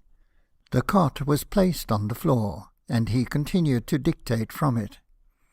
About 11, Hardy returned, and reported the practicability of the channel, and the depth of water up to the enemy's line. About 1, the orders were completed, and 6 clerks in the foremost cabin proceeded to transcribe them, Nelson frequently calling out to them from his cot to hasten their work, for the wind was becoming fair. Instead of attempting to get a few hours of sleep, he was constantly receiving reports upon this important point. At daybreak it was announced as becoming perfectly fair. The clerks finished their work about 6. Nelson, who was already up, breakfasted and made signal for all captains. The land forces and 500 seamen under Captain Freemantle and the Honourable Colonel Stewart were to storm the Crown Battery as soon as its fire should be silenced, and Riou, whom Nelson had never seen till this expedition, but whose worth he had instantly perceived and appreciated as it deserved, had the Blanche and Alcmene frigates, the Dart and Arrow sloops, and the Zephyr and Otter fireships given him, with a special command to act as circumstances might require. Every other ship had its station appointed. Between 8 and 9, the pilots and masters were ordered on board the Admiral's ship. The pilots were mostly men who had been mates in Baltic traders, and their hesitation about the bearing of the east end of the shoal and the exact line of deep water gave ominous warning of how little their knowledge was to be trusted. The signal for action had been made. The wind was fair, not a moment to be lost. Nelson urged them to be steady, to be resolute, and to decide. But they wanted the only ground for steadiness and decision in such cases, and Nelson had reason to regret that he had not trusted to Hardy's single report. This was one of the most painful moments of his life, and he always spoke of it with bitterness. "I experienced in the Sound," said he, "the misery of having the honour of our country entrusted to a set of pilots who have no other thought than to keep the ships clear of danger, and their own silly heads clear of shot. Everybody knows what I must have suffered, and if any merit attaches itself to me, it was for combating the dangers of the shallows in defiance of them." At length Mr. Brierly, the master of the Bellona, declared that he was prepared to lead the fleet. His judgment was exceeded by the rest. They returned to their ships, and at 9:30 the signal was made to weigh in succession. Captain Murray, in the Edgar, led the way. The Agamemnon was next in order, but on the first attempt to leave her anchorage, she could not weather the edge of the shoal, and Nelson had the grief to see his old ship, in which he had performed so many years' gallant service, immovably aground, at a moment when her help was so greatly required. Signal was then made for the Polyphemus, and this change in order of sailing was executed with the utmost promptitude.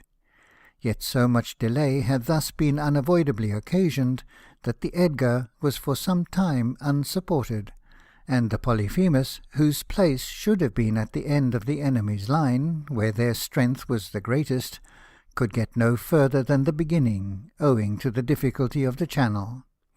There she occupied, indeed, an efficient station, but one where her presence was less required. The Isis followed with better fortune, and took her own berth. The Bellona, Sir Thomas Boulden Thompson, kept too close on the starboard shoal, and grounded abreast of the outer ship of the enemy. This was the more vexatious, inasmuch as the wind was fair, the room ample, and 3 ships had led the way. The Russell, following the Bellona, grounded in like manner. Both were within reach of shot, but their absence from their intended stations was severely felt. Each ship had been ordered to pass her leader on the starboard side, because the water was supposed to shoal on the larboard shore. Nelson, who came next after these 2 ships, thought they had kept too far on the starboard direction, and made signal for them to close with the enemy, not knowing that they were aground. But when he perceived that they did not obey the signal, he ordered the Elephant's helm to starboard, and went within these ships, thus quitting the appointed order of sailing, and guiding those which were to follow. The greater part of the fleet were probably by this act of promptitude on his part saved from going on shore. Each ship, as she arrived nearly opposite to her appointed station, let her anchor go by the stern, and presented her broadside to the Danes. The distance between each was about a half cable. The action was fought nearly at the distance of a cable's length from the enemy. This, which rendered its continuance so long, was owing to the ignorance and consequent indecision of the pilots. In pursuance of the same error which had led the Bellona and the Russell aground, they, when the lead was at 1/4 less 5, refused to approach nearer, in dread of shoaling their water on the larboard shore, a fear altogether erroneous, for the water deepened up to the very side of the enemy's line. At 5 minutes after 10 the action began. The first half of our fleet was engaged in about half an hour, and by 11:30 the battle became general. The plan of the attack had been complete, but seldom has any plan been more disconcerted by untoward accidents. Of 12 ships of the line, 1 was entirely useless, and 2 others in a situation where they could not render half the service which was required of them. Of the squadron of gun-brigs, only 1 could get into action. The rest were prevented by baffling currents from weathering the eastern end of the shoal, and only 2 of the bomb vessels could reach their station on the middle ground, and open their mortars on the arsenal, firing over both fleets. Rio took the vacant station against the Crown Battery with his frigates, attempting with that unequal force a service which 3 sail of the line had been directed to assist. Nelson's agitation had been extreme when he saw himself, before the action began, deprived of 1/4 part of his ships of the line. But no sooner was he in battle, where his squadron was received with the fire of more than 1,000 guns, than, as if that artillery, like music, had driven away all care and painful thoughts, his countenance brightened, and as a bystander describes him, his conversation became joyous, animated, elevated, and delightful. The Commander-in-Chief, meantime, near enough to the scene of action to know the unfavourable accidents which had so materially weakened Nelson, and yet too distant to know the real state of the contending parties, suffered the most dreadful anxiety. To get to his assistance was impossible. Both wind and current were against him. Fear for the event, in such circumstances, would naturally preponderate in the bravest mind, and at 1 o'clock, perceiving that, after 3 hours' endurance, the enemy's fire was unslackened, he began to despair of success, and thinking it became him to save what he could from the hopeless contest, he made signal for retreat. Nelson was now in all the excitement of action, pacing the quarter-deck. A shot through the mainmast knocked the splinters about, and he observed to one of his officers, with a smile, "It is warm work, and this day may be the last to any of us at the moment." And then, stopping short at the gangway, added with emotion, "But mark you, I would not be elsewhere for thousands."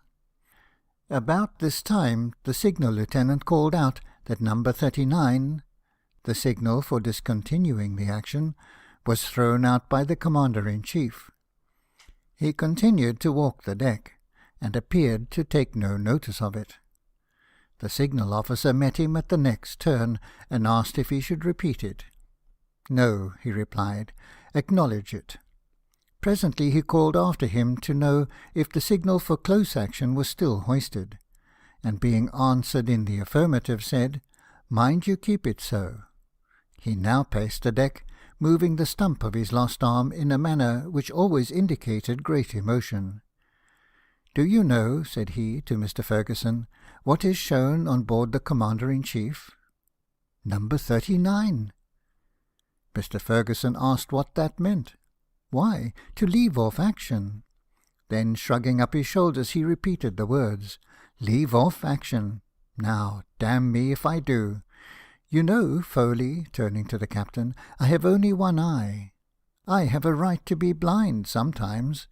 And then, putting the glass to his blind eye, in that mood of mind which sports with bitterness, he exclaimed, "I really do not see the signal." Presently he exclaimed, "Damn the signal. Keep mine for closer battle flying. That's the way I answer such signals. Nail mine to the mast." Admiral Graves, who was so situated that he could not discern what was done on board the Elephant, disobeyed Sir Hyde's signal in like manner, whether by fortunate mistake or by a like brave intention has not been made known. The other ships of the line, looking only to Nelson, continued the action. The signal, however, saved Rieu's little squadron, but did not save its heroic leader. This squadron, which was nearest the Commander-in-Chief, obeyed, and hauled off. It had suffered severely in its most unequal contest. For a long time the Amazon had been firing, enveloped in smoke. When Rieu desired his men to stand fast and let the smoke clear off, that they might see what they were about, a fatal order, for the Danes then got clear sight of her from the batteries, and pointed their guns with such tremendous effect that nothing but the signal for retreat saved the frigate from destruction. "What will Nelson think of us?" was Rieu's mournful exclamation, when he unwillingly drew off. He had been wounded in the head by a splinter, and was sitting on a gun, encouraging his men, when, just as the Amazon showed her stern to the Treccono battery, his clerk was killed by his side, and another shot swept away several marines who were hauling in the main-brace. "Come then, my boys," cried Rieu, "let us all die together." The words had scarcely been uttered before a raking shot cut him in two. Except it had been Nelson himself, the British Navy could not have suffered a severer loss. The action continued along the line with unabated vigour on our side, and with the most determined resolution on the part of the Danes. They fought to great advantage, because most of the vessels in their line of defence were without masts. The few which had any standing had their topmasts struck, and the hulls could only be seen at intervals. The Isis must have been destroyed by the superior weight of her enemy's fire, if Captain Inman, in the Désiré frigate, had not judiciously taken a situation which enabled him to rake the Dane, and if the Polyphemus had not also relieved her. Both in the Bellona and the Isis many men were lost by the bursting of their guns. The former ship was about 40 years old, and these guns were believed to be the same which she had first taken to sea. They were probably originally faulty, for the fragments were full of little air-holes. The Bellona lost 75 men, the Isis 110, the Monarch 210. She was, more than any other line of battleship, exposed to the great battery, and supporting at the same time the united fire of the Holstein and Zealand. Her loss this day exceeded that of any single ship during the whole war. Amid the tremendous carnage in this vessel, some of the men displayed a singular instance of coolness. The pork and peas happened to be in the kettle. A shot knocked its contents about. They picked up the pieces and ate, and fought at the same time. The Prince Royal had taken his station upon one of the batteries, from whence he beheld the action and issued his orders. Denmark had never been engaged in so arduous a contest, and never did the Danes more nobly display their national courage, a courage not more unhappily than impolitically exerted in subserviency to the interests of France. Captain Thura of the Indfødstreten fell early in the action, and all his officers, except one lieutenant and one marine officer, were either killed or wounded. In the confusion, the colours were either struck or shot away, but she was moored athwart one of the batteries in such a situation that the British made no attempt to board her, and a boat was dispatched to the Prince to inform him of her situation. He turned to those about him and said, "Gentlemen, Thura is killed. Which of you will take the command?" Schroedersee, a captain who had lately resigned on account of extreme ill health, answered in a feeble voice, "I will," and hastened on board. The crew, perceiving a new commander coming alongside, hoisted their colours again, and fired a broadside. Schroedersee, when he came on deck, found himself surrounded by the dead and wounded, and called to those in the boat to get quickly on board. A ball struck him at that moment. A lieutenant who had accompanied him then took the command, and continued to fight the ship.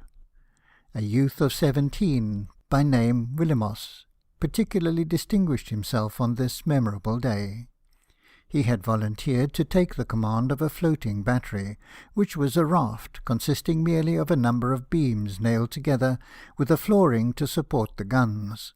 It was square, with a breastwork full of portholes, and without masts, carrying 24 guns, and 120 men.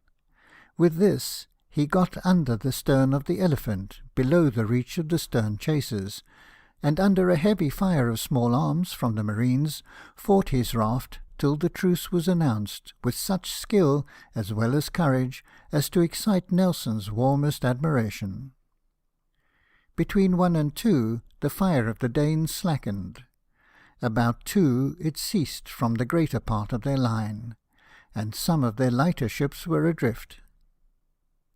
It was, however, difficult to take possession of those who struck, because the batteries on Amak Island protected them, and because an irregular fire was kept up from the ships themselves as the boats approached.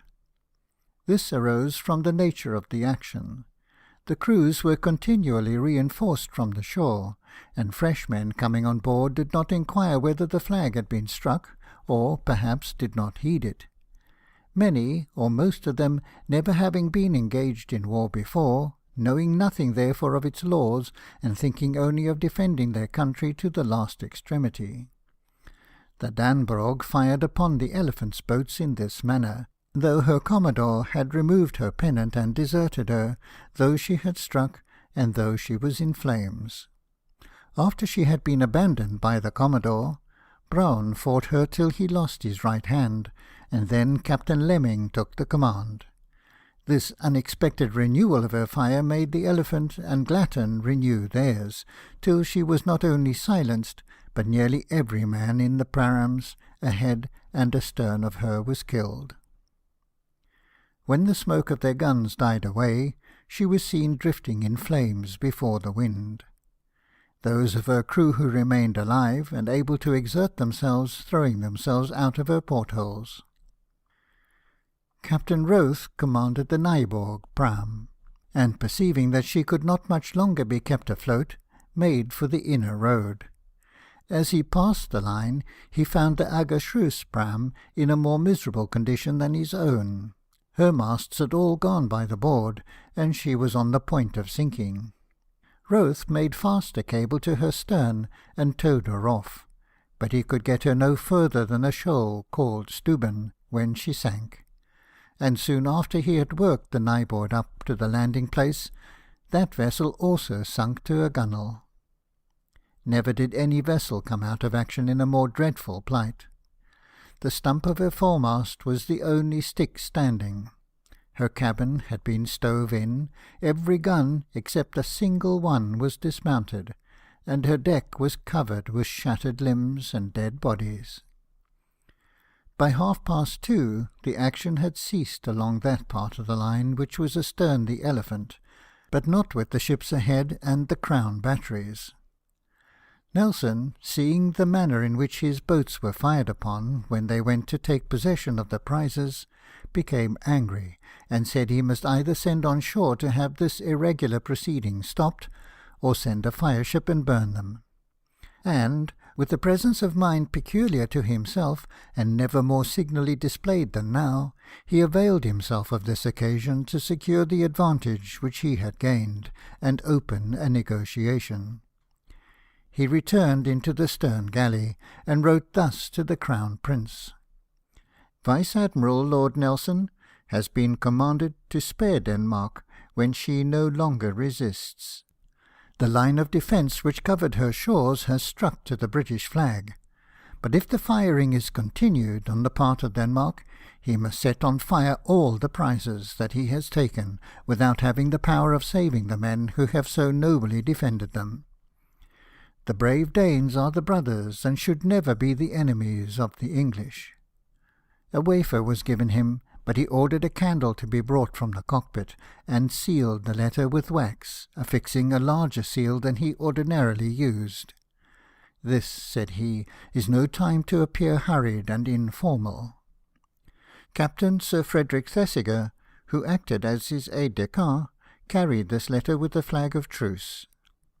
Meanwhile, the fire of the ships ahead, and the approach of the Ramillies and defence from Sir Hyde's division, which had now worked near enough to alarm the enemy, though not to injure them, silenced the remainder of the Danish line to the eastward of the Trécorner. That battery, however, continued its fire.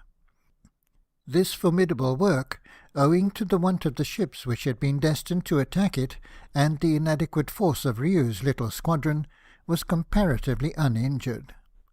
Towards the close of the action, it had been manned with nearly 1,500 men, and the intention of storming it, for which every preparation had been made, was abandoned as impracticable.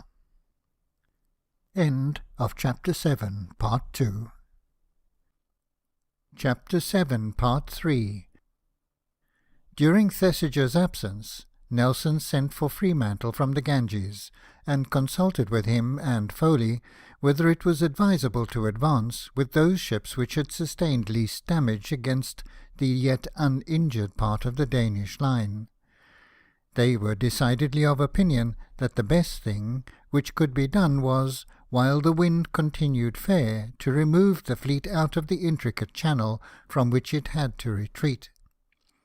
In somewhat more than half an hour after Thesiger had been dispatched, the Danish Adjutant-General Lindholm came, bearing a flag of truce, upon which the Trécorner ceased to fire, and the action closed after 4 hours' continuance. He brought an inquiry from the Prince. What was the object of Nelson's note? The British Admiral wrote in reply: "Lord Nelson's object in sending the flag of truce was humanity. He therefore consents that hostilities shall cease, and that the wounded Danes may be taken on shore. And Lord Nelson will take his prisoners out of the vessels, and burn or carry off his prizes as he shall think fit." Lord Nelson, with humble duty to His Royal Highness the Prince, will consider this the greatest victory he has ever gained, if it may be the cause of a happy reconciliation and union between his own most gracious Sovereign and His Majesty the King of Denmark." Sir Frederick Thesiger was dispatched a second time with the reply, and the Danish Adjutant-General was referred to the Commander-in-Chief for a conference upon his overture. Lindholm, assenting to this, proceeded to the London, which was riding at anchor full 4 miles off, and Nelson, losing not one of the critical moments which he had thus gained, made signal for his leading ships to weigh in succession.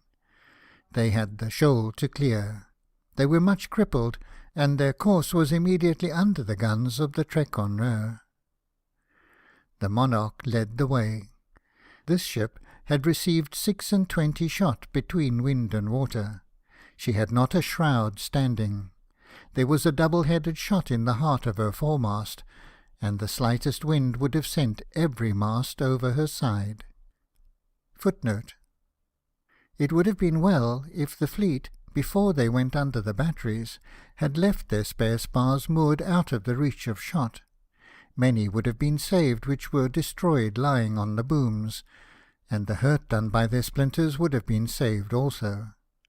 Small craft could have towed them up when they were required, and after such an action so many must necessarily be wanted, that if those which were not in use were wounded, it might thus have been rendered impossible to refit the ships. End of footnote. The imminent danger from which Nelson had extricated himself soon became apparent. The Monarch touched immediately upon a shoal, over which she was pushed by the Ganges, taking her amidships. The Glatton went clear, but the other two, the Defiance and the Elephant, grounded about a mile from the Trekroner, and there remained fixed for many hours in spite of all the exertions of their wearied crews. The Desiree frigate, also, at the other end of the line, having gone towards the close of the action to assist the Bellona, became fast on the same shoal.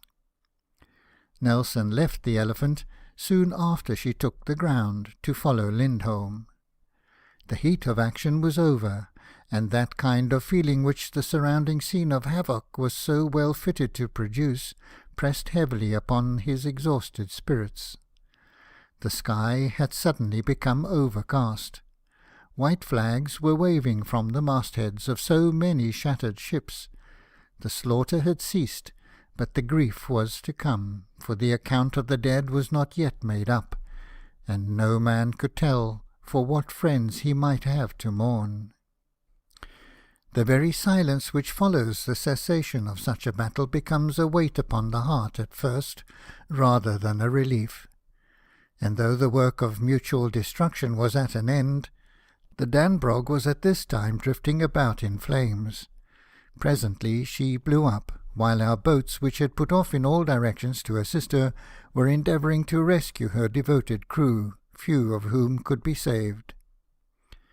The fate of these men, after the gallantry which they had displayed, particularly affected Nelson, for there was nothing in this action of the indignation against the enemy, and the impression of the retributive justice which at the Nile had given a sterner temper to his mind, and a sense of austere delight in beholding the vengeance of which he was the appointed minister. The Danes were an honourable foe. They were of English mould as well as English blood, and now that the battle had ceased, he regarded them rather as brethren than as enemies. There was another reflection also which mingled with these melancholy thoughts, and predisposed him to receive them. He was not here master of his own movements, as at Egypt. He had won the day by disobeying his orders, and, in so far as he had been successful, had convicted the Commander-in-Chief of an error in judgment. "Well," said he, as he left the Elephant, "I have fought contrary to orders, and I shall, perhaps, be hanged. Never mind, let them." This was the language of a man who, while he is giving utterance to an uneasy thought, clothes it half in jest, because he half repents that it has been disclosed. His services had been too eminent on that day, his judgment too conspicuous, his success too signal, for any commander, however jealous of his own authority or envious of another's merits, to express anything but satisfaction and gratitude, which Sir Hyde heartily felt, and sincerely expressed. It was speedily agreed that there should be a suspension of hostilities for 24 hours, that all the prizes should be surrendered, and the wounded Danes carried on shore. There was a pressing necessity for this, for the Danes, either from too much confidence in the strength of their position and the difficulty of the channel, or supposing that the wounded might be carried to shore during the action, which was found totally impracticable, or perhaps from the confusion which the attack excited, had provided no surgeons, so that when our men boarded the captured ships, they found many of the mangled and mutilated Danes bleeding to death for want of proper assistance, a scene, of all others, the most shocking to a brave man's feelings. The boats of Sir Hyde's division were actively employed all night in bringing out the prizes, and in getting afloat the ships which were on shore. At daybreak, Nelson, who had slept in his own ship, the St. George, rowed to the Elephant, and his delight in finding her afloat seemed to give him new life. There he took a hasty breakfast, praising the men for their exertions, and then pushing off to the prizes which had not yet been removed. The Zealand, 74, the last which struck, had drifted on the shoal under the Trekroner, and relying, as it seems, upon the protection which that battery might have afforded, refused to acknowledge herself captured, saying that though it was true her flag was not to be seen, her pendant was still flying. Nelson ordered one of our brigs and 3 longboats to approach her, and rowed up himself to one of the enemy's ships to communicate with the Commodore. This officer proved to be an old acquaintance whom he had known in the West Indies, so he invited himself on board, and, with that urbanity as well as decision which always characterized him, urged his claim to the Zealand so well that it was admitted. The men from the boats lashed a cable round her bowsprit, and the gun-vessel towed her away. It is affirmed, and probably with truth, that the Danes felt more pain at beholding this than at all their misfortunes on the preceding day, and one of the officers, Commodore Steen Bille, went to the Trekroner battery and asked the commander why he had not sunk the Zealand rather than suffer her thus to be carried off by the enemy. This was indeed a mournful day for Copenhagen. It was Good Friday, but the general agitation and the mourning which was in every house made all distinction of days be forgotten.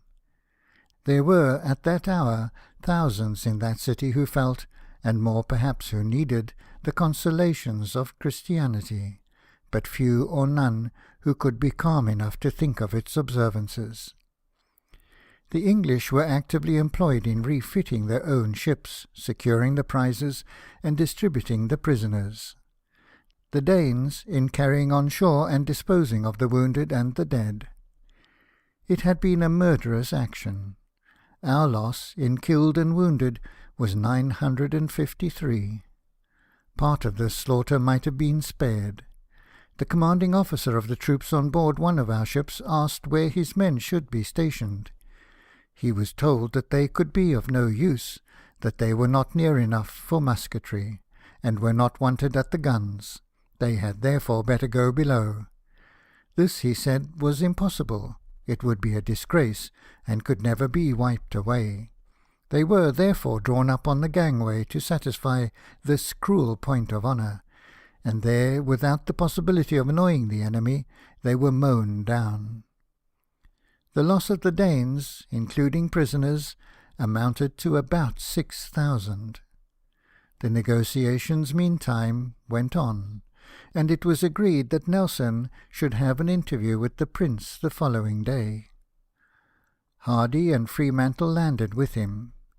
This was a thing as unexampled as the other circumstances of the battle. A strong guard was appointed to escort him to the palace, as much for the purpose of security as of honour. The populace, according to the British account, showed a mixture of admiration, curiosity, and displeasure at beholding that man in the midst of them who had inflicted such wounds upon Denmark. But there were neither acclamations nor murmurings. The people, says a Dane, did not degrade themselves with the former, nor disgrace themselves with the latter. The Admiral was received as one brave enemy ever ought to receive another. He was received with respect. The preliminaries of the negotiation were adjusted at this interview. During the repast which followed, Nelson, with all the sincerity of his character, bore willing testimony to the valour of his foes. He told the Prince that he had been in 105 engagements, but this was the most tremendous of all.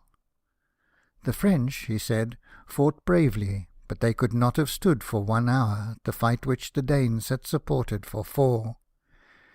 He requested that Villemose might be introduced to him, and shaking hands with the youth, told the Prince that he ought to be made an admiral. The Prince replied, "If, my lord, I am to make all my brave officers admirals, I should have no captains or lieutenants in my service."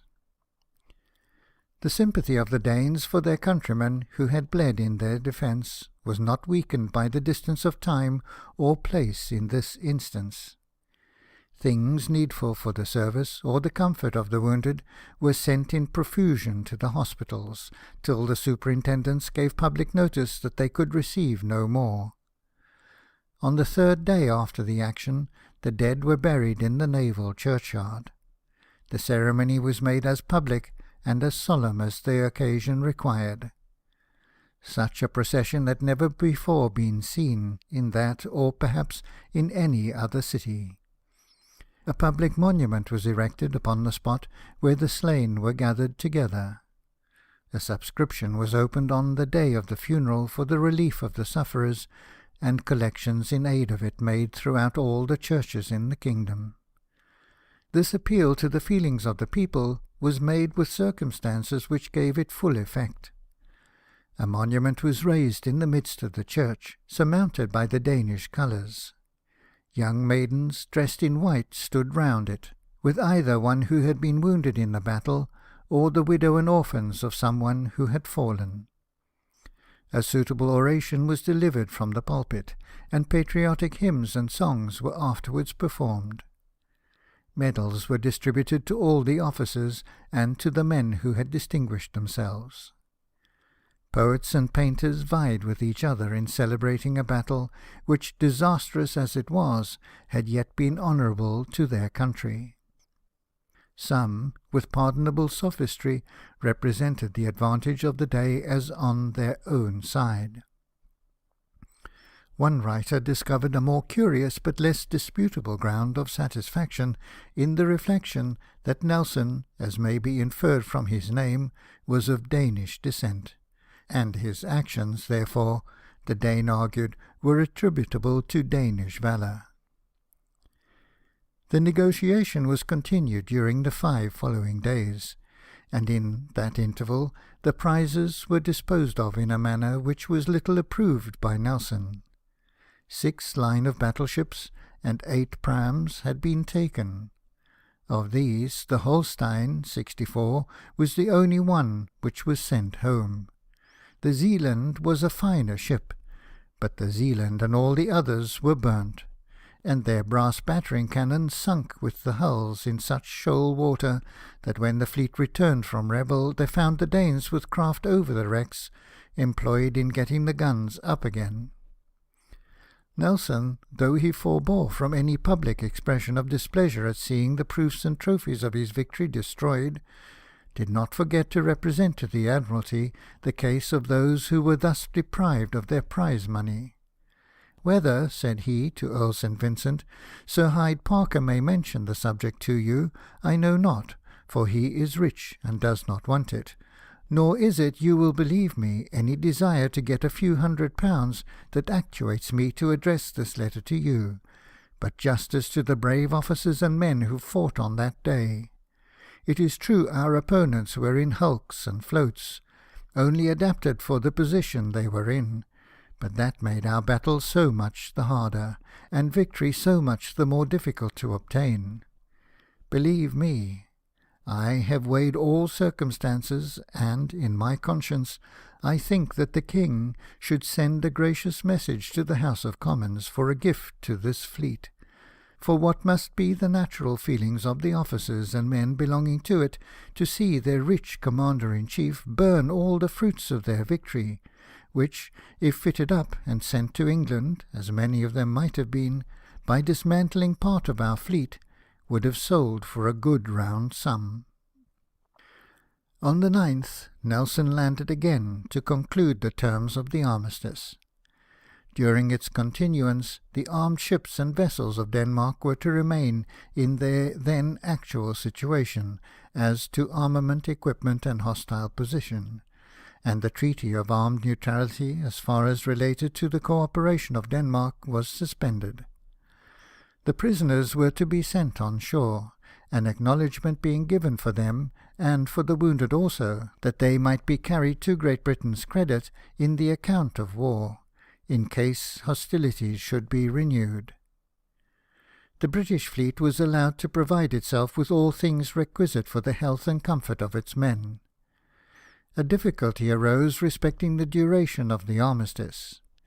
The Danish commissioners fairly stated their fears of Russia, and Nelson, with that frankness which sound policy and the sense of power seem often to require, as well as justify in diplomacy, told them his reasoning for demanding a long term was, that he might have time to act against the Russian fleet, and then return to Copenhagen. Neither party would yield upon this point, and one of the Danes hinted at the renewal of hostilities. "Renew hostilities?" cried Nelson to one of his friends, for he understood French enough to comprehend what was said, though not to answer it in the same language. "Tell him we are ready at the moment, ready to bombard this very night." The conference, however, proceeded amicably on both sides, and as the commissioners could not agree upon this head, they broke up, leaving Nelson to settle it with the Prince. A levee was held forthwith in one of the state rooms, a scene well suited for such a consultation, for all these rooms had been stripped of their furniture in fear of a bombardment. To a bombardment also Nelson was looking at this time. Fatigue and anxiety and vexation at the dilatory measures of the Commander-in-Chief combined to make him irritable, and as he was on the way to the Prince's dining-room, he whispered to the officer on whose arm he was leaning, "Though I have only one eye, I can see that all this will burn well." After dinner he was closeted with the Prince, and they agreed that the armistice should continue 14 weeks, and that at its termination 14 days' notice should be given before the recommencement of hostilities. An official account of the battle was published by Olfert Fischer, the Danish Commander-in-Chief, in which it was asserted that our force was greatly superior, nevertheless that 2 of our ships of the line had struck, that the others were so weakened, and especially Lord Nelson's own ship, as to fire only single shots for an hour before the end of the action, and that this hero himself, in the middle and very heat of the conflict, sent a flag of truce on shore to propose a cessation of hostilities. For the truth of this account, the Dane appealed to the Prince, and all those who, like him, had been eye-witnesses of the scene. Nelson was exceedingly indignant at such a statement, and addressed a letter in confutation of it to the Adjutant-General Lindholm, thinking this incumbent upon himself for the information of the Prince, since His Royal Highness had been appealed to as a witness. Otherwise, said he, had Commodore Fisher confined himself to his own veracity, I should have treated his official letter with the contempt it deserved, and allowed the world to appreciate the merits of the 2 contending officers. After detecting and pointing out some of the misstatements in the account, he proceeds: "As to his nonsense about victory, His Royal Highness will not much credit him. I sunk, burnt, captured, or drove into the harbour the whole line of defence to the southward of the Crown Islands. He says he is told the 2 British ships struck. Why did he not take possession of them? I took possession of his as fast as they struck. The reason is clear, that he did not believe it. He must have known the falsity of the report. He states that the ship in which I had the honour to hoist my flag fired latterly only single guns. It is true, for steady and cool were my brave fellows, and did not wish to throw away a single shot. He seems to exult that I sent on shore a flag of truce. You know, and His Royal Highness knows, that the guns fired from the shore could only fire through the Danish ships which had surrendered, and that if I fired at the shore, it could only be in the same manner. God forbid that I should destroy an unresisting Dane. When they became my prisoners, I became their protector." This letter was written in terms of great asperity against the Danish commander. Lindholm replied in a manner every way honourable to himself. He vindicated the Commodore in some points, and excused him in others, reminding Nelson that every Commander-in-Chief was liable to receive incorrect reports. With a natural desire to represent the action in the most favourable light to Denmark, he took into the comparative strength of the 2 parties the ships which were aground, and which could not get into action, and omitted the Trekroner and the batteries upon Amak Island. He disclaimed all idea of claiming as a victory what to every intent and purpose, said he, was a defeat, but not an inglorious one. As to your Lordship's motive for sending a flag of truce, it never can be misconstrued, and your subsequent conduct has sufficiently shown that humanity is always the companion of true valour. You have done more. You have shown yourself a friend to the re-establishment of peace and good harmony between this country and Great Britain. It is, therefore, with the sincerest esteem I shall always feel myself attached to your Lordship. Thus handsomely winding up his reply, he soothed and contented Nelson, who, drawing up a memorandum of the comparative force of the 2 parties for his own satisfaction, assured Lindholm that if the Commodore's statement had been in the same manly and honourable strain, he would have been the last man to have noticed any little inaccuracies which might get into a Commander-in-Chief's public letter. For the Battle of Copenhagen, Nelson was raised to the rank of Viscount, an inadequate mark of reward for services so splendid, and of such paramount importance to the dearest interests of England. There was, however, some prudence in dealing out honours to him step by step. Had he lived long enough, he would have fought his way up to a dukedom. End of Chapter 7. Chapter 8, Part 1. Sir Hyde Parker is recalled, and Nelson appointed commander. He goes to Revel. Settlement of affairs in the Baltic. Unsuccessful attempt upon the flotilla at Boulogne. Peace of Amiens. Nelson takes the command in the Mediterranean on the renewal of the war. Escape of the Toulon fleet. Nelson chases them to the West Indies and back. Delivers up his squadron to Admiral Cornwallis, and lands in England. When Nelson informed Earl St. Vincent that the armistice had been concluded, he told him also, without reserve, his own discontent at the dilatoriness and indecision which he witnessed, and could not remedy. "No man," said he, "but those who are on the spot can tell what I have gone through and do suffer. I make no scruple in saying that I would have been at Revel 14 days ago, that without this armistice the fleet would never have gone, but by order of the Admiralty, and with it, I dare say, we shall not go this week. I wanted Sir Hyde to let me at least go and cruise off Karlskrona to prevent the Revel ships from getting in.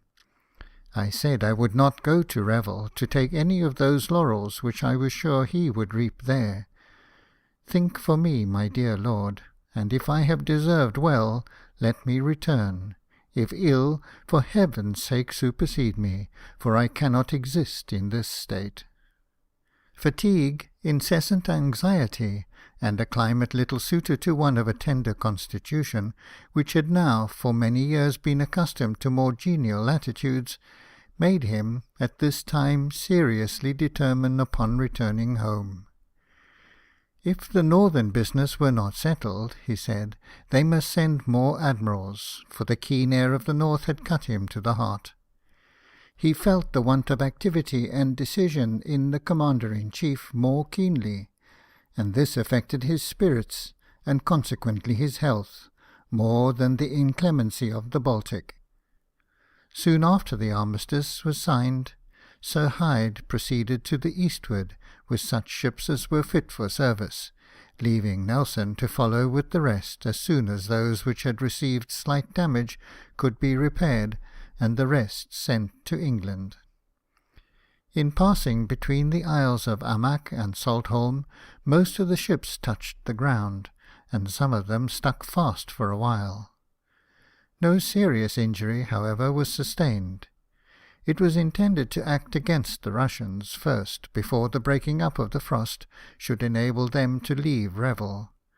But learning on the way that the Swedes had put to sea to effect a junction with them, Sir Hyde altered his course, in hopes of intercepting this part of the enemy's force.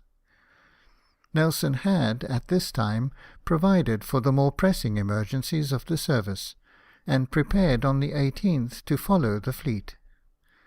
The St. George drew too much water to pass the channel between the isles without being lightened. The guns were therefore taken out and put on board an American vessel. A contrary wind, however, prevented Nelson from moving, and on that same evening, while he was thus delayed, information reached him of the relative situation of the Swedish and British fleets, and the probability of an action. The fleet was nearly 10 leagues distant, and both wind and current contrary, but it was not possible that Nelson could wait for a favourable season under such an expectation. He ordered his boat immediately and stepped into it. Night was setting in, one of the cold spring nights of the north, and it was discovered soon after they had left the ship that in their haste they had forgotten to provide him with a boat cloak. He, however, forbade them to return for one, and when one of his companions offered his own greatcoat and urged him to make use of it, he replied, "I thank you very much, but, to tell you the truth, my anxiety keeps me sufficiently warm at present."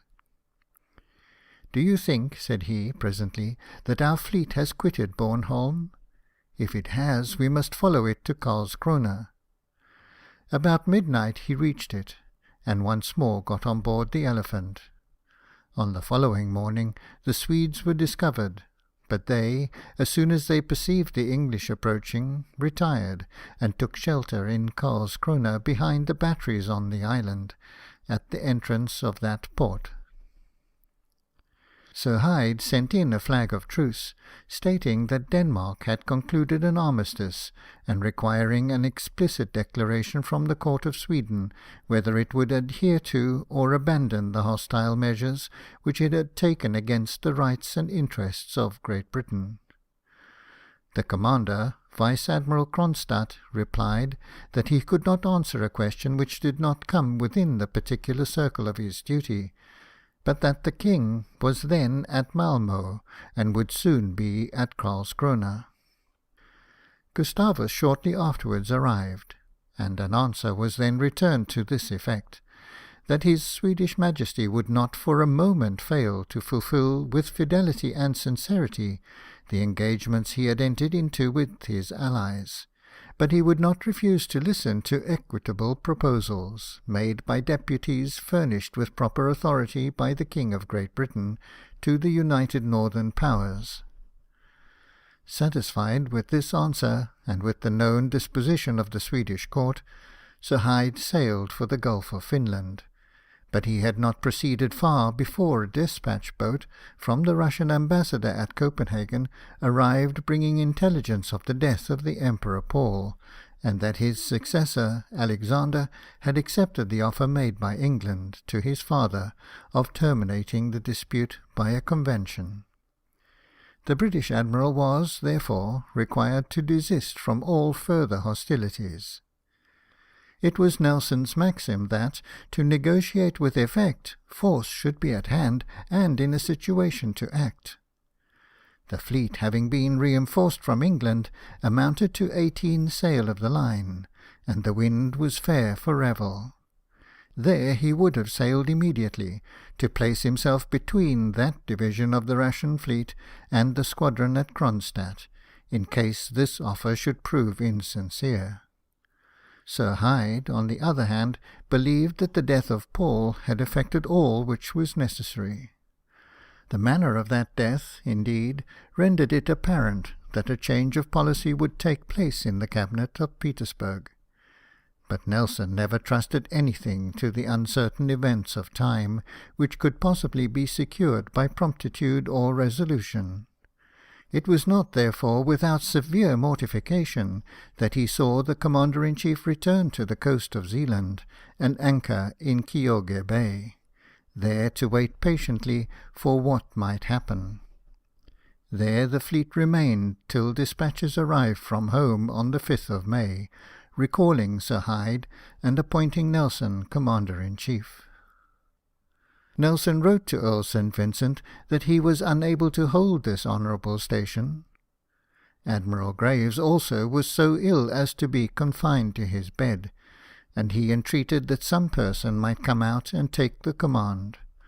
"I will endeavour," said he, "to do my best while I remain, but, my dear lord, I shall either soon go to heaven, I hope, or must rest quiet for a time.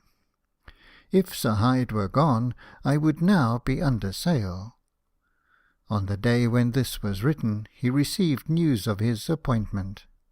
Not a moment was now lost. His first signal as Commander-in-Chief was to hoist in all launches and prepare to weigh, and on the 7th he sailed from Kyoge. Part of his fleet was left at Bornholm to watch the Swedes, from whom he required and obtained an assurance that the British trade in the Kattegat and in the Baltic should not be molested, and saying how unpleasant it would be to him if anything should happen which might for a moment disturb the returning harmony between Sweden and Great Britain. He apprised them that he was not directed to abstain from hostilities should he meet with the Swedish fleet at sea. Meantime, he himself, with 10 sail of the line, 2 frigates, a brig, and a schooner, made for the Gulf of Finland. Paul, in one of the freaks of his tyranny, had seized upon all British effects in Russia, and even considered British subjects as his prisoners. "I will have all the English shipping and property restored," said Nelson, "but I will do nothing violently, neither commit my country nor suffer Russia to mix the affairs of Denmark or Sweden with the detention of our ships." The wind was fair, and carried him in 4 days to Revel Roads, but the bay had been clear of firm ice on the 29th of April, while the English were lying idly at Kyoge. The Russians had cut through the ice in the mole, 6 feet thick, and their whole squadron had sailed for Kronstadt on the 3rd. Before that time it had lain at the mercy of the English. Nothing, Nelson said, if it had been right to make the attack, would have saved 1 ship of them in 2 hours after our entering the bay. It so happened that there was no cause to regret the opportunity which had been lost, and Nelson immediately put the intentions of Russia to the proof. He sent on shore to say that he came with friendly views, and was ready to return a salute. On their part, the salute was delayed till a message was sent to them to inquire for what reason, and the officer whose neglect had occasioned the delay was put under arrest. Nelson wrote to the Emperor, proposing to wait on him personally and congratulate him on his accession, and urging the immediate release of British subjects and restoration of British property. The answer arrived on the 16th. Nelson meantime had exchanged visits with the governor, and the most friendly intercourse had subsisted between the ships and the shore. Alexander's ministers, in their reply, expressed their surprise at the arrival of a British fleet in a Russian port, and their wish that it should return. They professed, on the part of Russia, the most friendly disposition towards Great Britain, but declined the personal visit of Lord Nelson, unless he came in a single ship. There was a suspicion implied in this which stung Nelson, and he said the Russian ministers would never have written thus if their fleet had been at Revel.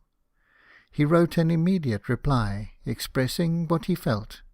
He told the court of Petersburg that the word of a British admiral, when given in explanation of any part of his conduct, was as sacred as that of any sovereign in Europe, and he repeated that under other circumstances it would have been his anxious wish to have paid his personal respects to the Emperor, and signed with his own hand the act of amity between the two countries.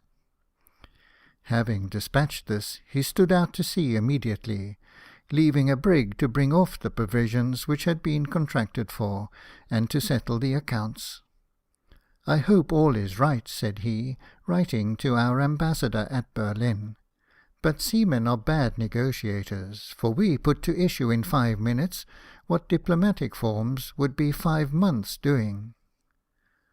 On his way down the Baltic, however, he met the Russian Admiral Tchitchagoff, whom the Emperor, in reply to Sir Hyde's overtures, had sent to communicate personally with the British Commander-in-Chief. The reply was such as had been wished and expected, and these negotiators, going, seamanlike, straight to their object, satisfied each other of the friendly intentions of their respective governments.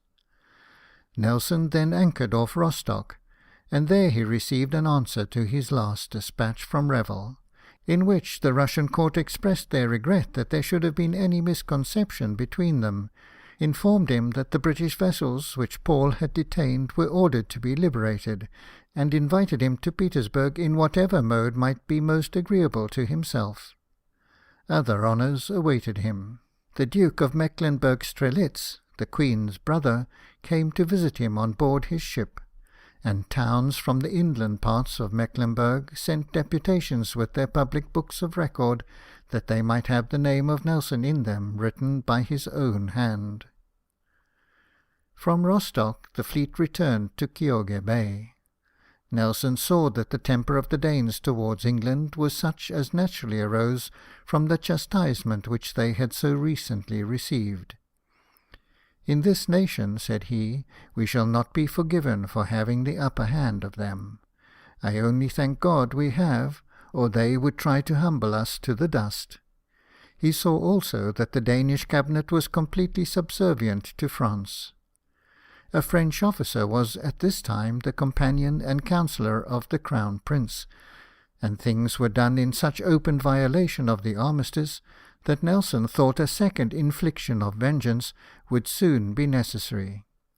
He wrote to the Admiralty requesting a clear and explicit reply to his inquiry, whether the Commander-in-Chief was at liberty to hold the language becoming a British Admiral, "which very probably," said he, "if I am here, will break the armistice, and set Copenhagen in a blaze.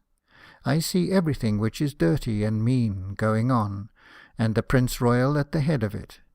Ships have been masted, guns taken on board, floating batteries prepared, and except hauling out and completing their rigging, everything has been done in defiance of the treaty.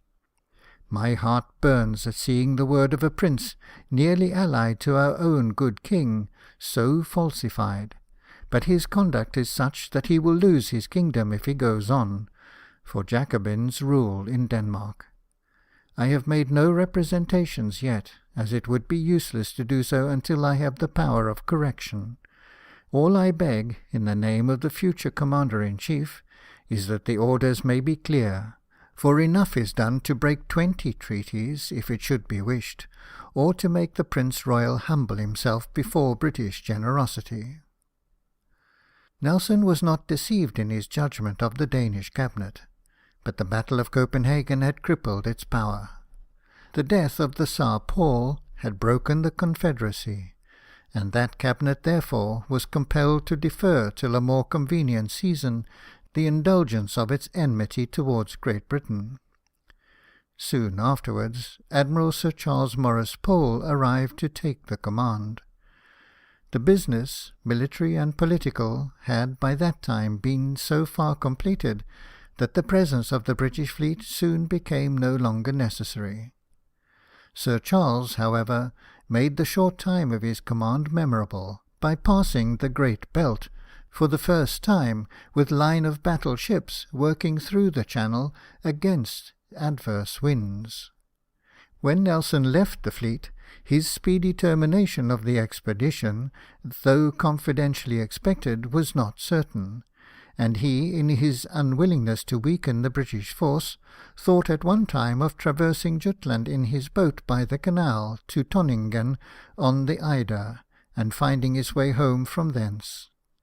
This intention was not executed, but he returned in a brig, declining to accept a frigate, which few admirals would have done, especially if, like him, they suffered from seasickness in a small vessel.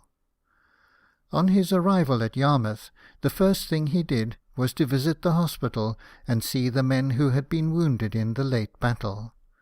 That victory which had added new glory to the name of Nelson, and which was of more importance even than the Battle of the Nile to the honour and strength and security of England. He had not been many weeks on shore before he was called upon to undertake a service for which no Nelson was required. Bonaparte, who was now First Consul, and in reality sole ruler of France, was making preparations upon a great scale for invading England, but his schemes in the Baltic had been baffled. Fleets could not be created as they were wanted, and his armies, therefore, were to come over in gunboats, and such small craft as could be rapidly built or collected for the occasion. From the former governments of France, such threats have only been matters of insult and policy.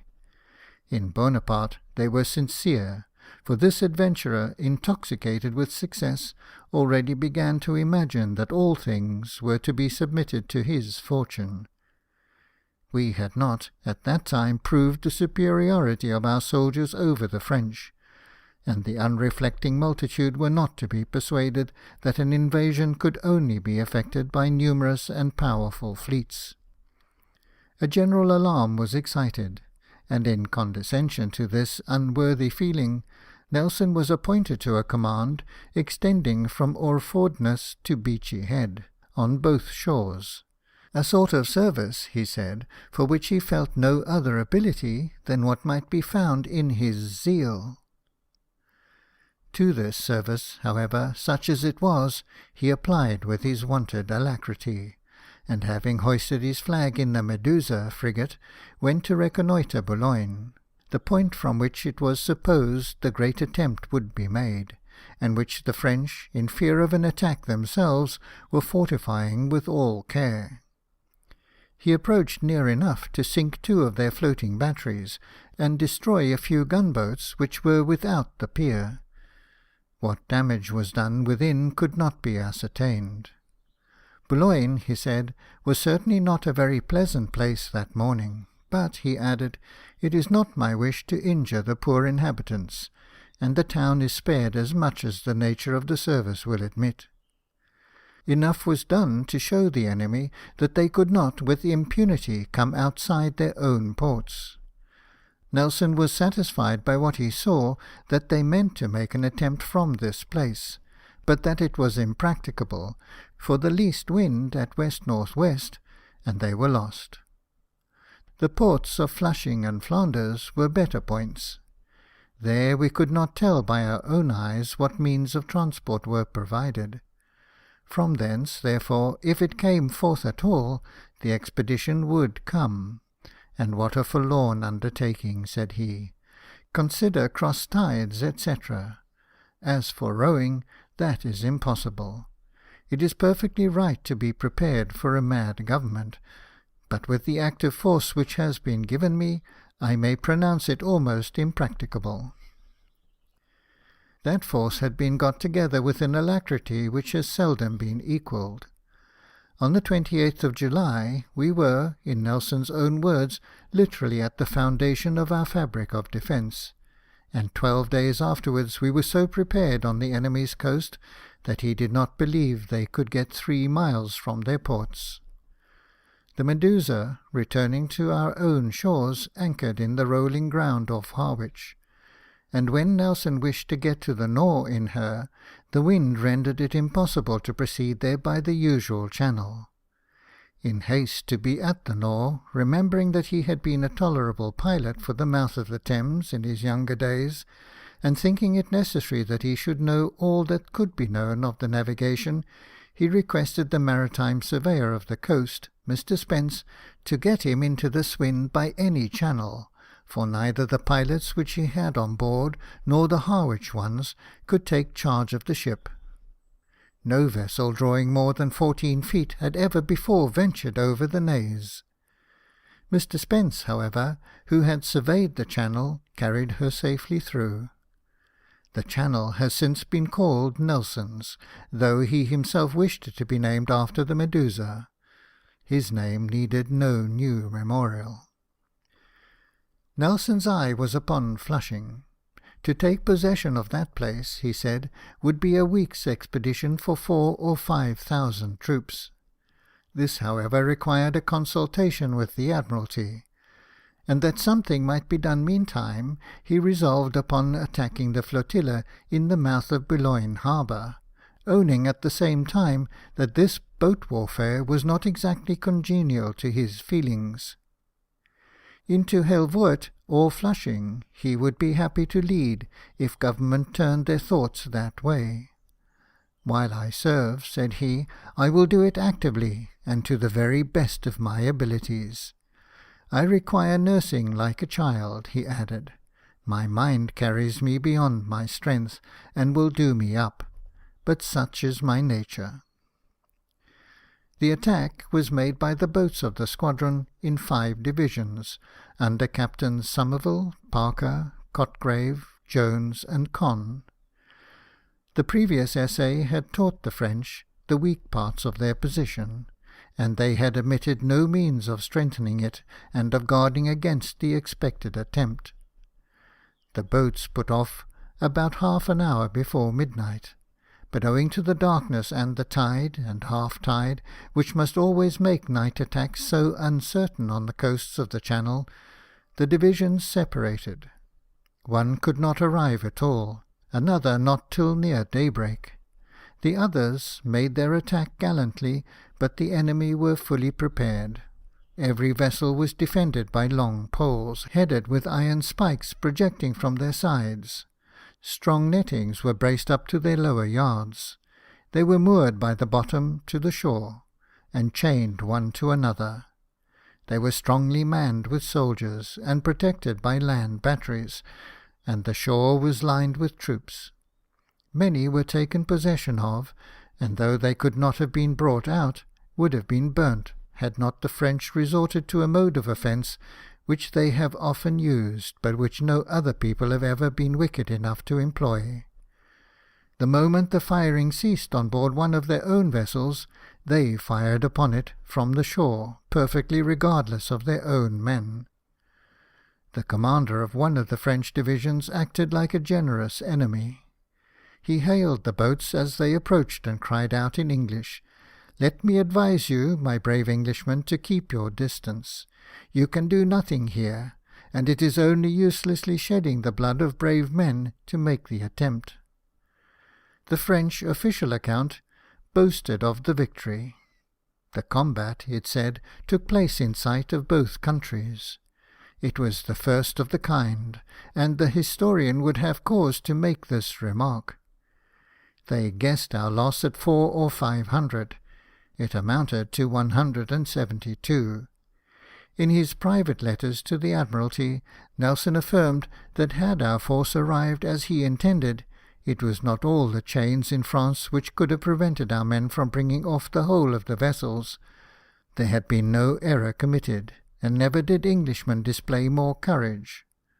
Upon this point Nelson was fully satisfied, but he said he should never bring himself again to allow any attack wherein he was not personally concerned, and that his mind suffered more than if he had had a leg shot off in the affair. He grieved particularly for Captain Parker, an excellent officer to whom he was greatly attached, and who had an aged father looking to him for assistance. His thigh was shattered in the action, and the wound proved mortal after some weeks of suffering and manly resignation. During this interval, Nelson's anxiety was very great. "Dear Parker is my child," said he, "for I found him in distress." And when he received the tidings of his death, he replied, "You will judge of my feelings. God's will be done. I beg that his hair may be cut off and given me. It shall be buried in my grave. Poor Mr. Parker, what a son he has lost. If I were to say I was content, I should lie, but I shall endeavour to submit with all the fortitude in my power. His loss has made a wound in my heart, which time will hardly heal." He now wished to be relieved from this service.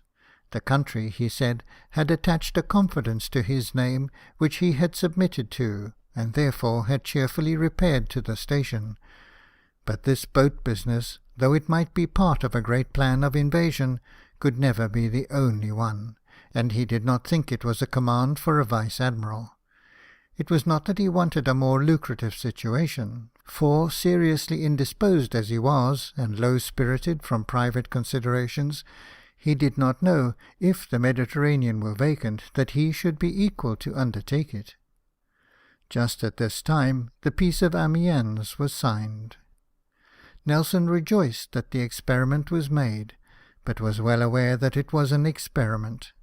He saw what he called the misery of peace unless the utmost vigilance and prudence were exerted, and he expressed in bitter terms his proper indignation at the manner in which the mob of London welcomed the French general, who brought the ratification, saying that they made him ashamed of his country. End of Chapter 8, Part 1. Chapter 8, Part 2.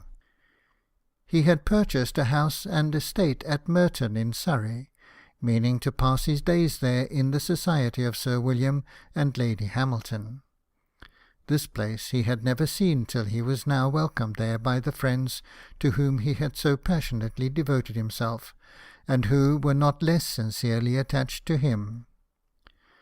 The place, and everything which Lady Hamilton had done to it, delighted him, and he declared that the longest liver should possess it all.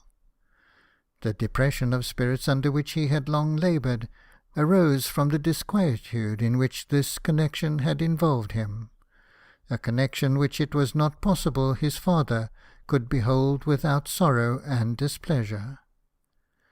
Mr. Nelson, however, was soon convinced that the attachment, which Lady Nelson regarded with natural jealousy and resentment, did not in reality pass the bounds of ardent and romantic admiration, a passion which the manners and accomplishments of Lady Hamilton, fascinating as they were, would not have been able to excite if they had not been accompanied by more uncommon intellectual endowments, and by a character which, both in its strength and in its weakness, resembled his own. It did not, therefore, require much explanation to reconcile him to his son, an event the more essential to Nelson's happiness, because a few months afterwards the good old man died, at the age of 79. Soon after the conclusion of peace, tidings arrived of our final and decisive successes in Egypt, in consequence of which the Common Council voted their thanks to the army and navy for bringing the campaign to so glorious a conclusion. When Nelson, after the action of Cape St. Vincent, had been entertained at a city feast, he had observed to the Lord Mayor that if the city continued its generosity, the navy would ruin them in gifts. To which the Lord Mayor replied, putting his hand upon the Admiral's shoulder, "Do you find victories, and we will find rewards." Nelson, as he said, had kept his word, and doubly fulfilled his part of the contract. But no thanks had been voted for the Battle of Copenhagen, and feeling that he and his companions in that day's glory had a fair and honourable claim to this reward, he took the present opportunity of addressing a letter to the Lord Mayor, complaining of the omission and the injustice. "The smallest service," said he, "rendered by the army or navy to the country have been always noticed by the great city of London, with one exception, the glorious 2nd of April, a day when the greatest dangers of navigation were overcome, and the Danish force, which they thought impregnable, totally taken or destroyed by the consummate skill of our commanders, and by the undaunted bravery of as gallant a band as ever defended the rights of this country. For myself, if I were only personally concerned, I should bear the stigma attempted to be now first placed upon my brow with humility. But, my lord, I am the natural guardian of the fame of the officers of the Navy, Army, and Marines, who fought and so profusely bled under my command on that day.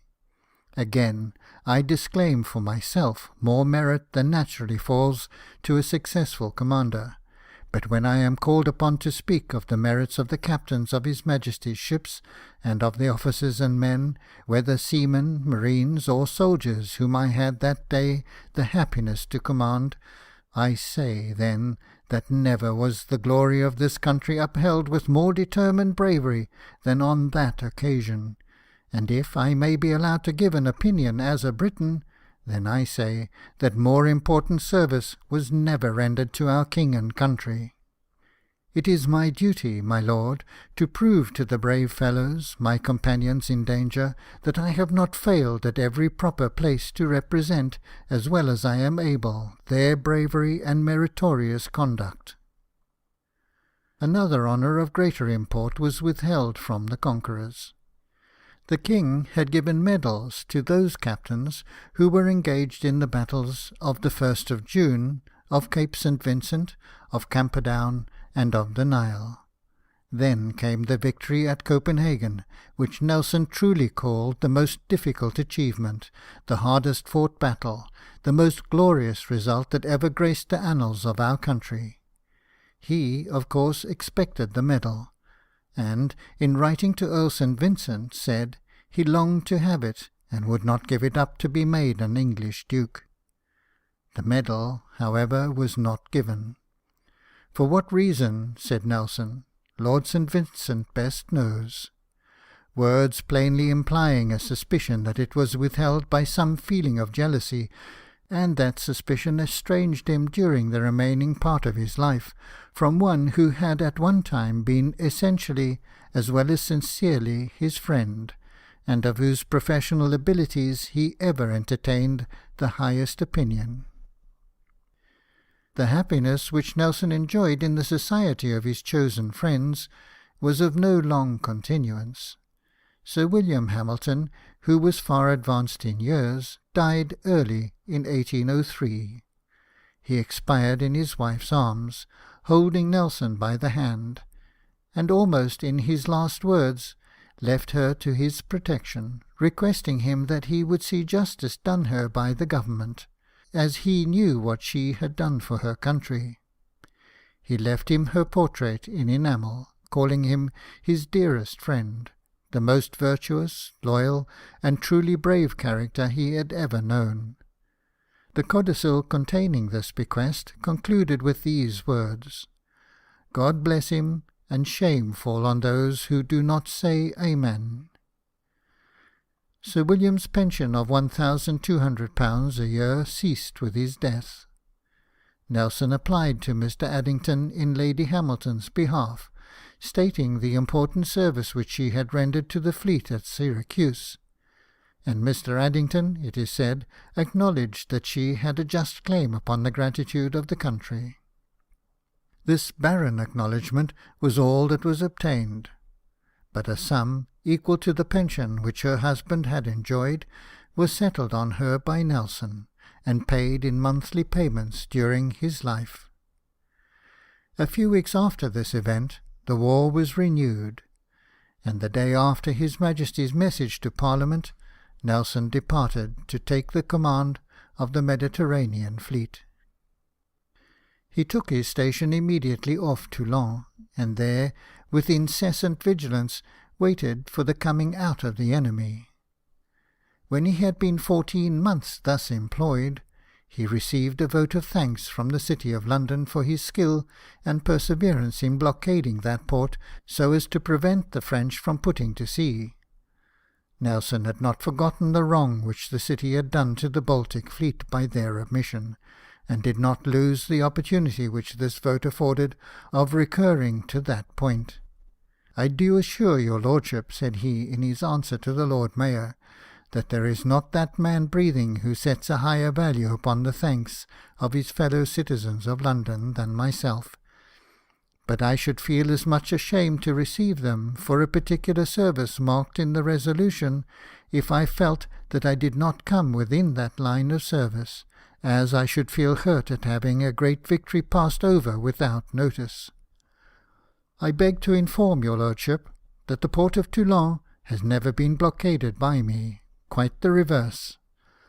Every opportunity has been offered to the enemy to put to sea, for it is there that we hope to realize the hopes and expectations of our country." Nelson then remarked that the junior flag officers of his fleet had been omitted in this vote of thanks, and his surprise at the omission was expressed with more asperity, perhaps, than an offence so entirely and manifestly unintentional deserved. But it arose from that generous regard for the feelings as well as interests of all who were under his command, which made him as much beloved in the fleets of Britain as he was dreaded in those of the enemy. Never was any commander more beloved. He governed men by their reason and their affectations. They knew that he was incapable of caprice or tyranny, and they obeyed him with alacrity and joy, because he possessed their confidence as well as their love. "Our Nell," they used to say, "is as brave as a lion, and as gentle as a lamb." Severe discipline he detested, though he had been bred in a severe school.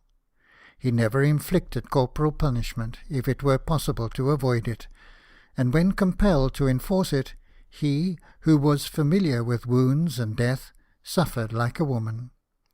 In his whole life Nelson was never known to act unkindly towards an officer. If he was asked to prosecute one for ill behaviour, he used to answer that there was no occasion for him to ruin a poor devil who was sufficiently his own enemy to ruin himself. But in Nelson there was more than the easiness and humanity of a happy nature. He did not merely sustain from injury. His was an active and watchful benevolence, ever desirous not only to render justice, but do good. During the peace he had spoken in Parliament upon the abuses respecting prize money, and had submitted plans to Government for more easily manning the navy, and preventing desertion from it, by bettering the condition of the seamen. He proposed that their certificates should be registered, and that every man who had served with a good character 5 years in war should receive a bounty of 2 guineas annually after that time, and of 4 guineas after 8 years. This, he said, might at first sight appear an enormous sum for the state to pay, but the average life of a seaman is, from hard service, finished at 45. He cannot, therefore, enjoy the annuity many years, and the interest of the money saved by their not deserting would go far to pay the whole expense. To his midshipmen he ever showed the most winning kindness, encouraging the diffident, tempering the hasty, counselling and befriending both. Recollect, he used to say, that you must be a seaman to be an officer, and also that you cannot be a good officer without being a gentleman. A lieutenant wrote to him to say that he was dissatisfied with his captain.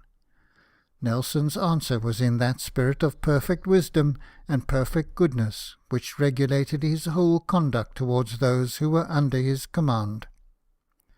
I have just received your letter, and I am truly sorry that any difference should arise between your captain, who has the reputation of being one of the bright officers of the service, and yourself, a very young man, and a very young officer, who must naturally have much to learn. Therefore the chance is that you are perfectly wrong in the disagreement. However, as your present situation must be very disagreeable, I will certainly take an early opportunity of removing you, provided your conduct to your present captain be such that another may not refuse to receive you. The gentleness and benignity of his disposition never made him forget what was due to discipline. Being on one occasion applied to save a young officer from a court-martial which he had provoked by his misconduct, his reply was, that he would do everything in his power to oblige so gallant and good an officer as Sir John Warren, in whose name the intercession had been made. But what, he added, would he do if he were here? Exactly what I have done, and am still willing to do. The young man must write a letter of contrition, as would be an acknowledgment of his great fault, and with a sincere promise, if his captain will intercede to prevent the impending court-martial, never to so misbehave again. On his captain's enclosing me such a letter, with a request to cancel the order for the trial, I might be induced to do it. But the letter and the reprimand will be given in the public Audiobook of the fleet, and read to all the officers. The young man has pushed himself forward to notice, and he must take the consequence. It was upon the quarter-deck, in the face of the ship's company, that he treated his captain with contempt, and I am in duty bound to support the authority and consequence of every officer under my command. A poor ignorant seaman is for ever punished for contempt to his superiors. A dispute occurred in the fleet while it was off Toulon, which called forth Nelson's zeal for the rights and interests of the navy. Some young artillery officers, serving on board the bomb vessels, refused to let their men perform any other duty but what related to the mortars. They wished to have it established that their corps was not subject to the captain's authority. The same pretensions were made in the Channel fleet about the same time, and the artillery rested their claims to separate and independent authority on board upon a clause in the Act which they interpreted in their favour. Nelson took up the subject with all the earnestness which its importance deserved. "There is no real happiness in this world," said he, writing to Earl St. Vincent as First Lord. "With all content and smiles around me, up start these artillery boys. I understand they are not beyond that age, and set us at defiance, speaking in the most disrespectful manner of the navy and its commanders. I know you, my dear lord, so well that with your quickness the matter would have been settled, and perhaps some of them been broke. I am, perhaps, more patient, but I do assure you not less resolved, if my plan of conciliation is not attended to. You and I are on the eve of quitting the theatre of our exploits, but we hold it to our successors never, whilst we have a tongue to speak or a hand to write, to allow the navy to be, in the smallest degree, injured in its discipline by our conduct." To Trowbridge he wrote in the same spirit. It is the old history, trying to do away the Act of Parliament. But I trust they will never succeed, for when they do, farewell to our naval superiority. We should be prettily commanded.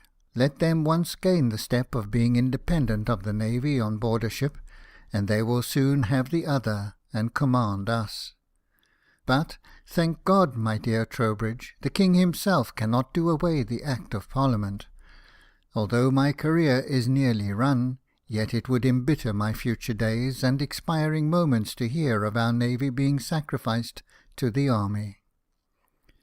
As the surest way of preventing such disputes, he suggested that the navy should have its own corps of artillery, and a corps of marine artillery was accordingly established. Instead of lessening the power of the commander, Nelson would have wished to see it increased. It was absolutely necessary, he thought, that merit should be rewarded at the moment, and that the officers of the fleet should look up to the Commander-in-Chief for their reward. He himself was never more happy than when he could promote those who were deserving of promotion.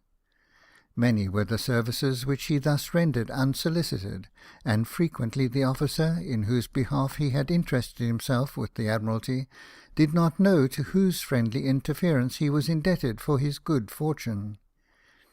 He used to say, "I wish it to appear as a godsend."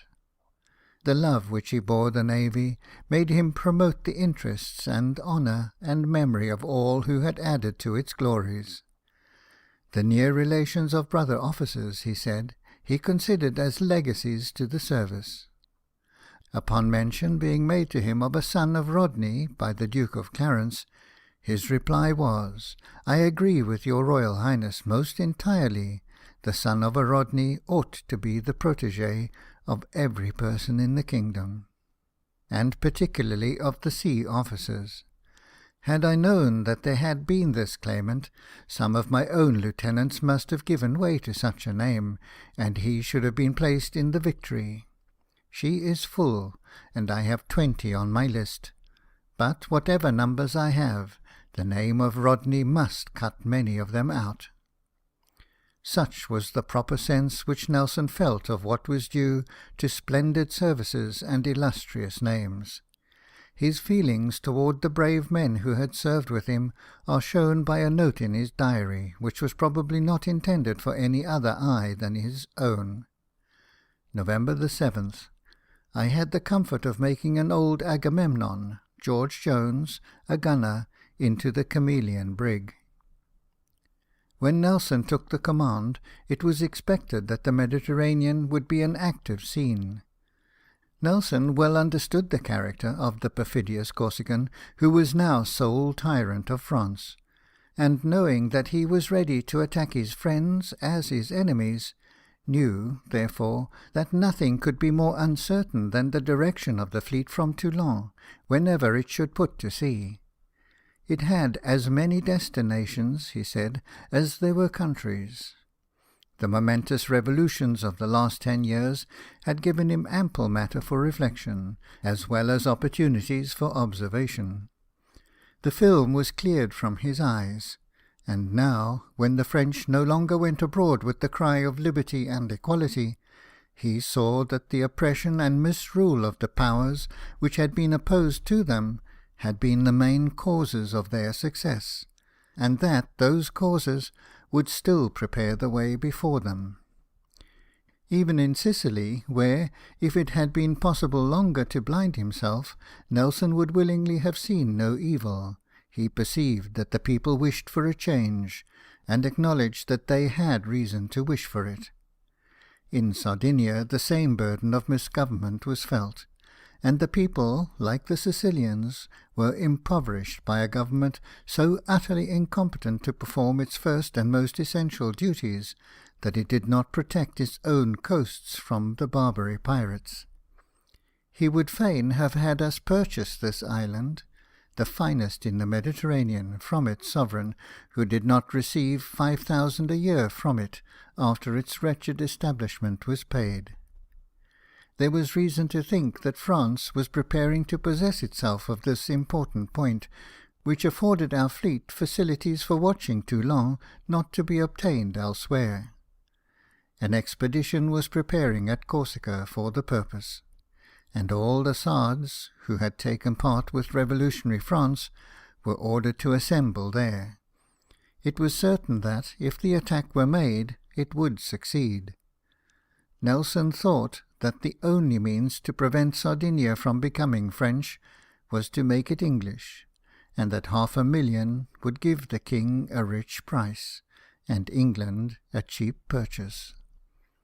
A better, and therefore a wiser policy, would have been to exert our influence in removing the abuses of the government, for foreign domination is always in some degree an evil, and allegiance neither can nor ought to be made a thing of bargain and sale.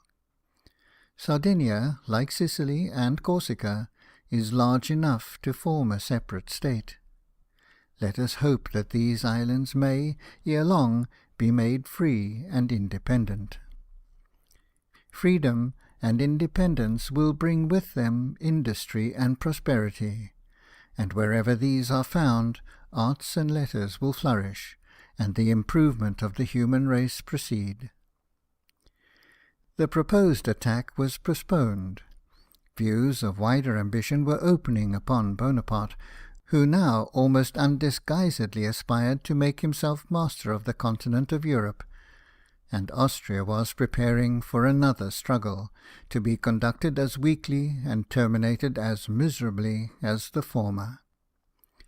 Spain, too, was once more to be involved in a war by the policy of France, that perfidious government having in view the double object of employing the Spanish resources against England, and exhausting them, in order to render Spain herself finally its prey.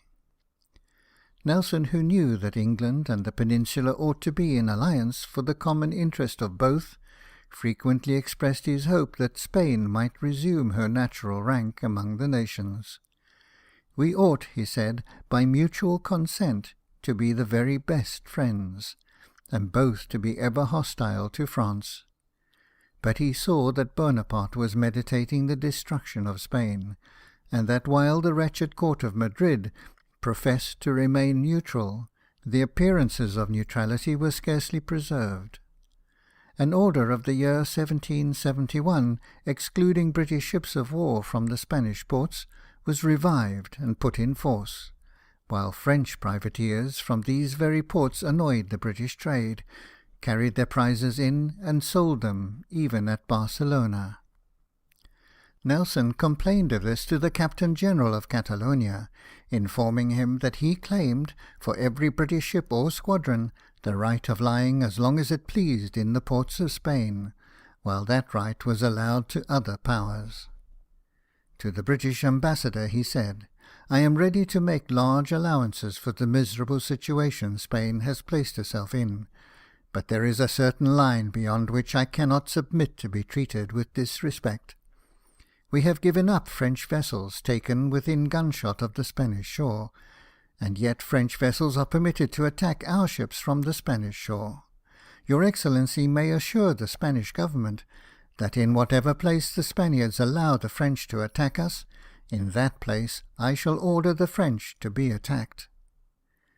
During this state of things, to which the weakness of Spain, and not her will, consented, the enemy's fleet did not venture to put to sea. Nelson watched it with unremitting and almost unexampled perseverance.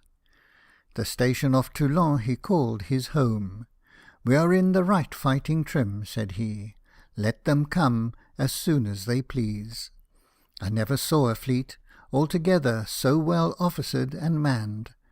Would to God the ships were half as good. The finest one in the service would soon be destroyed by such terrible weather. I know well enough that if I were to go into Malta, I should save the ships during this bad season. But if I am to watch the French, I must be at sea, and if at sea, must have bad weather. And if the ships are not fit to stand bad weather, they are useless." Then only he was satisfied and at ease when he had the enemy in view. Mr. Elliot, our minister at Naples, seems at this time to have proposed to send a confidential Frenchman to him with information. "I should be very happy," he replied, "to receive authentic intelligence of the destination of the French squadron, their route, and time of sailing. Anything short of this is useless, and I assure your Excellency that I would not, upon any consideration, have a Frenchman in the fleet, except as a prisoner. I put no confidence in them. You think yours good. The Queen thinks the same. I believe they are all alike. Whatever information you can get me, I shall be very thankful for. But not a Frenchman comes here. Forgive me, but my mother hated the French. End of Chapter 8, Part 2. Chapter 8, Part 3. Monsieur Latouche Treville, who had commanded at Boulogne, now commanded at Toulon. He was sent for on purpose, said Nelson, as he beat me at Boulogne, to beat me again, but he seems very loath to try. One day, while the main body of our fleet was out of sight of land, Rear Admiral Campbell, reconnoitring with the Canopus, Donegal, and Amazon, stood in close to the port, and Monsieur Latouche, taking advantage of a breeze which sprang up, pushed out with 4 ships of the line and 3 heavy frigates, and chased him about 4 leagues. The Frenchman, delighted at having found himself in so novel a situation, published a boastful account, affirming that he had given chase to the whole British fleet, and that Nelson had fled before him. Nelson thought it due to the Admiralty to send home a copy of the Victory's log upon this occasion. As for himself, he said, if his character was not established by that time for not being apt to run away, it was not worth his while to put the world right. If this fleet gets fairly up with Monsieur Latouche, said he to one of his correspondents, his letter, with all his ingenuity, must be different from his last. We had fancied that we chased him into Toulon, for blind as I am, I could see his waterline when he clewed his topsails up, shutting in Sepet.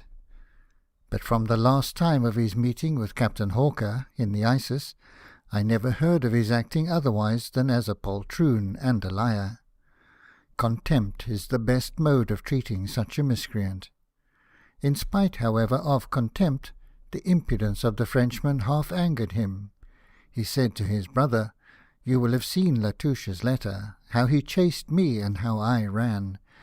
I keep it, and if I take him, by God, he shall eat it."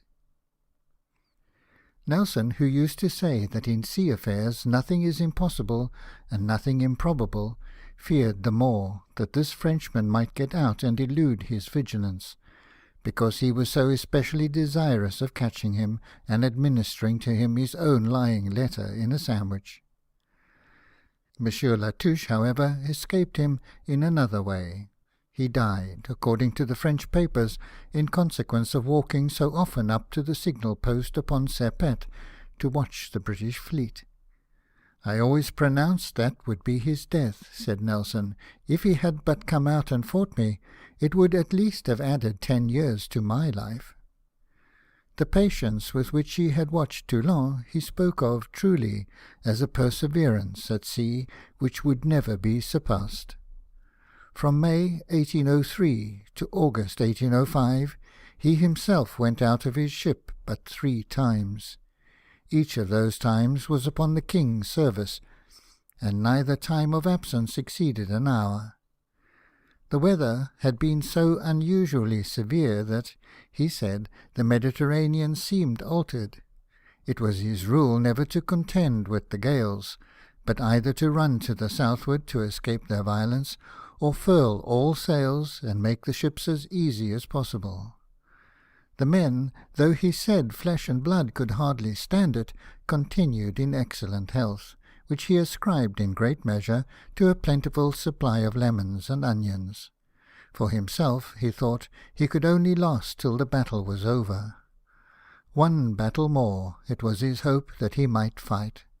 "However," said he, "whatever happens, I have run a glorious race." He was afraid of blindness, and this was the only evil which he could not contemplate without unhappiness. More alarming symptoms he regarded with less apprehension, describing his own shattered carcass as in the worst plight of any in the fleet. And he says, "I have felt the blood gushing up the left side of my head, and the moment it covers the brain, I am fast asleep." The fleet was in worse trim than the men, but when he compared it with the enemy's, it was with a right English feeling. "The French fleet yesterday," said he in one of his letters, "was to appearance in high feather, and as fine as paint could make them. But when they may sail, or where they may go, I am very sorry to say, is a secret I am not acquainted with. Our weather-beaten ships, I have no fear, will make their sides like a plum pudding." Hostilities at length commenced between Great Britain and Spain. That country, whose miserable government made her subservient to France, was once more destined to lavish her resources and her blood in furtherance of the designs of a perfidious ally. The immediate occasion of the war was the seizure of 4 treasure ships by the English. The act was perfectly justifiable, for those treasures were intended to furnish means for France, but the circumstances which attended it were as unhappy as they were unforeseen. 4 frigates had been despatched to intercept them. They met with an equal force.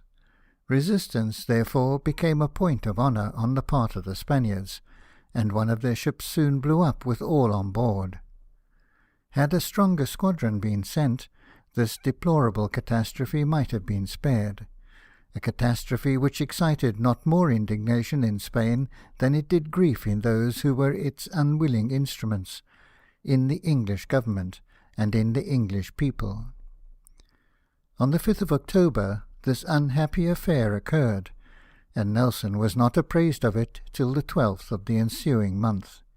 He had, indeed, sufficient mortification at the breaking out of this Spanish war, an event which, it might reasonably have been supposed, would amply enrich the officers of the Mediterranean, and repay them for the severe and unremitting duty on which they had been so long employed. But of this harvest they were deprived, for Sir John Orde was sent with a small squadron and a separate command to Cadiz. Nelson's feelings were never wounded so deeply as now. "I had thought," said he, writing in the first flow and freshness of indignation, "I fancied, but, nay, it must have been a dream, an idle dream, yet, I confess it, I did fancy that I had done my country service, and thus they use me. And under what circumstances, and with what pointed aggravation? Yet, if I know my own thoughts, it is not for myself, or on my own account chiefly, that I feel the sting and the disappointment. No, it is for my brave officers and my noble-minded friends and comrades. Such a gallant set of fellows, such a band of brothers. War between Spain and England was now declared, and on the 18th of January the Toulon fleet, having the Spaniards to cooperate with them, put to sea. Nelson was at anchor off the coast of Sardinia, where the Maddalena Islands form one of the finest harbours in the world, when, at 3 in the afternoon of the 19th, the Active and Seahorse frigates brought this long-hoped-for intelligence. They had been close to the enemy at 10 on the preceding night, but lost sight of them in about 4 hours. The fleet immediately unmoored and weighed, and at 6 in the evening ran through the straits between Biche and Sardinia, a passage so narrow that the ships could only pass one at a time, each following the stern lights of its leader. From the position of the enemy, when they were last seen, it was inferred that they must be bound round the southern end of Sardinia. Signal was made the next morning to prepare for battle. Bad weather came on, baffling the one fleet in its object and the other in its pursuit.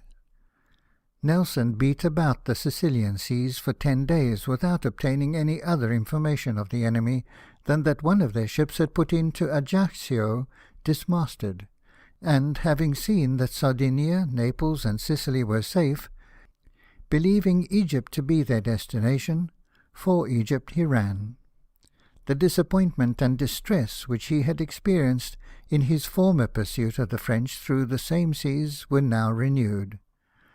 But Nelson, while he endured these anxious and unhappy feelings, was still consoled by the same confidence as on the former occasion, that though his judgment might be erroneous, under all circumstances he was right in having formed it.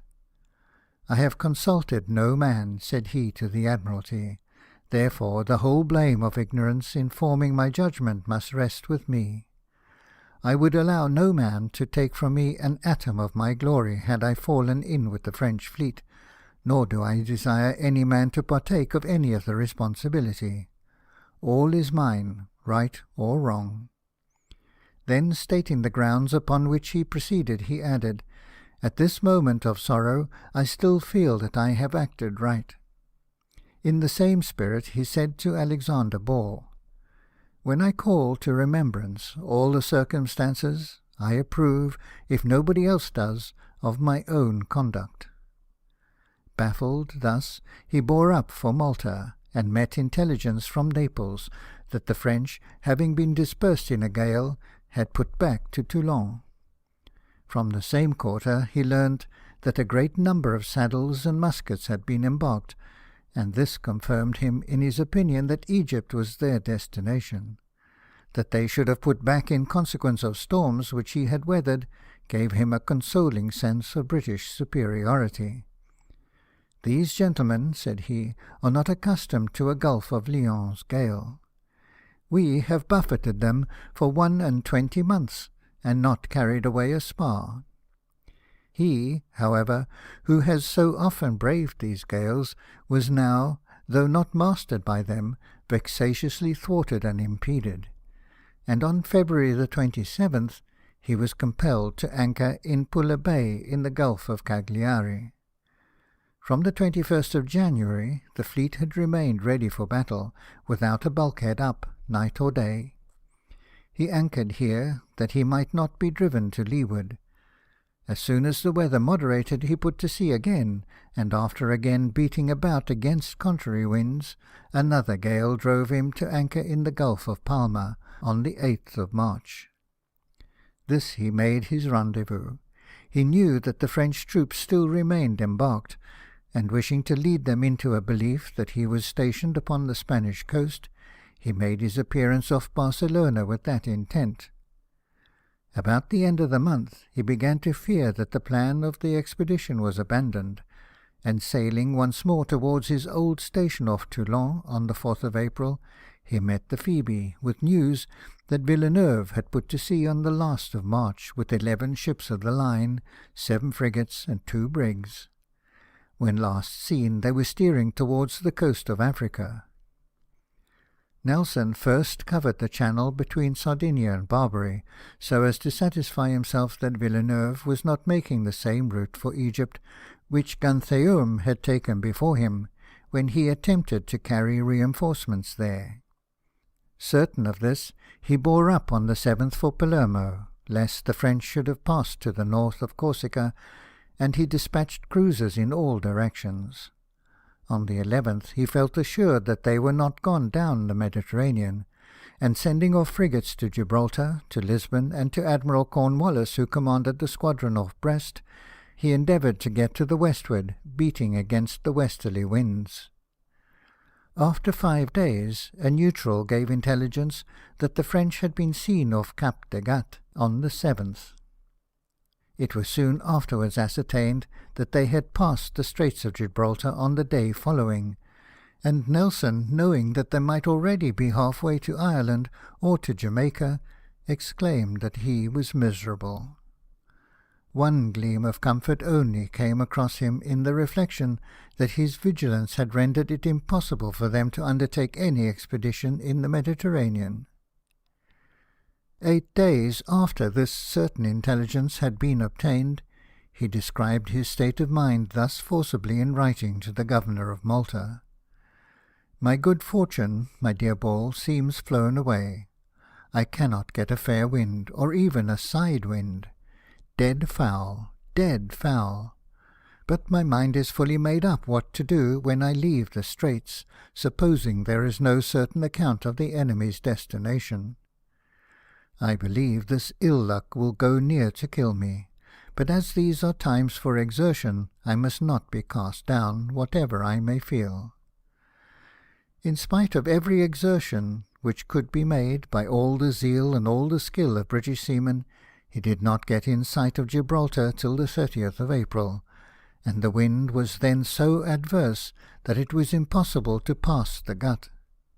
He anchored in Mazari Bay on the Barbary shore, obtained supplies from Tetuan, and when on the 5th a breeze from the eastward sprang up, at last sailed once more, hoping to hear of the enemy from Sir John Orde, who commanded off Cadiz, or from Lisbon. "If nothing is heard of them," said he to the Admiralty, "I shall probably think the rumours which have been spread are true, that their object is the West Indies. And in that case I think it my duty to follow them, or to the Antipodes, should I believe that to be their destination." At the time when this resolution was taken, the physician of the fleet had ordered him to return to England before the hot months. Nelson had formed this judgment of their destination, and made up his mind accordingly, when Donald Campbell, at that time an admiral in the Portuguese service, the same person who had given important tidings to Earl St. Vincent of the movements of that fleet from which he won his title, a second time gave timely and momentous intelligence to the flag of his country. He went on board the Victory, and communicated to Nelson his certain knowledge that the combined Spanish and French fleets were bound for the West Indies. Hitherto all things had favoured the enemy. While the British commander was beating up against strong southerly and westerly gales, they had wind to their wish from the north-east, and had done in 9 days what he was a whole month in accomplishing. Villeneuve, finding the Spaniards at Cartagena were not in a state of equipment to join him, dared not wait, but hastened on to Cadiz. Sir John Orde necessarily retired at his approach. Admiral Gravina, with 6 Spanish ships of the line and 2 French, came out to him, and they sailed without a moment's loss of time. They had about 3,000 French troops on board, and 1,500 Spanish. 600 were under orders expecting them at Martinique, and 1,000 at Guadeloupe. General Lauriston commanded the troops. The combined fleet now consisted of 18 sail of the line, 6 44-gun frigates, 1 of 26 guns, 3 corvettes, and a brig. They were joined afterwards by 2 French line of battle ships, and 1 44. Nelson pursued them with 10 sail of the line and 3 frigates. "Take you a Frenchman apiece," said he to his captains, "and leave me the Spaniards. When I haul down my colours, I expect you to do the same, and not till then." The enemy had 35 days' start, but he calculated that he should gain 8 or 10 days upon them by his exertions. May 15th he made Madeira, and on June 4th reached Barbadoes, whither he had sent dispatches before him, and where he found Admiral Cochrane with 2 ships, part of our squadron in those seas being at Jamaica. He found here also accounts that the combined fleets had been seen from St. Lucia on the 28th, standing to the southward, and that Tobago and Trinidad were their objects. This Nelson doubted, but he was alone in his opinion, and yielded it with these foreboding words: "If your intelligence proves false, you lose me the French fleet." Sir William Meyer offered to embark here with 2,000 troops. They were taken on board, and the next morning he sailed for Tobago. Here accident confirmed the false intelligence which had, whether from intention or error, misled him. A merchant at Tobago, in the general alarm, not knowing whether this fleet was friend or foe, sent out a schooner to reconnoitre and acquaint him by signal. The signal which he had chosen happened to be the very one which had been appointed by Colonel Shipley of the Engineers to signify that the enemy were at Trinidad, and as this was at the close of day, there was no opportunity of discovering the mistake. An American brig was met with about the same time, the master of which, with that propensity to deceive the English and assist the French in any manner which has been but too common among his countrymen, affirmed that he had been boarded off Grenada a few days before by the French, who were standing towards the Bocas de Trinidad. This fresh intelligence removed all doubts. The ships were cleared for action before daylight, and Nelson entered the Bay of Paria on the 7th, hoping and expecting to make the mouths of the Orinoco as famous in the annals of the British Navy as those of the Nile. Not an enemy was there, and it was discovered that accident and artifice had combined to lead him so far to leeward that there could have been little hope of fetching to windward of Grenada for any other fleet. Nelson, however, with skill and exertions never exceeded, and almost unexampled, bore for that island. Advices met him on the way that the combined fleets, having captured the Diamond Rock, were then at Martinique on the 4th, and were expected to sail that night for the attack on Grenada. On the 9th, Nelson arrived off that island, and there learnt that they had passed to leeward of Antigua the preceding day, and taken a homeward-bound convoy. Had it not been for false information, upon which Nelson had acted reluctantly, and in opposition to his own judgment, he would have been off Port Royal just as they were leaving it, and the battle would have been fought on the spot where Rodney defeated de Grasse. This he remembered in his vexation, but he had saved the colonies, and above 200 ships laden for Europe, which would else have fallen into the enemy's hands. And he had the satisfaction of knowing that the mere terror of his name had effected this, and had put to flight the allied enemies, whose force nearly doubled that before which they fled. That they were flying back to Europe he believed, and for Europe he steered in pursuit on the 13th, having disembarked the troops at Antigua, and taking with him the Spartiate 74, the only addition to the squadron with which he was pursuing so superior a force. 5 days afterwards, the Amazon brought intelligence that she had spoke a schooner who had seen them on the evening of the 15th, steering to the north, and by computation 87 leagues off. Nelson's diary at this time denotes his great anxiety, and his perpetual and all-observing vigilance. June the 21st, midnight, nearly calm, saw 3 planks, which I think came from the French fleet. Very miserable, which is very foolish. On the 17th of July he came in sight of Cape St. Vincent, and steered for Gibraltar. June 18th, his diary says, Cape Spartel in sight, but no French fleet, nor any information about them. How sorrowful this makes me, but I cannot help myself. The next day he anchored at Gibraltar, and on the 20th says, I went on shore for the first time since June 16th, 1803, and from having my foot out of the Victory, 2 years, wanting 10 days.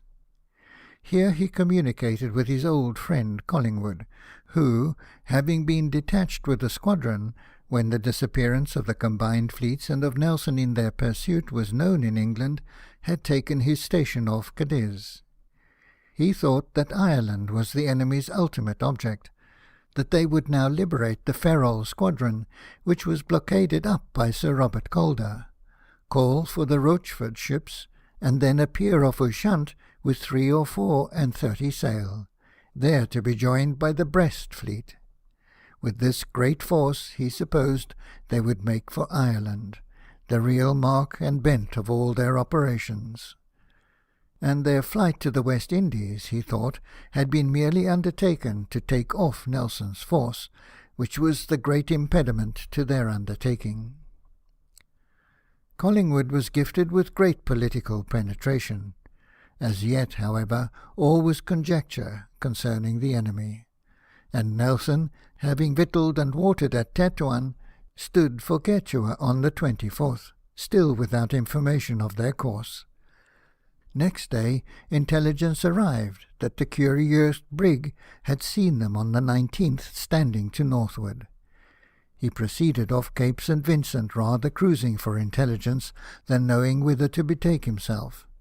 And here a case occurred that more than any other event in real history resembles those whimsical proofs of sagacity which Voltaire, in his Zadig, has borrowed from the Orientals.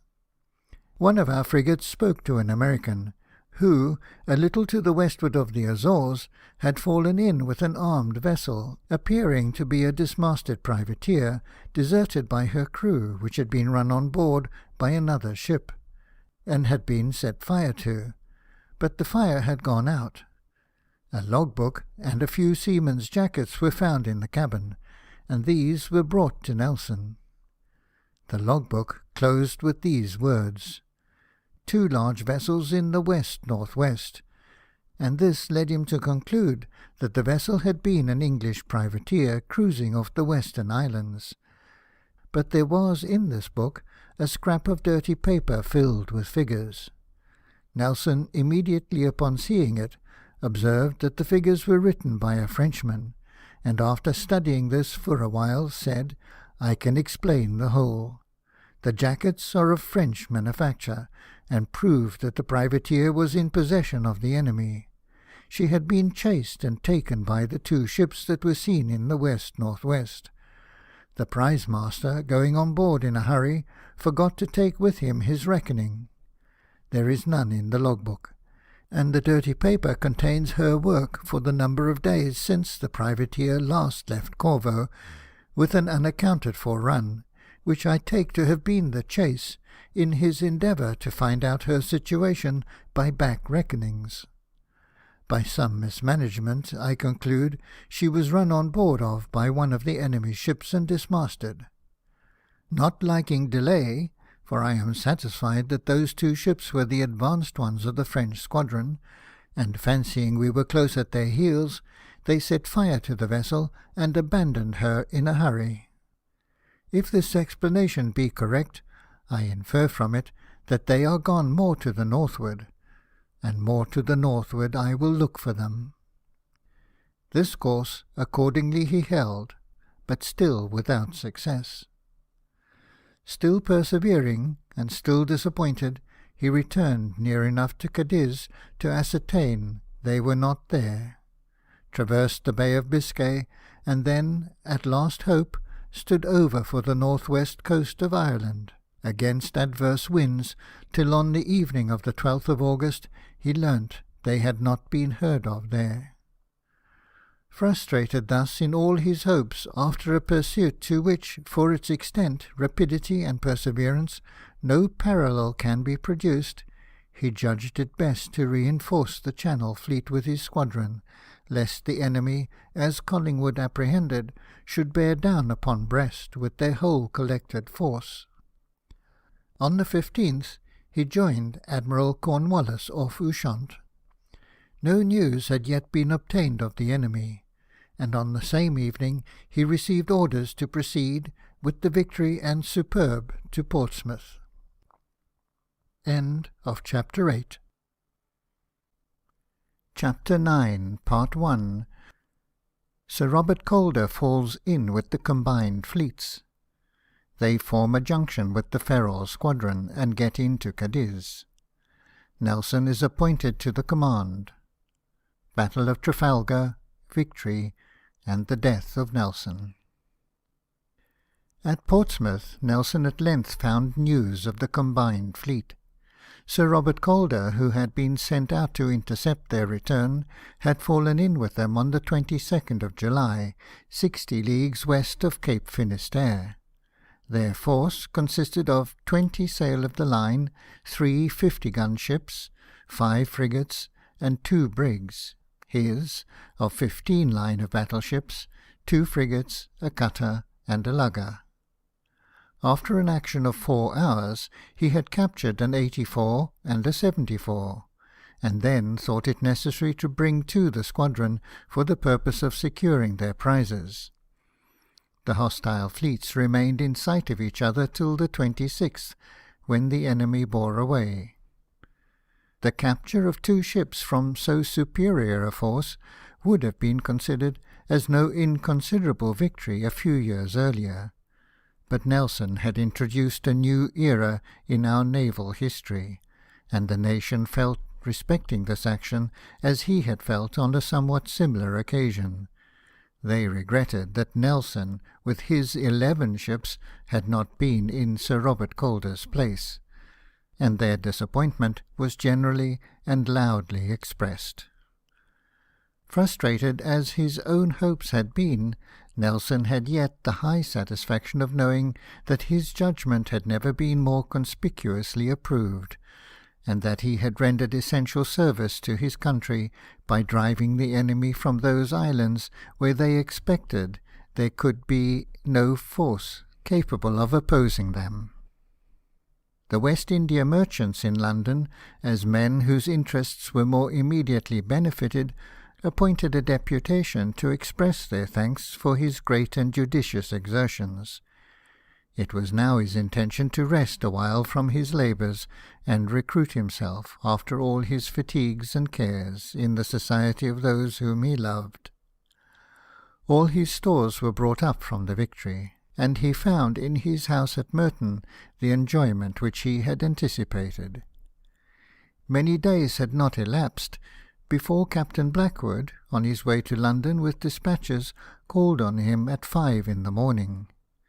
Nelson, who was already dressed, exclaimed the moment he saw him, "I am sure you bring me news of the French and Spanish fleets. I think I shall yet have to beat them."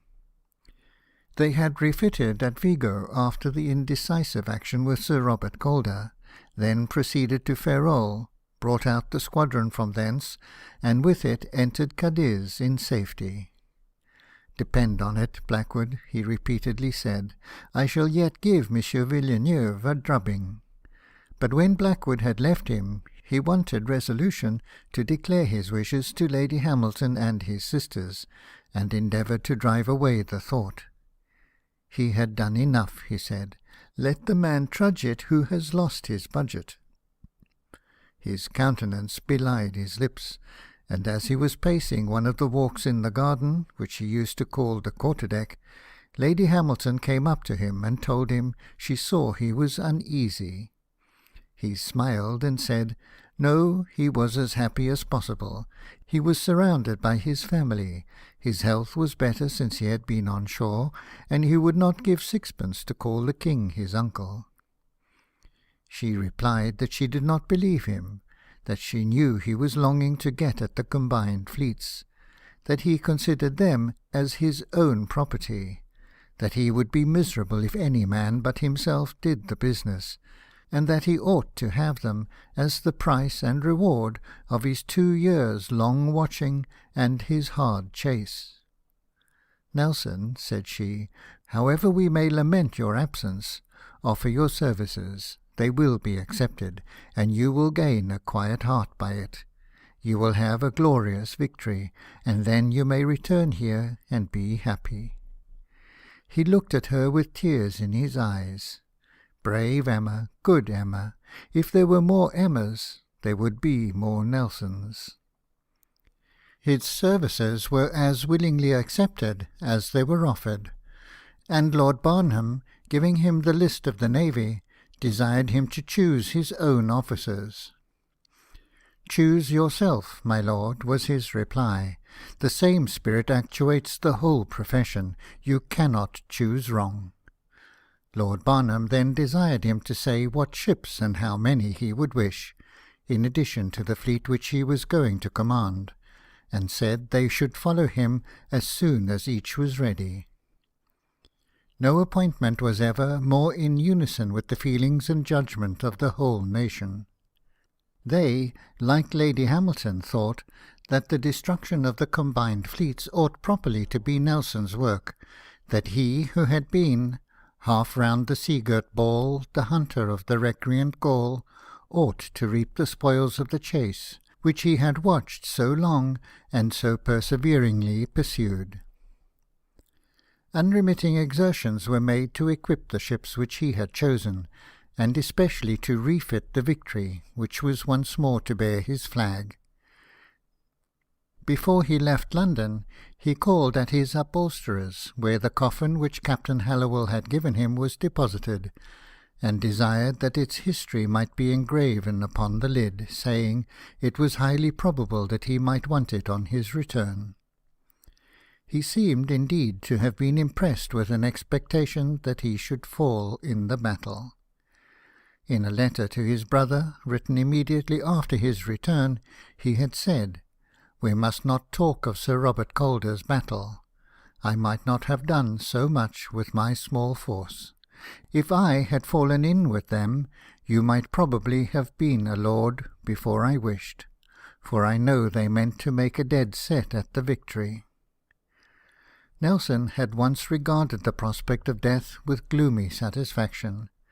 It was when he anticipated the upbraidings of his wife and the displeasure of his venerable father.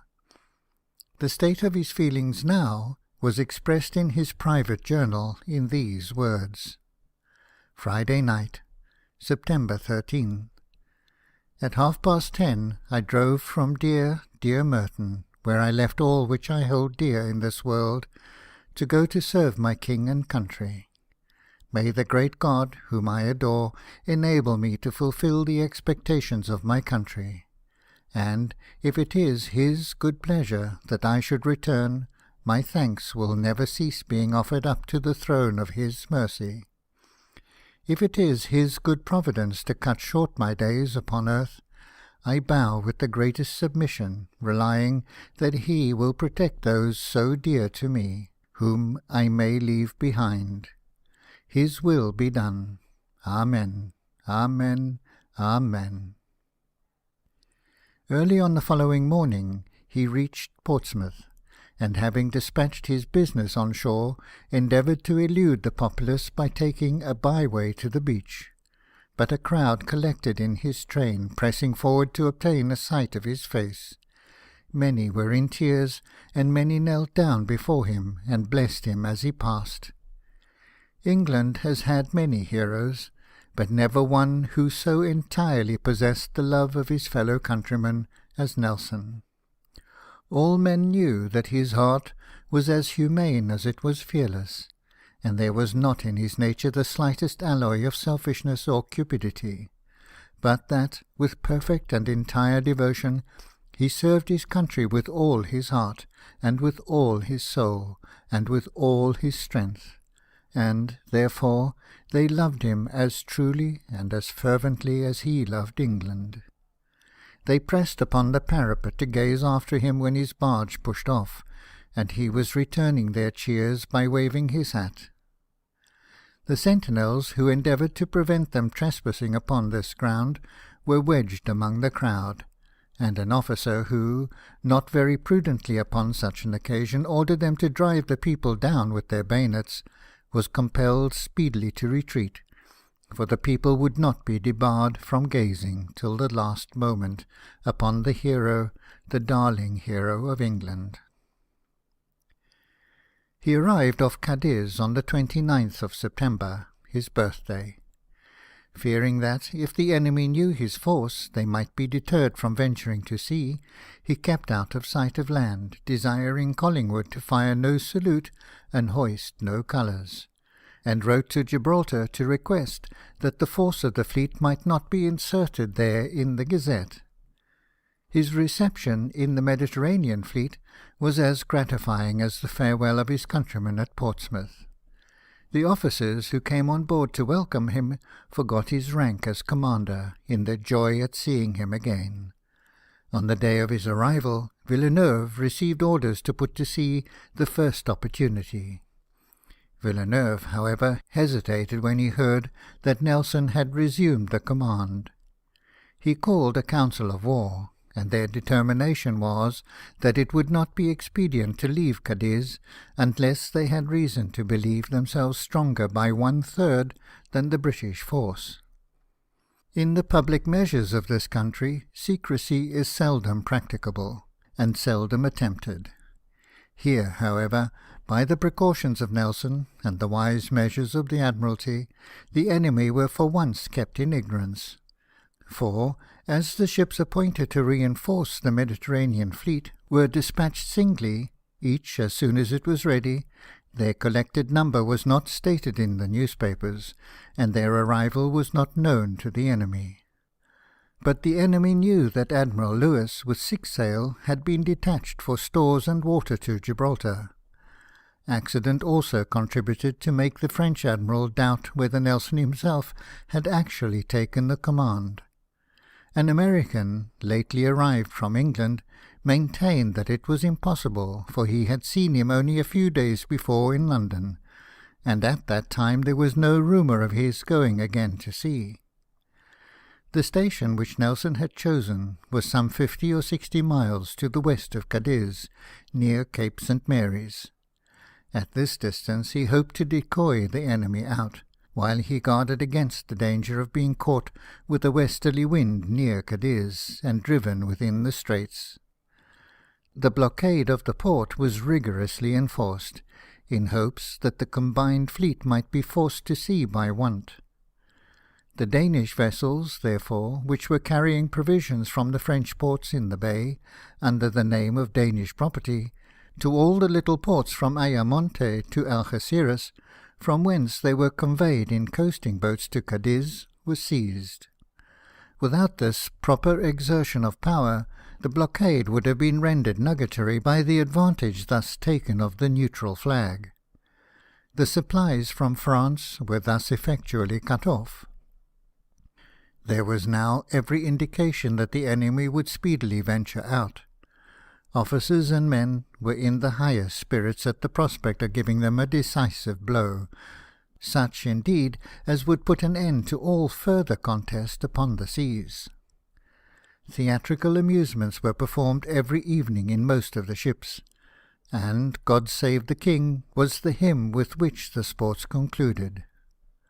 "I verily believe," said Nelson, writing on the 6th of October, "that the country will soon be put to some expense on my account, either a monument or a new pension and honours, for I have not the smallest doubt but that a very few days, almost hours, will put us in battle. The success no man can ensure, but for the fighting them, if they can be got at, I pledge myself, the sooner the better. I don't like to have these things upon my mind." At this time he was not without some cause of anxiety. He was in want of frigates, the eyes of the fleet, as he always called them, to the want of which the enemy before were indebted for their escape, and Bonaparte for his arrival in Egypt. He had only 23 ships, others were on the way, but they might come too late. And though Nelson never doubted of victory, mere victory was not what he looked to. He wanted to annihilate the enemy's fleet. The Cartagena squadron might effect a junction with the fleet on the one side, and on the other it was to be expected that a similar attempt would be made by the French from Brest. In either case, a formidable contingency to be apprehended by the blockading force. The Rochefort squadron did push out, and had nearly caught the Agamemnon and l'Aimable on their way to reinforce the British admiral. Yet Nelson at this time weakened his own fleet. He had the unpleasant task to perform of sending home Sir Robert Calder, whose conduct was to be made the subject of a court-martial, in consequence of the general dissatisfaction which had been felt and expressed at his imperfect victory. Sir Robert Calder and Sir John Orde, Nelson believed to be the only 2 enemies whom he had ever had in his profession, and from that sensitive delicacy which distinguished him, this made him the more scrupulously anxious to show every possible mark of respect and kindness to Sir Robert. He wished to detain him till after the expected action, when the services which he might perform, and the triumphant joy which would be excited, would leave nothing to be apprehended from an inquiry into the previous engagement. Sir Robert, however, whose situation was very painful, did not choose to delay a trial, from the result of which he confidently expected a complete justification. And Nelson, instead of sending him home in a frigate, insisted on his returning in his own 90-gun ship. ill as such a ship could at that time be spared. Nothing could be more honourable than the feeling by which Nelson was influenced, but at such a crisis it ought not to have been indulged. On the 9th, Nelson sent Collingwood what he called in his diary the Nelson touch. "I send you," said he, "my plan of attack, as far as a man dare venture to guess at the very uncertain position the enemy may be found in. But it is to place you perfectly at ease respecting my intentions, and to give full scope to your judgment for carrying them into effect. We can, my dear Coll, have no little jealousies. We have only one great object in view, that of annihilating our enemies, and getting a glorious peace for our country. No man has more confidence in another than I have in you, and no man will render your services more justice than your very old friend Nelson and Bronte." The order of sailing was to be the order of battle. The fleet in 2 lines, with an advanced squadron of 8 of the fastest sailing 2-deckers. The second in command, having the entire direction of his line, was to break through the enemy about the 12th ship from their rear. He would lead through the centre, and the advanced squadron was to cut off 3 or 4 ahead of the centre. This plan was to be adapted to the strength of the enemy, so that they should always be 1/4 superior to those whom they cut off. Nelson said that his admirals and captains, knowing his precise object to be that of a close and decisive action, would supply any deficiency of signals and act accordingly. In case signals cannot be seen or clearly understood, no captain can do wrong if he places his ship alongside that of an enemy. One of the last orders of this admirable man was that the name and family of every officer, seaman, and marine who might be killed or wounded in action should be, as soon as possible, returned to him, in order to be transmitted to the chairman of the Patriotic Fund, that the case might be taken into consideration for the benefit of the sufferer or his family. About 9:30 in the morning of the 19th, the Mars, being the nearest to the fleet of the ships which formed the line of communication with the frigates in shore, repeated the signal that the enemy was coming out of port. The wind was at this time very light, with partial breezes, mostly from the south-southwest. Nelson ordered the signal to be made for a chase in the south-east quarter. About 2, the repeating ships announced that the enemy were at sea. All night the British fleet continued under all sail, steering to the south-east. At daybreak they were in the entrance of the straits, but the enemy was not in sight. About 7, one of the frigates made signal that the enemy were bearing north. Upon this the Victory hove to, and shortly afterwards Nelson made all sail again to the northward. In the afternoon the wind blew fresh from the south-west, and the English began to fear that the foe might be forced to return to port. A little before sunset, however, Blackwood, in the Euryalus, telegraphed that they appeared determined to go to the westward, and that, said the Admiral in his diary, they shall not do if it is in the power of Nelson and Bronte to prevent them. Nelson had signified to Blackwood that he depended upon him to keep sight of the enemy. They were observed so well that all their motions were made known to him, and as they wore twice, he inferred that they were aiming to keep the port of Cadiz open, and would retreat there as soon as they saw the British fleet. For this reason he was very careful not to approach near enough to be seen by them during the night.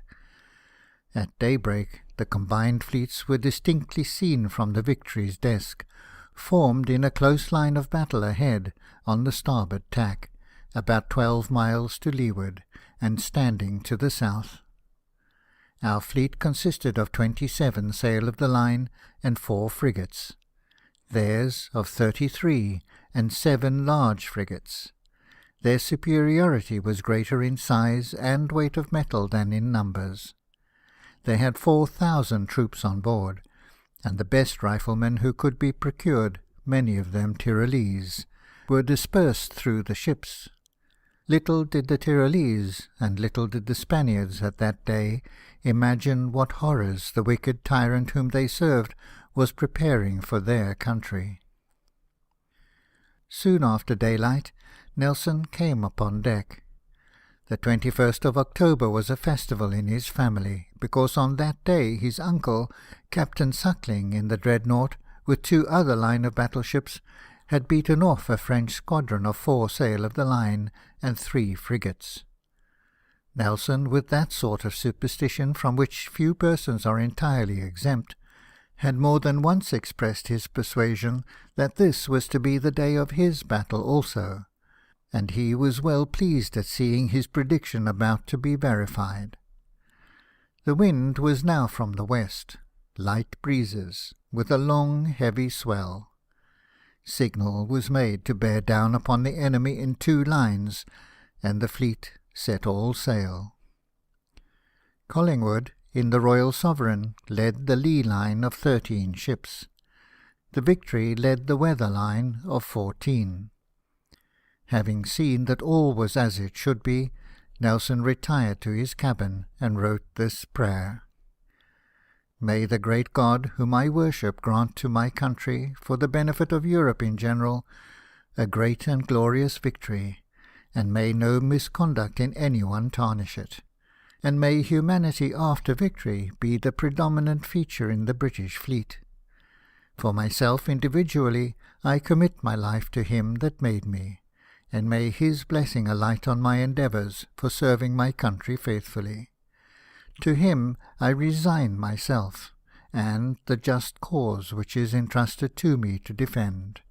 Amen, amen, amen." Having thus discharged his devotional duties, he annexed in the same diary the following remarkable writing: October 21st, 1805. Then in sight of the combined fleets of France and Spain, distant about 10 miles.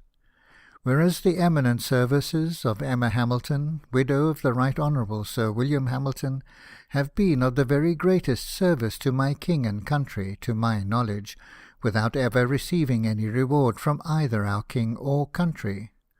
First, that she obtained the King of Spain's letter in 1796 to his brother, the King of Naples, acquainting him of his intention to declare war against England, from which letter the Ministry sent out orders to the then Sir John Jervis to strike a stroke, if opportunity offered, against either the arsenals of Spain or her fleets. That neither of these was done is not the fault of Lady Hamilton. The opportunity might have been offered. Secondly, the British fleet under my command could never have returned the second time to Egypt, had not Lady Hamilton's influence with the Queen of Naples caused letters to be wrote to the Governor of Syracuse, that he was to encourage the fleet's being supplied with everything, should they put into any port in Sicily. We put in to Syracuse, and received every supply, went to Egypt, and destroyed the French fleet. Could I have rewarded these services, I would not now call upon my country, but as that has not been in my power, I leave Emma, Lady Hamilton, therefore, a legacy to my king and country, that they will give her an ample provision to maintain her rank in life. I also leave to the beneficence of my country my adopted daughter, Horatio Nelson Thompson, and I desire she will use in future the name of Nelson only.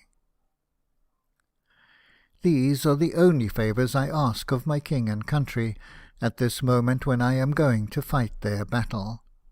May God bless my king and country, and all those I hold dear. My relations, it is needless to mention.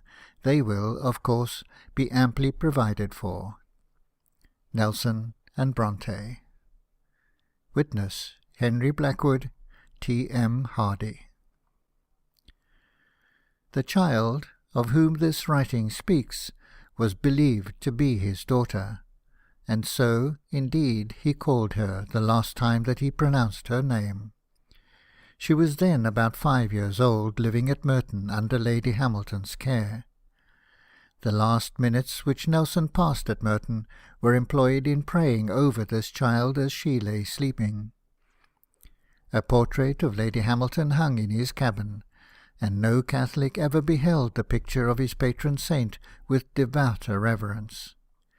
The undisguised and romantic passion with which he regarded it amounted almost to superstition, and when the portrait was now taken down in clearing for action, he desired the men who removed it to take care of his guardian angel. In this manner he frequently spoke of it, as if he believed there were a virtue in the image. He wore a miniature of her also next his heart. Blackwood went on board the Victory about 6. He found him in good spirits, but very calm, not in that exhilaration which he had felt upon entering into battle at Aboukir and Copenhagen. He knew that his own life would be particularly aimed at, and seems to have looked for death with almost as sure an expectation as for victory. His whole attention was fixed upon the enemy. They tacked to the northward, and formed their line on the larboard tack, thus bringing the shoals of Trafalgar and St. Pedro under the lee of the British, and keeping the port of Cadiz open for themselves. This was judiciously done, and Nelson, aware of all the advantages which it gave them, made signal to prepare to anchor. Villeneuve was a skilful seaman, worthy of serving a better master and a better cause. His plan of defence was as well conceived and as original as the plan of attack. He formed the fleet in a double line, every alternate ship being about a cable's length to the windward of her second ahead and astern. Nelson, certain of a triumphant issue to the day, asked Blackwood what he should consider a victory. That officer answered that, considering the handsome way in which the battle was offered by the enemy, their apparent determination for a fair trial of strength, and the situation of the land, he thought it would be a glorious result if 14 were captured. He replied, "I shall not be satisfied with less than 20. Soon afterwards he asked him if he did not think there was a signal wanting. Captain Blackwood made answer he thought the whole fleet seemed very clearly to understand what they were about. These words were scarcely spoken before that signal was made, which will be remembered as long as the language or even the memory of England shall endure. Nelson's last signal. England expects every man to do his duty. It was received throughout the fleet with a shout of answering acclamation, made sublime by the spirit which it breathed and the feeling which it expressed. "Now," said Lord Nelson, "I can do no more. We must trust to the great disposer of all events and the justice of our cause. I thank God for this great opportunity of doing my duty." He wore that day, as usual, his admiral's frock coat, bearing on the left breast 4 stars of the different orders with which he was invested. Ornaments which rendered him so conspicuous a mark for the enemy were beheld with ominous apprehensions by his officers. It was known that there were riflemen on board the French ships, and it could not be doubted but that his life would be particularly aimed at.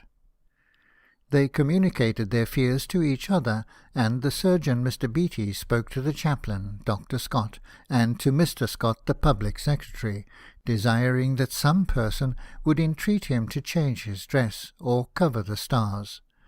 But they knew that such a request would highly displease him. "In honour I gained them," he had said when such a thing had been hinted to him formerly, "and in honour I will die with them."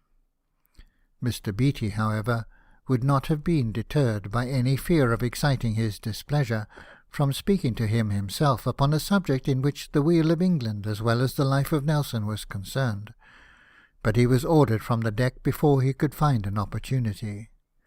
This was a point upon which Nelson's officers knew that it was hopeless to remonstrate or reason with him. But both Blackwood and his own captain, Hardy, represented to him how advantageous to the fleet it would be for him to keep out of action as long as possible, and he consented at last to let the Leviathan and the Temeraire, which were sailing abreast of the Victory, be ordered to pass ahead. Yet even here the last infirmity of his noble mind was indulged, for these ships could not pass ahead if the Victory continued to carry all her sail, and so far was Nelson from shortening sail that it was evident he took pleasure in pressing on, and rendering it impossible for them to obey his own orders. A long swell was setting into the Bay of Cadiz. Our ships, crowding all sail, moved majestically before it, with light winds from the south-west. The sun shone on the sails of the enemy, and their well-formed line, with their numerous three-deckers, made an appearance which any other assailants would have thought formidable.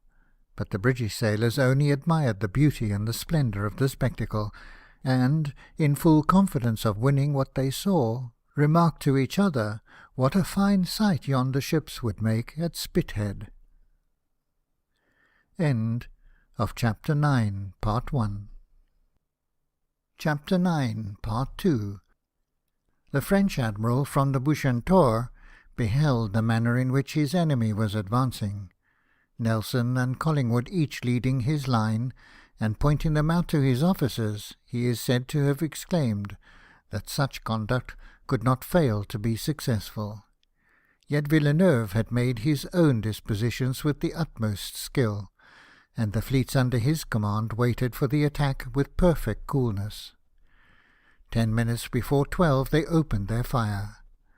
8 or 9 of the ships immediately ahead of the Victory and across her bows fired single guns at her to ascertain whether she was yet within their range. As soon as Nelson perceived that their shot passed over him, he desired Blackwood and Captain Prowse of the Sirius to repair to their respective frigates, and on their way to tell all the captains of the line of battleships that he depended on their exertions, and that if, by the prescribed mode of attack, they found it impracticable to get into action immediately, they might adopt whatever they thought best, provided it led them quickly and closely alongside an enemy. As they were standing on the front of the poop, Blackwood took him by the hand, saying he hoped soon to return and find him in possession of 20 prizes. He replied, "God bless you, Blackwood. I shall never see you again." Nelson's column was steered about 2 points more to the north than Collingwood's, in order to cut off the enemy's escape into Cadiz. The lee line, therefore, was first engaged. "See," cried Nelson, pointing to the Royal Sovereign, as she steered right for the centre of the enemy's line, cut through it astern of the Santa Ana, 3-decker, and engaged her at the muzzle of her guns on the starboard side. "See how that noble fellow Collingwood carries his ship into action." Collingwood, delighted at being first in the heat of the fire, and knowing the feelings of his commander and old friend, turned to his captain and exclaimed, "Rotherham, what would Nelson give to be here?" Both these brave officers perhaps at this moment thought of Nelson with gratitude for a circumstance which had occurred on the preceding day. Admiral Collingwood, with some of the captains, having gone on board the Victory to receive instructions, Nelson inquired of him where his captain was, and was told in reply that they were not upon good terms with each other. "Terms?" said Nelson. "Good terms with each other?" Immediately he sent a boat for Captain Rotherham, led him, as soon as he arrived, to Collingwood, and saying, "Look, yonder are the enemy," bade them shake hands like Englishmen. The enemy continued to fire a gun at a time at the Victory, till they saw that a shot had passed through her main topgallant sail. Then they opened their broadsides, aiming chiefly at her rigging in the hope of disabling her before she could close with them. Nelson, as usual, had hoisted several flags, lest one should be shot away. The enemy showed no colours till late in the action, when they began to feel the necessity of having them to strike. For this reason, the Santissima Trinidad, Nelson's old acquaintance, as he used to call her, was distinguishable only by her 4 decks, and to the bow of this opponent he ordered the Victory to be steered. Meantime, an incessant raking fire was kept up upon the Victory. The Admiral's secretary was one of the first who fell. He was killed by a cannon shot while conversing with Hardy.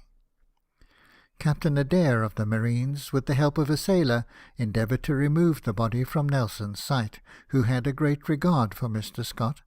But he anxiously asked, "Is that poor Scott that's gone?" And being informed that it was indeed so, exclaimed, "Poor fellow!" Presently a double-headed shot struck a party of marines who were drawn up on the poop, and killed 8 of them, upon which Nelson immediately desired Captain Adair to disperse his men round the ship, that they might not suffer so much from being together. A few minutes afterwards a shot struck the fore-brace bitts on the quarter-deck, and passed between Nelson and Hardy, a splinter from the bit tearing off Hardy's buckle and bruising his foot. Both stopped and looked anxiously at each other, each supposing the other to be wounded. Nelson then smiled and said, "This is too warm work, Hardy, to last long." The Victory had not yet returned a single gun. 50 of her men had been by this time killed or wounded, and her main topmast, with all her studding sails and her booms, shot away. Nelson declared that in all his battles he had seen nothing which surpassed the cool courage of his crew on this occasion. At 4 minutes after 12, she opened her fire from both sides of her deck. It was not possible to break the enemy's line without running on board one of their ships. Hardy informed him of this, and asked which he would prefer. Nelson replied, "Take your choice, Hardy, it does not signify much." The master was then ordered to put the helm to port, and the Victory ran on board the Redoutable, just as her tiller ropes were shot away. The French ships received her with a broadside, then instantly let down her lower deck ports for fear of being boarded through them, and never afterwards fired a great gun during the action.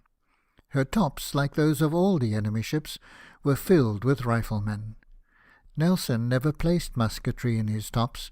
He had a strong dislike to the practice, not merely because it endangers setting fire to the sails, but also because it is a murderous sort of warfare, by which individuals may suffer, and a commander now and then be picked off, but which never can decide the fate of a general engagement.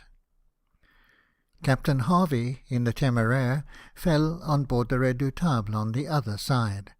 Another enemy was in like manner on board the Temeraire, so that these 4 ships formed as compact a tier as if they had been moored together, their heads lying all the same way. The lieutenants of the Victory, seeing this, depressed their guns in the middle and lower decks, and fired with a diminished charge, lest the shot should pass through and injure the Temeraire. And because there was danger that the Redoutable might take fire from the lower deck guns, the muzzles of which touched her side when they were run out, the fireman of each gun stood ready with a bucket of water, which, as soon as the gun was discharged, he dashed into the hole made by the shot. An incessant fire was kept up from the Victory, from both sides, her larboard guns playing upon the Bucentaure and the huge Santissima Trinidad. It had been part of Nelson's prayer that the British fleet might be distinguished by humanity in the victory which he expected. Setting an example himself, he twice gave orders to cease firing upon the Redoutable, supposing that she had struck, because her great guns were silent, for as she carried no flag, there was no means of instantly ascertaining the fact. From this ship, which he had thus twice spared, he received his death. A ball fired from her mizzen-top, which, in the then situation of the 2 vessels, was not more than 15 yards from that part of the deck where he was standing, struck the epaulette on his left shoulder about 1:15, just in the heat of the action. He fell upon his face on the spot, which was covered with his poor secretary's blood. Hardy, who was a few steps from him, turning round, saw 3 men raising him up. "They have done for me at last, Hardy," said he. "I hope not," cried Hardy. "Yes," he replied, "my backbone is shot through." Yet even now, not for a moment losing his presence of mind, he observed, as they were carrying him down the ladder, that the tiller ropes which had been shot away were not yet replaced, and ordered that new ones should be rove immediately. Then, that he might not be seen by the crew, he took out his handkerchief and covered his face and his stars. Had he but concealed these badges of honour from the enemy, England, perhaps, would not have had cause to receive with sorrow the news of the Battle of Trafalgar. The cockpit was crowded with wounded and dying men, over whose bodies he was with some difficulty conveyed, and laid upon a pallet in the midshipman's berth. It was soon perceived upon examination that the wound was mortal. This, however, was concealed from all except Captain Hardy, the chaplain, and the medical attendants. He himself being certain, from the sensation in his back and the gush of blood which he felt momentarily within his breast, that no human care could avail him, insisted that the surgeon should leave him and attend to those to whom he might be useful. "For," said he, "you can do nothing for me." All that could be done was to fan him with paper, and frequently to give him lemonade, to alleviate his intense thirst. He was in great pain, and expressed much anxiety for the event of the action, which now began to declare itself. As often as a ship struck, the crew of the Victory hurrahed, and at every hurrah a visible expression of joy gleamed in the eyes and marked the countenance of the dying hero. But he became impatient to see Captain Hardy, and, as that officer, though often sent for, could not leave the deck, Nelson feared that some fatal cause prevented him, and repeatedly cried, "Will no one bring Hardy to me? He must be killed. He is surely dead." An hour and 10 minutes elapsed from the time when Nelson received his wound before Hardy could come to him. They shook hands in silence, Hardy in vain struggling to suppress the feelings of that most painful and yet sublimest moment. "Well, Hardy," said Nelson, "how goes the day with us?" "Very well," replied Hardy. 10 ships have struck, but 5 of their van have tacked, and show an intention of bearing down upon the Victory. I have called 2 or 3 of our fresh ships round, and have no doubt of giving them a drubbing." "I hope," said Nelson, "none of our ships have struck." Hardy answered, "There was no fear of that." Then, and not till then, Nelson spoke of himself. "I am a dead man, Hardy," said he. "I am going fast. It will be all over with me soon. Come nearer to me. Let my dear Lady Hamilton have my hair, and all other things belonging to me." Hardy observed that he hoped Mr. Beatty could yet hold out some prospect of life. "Oh no," he replied, "it is impossible. My back is shot through. Beatty will tell you so."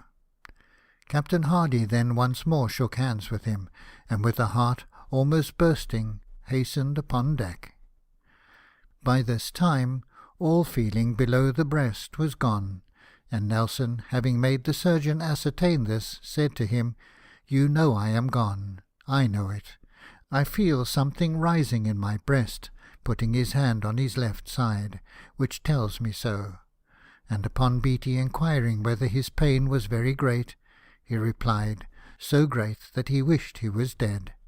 Yet," said he in a lower voice, "one would like to live a little longer too."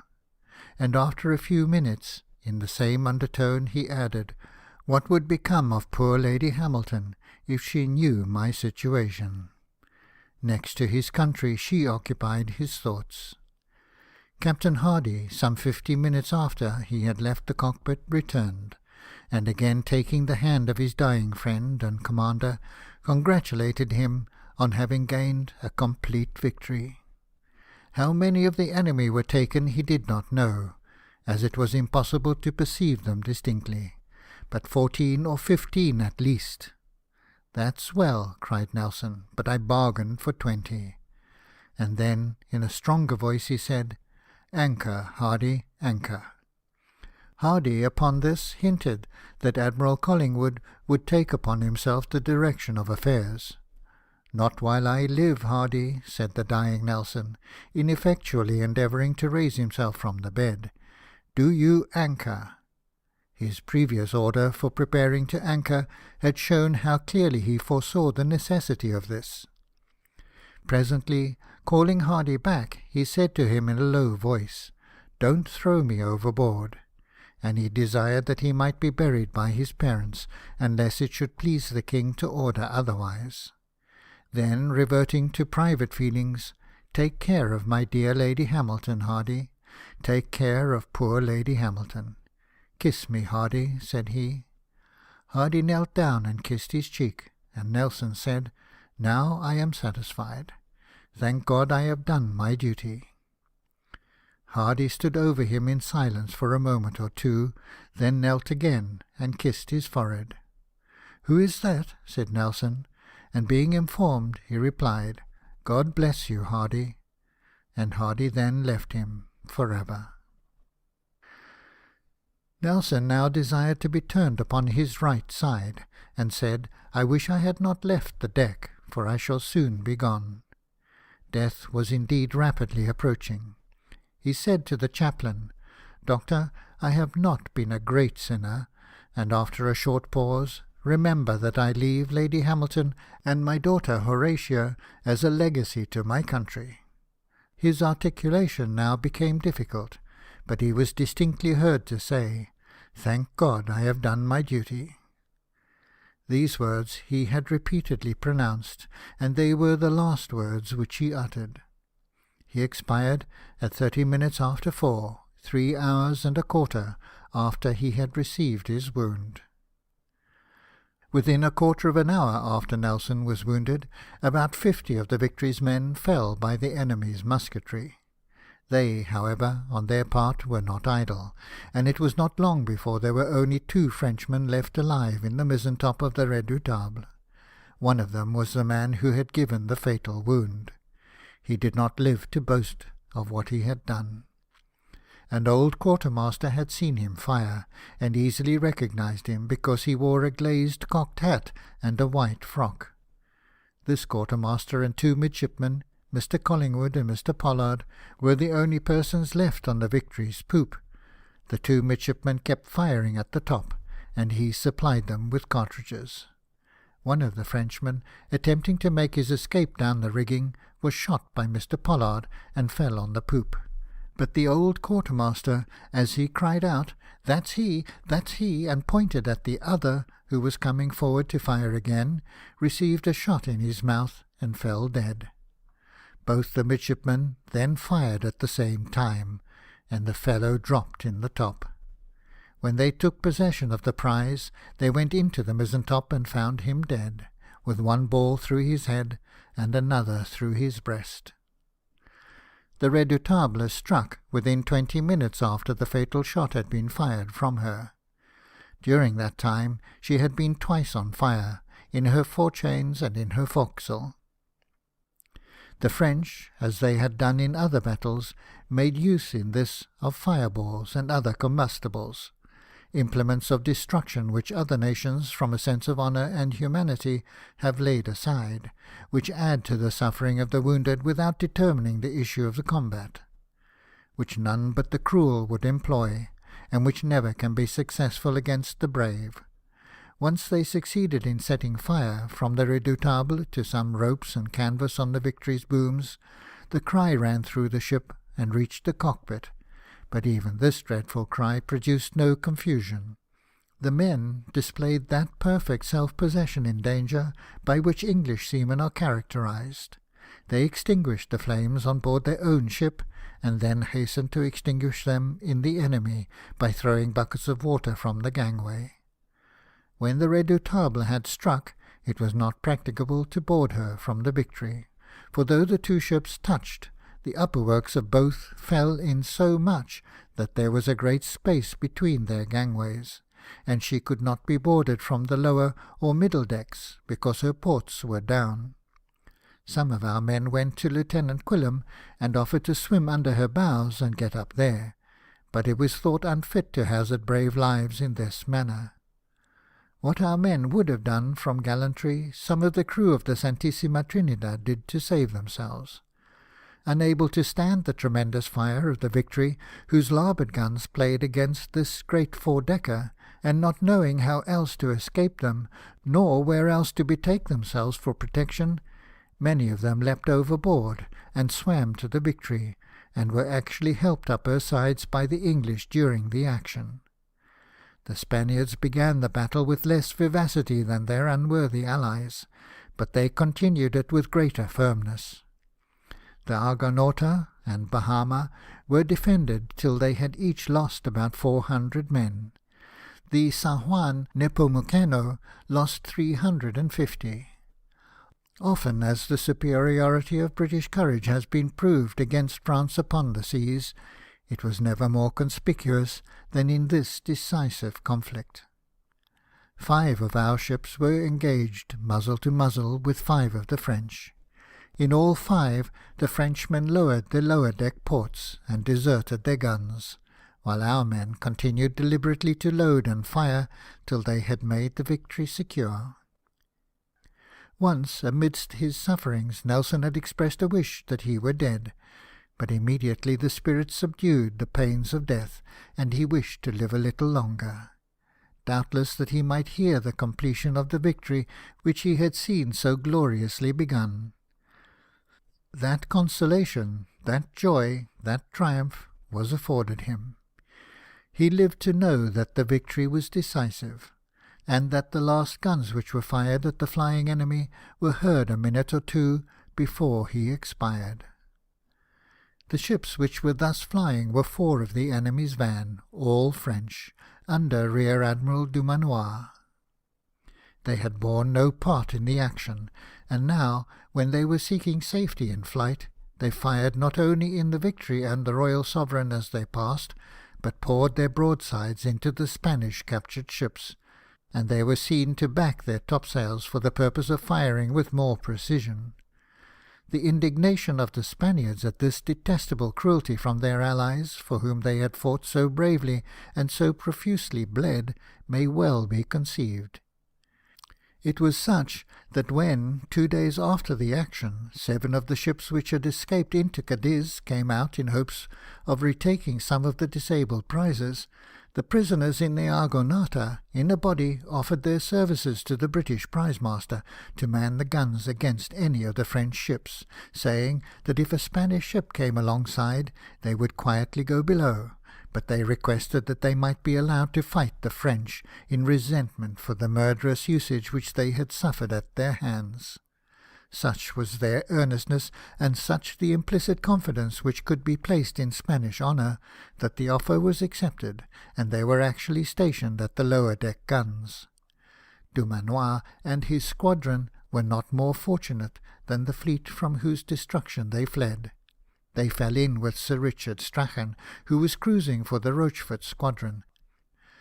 In the better days of France, if such a crime could then have been committed, it would have received an exemplary punishment from the French government. Under Bonaparte, it was sure of impunity, and perhaps might be thought deserving of reward.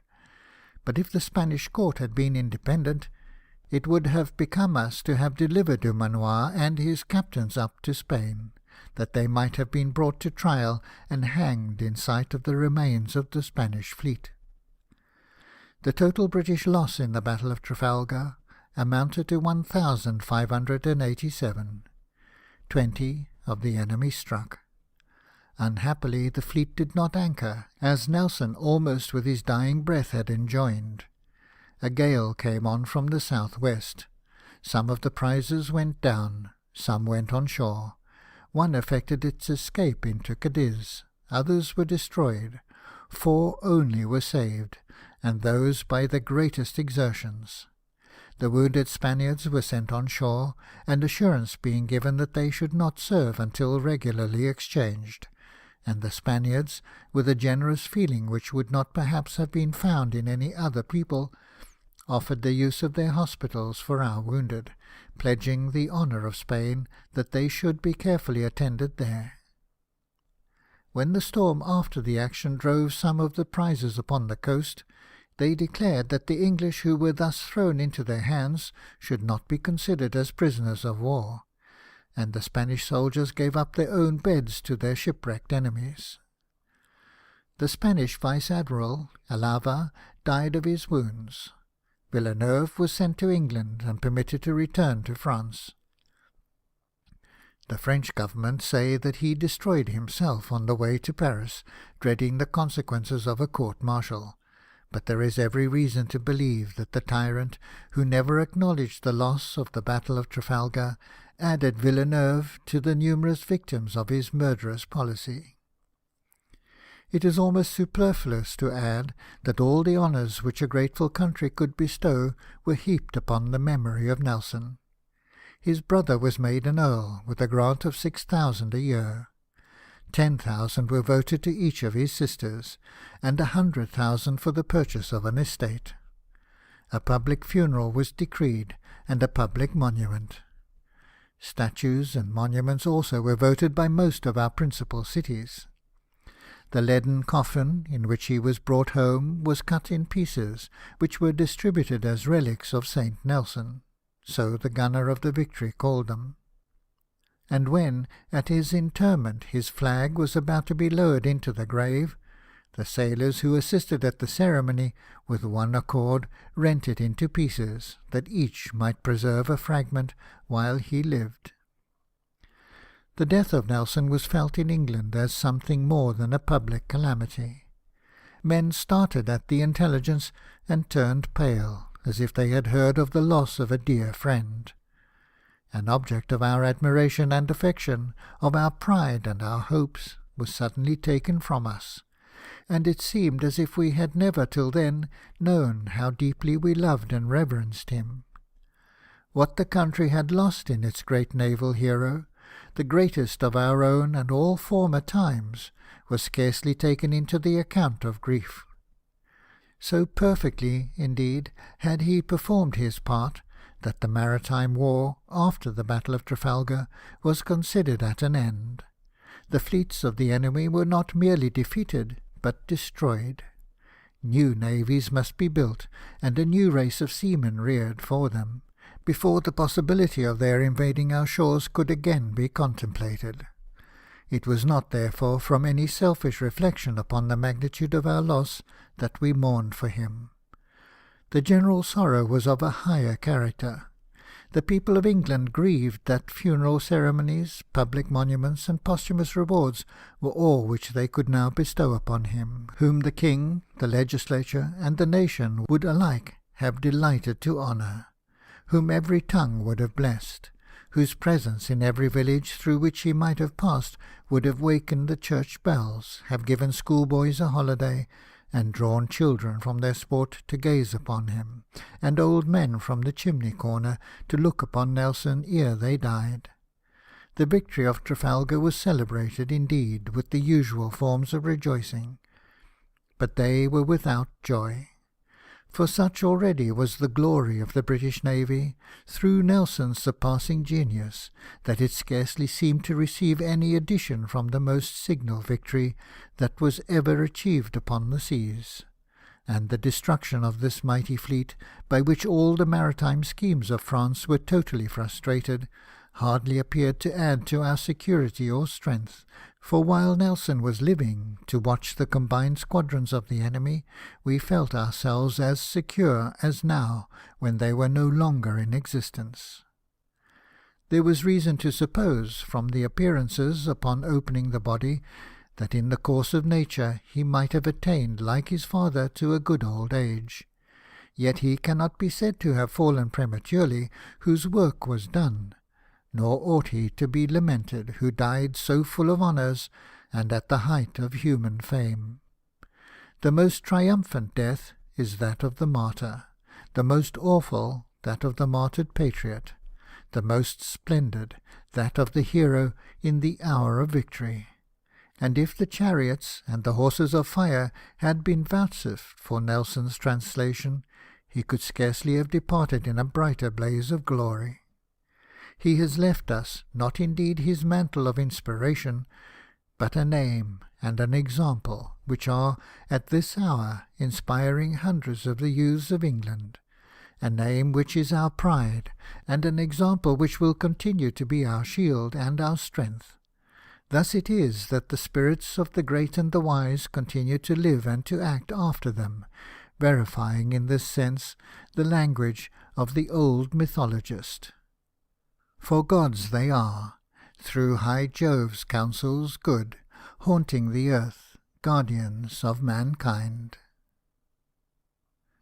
The end of Chapter 9, and the end of the Life of Nelson by Robert Southey.